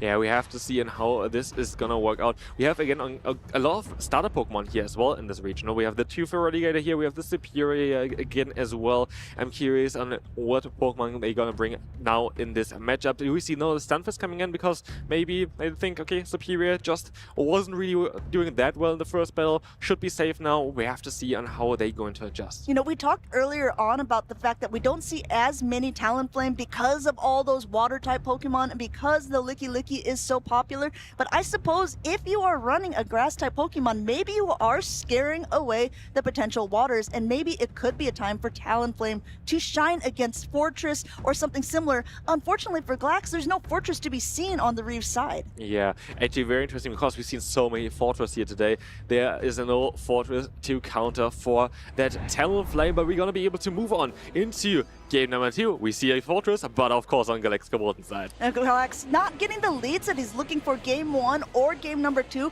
A quick pivot now into that Shadow Feraligatr, which also doesn't want to take the attacks from this Unova Stunfisk. Puts up a Protect Shield immediately while he just starts to gain some energy. These Hydro Cannons, though, are going to be coming in against anything, and they're going to be doing nice neutral damage. And again, yeah, Galaxco Bolton doesn't get the leads that he really wants to see here. We have now the Licky Licky coming in, of course. Oh, actually using a shield straight away against the Feraligatr. Yes, Hydro Cannon always gonna do some solid damage, as you said. And in comes the Shadow Ball. well. And let's see, we're going to see the second shield already for Galaxy Bolton. No, we see a no shield here. No shield. This will do a nice chunk of damage to the Feraligatr. The big problem with Feraligatr against Licky Licky is those fast attacks aren't doing very much at all, relying solely on the charge attacks. However, because he had a little bit of an energy advantage, because he expended that shield at the beginning, he's got 2 Hydro Cannons loaded. The switch timer is up, and we see a quick pivot now to catch this body slam onto the Umbreon. Yeah, Umbreon is coming in here now, but Galaxy Bolt, of course, doesn't know it yet, but there is going to be the Togekiss, and Togekiss is going to be aligned here with a super effective Aura Sphere. Last resort is the only resort that the Galaxy Bolt has here now. It's the only move that he can go for. It's going to be neutral, but of course, the super effective move here, the Aura Sphere, is going to do so much damage against the Umbreon. And this is different than a superpower, right? Every single time that Aura Sphere hits, it's going to be doing the exact same amount of super effective damage. That first one went through. We see that Umbreon knocked down into the red, throwing a last resort here at this very healthy Togekiss, and it remains so even after this attack goes through. Aura Sphere already loaded up, next one coming through. This is looking very difficult. Yeah, we will see actually a shield coming up with that Umbreon trying to save this Pokemon and trying to swap out here with the energy. No, we're gonna see another last resort coming in to try to weaken up this Togekiss a little bit further, of course. And now this is going to be a bit of an interesting matchup. Very likely Galaxy Bolton is going to swap here into that Fortress, trying to Volt Switch it down, but we see the swap out straight away into the Unnovan Stunfisk. Yeah, there's no Malamar, but there's still some psychicness going on by the Reeve here. As an immediate pivot out, not letting that Volt Switch damage go through to the Togekiss. Didn't want it to get knocked out here, and coming in with the Unnovan Stunfisk. Since this is a Volt Switch Fortress, that means these fast attacks once again are not doing very much damage. Galax is really having to rely on charge attacks solely to be getting through the Reeves team. Yeah, and this is going to be a very tough one here. The Sand Tomb is going to be adding up, but again, with no fast move pressure against a Pokemon like the Unnovan Stunfisk, it's going to be a very tough battle. But we know as well still, there is going to be the charge move on the Feraligatr. Maybe it's going to come in clutch here, but for that, we need to get rid of the final shield on the Reef side for that, and I don't know if Fortress is going to be able to do that. Fortress is trying everything that it can to be able to negate how much damage this can be doing. It's throwing Sand Tomb after Sand Tomb. It's lowering the defenses here. Both of them pivoting at the same time. This actually could be very good for Galax being able to get off this foul play onto the Licky Licky and get it very low. Getting the Licky Licky weakened is definitely very good, but we still hear the Reef is still not going to use the final shield that he has, and we have a ton of energy on that Licky Licky. Now having 2 Body Slams stored at this point with so little health on all of the Pokemon, the Body Slam is going to be enough to knock out most of them here. This is a really great timing by the Reeve. He's knowing exactly when they're getting to the attacks, throwing right beforehand. He can be in a favorable position with a shield to hide behind. Still 3 Pokemon remaining on his side. Now Galax gets to throw off the Sand Tomb. No Protect Shield used. Licky Licky may go down. Yeah, Licky Licky will not appreciate this Sand Tomb. It's going to be enough to knock it out, and in comes again the Stunfisk, of course, having energy stored here, still having the shield left. This is looking very, very difficult for Galaxy Bolton. This is definitely an uphill battle here at this point. We have, of course, still another charge move stored, trying to maybe catch it. We're going to have the Togekiss now going for the Aura Sphere, knocking out that Feraligatr, and with that, the Reef is going to be able to take a quick 2-0 victory here. Taking victories over regional champions like it's his job there. The Reef is being able to go on very far in this tournament on this winner's round. Congratulations to him. Absolutely, and again, a great reading skills.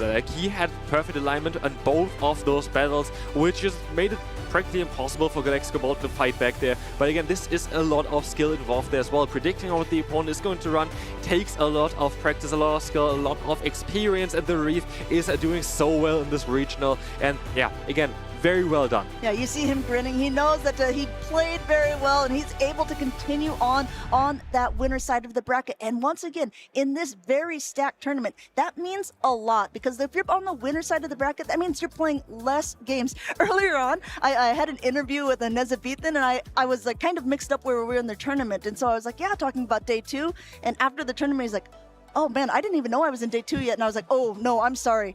You're not. You still have some more games to play. So we'll have to keep an eye on that bracket to see if he will be able to make it on to day 2. He was on that loser's side of the bracket. We've swapped back to the winner's side for now, showing you some different matches. We like to keep it fun, keep it interesting, just like these games that you're seeing.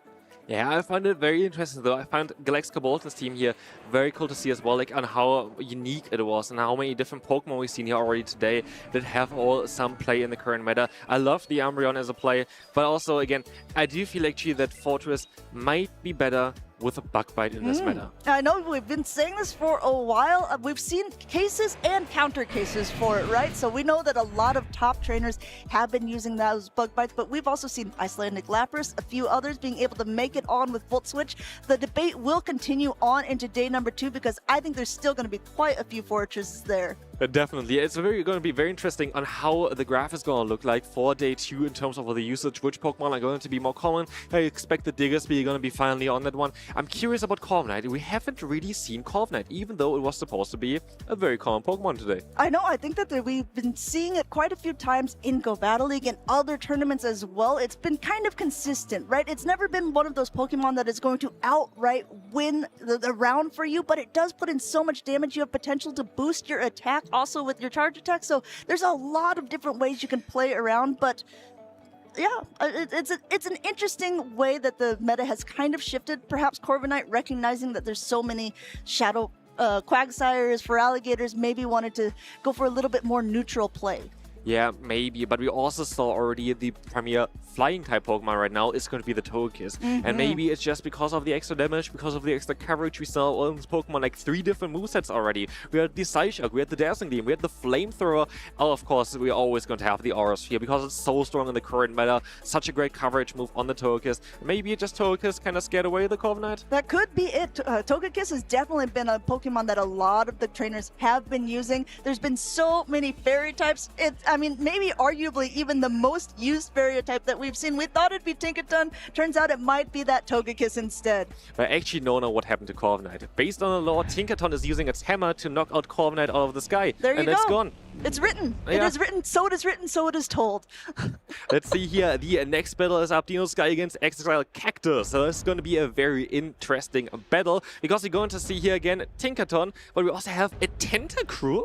Tentacle, yes. You don't need to adjust your screens, everyone. This is exactly what's being brought. I'm not surprised to see a little bit more Guzzlord gaming, especially from Dinoski. It's one of his signature picks that he likes to bring to different tournaments, along with the plushie, showing the ride along the way. But one thing to note about his Guzzlord is actually on Brutal Swing and Sludge Bomb rather than Dragon Claw. Yeah, we've seen more Dragon Claw usage recently in this tournament, but now with Sludge Bomb, it's not going to be as great in the mirror matchup, which you're going to have here, but it's also going to have Sludge Bomb. So both Guzzlords going to run Sludge Bomb in this matchup. Here, of course, here's the Tinkaton that I was talking about earlier. It's going to be here again, and I'm curious if we're going to see some play of this Pokemon now as well in this matchup. So both Guzzlords are on Brutal Swing and Sludge Bomb, but the Fortress on the teams are a little bit different. The one on XXL Cactus's side is just a regular Fortress. It is not a Shadow, so it's not going to be doing that 20% extra damage, but it's also not taking it. And another thing to note is it is on Volt Switch, while Dinoski's is on Bug Bite.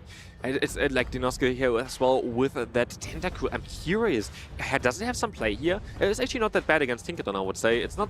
I mean, they're going to have some ground-type Pokemon here as well with a Quagsire where it's going to be a bit tougher maybe, but it actually is a very solid matchup, I think, against that Feraligatr. And also, I was just thinking about, I mean, there's definitely not a Togekiss on the side of the Cactus's side, but I think that Tentacruel maybe has some play overall. It's going to be able to neutrally take those Hydro Cannons that are going to be thrown, so potentially we'll maybe see some Tentacruel action from Dinoski here, and that's exactly what we see. It's in the lead up against a Volt Switch Fortress, though we might see a quick pivot out into something that can take it better, and that's exactly what happens, going and transferring that energy onto that Shadow Quagsire that just came in. Yeah, Quagsire is going to have to take now a Santium, which is not too bad. It's going to drop the defense though for, yeah, the rest of this matchup here, and we're going to very quickly see another swap out here into the Feraligatr. Feraligatr is going to be able to just go for one Hydro Cannon now to knock out that Quagsire, but not before the Mud Bomb is reached. The Mud Bomb is going to be able to do some solid damage here still. Going ahead and just letting that first one go through. The next one definitely would be able to knock out, but Feraligatr wins that charge attack priority. It does have the higher attack, and Dinoski opts to use a shield because it looks like he had clicked the button as too. Wants to either get a shield back or get that Feraligatr out of the way. Yeah, maybe he just wants to get those shields down so Tentacruel can do some hard-hitting damage with the Scald or the payback there as well. But yeah, we will see here again. Maybe, can you reach the Aqua Tail time? There's going to be the swap out here though into the Licky to try to catch a Hydro Cannon, and this Hydro Cannon is coming up now against it. No shield coming through. XXL Cactus patient there, wanted to make sure that his attack wasn't going to get caught on anything. I think he was hoping more that it wouldn't get caught on the Tentacruel, but saying, okay, I would actually throw a Hydro Cannon anyway. Now, big old Guzzlord coming in to take a body slam off of this Licky. Both players also know each other's team now, and I do think that maybe the Quagsire was still preserved there in order to try to deal with the Fortress later on, because you know there's going to be the Volts with Fortress. The Fast move's not doing a lot of damage, but you're still going to be able to hit some hard-hitting charge moves there, and of course you don't really want to have it against the Tentacruel. Go on ahead now, going for that first brutal swing. I'm not quite sure if one will be enough at this range, but I think it just gives an opportunity for more farm with the Guzzlord as well, because its fast attack is going to be doing a lot, and actually catching the second one now onto the Tentacruel. Dinoski dancing around here, trying to get a lot of the attacks caught on Pokemon that is not going to be doing as much damage. But no, it's time for Fortress to come in. Fortress having access to the fast move that's going to be super effective, to Santum that's super effective, and double resisting the asset of that Tentacruel. It's going to be a tough battle for the Tentacruel as the shield is coming up here, but also we still have Scald here, which has the chance of debuffing. It's saying, okay, I got debuffed here, I know it's guaranteed. Dinoski's hoping for a debuff. He at least got that shield off the Fortress side here, but no, it doesn't look like any debuff for him, and now the next Santum is already coming through with a very, very healthy Fortress on XXL Cactus's side. This is going to be enough to knock out the Tentacruel here for sure, and now the Quagsire comes in, try to preserve it for exactly this matchup, but is it going to be enough? Because there's still going to be the Guzzlord, there is still going to be the Feraligatr in the back, and this is going to be an uphill battle here, as we see that the Santum even going to be reached before another Aqua Tail can be reached from that Quagsire. Aqua Tail paces so quickly, but not quick enough to take out this Fortress before it gets taken down here. Now it's only a very low health Licky, and it looks like Dinoski recognizing not going to be able to take it. And XXL Cactus takes game number 1 with what we call a 3-ball flex. All Pokemon still remaining on his side. Very impressive, but also off to a very good start in the beginning. Having that Fortress against the Tentacruel just helps out so much even for the battles afterwards, because you're going to be able to get that debuff onto the secondary Pokemon that came in. We saw it there, the Santum against that Quagsire, just making it a bit easier for yourself. So if you are Dinoski in this scenario, what are your thoughts? You're saying, okay, I tried to play a little bit risky, having that Tentacruel in the lead definitely didn't pay off. Do you double down on it? Do you come back? Or do you completely kind of mix about your team?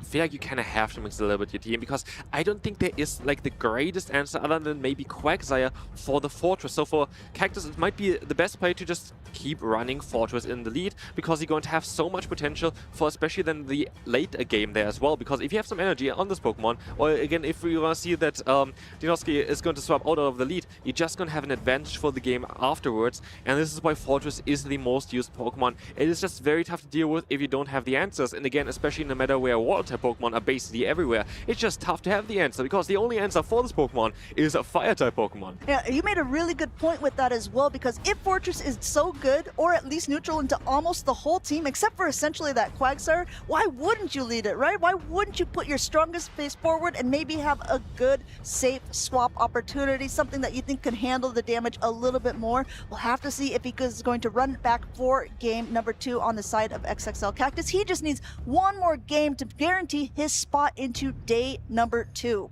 Because it's going to be the Volt Switch version of Fortress as well, we could see maybe Dinoski trying to go for the Guzzlord as an answer for that, resisting the fast moves, at least going to have a little bit of a neutral play there. But again, it's going to be very tough to deal with the Volt Switch version here. Maybe Volt Switch is better than Bug Bite, who knows? We'll have to see. Both of these trainers going in. It looks like XXL Cactus is going to stay in with that Fortress in the lead. Shiny at that, a little bit of a, bragging rights here at the beginning. And now Dinoski has opted for a little bit of a safer pick in the beginning with that Licky. Licky Licky is just generally very, very safe. There's like no Pokemon that really wants to deal with it, and especially as we don't see the Tinkaton here, which would resist as well the fast move rollout, we're going to see here that Licky Licky is going to have a very solid time. Fortress using a shield early, of course, as we know, there's going to be the Rock Tomb coming in anyway, which makes the consecutive Shadow Balls afterwards quite a bit weaker. Yeah, going ahead and just saying, okay, I'll shield up the first one, knowing that the next ones aren't going to be doing as much damage, and this is a little bit of an extra security on the side of Cactus here. Going to let this one go through. You see that even though it does connect, it barely knocks it down to the yellow, and still has a ton of energy on his side, throwing right before the next Shadow Ball is available. Rock Tomb is a reach. Rock Tomb would knock out the Licky Licky, and Rock Tomb will knock out the Licky Licky. As we're going to have here still a ton of energy though on that Fortress, which is going to go up against one of the other Pokemon here. Dinosky is going to go into the Gastrodon, but the Rock Tomb is coming in after. If you're taking a peek now at the backlines, keep in mind that Dinosky's Fortress is on Bug Bite, and there is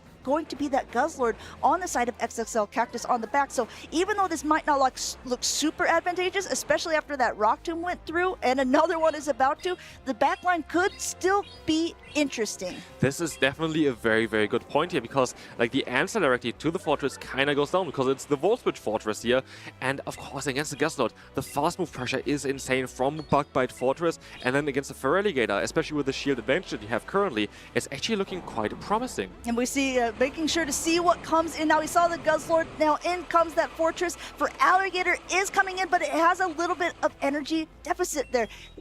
Now, this first Hydro Cannon is going to go through. It is going to get that first Protect Shield. But if you're looking, the Sand Tomb is also almost ready on the side of that Fortress. And Sand Tomb is going to be amazing here, because it's going to drop guaranteed the defense that offer that Feraligatr. We see the No Shield coming in, and maybe Feraligatr can still get to another move. But then it's going to be just the Guzzlord against the Fortress. And then also, you're going to be able to have the Rock Tomb there in order to debuff the Guzzlord for the rest of the game. Going ahead, using the Protect Shields wisely there by Dinosky, knowing that these Hydro Cannons are going to hurt way more than anything that Guzzlord would be able to throw in the back. And just to your point here, Jonkus, going to be able to get up a little bit higher. Instead of opting to go for that Rock Tomb, which is going to lower the attack of the Guzzlord, he's going for the Sand Tomb, because these Bug Bites are already super effective, and they're now going to be doing even more damage. The damage is incredible. Look at this. That's disgusting. The Guzzlord goes down in a few seconds, one of the bulkier Pokemon here, but against the Bug Bite, no chance. Num num num, that Fortress just ate away at that Guzzlord's health, taking game number 2 for Dinosky and tying up this series in the winners semifinals. The last round for these two trainers today. Amazing gameplay though from Dinosky here, trying to change up a little bit there, but actually in a way where it really worked out well for him. He tried to just put everything onto the Fortress, hoping that there's not going to be a Ghost type in the back, hoping there's not going to be the Tinkaton in the back with a Bug Bite, and it worked out so well there. And I'm curious, how are you gonna play it now as Cactus? Like, what are you gonna adjust? Are you gonna bring the Tinkaton now? Like, what's gonna happen now? I mean, definitely seeing that there is that Guzzlord on the other side. Dinosky saying, I'm not afraid to bring it. Maybe puts Cactus in a different position, saying, okay, now I'm recognizing my opponent's play style. Often, when you don't get a chance to play each other so very often, you kind of like have to take a few different risks, or saying, kind of using game 1 as a testing, right? Okay, how does my opponent play? If we do have a same Pokemon like a Guzzlord, maybe we can find out who wins that charge attack priority, because that's great information to have for a secondary game. So really, this third game, anything could happen from either of the trainers. Yeah, I'm curious on how they're going to play it. Are they going to try to play it safe, bring Pokemon like the Licky Licky? Are they going to try to bring stuff like the Tentacruel again? I want to see the Tentacruel. Honestly, such an interesting Pokemon for the current meta. But yeah, we have to see on what we're going to have here now. Do we see some Gigaton Hammers today? Let's find out. Licky Licky back in the lead, it looks like, here for Dinosky, but now up against that Tinkaton that we saw on Cactus's bench. It looks like it's coming out to play here. We've seen it connect a couple times. The Gigaton Hammer does a lot of damage. Not enough to knock out a Licky Licky, but it is enough to knock it very low should Dinosky choose not to shield it. And it looks like a last-second shield there. Very good call from him, keeping that Licky Licky nice and healthy. That would have done a lot of damage, of course. But also Shadow Ball is coming through now, and 2 Shadow Balls are nearly enough here as well. Let's take a look at the damage as we see the No Shield immediately from Cactus. This is going to put them close to half of the HP, as now the rollout is coming in. Put it now below that stat, but in comes another Shadow Ball. It's not going to be enough. You know, Cactus knows it as well, going to go for the no shield immediately, but now Dinosuke has to make a decision. Do you want to use both shields immediately to try to, get not as much damage on the Licky Licky here, or do you let this Gigaton Hammer go through? Yeah, the big problem is with Licky Licky and a lot of the Pokemon that people are opting to use these tournaments is that the fast attack pressure isn't very much at all, so the rollout down seems very difficult. But speaking of some pressure, now the Quagsire is coming in, and Cactus's Quagsire has a little bit more of an energy advantage because it came in first. Dinosuke soaking up this first Aqua Tail onto his own. I'm curious if Dinosuke tries to do the exact same as in the second battle, trying to bank everything there for that Fortress at the end. As you're gonna see the Aqua Tail spam now. Aqua Tail is coming in here straight away from that Quagsire, doing some solid damage here. And yeah, maybe another one is gonna be enough. And it looks like a Cactus not even bothering to go for the charge attack priorities. Maybe he knows something about his own stat attribution on his Quagsire. Says, okay, I'm probably never going to win that charge attack priority. I'm just going to get a ton more energy. Basically 100 now, and now he's going to start letting the water fly. Yeah, we have the Aqua Tail knocking out the first Pokemon here, the Quagsire on Dinosuke. And as you're gonna see, we have now the Fortress coming in. Do we see a swap here onto a charge move? No, we're gonna have the Aqua Tail coming in first. And do we see a shield coming up, or do we let the move go through? We see the shield coming up, and now this is gonna be a tough one. Can you still get to a Stone Show, or do you rather go for the Aqua Tail? Yeah, I mean, the thing with Dinosuke is, right, he hasn't seen the third Pokemon. He doesn't know, well, which attack could be coming in. You always want to shield up the most meaningful, the most hard-hitting attack. Unfortunately for him, actually might have been this Hydro Cannon that's going to be coming through. Wants to get as much chip damage off as possible onto the Feraligatr, and we have to keep in mind that the switch timers are misaligned for these two trainers. No shield here from this Feraligatr as the Body Slam comes in now. Next, we're gonna have the shield coming up here. A very interesting play, of course. Like maybe Cactus saw it as well, that this was not enough to get to this Rock Tomb there. So now it's gonna be interesting. We have the Hydro Cannon now. Hydro Cannon is gonna be able to knock out the Licky Licky. I think Dinosuke is going to be a bit in a difficult position here. Yeah, he recognizes it as well. I really liked that play by Dinosuke, though, forcing him to throw energy because the Shadow Claws wouldn't be enough. But XXL Cactus, very patient about it, charged up a little bit extra energy, recognizing that he could still outpace Dinosuke, throwing this Hydro Cannon and taking himself to day number 2. What a play there. This time around, the Fortress wasn't enough, but the Feraligatr showed why this Pokemon is so strong in the current meta. The Hydro Cannon, the fast moves, the charge moves. It's just such a strong pick in the current meta. Pure water type, it's just amazing. You know, so many water types there for XXL Cactus. We have the Feraligatr on his team, the Quagsire, we have the Popplio on the screen overall. So it looks like he's really favoring those water types in this new meta that has been released the first time here in Prague. Yeah, very interesting. A lot of water types. We saw the grass type just now didn't really work out that well with Superior, but yeah, like a lot of water types. It's gonna be interesting. I'm curious on how trainers try to counter this. Are you still gonna try to counter the Tinkaton? Are you rather try to counter, especially for upcoming regionals? Are you gonna try to bring in a few more grass type Pokemon? I'm curious. And I think that if anything, Fortress is here to stay. We've seen quite a big amount of gaming from them. The big question is going to be, are you using Bug Bite to try to do a little bit more fast attack pressure, or are you trying to be able to pace a little bit quicker, hit those water types that aren't Quagsire with Volt Switch here, and XXL Cactus running the Volt Switch version was able to take a 2-1 victory over the Bug Bite 1 of Dinosuke. Yeah, again, like it's kind of back and forth. Which Fortress is better? Is it the Bug Bite? Is it the Volt Switch? Is the story of the regional so far? Because definitely Fortress is the story of the regional. Yeah, but I tell you what, this is num right here. This was enough that maybe it's like, okay, Bug Bite could be a big nuisance if you're not prepared for it. That was beautiful, to be fair. Like, this was amazing to see the Bug Bite coming through there.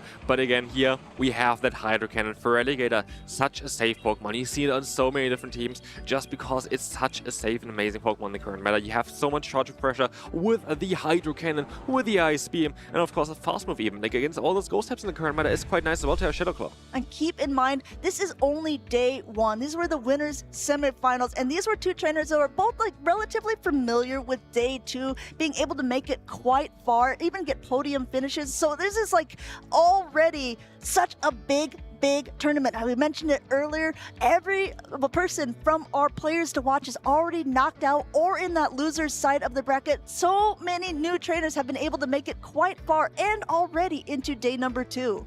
Yeah, it's just exciting to see. Like, you have so many different new trainers, we have so many different new Pokemon, we have such an interesting meta where we don't know what's coming up next. We don't know which team we're going to see next. It's not going to be like written already, oh yeah, you have to bring those type of Pokemon. We've seen so much variety here in this regional today, which is so fantastic. It's just so much fun to see. We've seen players running Hydreigon, we've seen players running Aegislash, we've seen a lot of different combinations there. And that's all due to this championship circuit, this Pokemon Go circuit that is so much fun to watch and play. And if you're interested in it, make sure to watch this video as well. Hey, do you want to play? Yeah.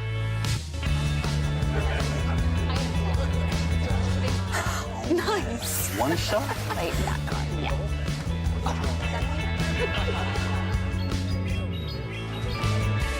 I'll use twin cannons. Great game, guys. Bye. See you next week. Come play at your local Pokemon League. You can scan the QR code here on the screen as well to find events nearby you, and they're worth it because you can even get CP for those tournaments here as well to get qualified for the World Championship. This Luxray on the screen reminds me also of the video that was shown during the Super Bowl when the celebrities were talking about their favorite Pokemon, and one of them said that it was their favorite. We haven't had the chance to cast together yet before this tournament, and maybe this is something that I should know. But what is your favorite Pokemon, Junkus? My favorite Pokemon is quite maybe a more popular choice. My favorite Pokemon is Greninja. I'm quite happy that Greninja also got a Mega Evolution now.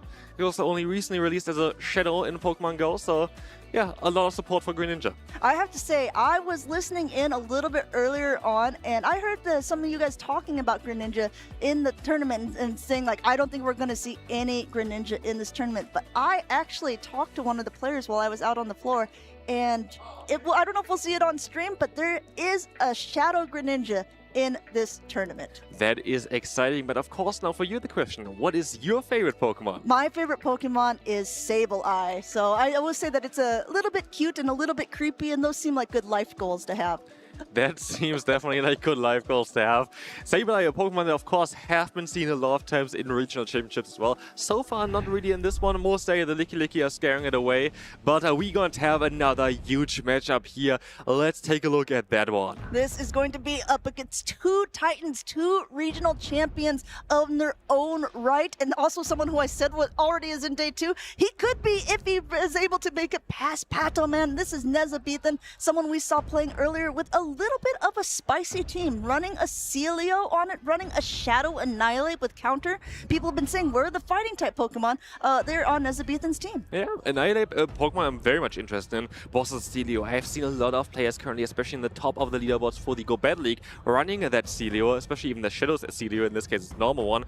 But like, it has a lot of play against the current general meta, but I'm curious on how strong it's going to be in the Show 6 Pick 3 meta. Not only that though, sorry, not to interrupt you here, but there's a Shadow Annihilate and there's a Guzzlord and there is a Wigglytuff on the side of Patoman. So maybe it doesn't have moves in the Show 6 Pick 3, and maybe it doesn't even specifically into Patoman's team. Yeah, this is going to be quite a difficult one. We have the Fortress here again, which you're going to very likely see here. Fortress is kind of cool, but this is the thing. I would love to see the Flamethrower Togekiss finally in action, where the Flamethrower actually going to land on a Pokemon that usually would be good against the Togekiss. It's such an interesting play to go for Flamethrower here. It makes a lot of sense, though, with the current meta, with the Fortress, like, also even with the Tinkaton.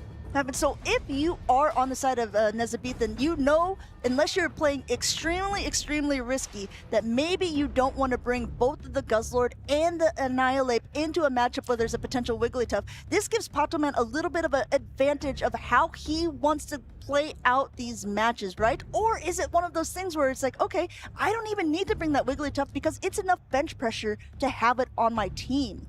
Yeah, I do think that the Wigglytuff is very likely going to be one of the Pokemon that Patoman definitely going to look at, because there's so much play for this thing. We're going to have here as well, for example, the Gorga is still on the Nezabethan side here as well, which is going to not enjoy the Icy Wind either. The Shadow Ball is going to be resisted on the Wigglytuff side. I do think that Wigglytuff is going to be a Pokemon that we're going to see quite a bit in this specific matchup. So if that is true, if you are Nezabethan and you know that Wigglytuff has to come, I think that you have to bring the Tinkaton. I think so too. I think Tinkaton looks quite solid here generally against Pataman's team.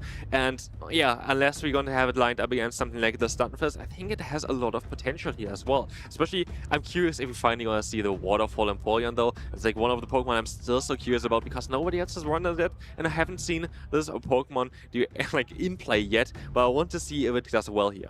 Well, we're going to see fairly soon as both of these trainers are getting ready. They're getting locked in to see who will have the potential chance of moving on to day number 2 here. We've got that Guzzlord in the lead, but we have a Bug Bite Shadow Fortress on the side of Pataman, an immediate pivot out into that Unova Stunfisk, a safe pivot from the side of Nezabethan, and it looks like Pataman opting to stay in a little bit and going to absorb some of that damage onto his Fortress first. Yeah, and this is like where Fortress really shines. If you win the lead with this Pokemon, you're just gonna get the energy, you're just going to have such better matchups afterwards because you have those guaranteed debuffs with both Sand Tomb as well as the Rock Tomb. Sand Tomb coming in here doing super effective damage and dropping the defense straight away. But actually, what we see here is that Pataman stays in, and for good reasons, because if we're going to take a look at the Pokemon in the back there's not only the Fortress against the Gastrodon, there's also going to be the Wigglytuff. It's going ahead and saying, okay, that's okay. I'm playing super heavy into that Guzzlord just in case it's going to come, and that's exactly what happened. Yes,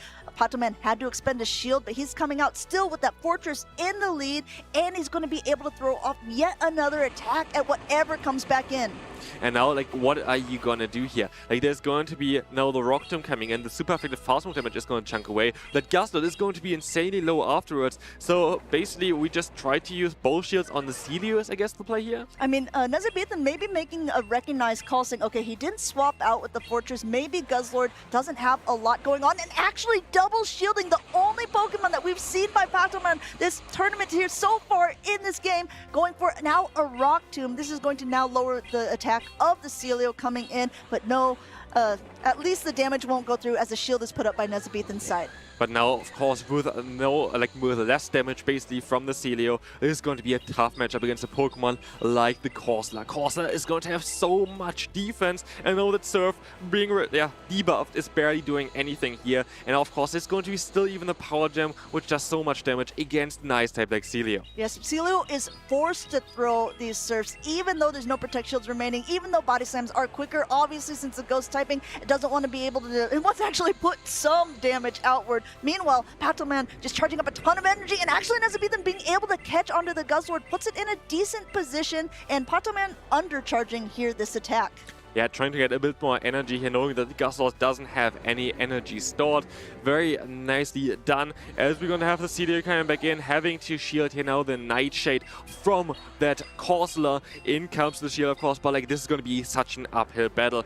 I don't know which Pokemon could have been in the back here now where Celio still has some potential, but there's going to be a Wigglytuff, and Wigglytuff is going to still even enjoy this matchup. And here we see even the Fortress, where you're going to be forced to go for the Body Slam. Now, there's very, very little chance that Nezabethan is going to take game number 1, but what I do think that he will want to do here is try to see what the third Pokemon is. Unfortunately for him, he didn't throw the attack there, so Pataman's third Pokemon remains hidden there, which is really good information. If you are a trainer, you want to try to hide as much as possible from your opponent. That's exactly what Pataman did. He took game 1 so decisively that Nezabethan now has to wonder what was in the back. That was such a good point here. Like, it was such an interesting thing there as well at the end, because the game was kind of over already, but Pataman kind of played it to the point where he knows, okay, I'm just going to give the opponent the least amount of information about what I want to run, and this can really decide those battles there. Like, now, Nezabethan doesn't really know exactly what was in the last slot there. You can, of course, assume it might be the Wigglytuff based on how Pataman played,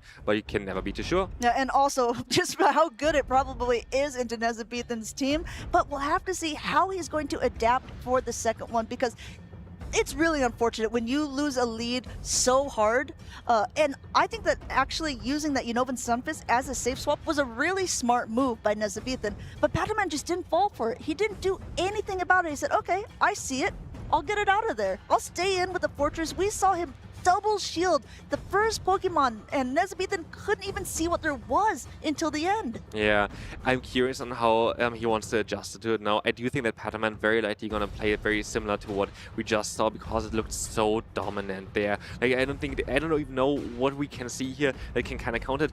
The one Pokemon that I would like to see in the lead now though is the Gourgeist. Maybe gonna try to catch off guard that Fortress there would be quite interesting. But is it too predictable? If you're leading a Shadow Fortress the first time and you see that there's an Incinerate user on the other, are you like almost daring them to bring it game number 2? Could be the case. We have to see on how the players decide. We have the Shadow Fortress against a Tinkaton in the lead. This is actually okay, you know, for an Nezabethan here because neither one of their charge attacks are going to be doing so much damage at the beginning, but the Bug Bites also aren't going to be doing too much, and the Gigaton Hammer is already available, so this is going to be able to go through. We saw it happen earlier on, though it's not going to be very effective. Steel on steel damage. This is a Shadow Pokemon, and it does knock it below half health. Yeah, it's crazy and how much damage this move is doing here. And we have the Phantom coming in. Of course, Pataman is deciding to get a ton of energy before throwing any damage here onto that Tinkaton. We're going to have the Phantom coming in. Super effective damage, but we're going to see the swap out now.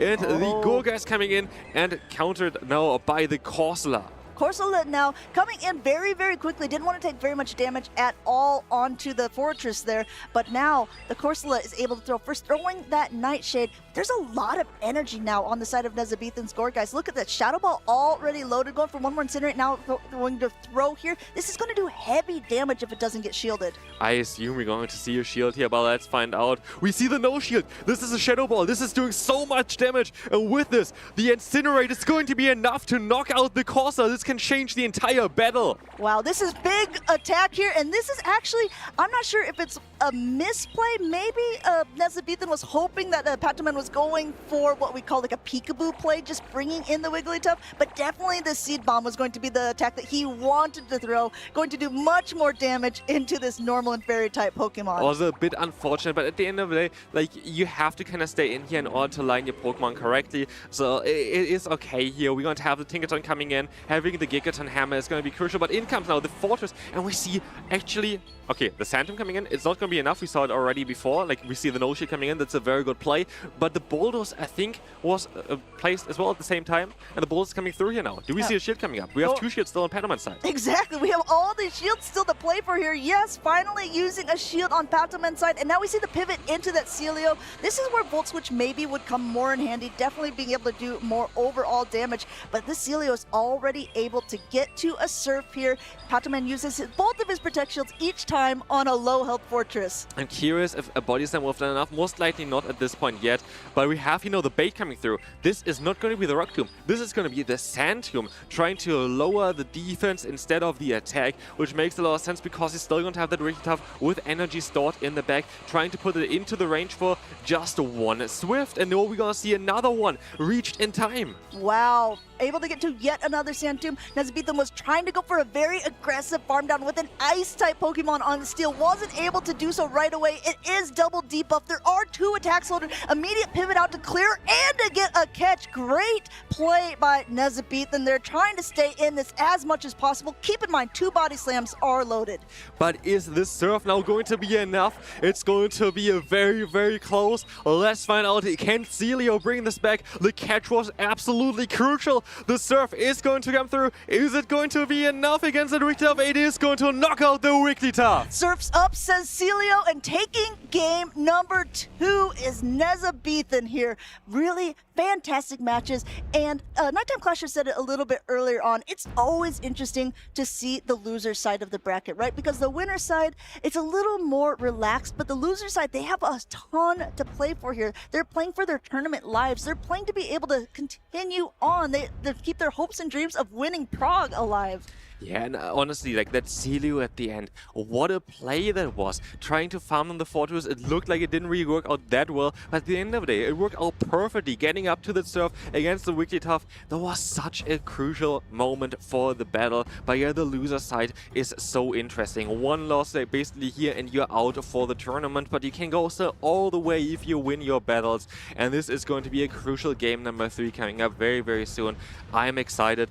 What do you think are the players going to run now? I mean, I think if you're Nezabithan, game number 1 definitely scared you away from bringing the Guzzlord too much. If there's 2 Pokemon and Pataman has really relied on them to be able to get him this far, maybe we're going to see the Guzzlord benched for this 3rd game. I don't know though, maybe there could be some potential risky plays. Gourgeist really put in a lot of work.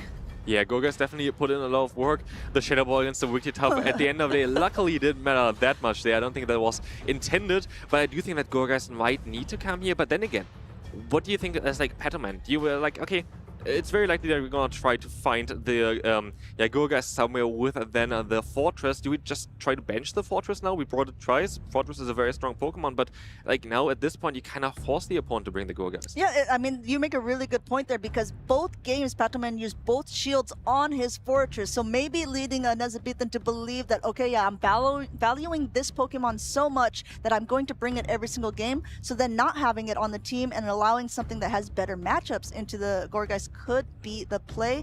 But that's what's so exciting about this game. That's what you have 6 different Pokemon, but you have different players' mindsets, and that could change throughout the day too. That can change the experience of the tournament, or even what we call a grudge match, playing the same player earlier on in a tournament and playing them later and saying, okay, I know now the tricks, I know what I want to play against this team. Like we saw already a lot of play here from that course down Pataman side. I'm curious if we're gonna see it again. We have the Celio in the lead against Wigglytuff. That's quite neutral. This is a neutral matchup here. Of course, the Charms are going to be doing a nice chunk of damage to whatever doesn't resist it there. But Celio is going to just be able to charge up a little bit quicker, and now throwing, once again, another Surf. We saw that it does a pretty decent amount of damage overall, and it looks like Pataman is going to let that first one go through. This is going to open up some play for later on, but we're going to see the swap out into the Corsair again. Corsair seems to be a very popular Pokemon here for Pataman. We see the swap out into the Tinkaton. With this, you're going to be able to avoid some of the maybe unfortunate matches that you don't really want to be in. But actually, Pataman's team doesn't really look that great against Tinkaton in terms of the Pokemon that he brought. Yeah, I mean, it looks pretty neutral across the board. Wigglytuff obviously doesn't really want to face it, and we saw how often those different attacks Sandtombs would be able to lower the defense, but even still the bug bite damage was not very much. Going ahead and shielding up that first attack there on that Corsola. Corsola is still quite healthy and has a lot of energy to its name, so it wouldn't surprise me to see the next one go through at the same time here. Gigaton Hammer coming through on the side of Nezabithan, getting that Protect Shield off of Pataman's side. No shields on Pataman's side now. This is a very interesting, as now we see the Nitrate coming through. Are we gonna see a no shield here as well for the Tinkaton. Tinkaton is going to go down, but we still have the Fortress in the back, but we also still have the Gourgeist. We have the Gourgeist, we have a fully loaded Celio, and Nezabithan, if he's really playing that mind game, probably knows that there's that Shadow Fortress, or at least is hoping there's a Shadow Fortress in the back. If he can get this Corsola out of the way, with 2 shields remaining, he can really go to town. But even if there wouldn't be the Fortress in the back, actually energy on the Gourgeist is gonna go up against basically every Pokemon on Pataman's side. Gourgeist is looking in a prime position here to do quite a lot in this battle. Yeah, Nezabithan saying, show me the 3rd Pokemon. I'm not making the same mistake in game number 3. In comes that Fortress, and in comes the Gourgeist to counter. Keep in mind that there's still some energy on this Wigglytuff, and the Icy Wind is going to do a nice chunk of damage. It's going to be the most heavy-hitting attack, shielded up by Nezabithan, but it is going to lower the attack of the Gourgeist for the rest of the time that it's in it. The Seed Bomb is still going to chunk, hopefully here. This should mostly still be enough in order to knock out that Wigglytuff, and then we have the Incinerate, even with a debuff. It's still, it's going to be not enough to knock it out yet. One more Fast Move is all it takes, but this might be even more beneficial here, because you're going to be able to get to the Shadow Ball even faster, maybe before you even get to the Rock Tomb. This is big. This Shadow Ball will connect. Yes, it is debuffed, but this is super effective damage on the fast attack. This is a heavy-hitting charge attack, knocking the Fortress so low here. Fortress trying to do everything it can, but it can't do much. Nezabithan is going to be able to win this battle with this. Pataman is going to be knocked out of the competition, and Nezabithan is going to be able to go up to the next round, to day 2. Yes, congratulations to Nezabithan. They're able to take out what is arguably one of our best Pokemon Go players right now with Pataman. He's been top cutting in almost every tournament that he's played recently. He was our back-to-back EUIC champion, but Nezabithan says, don't count me out. I am a champion in my own right, and he's making it on to day 2. at least at this point you didn't lie to him. He's actually in day 2 now. Well, actually, I'm still can anyone confirm for me here? This was the losers semifinals. Are the losers finals played tomorrow as well? I'm going to keep an eye on the Or chat. maybe it's still another one. I mean, man, I keep getting this guy's hopes up, and by the end, he's never going to trust anything I say again. I know, but let's take a look here at the battles. This was fantastic, though. Like, this was absolutely fantastic. I loved also the Tinkerton there. Tinkerton just pressuring those shields early on in the last battle, but let's take a look here at the first one. We're going to have, of course, Patterman quite dominant in the first one, but then, like, Nesabitan just adjusted and was able to come back from it. Yeah, there was really, really good gameplay. And when you have a Pokemon like that Wigglytuff that's so strong for a Patterman, I don't think that he had a bad team composition. I don't think that he played bad at all. He had really, really good catches. He knew exactly what he wanted to do. But unfortunately, at the end there, it just shows how important alignment can be sometimes, especially when you have such polarizing matchups. It won him game number 1 with that Bug Bite Fortress into the Guzzlord, but it did lose him the game number 3 with the Gourgeist against the Fortress. Exactly. Like, Gourgeist, I feel like, was kind of the difference makers there as well. Just having the Incinerate as an option in order to deal with the Fortress was so important for this matchup. It's a Pokemon that I do think is going to do quite well in this tournament just because on how unique it is, what it can do in the current meta. We've seen so many Steel types, we've seen so many Water and Ground type Pokemon, and you're just going to be good against all of them. And then, as an extra on it, you also have Shadow Ball as Ghost type coverage for this course class. So you're saying, okay, you know what? No matter what you throw at me, at least Gourgeist might have some sort of an answer for it. We've seen so many heavy-hitting Shadow Balls so far at this tournament. It looks like, arguably, Gigaton Hammer, yes, amazing attack. Shadow Ball might be the attack of this tournament. Yeah, Shadow Ball has been quite useful for a lot of different Pokemon. And it's like, it's such a strong move. Like, even on Licky Licky, you rather go for the Shadow Ball than for the Body Slam in most cases there as well. It's just such a strong one now. Especially, like, now with the 50 energy, you're going to be able to store up 2 at the same time, which is, yeah, very important in a lot of cases. Yeah, I mean, we saw that a little bit earlier. That is one of the bummers about it, a Pokemon like Azumarill. It can't stack its attacks. So no matter what, it can't have 2 Ice Beams back to back. It has to do at least 1 bubble first. Being able to have energy to store for later has proved very crucial for a lot of these players in this tournament. Yeah, absolutely. And I'm curious on what we're going to have next. Like, there are so many exciting battles that we had already, and it's just going to be more and more crazy. We've seen a lot of top players getting knocked out, a lot of top players getting those to day 2, and a lot of new faces that done quite well for themselves.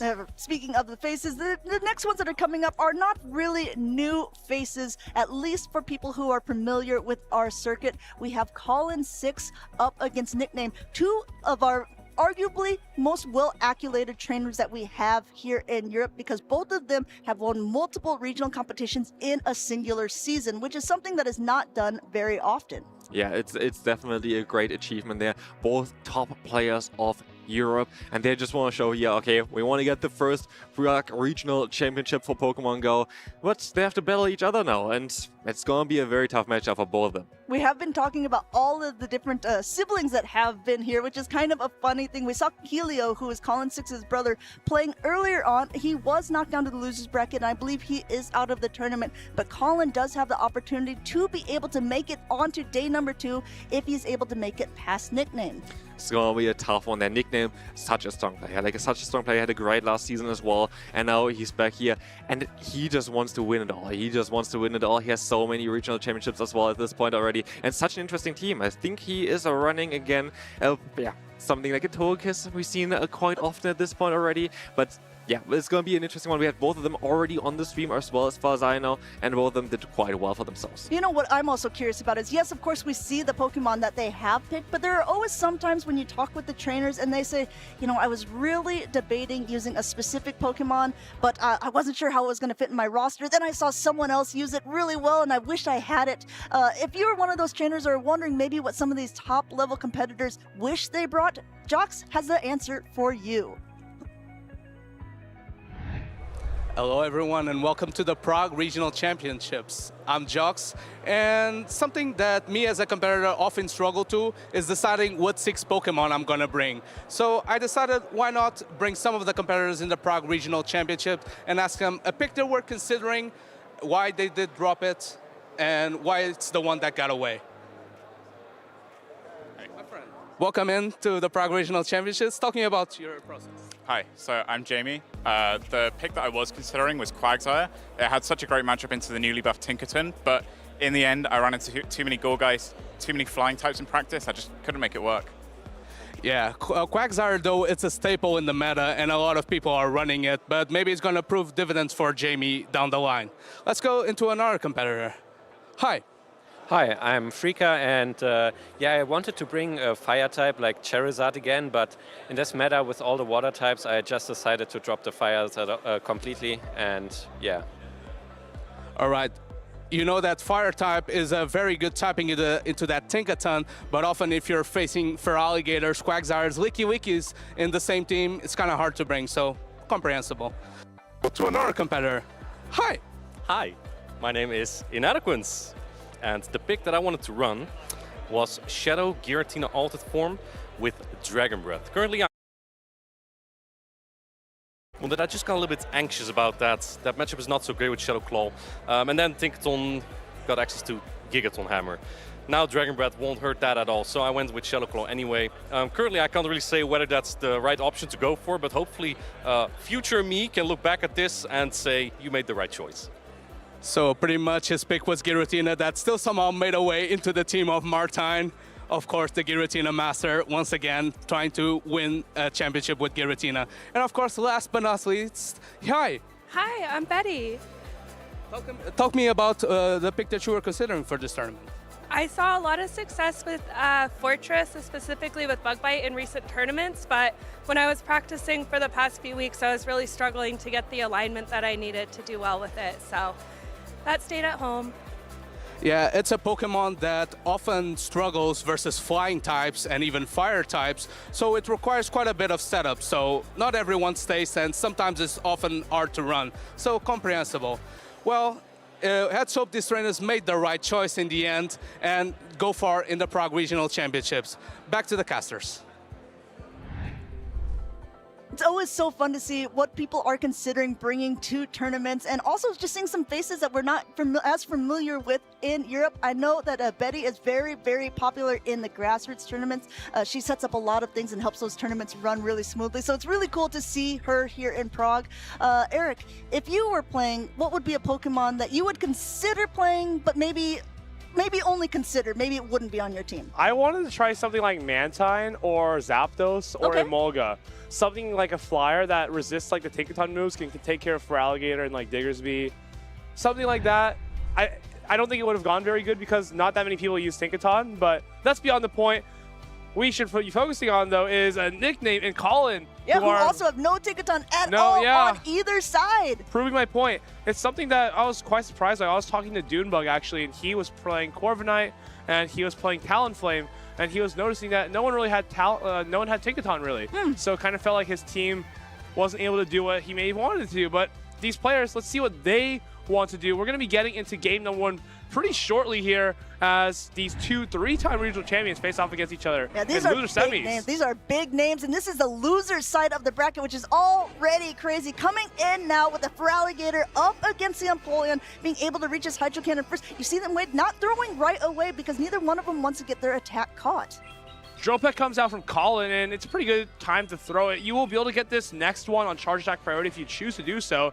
Feraligatr, generally pretty good against Empoleon, just is going to be giving up that zero shield scenario as you lose charge attack priority to the Empoleon most of the time. Yeah, depends on the attack stat of them they're using. Not very effective, and it looks like he's opting to go for it while going for another Shadow Claw on the side of Nickname, going for that shield because, like you said, losing that one shield scenario, but now still has a ton of energy on his side. Swapping into the Quagsire here, we have a double water team on the side of Colin 6. Whoa, we're throwing the Aqua Tail actually on charge attack priority on the Feraligatr.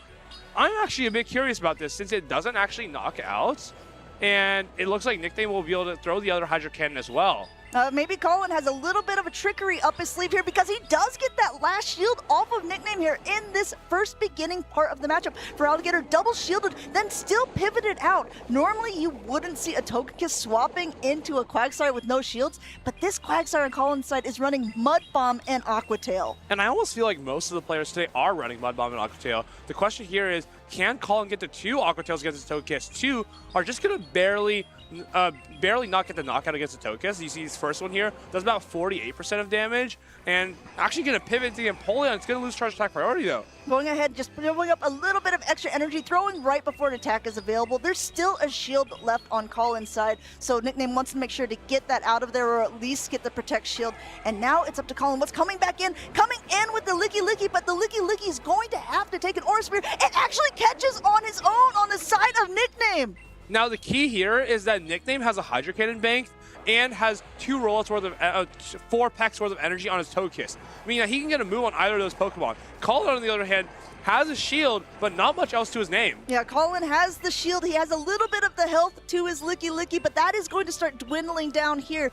Now, to your point, Eric, definitely doesn't want to shield anything that the Licky Licky is going to be throwing here, because the higher attacks are going to be coming from that Hydro Cannon from the Feraligatr or the Aura Sphere from the Togekiss, just trying to do as much damage as possible to the Nickname's Licky Licky. But eventually you're going to have no choice. Comes in with a Quagsire, recognizes that, hey, he's going to have to throw this Body Slam immediately, but if we shield this, we might be able to get to an Aqua Tail. Nickname, though, it's his turn to try to catch. Does he go for the catch? No. I love this. You take the Aqua Tail, you save the Body Slam, you farm down with the Togekiss, and then you launch the Aura Sphere at the other Licky Licky. Let's see if you're a Psychic-type Pokemon here as the Togekiss comes in. He's able to completely do so there, knock out the Quagsire, has an attack to boot, and there goes the Aura Sphere. No Protect Shields remaining on either side. Licky Licky's going to have to take it all. Colin gonna be 1 game away from elimination now, and he doesn't look really concerned. This is business as usual. He understands that, hey, if I went into this thinking I was gonna get a 2-0, it's the same thing. Nothing has changed for me. And he just needs to refocus and consider what went wrong in that last game. Absolutely true, because we have to remember there's so many times that just because you lose that first game doesn't mean you're going to lose those matchups. We've seen reverse sweeps. We've seen crazy plays by Colin Six, who, as a reminder, was the finalist at the European International Championships just in February. He's really good at piloting teams. He knows the ins and outs of the Pokemon that he plays, so it doesn't surprise me to see him calm here, and we'll have to see if he'll be able to take game number 2 off of Nickname. This is honestly one of the most important things of being a top player, is being mentally composed when you're literally a game away from elimination. And you could even go tournaments where you face maybe 8 to even 10 elimination games and you still get like top 3 of the tournament. So it's very stressful, but once you know how to overcome that, you're ready for anything.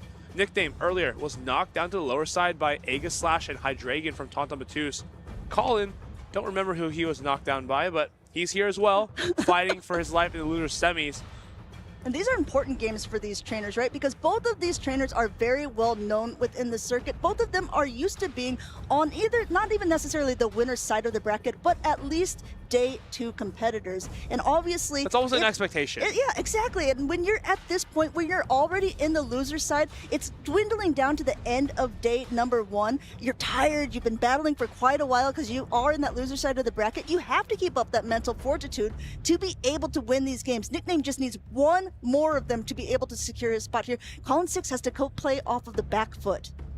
We'll see what that back foot is. It looks like Colin actually locked in pretty quickly to his match. Nickname actually, on the other hand, is taking his time, still thinking through the matchups. That's always interesting for us, right? Because we get to see when these players are locking in and kind of plays to like a different mental game. Colin locks in quickly, confidently. He's sure of what he's doing. And Nickname, maybe a little bit more careful. Which is interesting considering he's up a game. He's still trying to walk through the weeds, I suppose. And we'll see if that paid off. It's going to be a stun fist into the Licky Licky in game number 2. How do you play this out if you're yourself, Eric? Because this is a rather neutral matchup overall. Looks like he doesn't want to play it now. He wants nothing to do with it. It's going to be an immediate Quagsire swap. It's responded with a Feraligatr. Usually pretty good for the Feraligatr, but now Mud Bomb puts quite a bit of pressure on it. Going ahead now, just taking the first one there, knows it can tank at least 1 and just charge up a little bit of energy and will win that charge attack priority, throwing right before the next one is going to be available here and getting the Protect Shield off of Colin Six's side. Honestly, if you're Colin, you don't really have to worry about this Hydro Cannon. It's not going to be enough to knock out, but he decides that he wants to keep his Quagsire. Much more important is since he realizes Nickname might not have Togekiss this game. If he had Togekiss, he would have most likely brought it into the Feraligatr However, Nickname, it seemed like he's saving his Togekiss for something. Going ahead now and throwing yet another Hydro Cannon. The first one might not have threatened the knockout, but this one, they're getting it pretty darn close. Gets a second Protect Shield off of Colin 6 here in this middle game matchup here, and actually now opting to throw the Aqua Tail. It's a little bit of a bait. It gets the shield, but it also could have gotten the knockout with the Feraligatr this low. Yeah, this is so interesting to me because he chose to counter swap this Quagsire with Feraligatr, even though he has Togekiss in the back. And I wonder, what is he trying to save his Togekiss for? Well, we'll have to see because how he wants to play this out, because the Quagsire is down. No Protect Shields on either side here. Shadow Claws are not going to be doing too much damage to this Licky, but this Hydro Cannon is going to start packing a punch. What he has to be concerned about now is that Clefable with access to Moonblast and Meteor Mash. That's perfect coverage for Nickname's team here. Looks like he just gives those rollouts to the Licky. It's going to come into the Unova Sunfist. And what is that read that he's trying to make in the back with the Togekiss? Well, we were back to where we started, but this time the Licky is down a little bit of energy, but up a lot of her, going and swapping now into that Clefable, into that Unova Stunfisk that now has a bunch of energy on its own side here, throwing now the Mud Bomb before the attack is available. And I wonder how you go about this as Nickname. You know now, okay, Togekiss wasn't so good in the back. They've got a Meteor Mash load on its Clefable. Can we make a Moonblast catch onto the Togekiss, though? That could be the play that could keep Nickname in this series. As in the meantime, just wants to do as much damage as possible onto this Clefable. It is pretty low, but there's so much energy. He tries. He tried to go for the catch, was unsuccessful to do so. This Moonblast will be able to do a good chunk of damage to that Unova Stunfisk. Puts it down desperately into the red. Now the pivot comes into the Togekiss, but it's a little late. I wonder if this is maybe not enough and you can actually reach an Aura Sphere against the Licky. If that's possible, the Aura Sphere should be actually enough to knock out the Licky. Doesn't have a Body Slam though. No, doesn't have the Body Slam loaded yet. This is so close here. The Togekiss is just on a sliver of health, but this Aura Sphere is going to hurt that Licky. Licky goes down here. The Clefable comes back in. I think it's going to be a simultaneous knockout here. Fairy win, Thundershock, 2 knockouts at the same time. Nickname, it was starting to look pretty dire, honestly. But the Clefable, Meteor Mash, just not enough to knock Togekiss out of the sky. Aura Sphere reached at the perfect time. Peck, Thundershock, and all of a sudden, we're back to 1-0. It's what you've been saying all week so far. Absolute cinema here in the losers semifinals between Nickname and Colin 6. A tie means that neither one of these trainers won the matchup there, so we're still in game number 2 of this best of 3 series, and it also means that they can use any 3 Pokemon that they want in this next battle. They're not locked into what they brought into that previous round. I've seen Colin just play a lot of Quagsire in all his games. It doesn't seem like he's afraid to swap it at all. I noticed one thing is that his Quagsire seems to be quite bulky. It was able to hang on to a Togekiss Aura Sphere and enough Pecks to make it to 3 Aqua Tails earlier against one of his opponents with a Togekiss. So that being said, it's probably why he's so comfortable swapping that Quagsire, not really afraid of anything. Nickname, on the other hand, it seems like he's been playing a lot of Licky, always trying to catch something on a Licky, keep the energy on an aggressive Pokemon like Feraligatr. I mean, we've seen quite a few Shadow Fortress in this tournament. It is indeed the #1 Pokemon that has been brought day #1. Nicknames is running Bug Bite, so it would be doing better into that Shadow Quagsire than the Volt Switch version. But when you have other Pokemon on the team of Colin 6, like that Gourgeist, or potentially things that can knock it out with the Bug Bite damage not doing so much, do you suspect Nickname will be bringing it at all against Colin?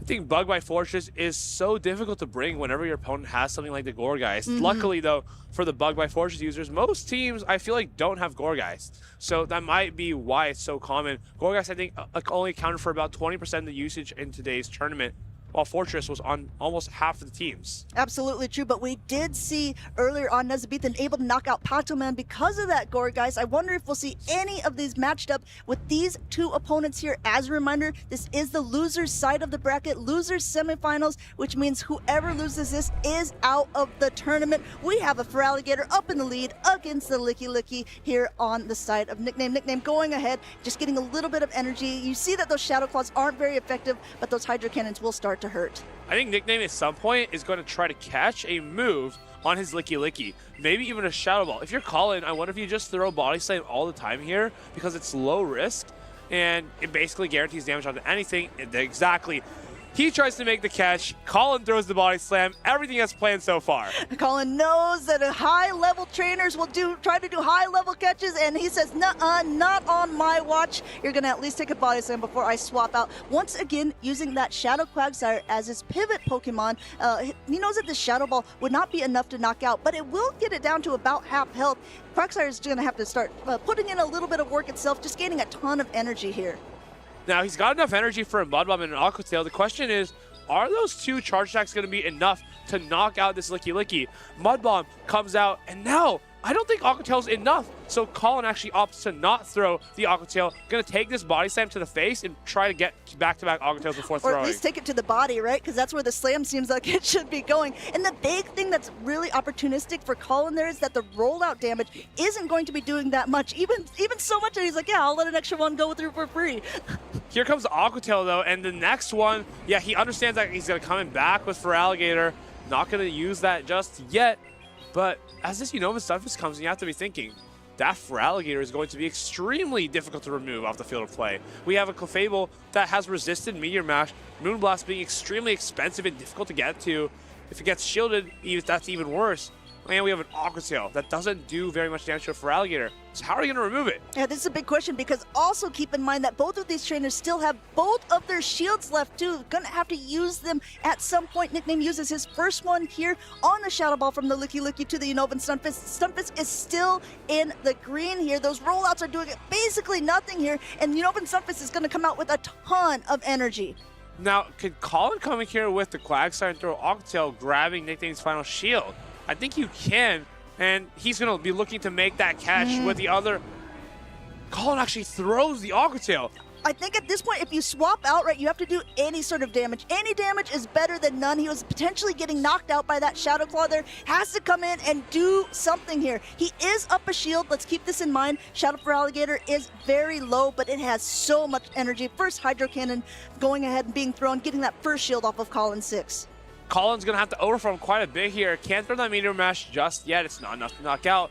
Colin going to look to overfarm as much as possible here before launching the Meteor Mash. Keep your eye on the switch timer as well on the side of Nickname. He still has a Unovan Stunfisk with a little bit of health and energy in the back here, using his Protect Shield up on the Feraligatr, which is almost to another attack. Colin is hoping that he's going to be able to knock out first, but guess what? That Hydro Cannon's already loaded. Now, when this Hydro Cannon lands, can the Unovan Stunfisk start to put pressure on this Clefable before he reaches the Moonblast? Here comes the Unovan Stunfisk. Yes. Can just throw that Mud Bomb, and that's going to be 2-0 for Nickname here, knocking out the Clefable with the Mud Bomb. Perfect combo play. I think this one came down to the Aqua Tail not being thrown to the correct target from Colin. Yeah, it was really quick reflexes by Nickname saying, I know that I can do it. Both of these trainers have won multiple regional competitions in a save season. Nickname hoping that he can do so once again, and this is a good step along the way. Nickname won 2 regionals back-to-back last year, making that 3, and now he's had a bit of a slow start to the year, admittedly, and this is going to be, I think, his first day 2 of the 2026 season.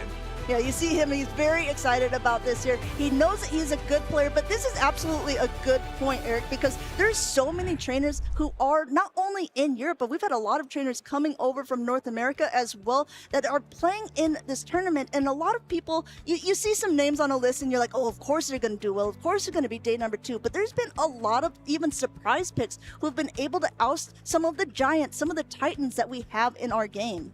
Such as Rise to Occasion, Dunebug, even Pocket. Those 3 have already been eliminated from the tournament. I believe Dunebug and Rise couldn't even get championship points. That just shows how difficult this tournament is, how difficult their opponents were. For example, it was HK Assassin versus Rise to Occasion just to get points, not even make day 2. Oh boy, yeah. Playing against another event winner just for some points, it doesn't get more difficult than that. And I know that the Reva player from Germany was able to knock Rise to Occasion to that lower side of the bracket. He also knocked Galactica Bolton there as well. So, I mean, there are definitely some trainers that you need to be keeping your eye on here in Prague because it is still anyone's tournament. Exactly. Rise to Occasion, maybe out of this one, but he is still one of the best in America. Europe, though, looks like they're holding down the ground. They're absolutely showing what they have here. And I think out of the North American players so far, only Sustenance Eater remains on that day 2 side. Oh boy, we'll have to see if he will be able to keep up that record. I think a lot of the hopes and dreams of those North American trainers are hoping that they can take this something out of their region to be able to take some points back to their own. But talking even earlier, with Nezabethan in the interview, he said, no, I think that we're going to be cheering for Europe here in Europe. Yeah, and honestly, if you look at the roster of players still left, pretty easy to cheer for Europe, all things considered, considering most of the players are still from Europe. Next match, though, it's going to be more trainers from Europe. I think a little bit of a preview, we have a Mind Joke up against Bakimi 1. Bakimi 1 actually did take down Out of Pocket in the loser side of the bracket already. Wow. So he's ready for more. Going ahead, wants to play these matchups. A Mind Joke, one of I would call one of the most consistent players in Europe. Everyone knows his name. He was never ever able to take a medal for himself, a true first place finish, but he's gotten so close so many times. And with the championship points, he's always been able to qualify for Worlds, which, as a reminder, in Europe is the 65 trainers with the highest amount of championship points after North American International Championships. Yeah, I think both these trainers pretty solidly in that running for the World Championships.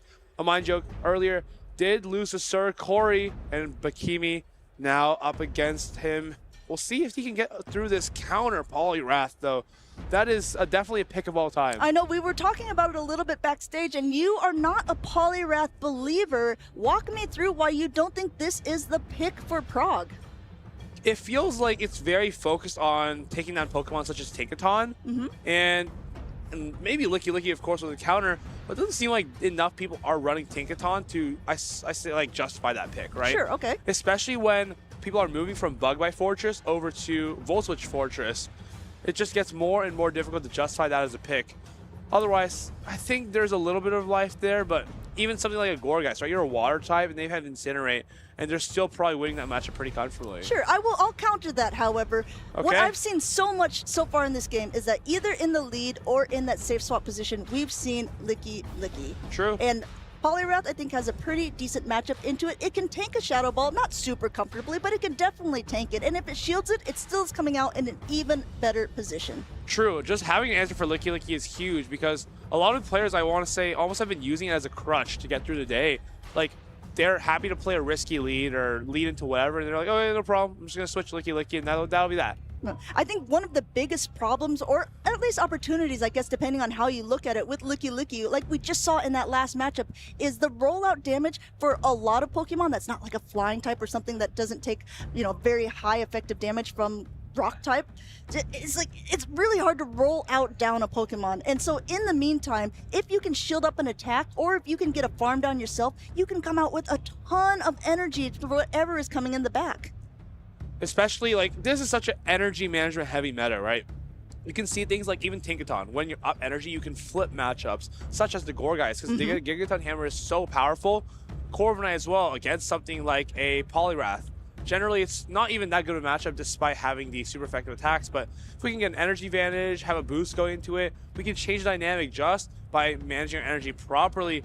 Of course, I'm very, very curious to see if Polyrath will come here. If it doesn't come here, I honestly don't know where you would ever be playing it. You have Empoleon, Licky Licky, Quagsire as clear targets. Yes, but you also are targeted with that Wigglytuff, and I know that Mind Joke struggled with that against Sir Corey that had it on his team. Looks like taking a peek, we do see it in the backline, but we do see that Wigglytuff as well coming in with that Feraligatr now up against that Quagsire here, and Quagsire actually on the side of Bakimi is throwing the Aqua Tail into the Feraligatr, and I think if Mind Joke is counting, he's saying, okay, no, that's fine. I definitely know I can tank that first one.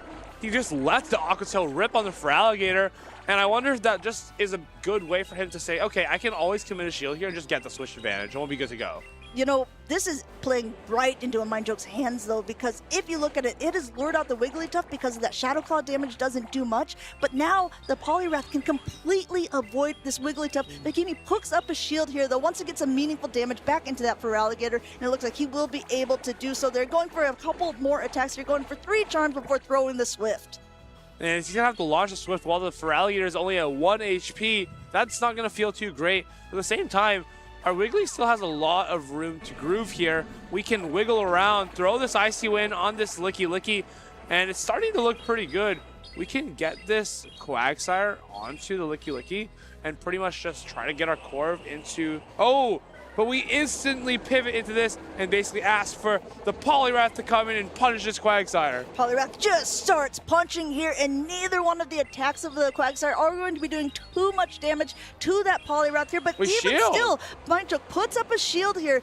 Maybe wants to keep that Poliwrath as healthy as possible because he wants to have attacks to throw if the Wigglytuff comes back in. Now opting for that heavier hitting Stone Edge here, still not going to be doing so much damage, but definitely more damage than that Aqua Tail to the Poliwrath. And now you still are going to have to throw energy eventually, otherwise Bakemi is going to get to another charge attack. A Mindjoke just happy to let this Poliwrath fall all the way down, and now you have to be scared because if a Wiggly can come in, it might be able to snipe you down with a charm. That's what he's trying to do. That's exactly what he does. Wiggly comes in, it's not enough. Dynamic Punch is going to land on this Wiggly, but he's now used his Switch Timer and is going to have to take an Icy Wind on his Corviknight, which will be quite detrimental for this endgame. Corviknight coming in, and that's exactly what happened. There's only this Pokemon. They're using a Protect Shield because a Dynamic Punch could be doing a decent amount. It's only an Ice Punch, but it is going, or Icy Wind, so it is going to be debuffed at this point, and that Licky Licky comes back in to throw a Shadow Ball. And at this point, you don't feel like you need to shield anything with Licky Licky in the short term because you already have that Corviknight debuff. 2 Shadow Balls aren't going to be enough, but let's see if you can get there with the rollout damage. Going ahead, and it looks like Bakemi is just continuing to charge up energy. There's no Protect Shield on his side. There is still one on a Mindjoke side.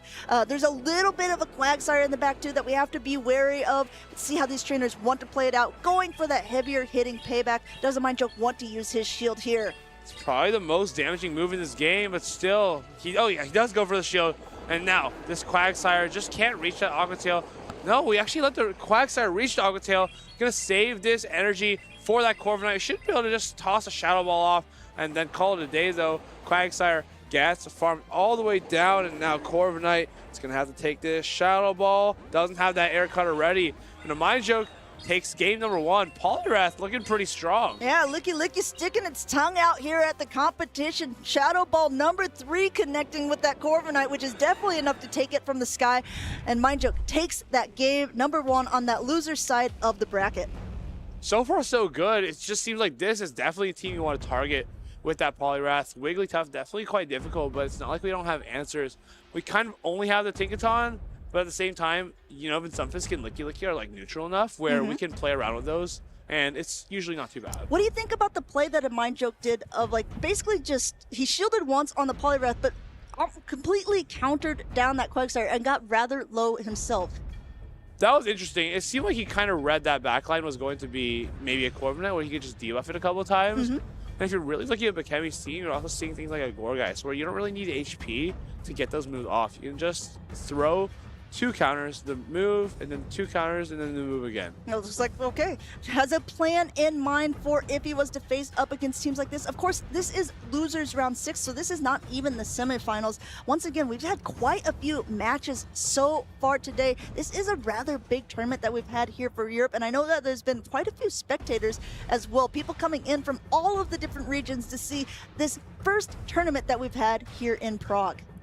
This first tournament in Prague has been such a fantastic one so far, and it all comes down to these more interesting picks, right? We can all watch Altaria or Licky Licky and Quagsire a million times in regionals, but when people bring things like Poliwrath, when they bring Pokemon like the Flamethrower Togekiss, or even a Waterfall Empoleon, I mean, that's kind of what we're here for, right? Right, we have to see what everyone wants to bring for this new tournament, and I think a lot of eyes are here to wonder, okay, how are they playing this in Europe? Because I maybe want to play certain things in my next tournament that's coming up. We've got the Feraligatr on the field up against a Corviknight on the side of Bakemi. Let's see how these two want to play it out. Looks like both of them opting to stay in at the beginning. These Hydro Cannons are going to hurt more than the Air Cutters, but the payback is going to do a decent chunk of damage.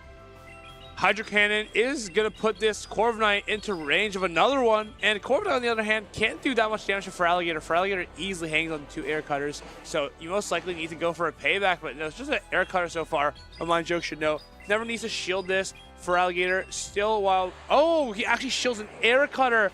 That is not good, as this payback will be able to get reached if Bakemi commits to shield himself now. And that's exactly what he's going to do, recognizing that this could be a potential condition for him to either get that first shield or knock the Feraligatr out in this first part of the matchup here, charging up a little bit extra energy and actually going for a double bait here. So payback would do a lot of damage. It got the first shield, and it actually gets his second shield too from a Mind Joke side. That's actually incredible. What a shield call there from Bakemi, going for the double base, kind of just trying to get alignment and recognizing if, hey, I see this in the front, they most likely have the Poliwrath in the back, and I have my Wigglytuff, so all I have to do is line them up. Yeah, I guess line them up here. Payback coming through here. Bakemi in a great spot as the Feraligatr is getting off of the field. Still a little bit of health left on that Corviknight, so now gets to dictate what comes in. It is going to be that Licky. Now the damage here is going to be doing at least a little bit more. He's not going to be able to make it. He is making it to a payback. That's absolutely fantastic for Bakemi here, being able to get to a payback on not only the Feraligatr, but also the Licky, doing a ton of damage before going down. But I wonder if there's any world in which a Poliwrath with the Zero Shield scenario can land a Dynamic Punch with the Wigglytuff and maybe start to clean up this backline here. Well, we'll have to see, because it looks like those two might be lined up, but even still, I think the charm damage is going to be doing quite a bit, and I don't know if one Dynamic Punch will be enough. Maybe with that counter damage, we'll have to see, because now pops in the Poliwrath, and now that Wigglytuff is coming in. It's a couple of fast attacks behind here, so the Dynamic Punch will be reached first, but I'm not sure if this is enough to knock the Wigglytuff out. Dynamic Punch about to land. It's neutral. It's same time attack bonus. It's going to do a ton of damage to the Wigglytuff, but it's not going to be enough. That Swift still gets reached. And can you ever roll out down this Wigglytuff and get the advantage you need? It's going to be difficult, but maybe it is possible. Another counter is going to land onto the Wigglytuff, but then Wigglytuff, I believe, is going to reach this Swift in 3 charms, so you're going to have to let that go. Well, no, I'd say no Mind Joke counting. They're saying, okay, I can't afford to let this Wigglytuff get any more energy or health off of me. Going ahead, throwing this Body Slam. Wigglytuff about to go down here, and now we are in end game scenario here. But Bakemi is at that Stone Edge, and it is charge attack priority. Stone Edge is going to be definitely going to be knocking out the Licky from this range. Bakemi going for the harder hitting move just in case. And that Poliwrath, it was good into the rest of the team, but it's just that one Wigglytuff where it's not as convincing. Yeah, and that Quagsire screams in a victory there for Bakemi's side. They're tying up this series in losers round 6. That means in this best of 3 on this loser side of the bracket, this next game means everything to these opponents, because whoever wins this will continue on in the tournament, and whoever loses this will be knocked out. I noticed that Bakemi is seemingly scared of bringing the Empoleon. I wonder if that kind of opens the door to use Tinkaton here. We've seen him use the Licky, the Wigglytuff, and has a lot of play in those things. Has a lot of play in the even Gourgeist. Seems a little risky, but I think it can definitely work. I mean, if there is any time to play a little bit risky, a little bit with your back against the wall, that's absolutely right. It's game 3 on the loser side of the bracket. These are go big or go home moments for both of these trainers here. Both of them playing incredibly well with interesting picks on both sides. Corviknight was a Pokemon that I actually thought was going to be way more popular in this tournament than it actually is, but I'm excited that we get to see a little bit of gameplay from it. Game number 1, it was knocked out by the Shadow Balls. Didn't really do too much overall, but game number 2, I think it really put Bakemi in a really great spot. Yeah, it seemed like he really understood how to overcome that Poliwrath, was playing it very simply. Nothing complicated about winning in the lead and just putting your Wigglytuff on the Poliwrath. At this point of the tournament, some players try to overcomplicate things. They try to, quote-unquote, do too much. But sometimes less is more. Like, a lot of players, I feel like, almost have forgotten that they can just play for Switch and win the game. They're always focused on getting, like, one turn of an advantage somewhere, sneak a fast move somewhere else, and trying to build these micro advantages, but no micro advantage can get your Poliwrath out of a Wigglytuff matchup, right? Yeah, we'll have to see if they can get the alignment that they're looking for in this game number 3. Looks like it's starting out very similar to game number 2, so both of these trainers need to be a little bit wary about how they play it. Last time, Bakemi charged up to the payback and double baited, getting 2 shields with the air cutter. I don't know if the Mind Joke will let it go through this time, or if Bakemi will even throw it around differently and throw the payback immediately. Only time will tell. I think this is the most evil play you could possibly do. Your opponent expects you to throw a payback down because you've been baiting them so many times, and exactly that's the right answer. Another air cutter shielded, and a boost for Bakemi. 1 this is gone from bad to worse. A Mind Joke has to throw his Hydro Cannon now before that payback is reached. He's gonna get shielded. And do you ever try to catch his payback somewhere else? Goes for another air cutter. This is absolutely despicable from Bakemi. Does he make the call? He Oh shield! my goodness, second burst, same as Air the cutter first. shielded. What is going on in losers round 6? Mind you, you can see the frustration on his face. He has basically given away all of his shields in the last 2 games on air cutters. And this time now, actually the quick pivot, you're saying like you need to do something different. Obviously, it's not going to work out the same way here. Quick pivot now into that Licky Licky that is going to be able to tank this. But we saw how much a non-boosted payback did to that Licky Licky before. This one does quite a bit of damage. And in comes a Wigglytuff. Hold up, fam. Let him cook. Yeah, hold the phone because Wigglytuff comes out for this Licky Licky. And what does that mean? It looks like the Feraligatr and Poliwrath are home free. Now going ahead, just trying to get as much damage off as possible onto this Wigglytuff, saying, okay, yes, welcome to Body Slam spam here. Gonna try to get this desperately, desperately low. The big problem now is going to be you can't Shadow Claw down a Wigglytuff. But the Wigglytuff also can't really knock you out with a Swift, so it's a bit of a two-sided dilemma here. It doesn't knock out, but if you can knock out with the next charm, the Feraligatr won't be able to reach a Hydro Cannon. Let's see if that's the case. Does one more charm knockout? Yes, he decides it does.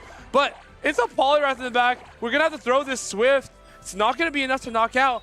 Can the Quagsire get the job done? This is a big, big problem now, potentially for Bakemi, because now it's going to get countered down. No, he doesn't want that to happen. Coming in with that Quagsire, trying to do as much as possible. And actually, a Mind Choke going for the Icy Wind, wants to debuff any attack that's going to come through, whether it be that Stone Edge, which is going to be a little more heavy hitting, or if that Aqua Tail like he threw the first game.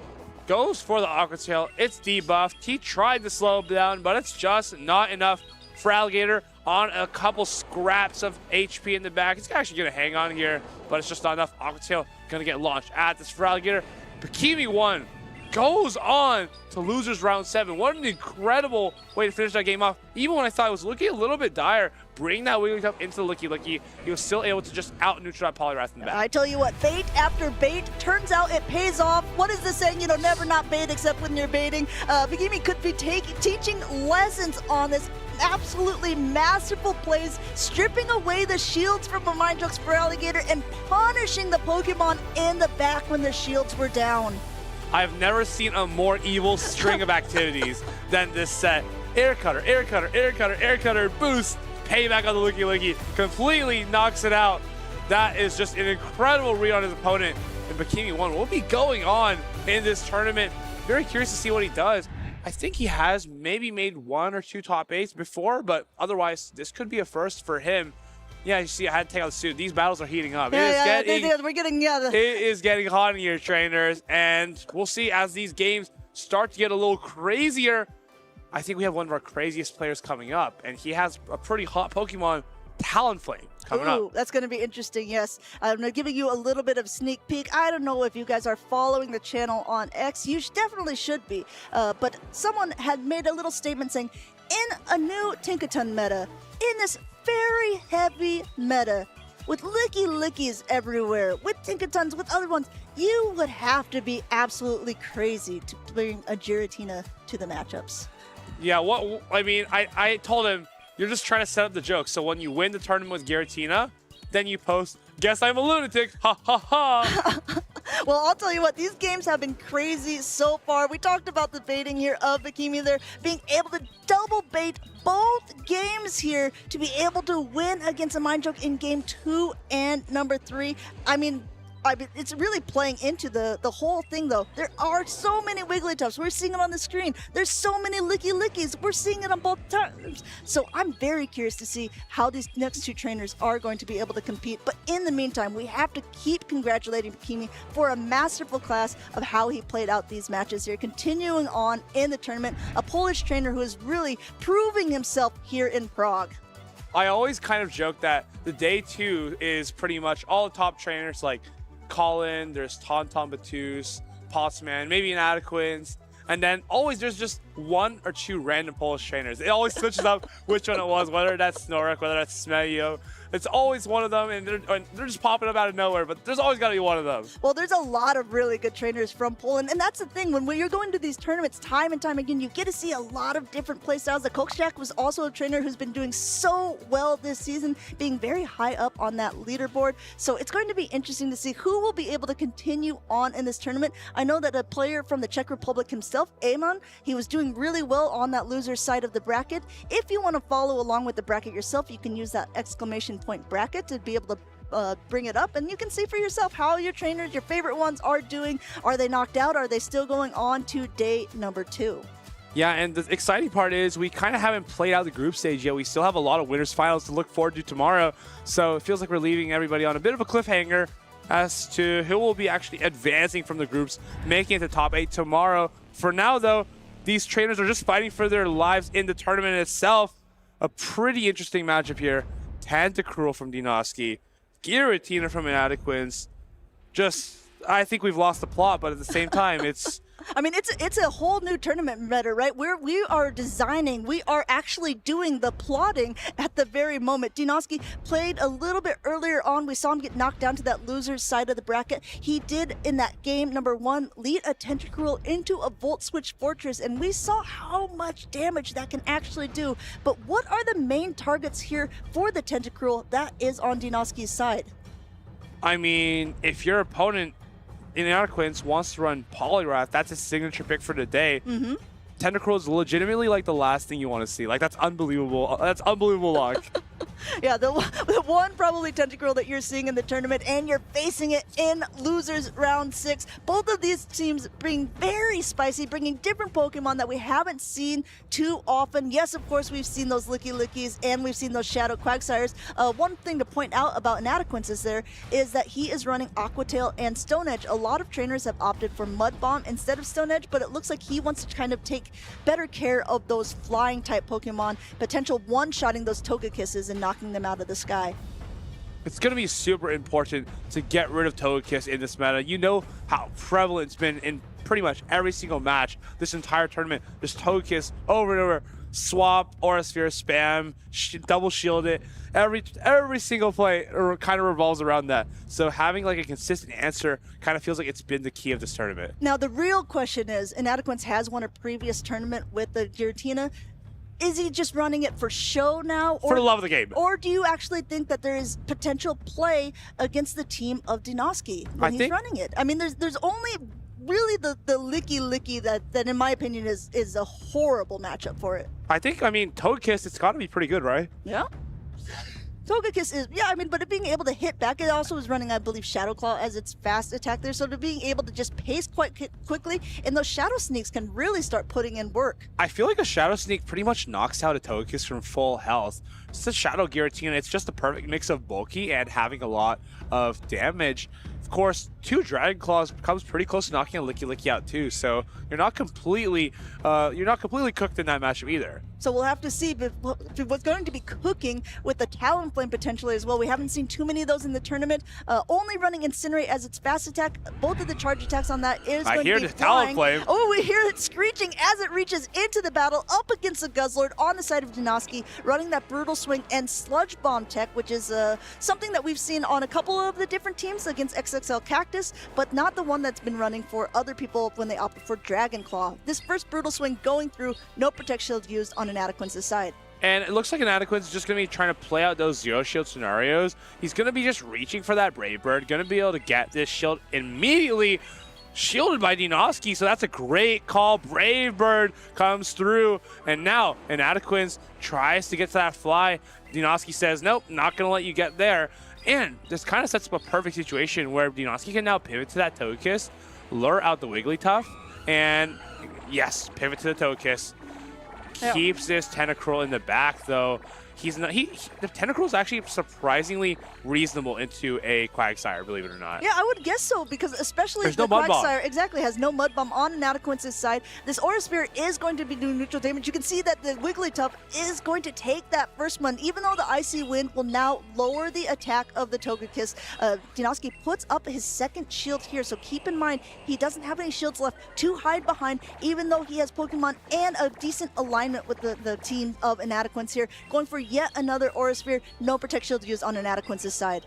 This is getting a little bit weird, right? Because if you're Inadequence, you can't actually fast attack down this Togekiss. You're going to have to be giving these shields away like Candy now. Aura Sphere #1 comes through. It's going to have to be immediately shielded, but you can start coming into the Tentacruel at this point, or even the Guzzlord. You have so many good options. You're forcing Inadequates to go for the less efficient Stone Edge on both of your Pokemon. Now going ahead, this Brutal Swing will be able to connect. We did see that first attack with the Aura Sphere being shielded up here, and now going for the heavy hitting Stone Edge.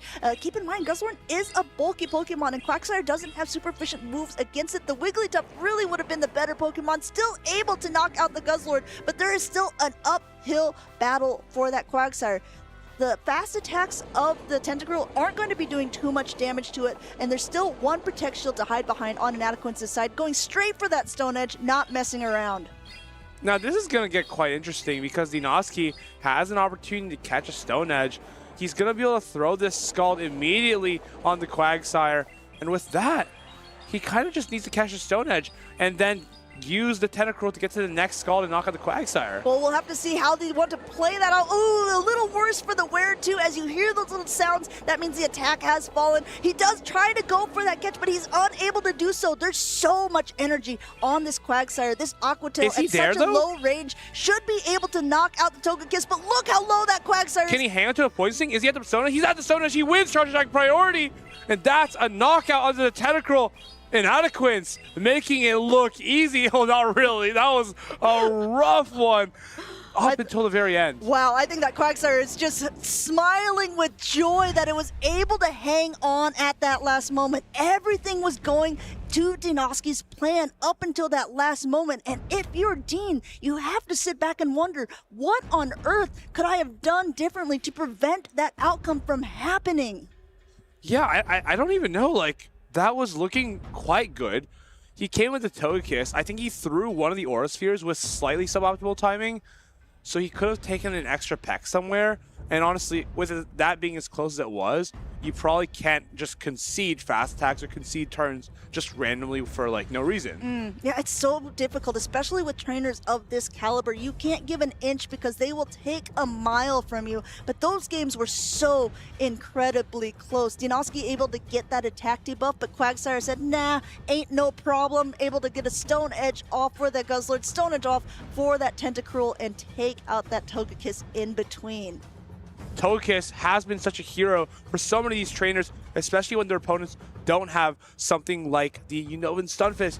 You see here on Inadequate's side, similarly, there's no hard answer for Togekiss. Yes. So it's pretty free to anything. I honestly, for being extra critical, Wigglytuff is a quite consistent answer to Togekiss because you can always just put the shields through, just charm all the way down, Icy Wind debuff, no problem. But it still doesn't mean that the Togekiss isn't good. It can chip in the lead with the Aura Sphere, throw Psyshocks on the Poliwrath, kind of has infinite rain, honestly, it feels like. Well, let's see what these two trainers want to bring for this game number 2 here. We have that Togekiss, just like you're talking about, in the lead up against that Quagsire. This Quagsire from Inadequence, we saw it last game, does have Stone Edge, and Stone Edge is enough to knock out that Togekiss, but Inadequence actually goes for the bait here, and Dinoski puts up a shield. He doesn't want to risk losing his Togekiss so early on in the matchup. Immediate shield, just thinking that, hey, even a Aqua Tail being shielded is okay, right? Because it's still a lot of damage to Shadow Quagsire into a pretty frail Pokemon. Eric, are you watching this? 2 times now we've seen opponents here double bait in the lead. The real question is, will this also get the second shield? Yes, it does. So first it was a Makimi with the Air Cutters. Now it's Inadequence with the Aqua Tails getting both shields off of the Togekiss and actually getting a third Aqua Tail off just before as a parting gift.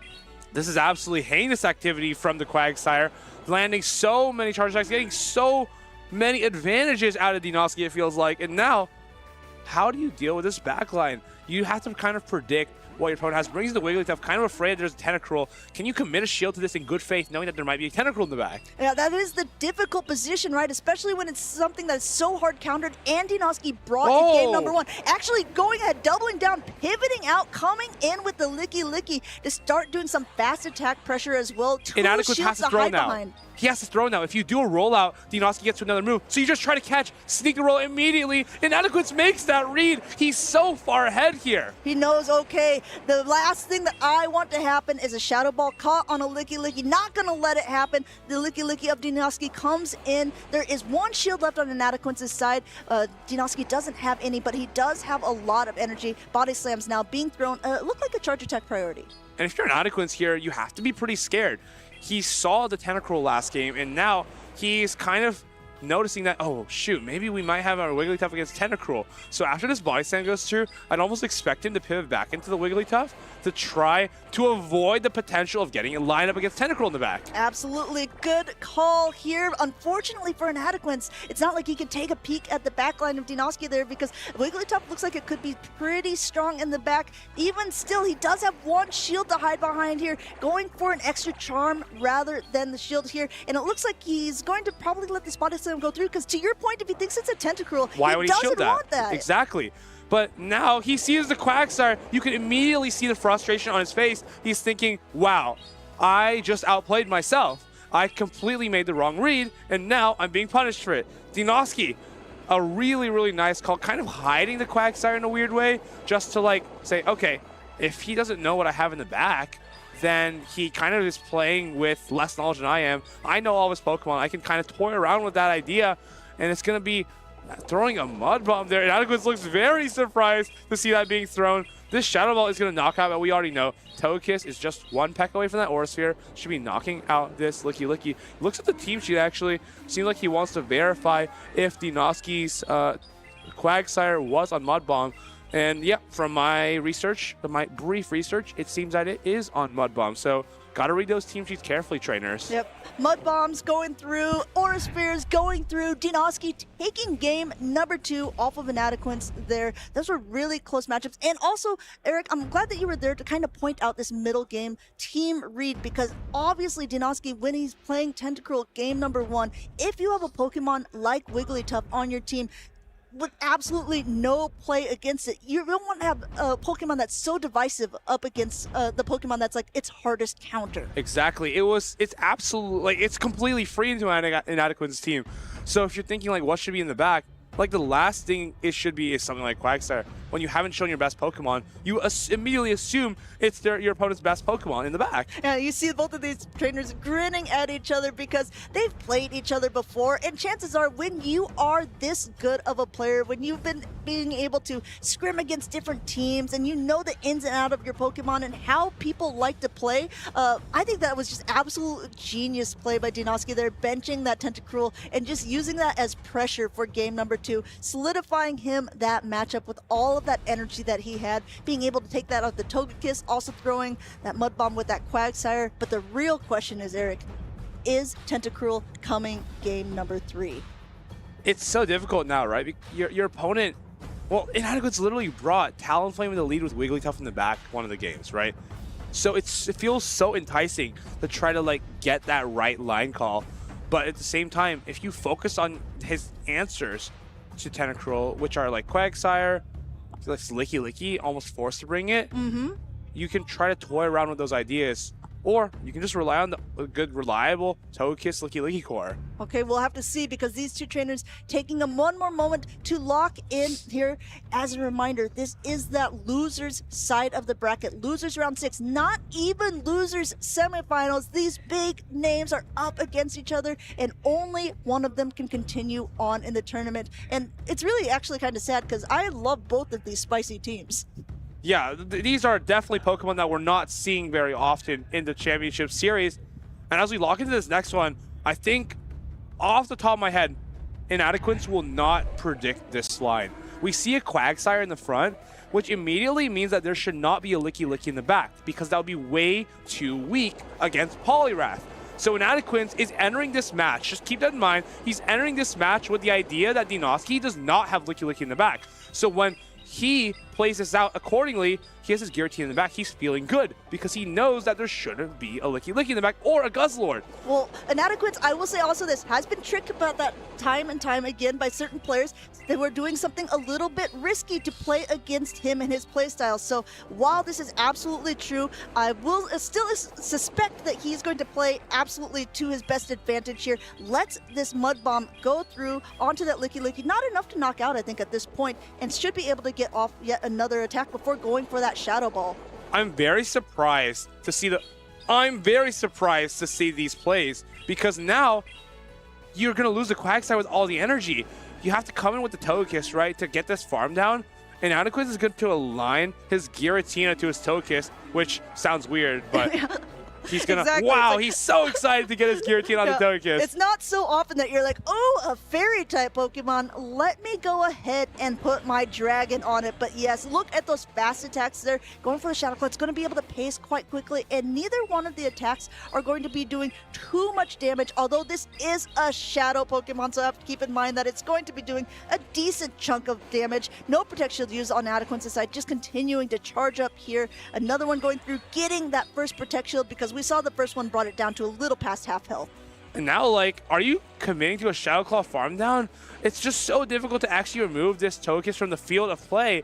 And once you do, you can't ever counter this down. If a Psyshock lands against the Poliwrath, that's going to be wraps. Oh, exactly. This Togekiss needs to get out of here. Inadequates wants it absolutely gone. Going for her. And now I think Inadequates might have to use his last Protect Shield, but he is going for an attack of his own, or at least at this point with the Togekiss so dry.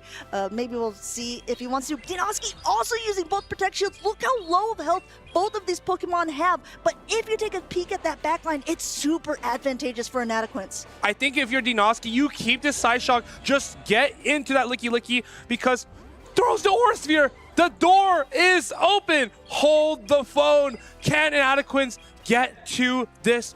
Can he get to a Dynamic Punch against this Licky Licky before the Shadow Ball is reached? I think you're just one short, but if you just land this now, he goes over the energy.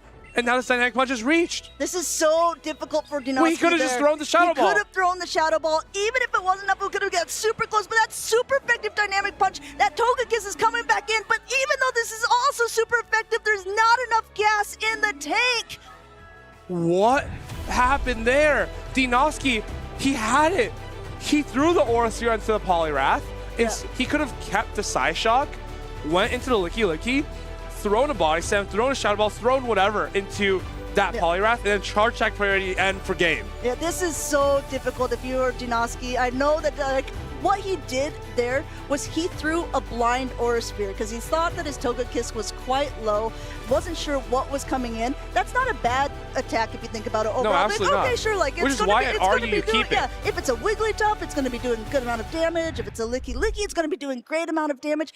If it's a Poliwrath, if he just would have held on for one more, that Psyshock. Or you just keep it because Togekiss wins charge attack priority against Inadequate's entire team. Yeah. Giratina, Quagsire, Talonflame, Licky Licky, Wigglytuff, and Poliwrath. We win charge attack priority against everything.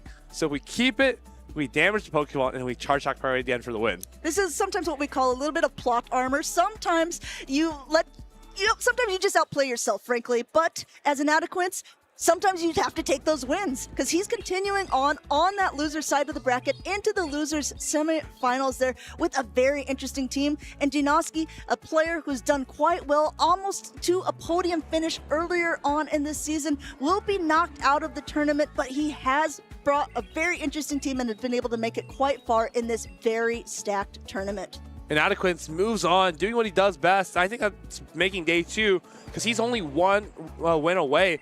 He's going to have to take down another top player in Galactic Boltando later today. I don't know if we'll see that immediately after or we're going to pass it back to some other players first. You see the pain on Dean's face there, and you hate to see that. I'm sure, especially if you're a Dean fan, knowing that, okay, if he could have thrown the Psyshock, it would have been good. If he would have thrown the Shadow Ball, it could have been good. Unfortunately for him, both of those things didn't line up for him there, and Inadequates was able to move on in that best of 3, and Shadow Giratina still in the tournament. Incredible. It was so good there, so convincing against the Togekiss.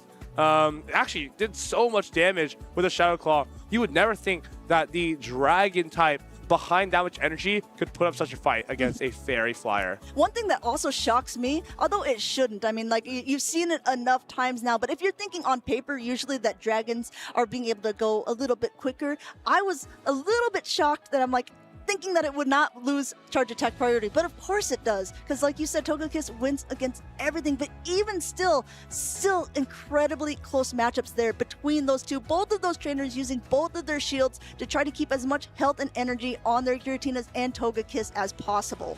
And I'm curious because most of this match felt like it was about reading the teams, reading your opponents, and seeing how you would line up the back line.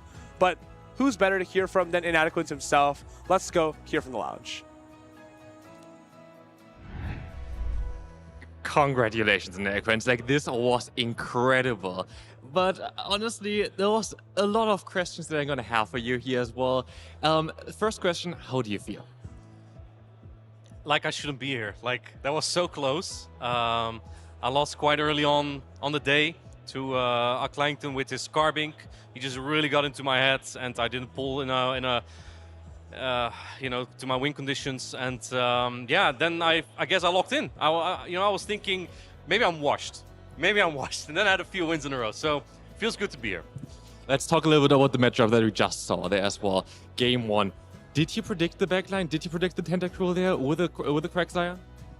I predicted his line from front to back, just not the order. Otherwise, I would have won all the leads in the alignment. Obviously, Toki is very free into me, but I can wiggle my way around it. So, yeah, I guess that went kind of according to plan. I knew where to put my shields, predicting what would be in the back. Obviously, I'm not shooting Wigglytuff. It's going to be on Tentacruel. So, I guess the choices paid off in game 1 and 2. You have a very interesting team, as usually always, to be fair.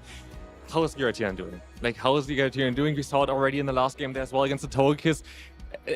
How is it doing in the meta currently? This was its second appearance today, actually. The first one, it actually won against HK Assassin, so has not been useless. But, you know, I put on X that only a crazy person would bring it. And it shows because it's hardly playable. I'm gonna bring it anyway. Why would I play without Giratina? Definitely, of course, you always have to bring your Giratina. But I also find the team is generally quite interesting. We see the Talonflame there as well. It's a Pokemon that we haven't really seen on a lot of other people's team there as well. But it makes sense in the current meta. But then again, you have all the Water-type Pokemon. How are you preparing? But there's a Pokemon as well on your team that prepares for those Water-type Pokemon, right?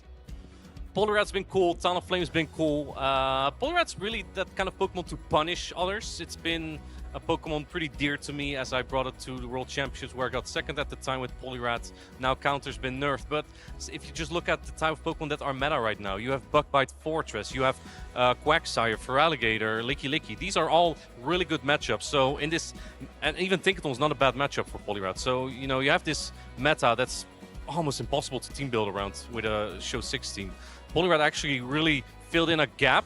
It's not necessarily a great Pokemon, but just filled in a gap for me to secure the lineups that I can make. And then Talonflame is also just dear to me. It's just sitting always on my shoulder, Giratina on the other one, and it just covers my Pokemon from Steel-type Pokemon, like that Fortress or Tinkaton. You already said it's a meta that's very difficult to team build against. Do you think your team has it to go all the way? If people stop bringing Pokemon that align well into me, I can definitely win this. If I just, you know, have all my every Wigglytuff on Guzzlord every time, that saved me so much trouble, you know.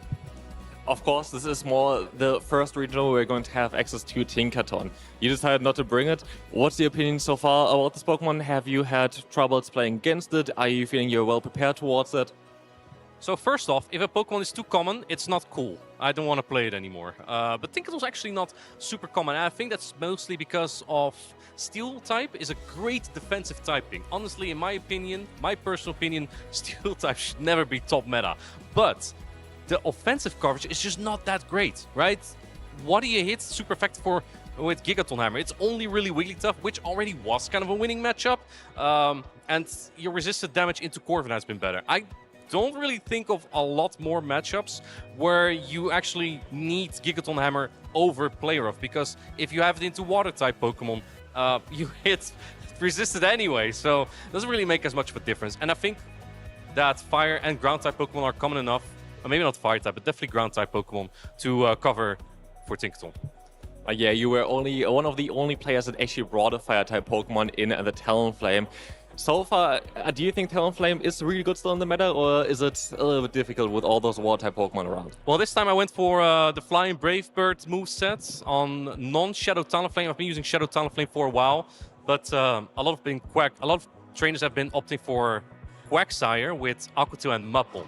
And then Shadow Talonflame would almost get knocked out by Aquatail, regular would not. So then when I can get shields down, then I can Brave Bird and Talonflame goes brrr and the Pokemon go down.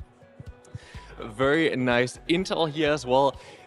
I wish you best of luck for the rest of the tournament. Thank you. I hope we're gonna see some Giratina action again on the stream as well here. But with us, I'm gonna give back to the casters. Wow, what an inspiring couple of words from Inadequence. If I could just align my Wigglytuff with every Guzzlord, that would save us a lot of trouble, make these games go by a lot quicker. But I don't think we're going to be seeing that in our next games because I don't think that many people have Wigglytuff. Yeah, I mean, he's not lying, honestly. That would make his job fairly easy. Giratina's strongest soldier making his way into another day 2, this time in the lower bracket. But you can't count Inadequance out, even though Giratina hasn't been as profitable for him in this tournament. I mean, I see why, right? Because we see players here like Pablo and Dinas, Licky, Diggersby all together, Bakemi, Wigglytuff, and Licky. So I can see why Giratina hasn't been too profitable. I think these are some familiar faces in our circuit. Pablo and Dinas, of course, had a crazy 2024 season. 2 medals and a top 8 in UIC, facing Bakemi, who's now making one of his deepest run in a long time. We have the Empoleon lead into the Togekiss. He straight away into his own Empoleon, but now behind the turn. You just throw this Hydro Cannon and you run immediately into the Quagsire. At least I think that's what he's going to be doing here. Seems like the most optimal play because if you don't have Mud Bomb on that Quagsire, you want to start putting it into range where you can Mud Shot down after an Aqua Tail. And this Hydro Cannon chip will be proven crucial since Aquatail and Stone Edge are both resisted. Pablo Ondina is going to deploy his first Hydro Cannon, puts the Quagsire below 50% HP, but the Quagsire must throw just before another Hydro Cannon is reached. He does not. He now needs to shield and overfarm as much energy as possible to make the best use out of his Protect Shield.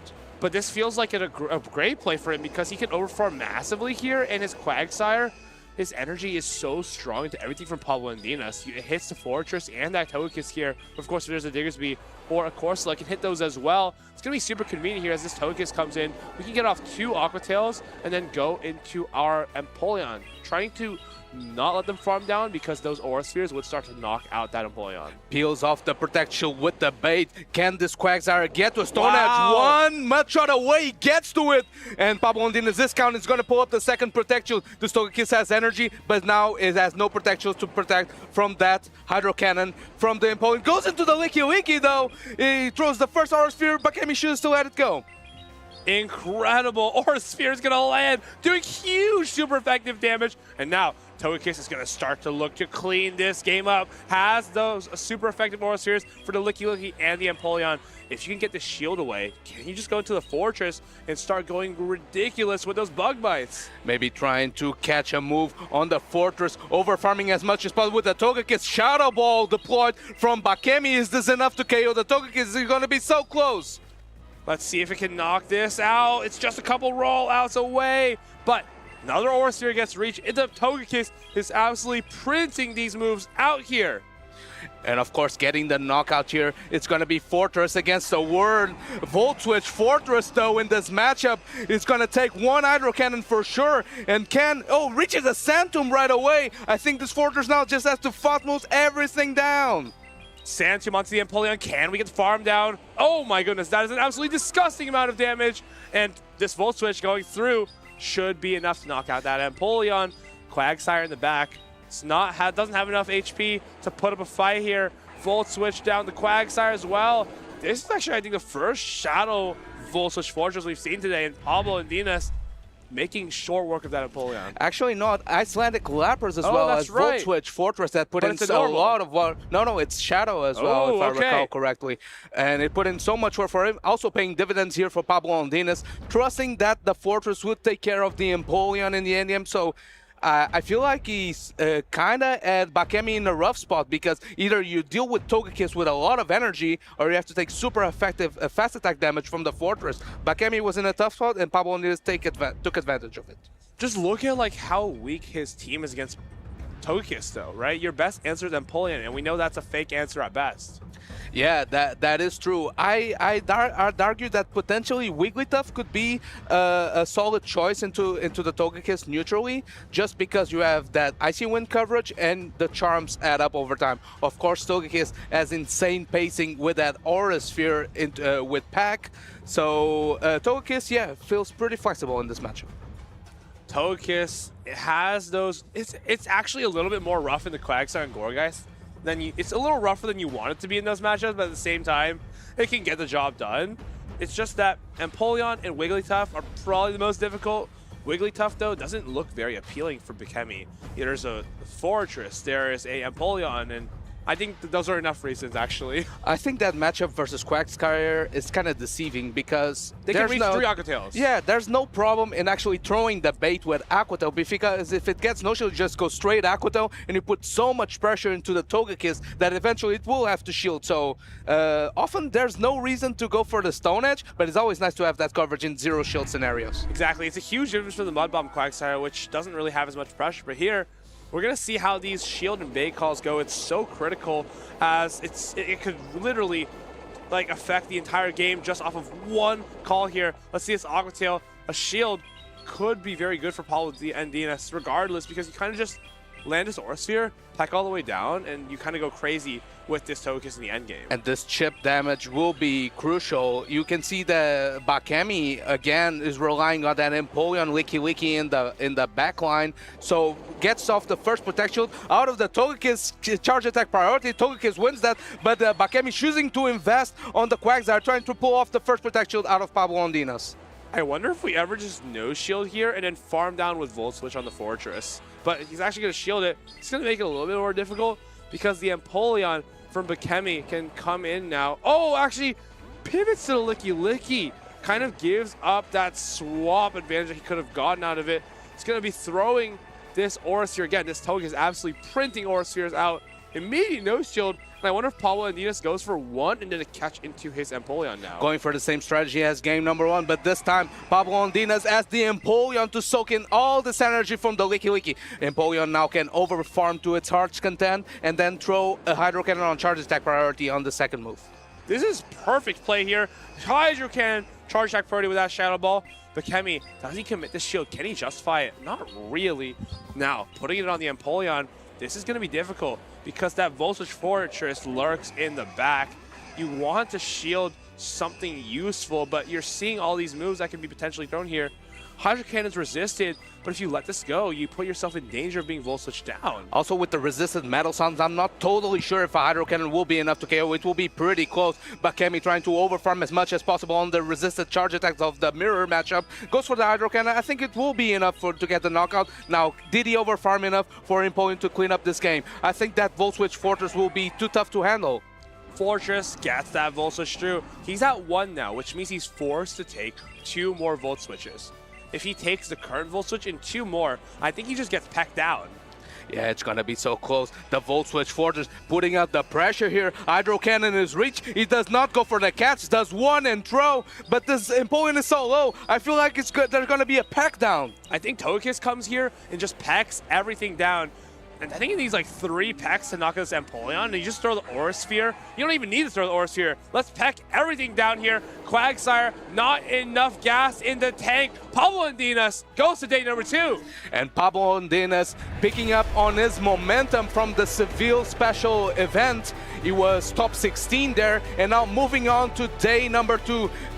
Beating Bakemi, who honestly had one of his best runs in recent memory. Pablo Ondinas may be coming back to form to this 2024 season where he was one of the best players in the world, honestly.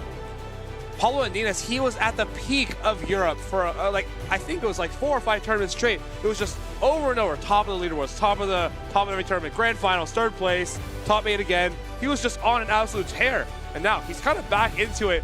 Always love seeing how excited he gets when he's playing. He's always like emoting at the camera or just just making fun faces. Love to see him succeed. And it was kind of an interesting play by Bakemi, as you mentioned. He always pivoted that Licky into the Togekiss.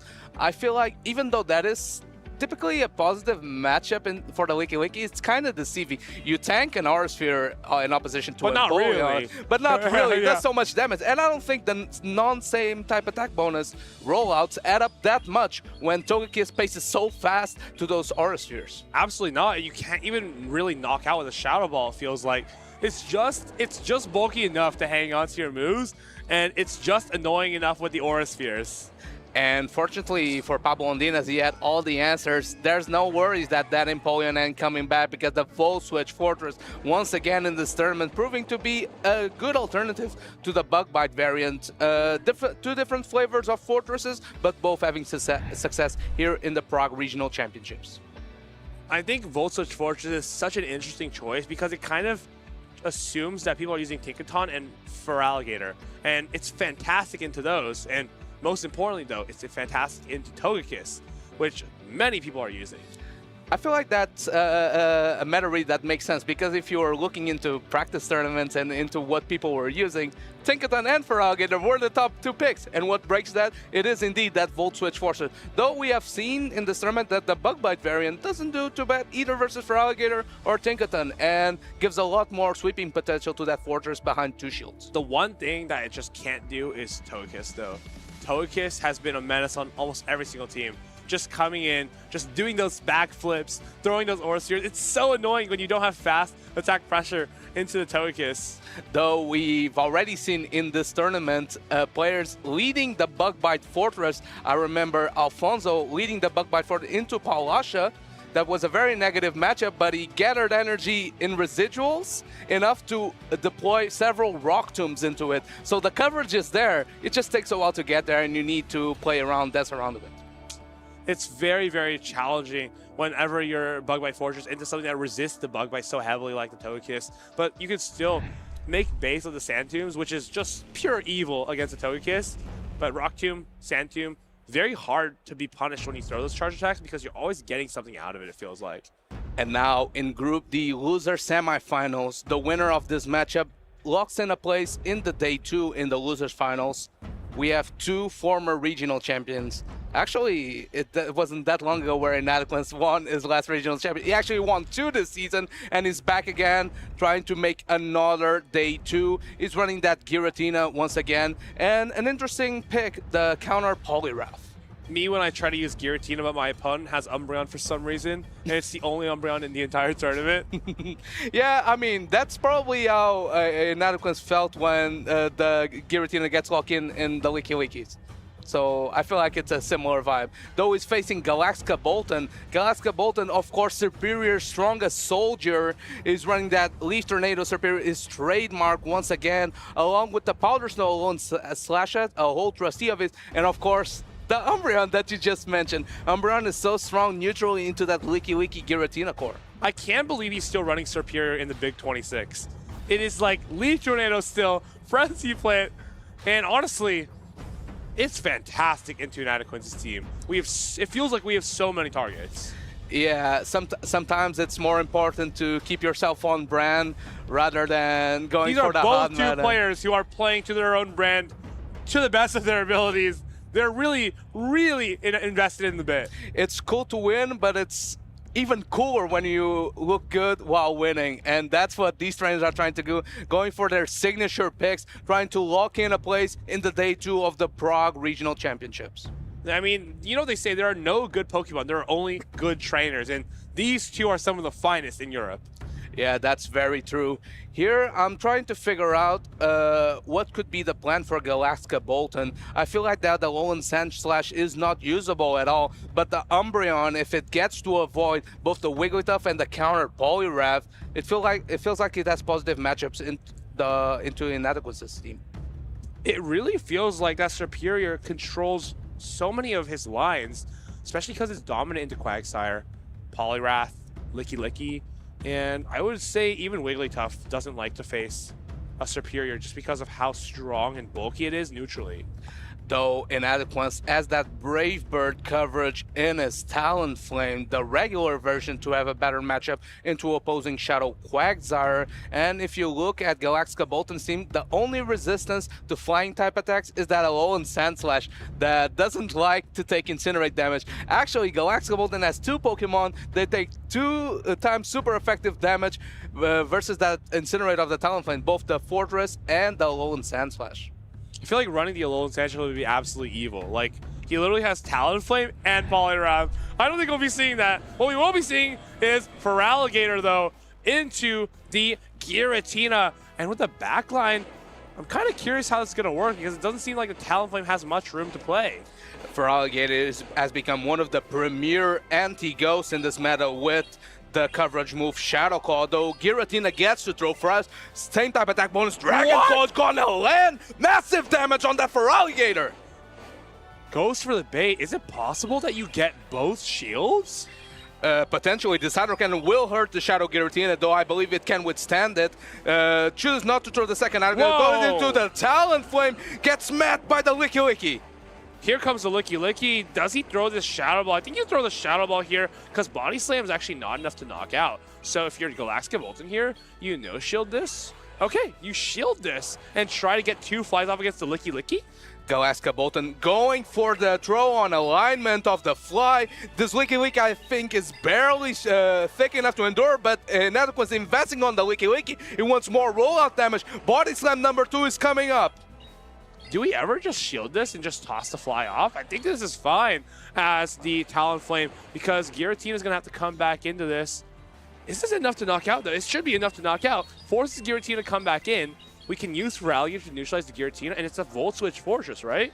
Yeah, and this Talonflame, I believe, it's barely not in range for the counter dot from Poliwrath. Gets to the fly, gets to KO that Giratina. That's a massive pull from Galactica Bolton. Not only do we have the Volt Switch Fortress ready to go here, but we also have the Feraligatr with the Hydro Cannon. We can kind of set this up 2 different ways. We can just throw the Hydro Cannon immediately, or we can come into the Fortress. Realistically, it doesn't matter. It looks like you can just Sand Tomb this, and then just wear away at this Poliwrath. You can get the Dynamic Punch off, but it's not going to be even close enough to knock out. I think this is an optimal play because you get to debuff the Poliwrath with Sand Tomb, and Feraligatr is guaranteed to win that charge attack priority. Dynamic Punch coming through. It's only neutral into the Bug Steel type. I don't think this will be enough to KO. Can this Fortress get to another Sand Tomb? I mean, we say that as if we even needed the Feraligatr here. Volt Switch Fortress is more than enough to clean up the Poliwrath. Sand Tomb, not going to be enough to knock out, but that next Volt Switch should be getting the job done. You can obviously just throw this as well. Galactica Bolton, really interesting the way he played that. Yeah, interesting. And he even got Talonflame stuck in one of its worst matchups. That is that rollout Licky Licky. Though the Shadow version puts up so much pressure, Incinerate plus Flies was threatening knockout, so peeled away the protections out of Inadequance, and now the Volt Switch Fortress were at free reign in the back versus that Poliwrath. Just throw as many Sand Tombs as you want, the Hydro Cannon will take care of the rest. That was so crazy, especially letting the Dragon Claw go on the Feraligatr. Like, these are just crazy plays. I don't think I would have been able to make these plays in a million years. Yeah, maybe seeing that the Poliwrath actually has a very interesting matchup into his team because you either have Dynamic Punch as super effective damage, you have very good resistances, or even versus the Superior, it's worth matchup, you have Icy Wind coverage, which helps versus the Grass type matchups.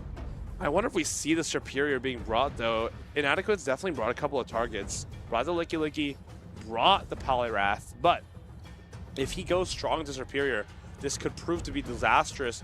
I see disaster in the horizon. And I think you do too. Yeah, let's see if he does indeed do that.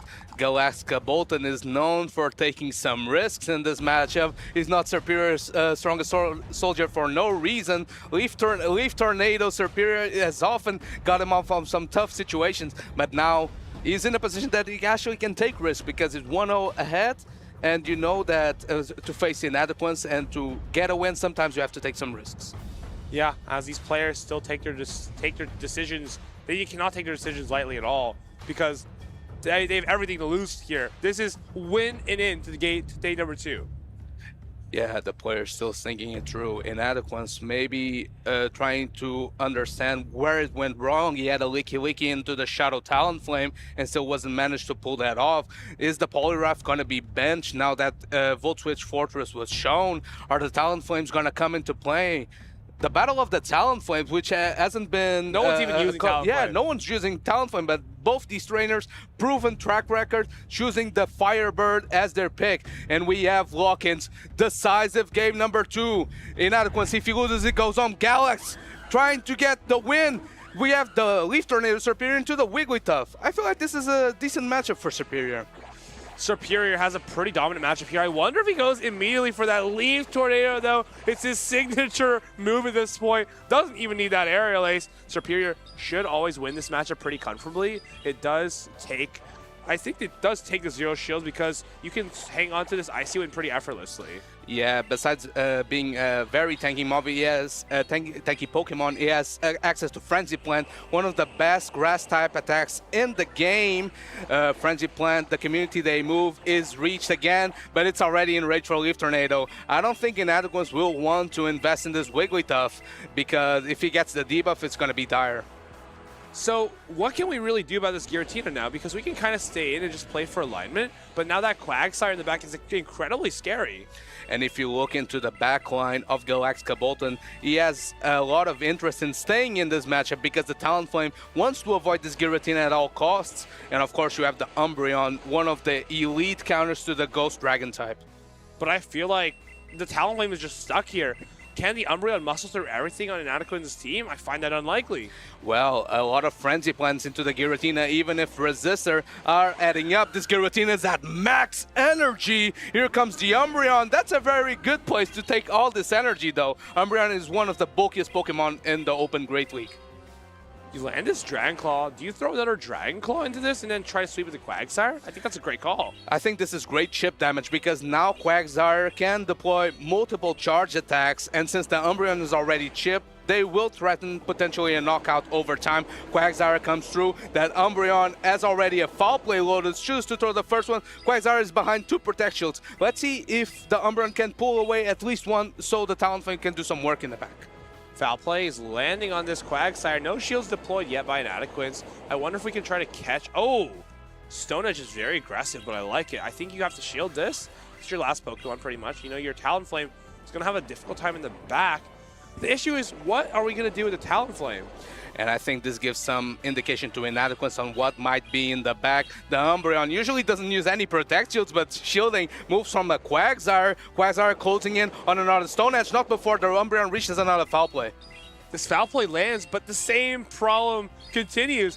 He has to shield if you're Inadequance. You can knock out the Umbreon, but then you have to throw the Stone Edge. You should make it an Aqua Tail against this Talonflame, and you're just good to go, right? I think you even might reach a Stone Edge. This Stone Edge is gonna knock out the Umbreon, and here comes the Talonflame. It's energy dry. This Quagsire is already ahead on energy, closing in on a Stone Edge. It's gonna get the knockout into the Talonflame. Inadequance is able to tie up the series. Stone Edge does about 200% damage to a Talonflame, gives it a salute. Quagsire knocks out the Talonflame. And we're going to a game number 3.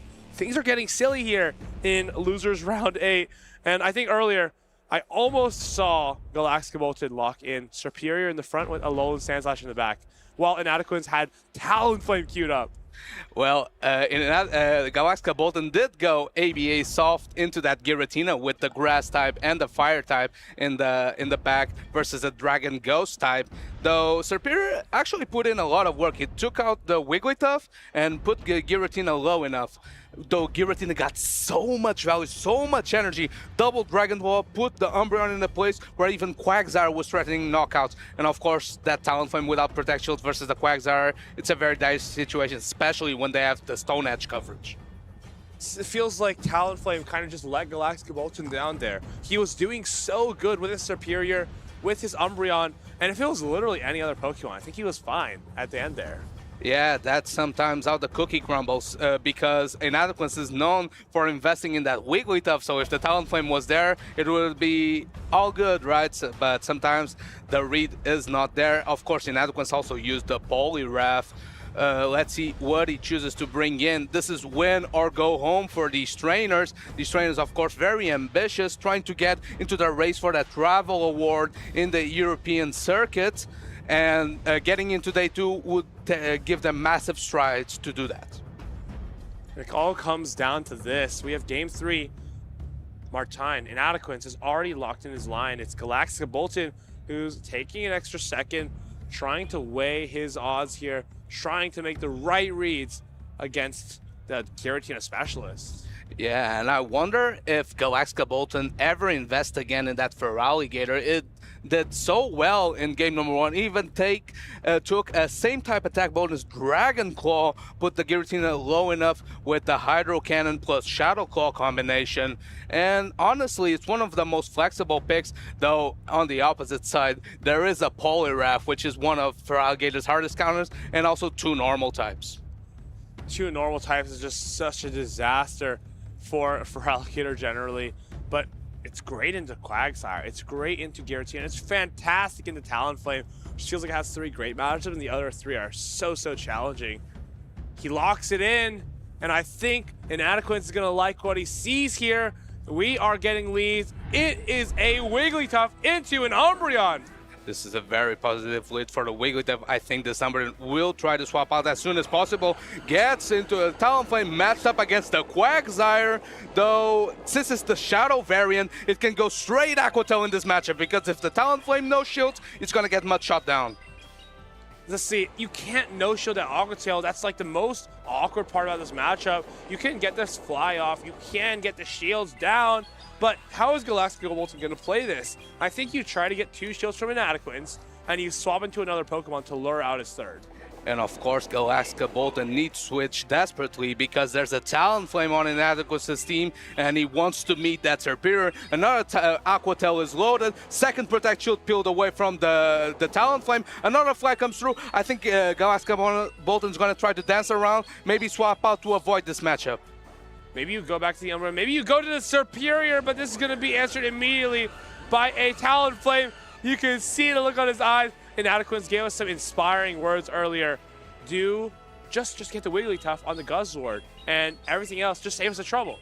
Well, you see, the proof is in the pudding. The trouble has been saved. Yeah, because he's getting the entire... We get the Leaf Tornado debuff. Leaf Tornado once again being thrown. I think Galactica Bolton wants to extend the matchup as much as possible here. Can we get a second Leaf Tornado debuff in a row? Not enough. We have the Talonflame at 100 energy. It doesn't even need to throw its energy. Gonna farm it all the way down. Frenzy Plant, same type attack bonus. I'm actually kind of curious how much this does to a Talonflame. Talonflame has a Brave Bird loaded. Pretty much just launch it on whatever you want at this point. Maybe you come in with the Umbreon and Wigglytuff will come in, but it's looking fantastic for Inadequence. Of course, being double debuff means that this Brave Bird won't pack as much of a punch, though this Talonflame is very much outside farm range. Maybe goes in with the Talonflame. No, chooses to stay in with the Umbreon, maybe trying to go for an aggressive Snarl Down. If you can throw 2 last resorts at the Wigglytuff, do you potentially have a chance ever? Brave Bird comes through. It's not doing a whole lot. I wonder if you can just pivot into your Talonflame here. I thought I saw vision for a second. I was wondering maybe if you could catch a fly, sneak it, Incinerate, be ahead on energy, knock out the Quagsire, but maybe that's a little bit too much to ask for. Quagsire comes in now, and that's all she wrote. Yeah, that Aqua Tail was loaded, paying attention. Inadequence doesn't stay in with the Wigglytuff for long, gets the knockout on this Talonflame, and now the Umbreon is just too low, has too much heavy lifting to do. This will be the end of the run for Galactica Bolton. Inadequence makes his way into day number 2. Fantastic team reads is what is so special about this trainer. It's one of his greatest skills, and it's not an easy thing to do, especially when you're playing against trainers who understand the matchups, understand how to pick lines to the best of their ability. Getting those calls right is what's going to allow him to save himself the trouble and get into day number 2. That's why I feel like this matchup versus Galactica Bolton could have been tough. Galactica Bolton is known for running some erratic lines. This is a trainer that's not afraid to go all in a certain line read. And if it's the worst case scenario, for example, a Talonflame being ABA strong into superior Sandslash, like we were seeing it was potentially being locked in. He just accepts it how it is. But if he doesn't get that matchup, he often has a good chance to get some wins. Honestly, it was impressive that he got through that Tentacruel of Dinoski. Now, he is able to get through the superior Alolan Sandslash core. It's like a core that pretty much doesn't lose to, it doesn't lose to anything except for like Talonflame. So it's quite unlucky. Yeah, though the Giratina here making another appearance. Inadequance mentioned that he hasn't been using Giratina a lot. It proved to be very good in this matchup. Of course, Galaska Bolton managed to get the game #1 on the back of the Volt Switch Fortress with Feraligatr. Even no-show that a same type attack bonus Dragon Claw on this Feraligatr, knowing its matchups in and out. But unfortunately, the third game was too much to overcome. Here comes the Stone Edge that got that one-hit knockout to get into the tied-up series.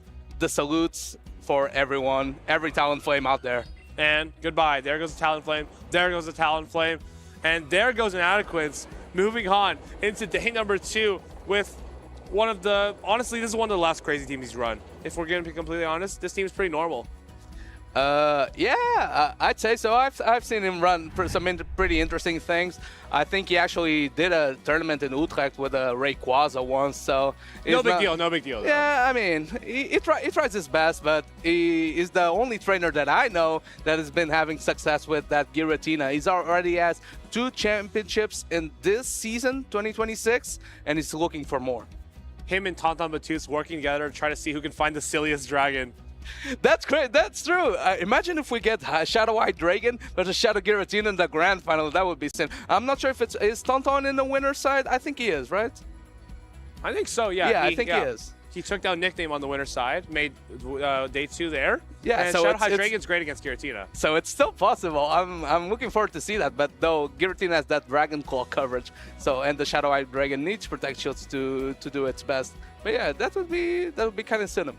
I mean, Pokemon, yeah, that'd be absolute cinema. This Pokemon's been around for so long. So many people have used Dragon-type Pokemon since the dawn of the game releasing, honestly. But 30th anniversary celebration is coming up, so let's take a look at what that has to offer Pokemon. So exciting, just been around for so long. What's my favorite? My favorite's the one that's got jet black hair. He's extremely fast. Limitless. So cute. She has a 12-octave vocal range. Can be calm. Powerful. Estilo como yo. 닮기도 한 것 같아갖고. He would improvise on the spot. Just always finds a way to make it funny. We both have very fast moves and can change the world using its mind. Jigglypuff is my favorite. Jigglypuff, Jigglypuff.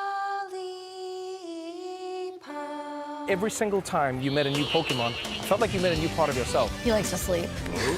Just like me. 뭔가 여러 모습으로 변할 수 있는 모습도. Sí, tiene muchas formas de superar a sus oponentes. Como mis chillas, por Dios, su love language. Sa loyauté, sa rapidité. She uses her voice to protect herself. It's homey, you know? Totally. That's why I love it. My favorite is Eevee. Mi favorito es Sira. Arcanine. Gengar. Jigglypuff. Luxray. So, what's your favorite?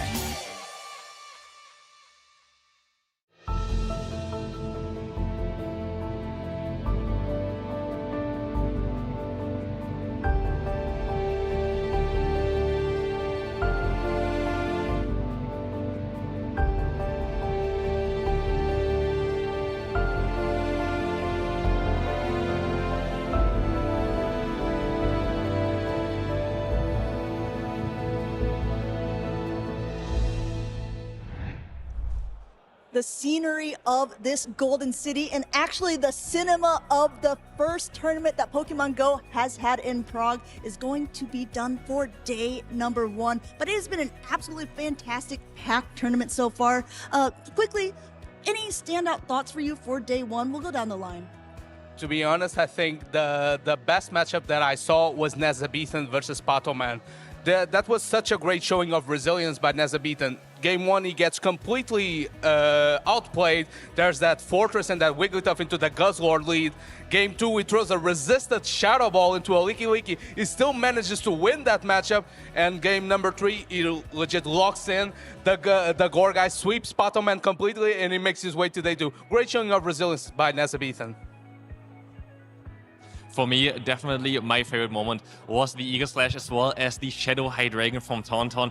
I'm excited to see what this can do, this pair can do in day number 2 tomorrow. It was such a fun experience to see, especially the Eagle Slash coming back from nearly impossible situations that it's still winning just because of the insane amount of damage this Pokemon can do. I think for me, definitely just seeing how annoying Togekiss is. It's on every team, it feels like.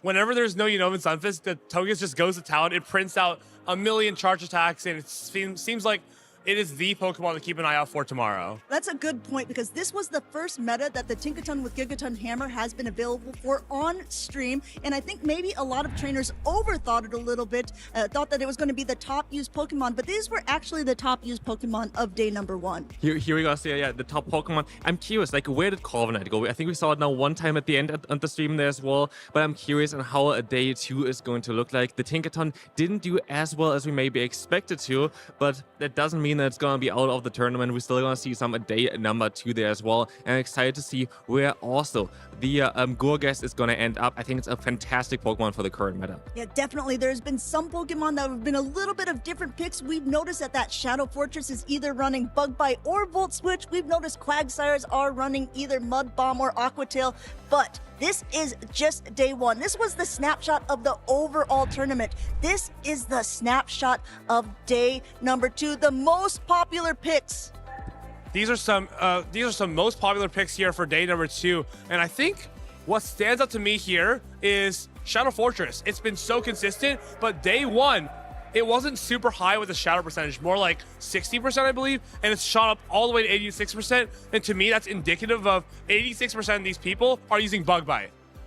Now, what about that? You're talking about the percentage there, 86% on that Shadow Fortress, but 100% on that Shadow Quagsire. So these are some of the Pokemon that we are going to be able to see in day number 2 from our competitors who have been making it on in this double elimination tournament. You're going to want to make sure that you're tuning in bright and early. We start at 9:20 a.m. here, and then also, of course, you might want to stay up late if you're in North America so you can able to catch all of the action going on. There's so many different things that people are going to be bringing.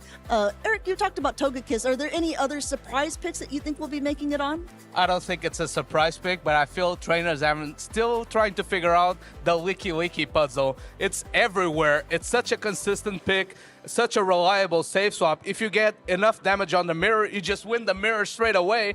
And the lack of fighter, we've seen some trainers trying to run fighters, but obviously Wigglytuff, Tinkaton are still around. So that's why Togekiss has been so important, because it's able to take those non-same type attack bonus rollouts and deal serious damage with that Aura Sphere. Now, I tell you what, Licky was first viable in a condensed meta format at the limited meta at the European International Championships. That happened in February. Now we're here in Prague in April, but that is not the only tournaments that we have in this European circuit.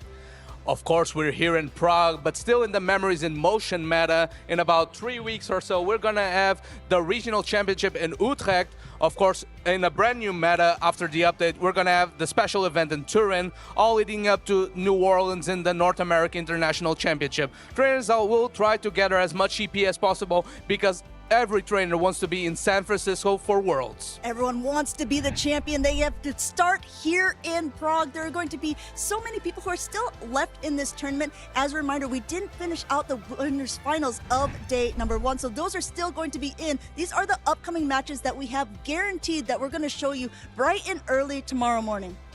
We're going to have here very interesting matchups. We see quite a lot of familiar names, but also some names that we maybe haven't seen as often. The Reef did a fantastic job today as well, knocking out a lot of very well-known players here against Cactus later on in the winners final. Maybe players that you maybe didn't expect there, but for example, Boom 20 was able to just have a great run, have an insane run there. We saw like the mirror matchup there as well one time, and now against Sirkari, who has a very, very interesting team. There are a lot of interesting contests in the winners finals still, but then we also have still the losers finals that are coming up, and we just saw 2 times Ineloquence and what he can do with this very interesting team. One thing I do want to point out here is in this tournament, people from Latin America, people from North America, very high-level trainers have come over, but only one North American trainer is left in this tournament tomorrow. Eric, I think you might be a little familiar with him. I think I may know him. Yeah, Sussin Theater, my brother, of course, is the last foreign trainer, I suppose, left in this tournament. he has the very annoying Togekiss, and he was able to take out Paltaman today. So tomorrow against Icelandic Lapras, a lot to play for, and we'll see how far you can go. Yeah, and if you don't want to miss that, I'm sure you don't. You want to make sure that you are following all of the channels here, and you're going to want to make sure to go to Pokemon.com/broadcast so you can go ahead and see what's coming up on the schedule. You can see who's casting the events and when they're going to take place. Very important information. Of course, you can also subscribe on YouTube and Twitch, and then you'll get that little notification bell saying, ding, okay, this is when it's going to happen. But in the meantime, just going to go ahead and give any last notes, last thoughts. We'll do a little bit of a reverse order here. Eric, do you think that the title is staying in Europe? Because I know we were talking earlier today, and you made the bold call that like all of the North American trainers were going to be in the podium finishes. Do you still think that there's maybe a chance for a North American to be on the podium? Considering I started the day saying that 4 of the top 8 players in the end would be from North America, I think I've missed the mark by a lot, but we'll see. Probably, maybe one of them can still be in the top 4. So we'll have to see. There's only one way to find out. There's only one, so it's not like there's too many choices. That's right. You have to tune in tomorrow to be able to see that. In the meantime, if you missed some of the broadcast today, don't worry. This is some highlights of what happened. We will see you all tomorrow bright and early.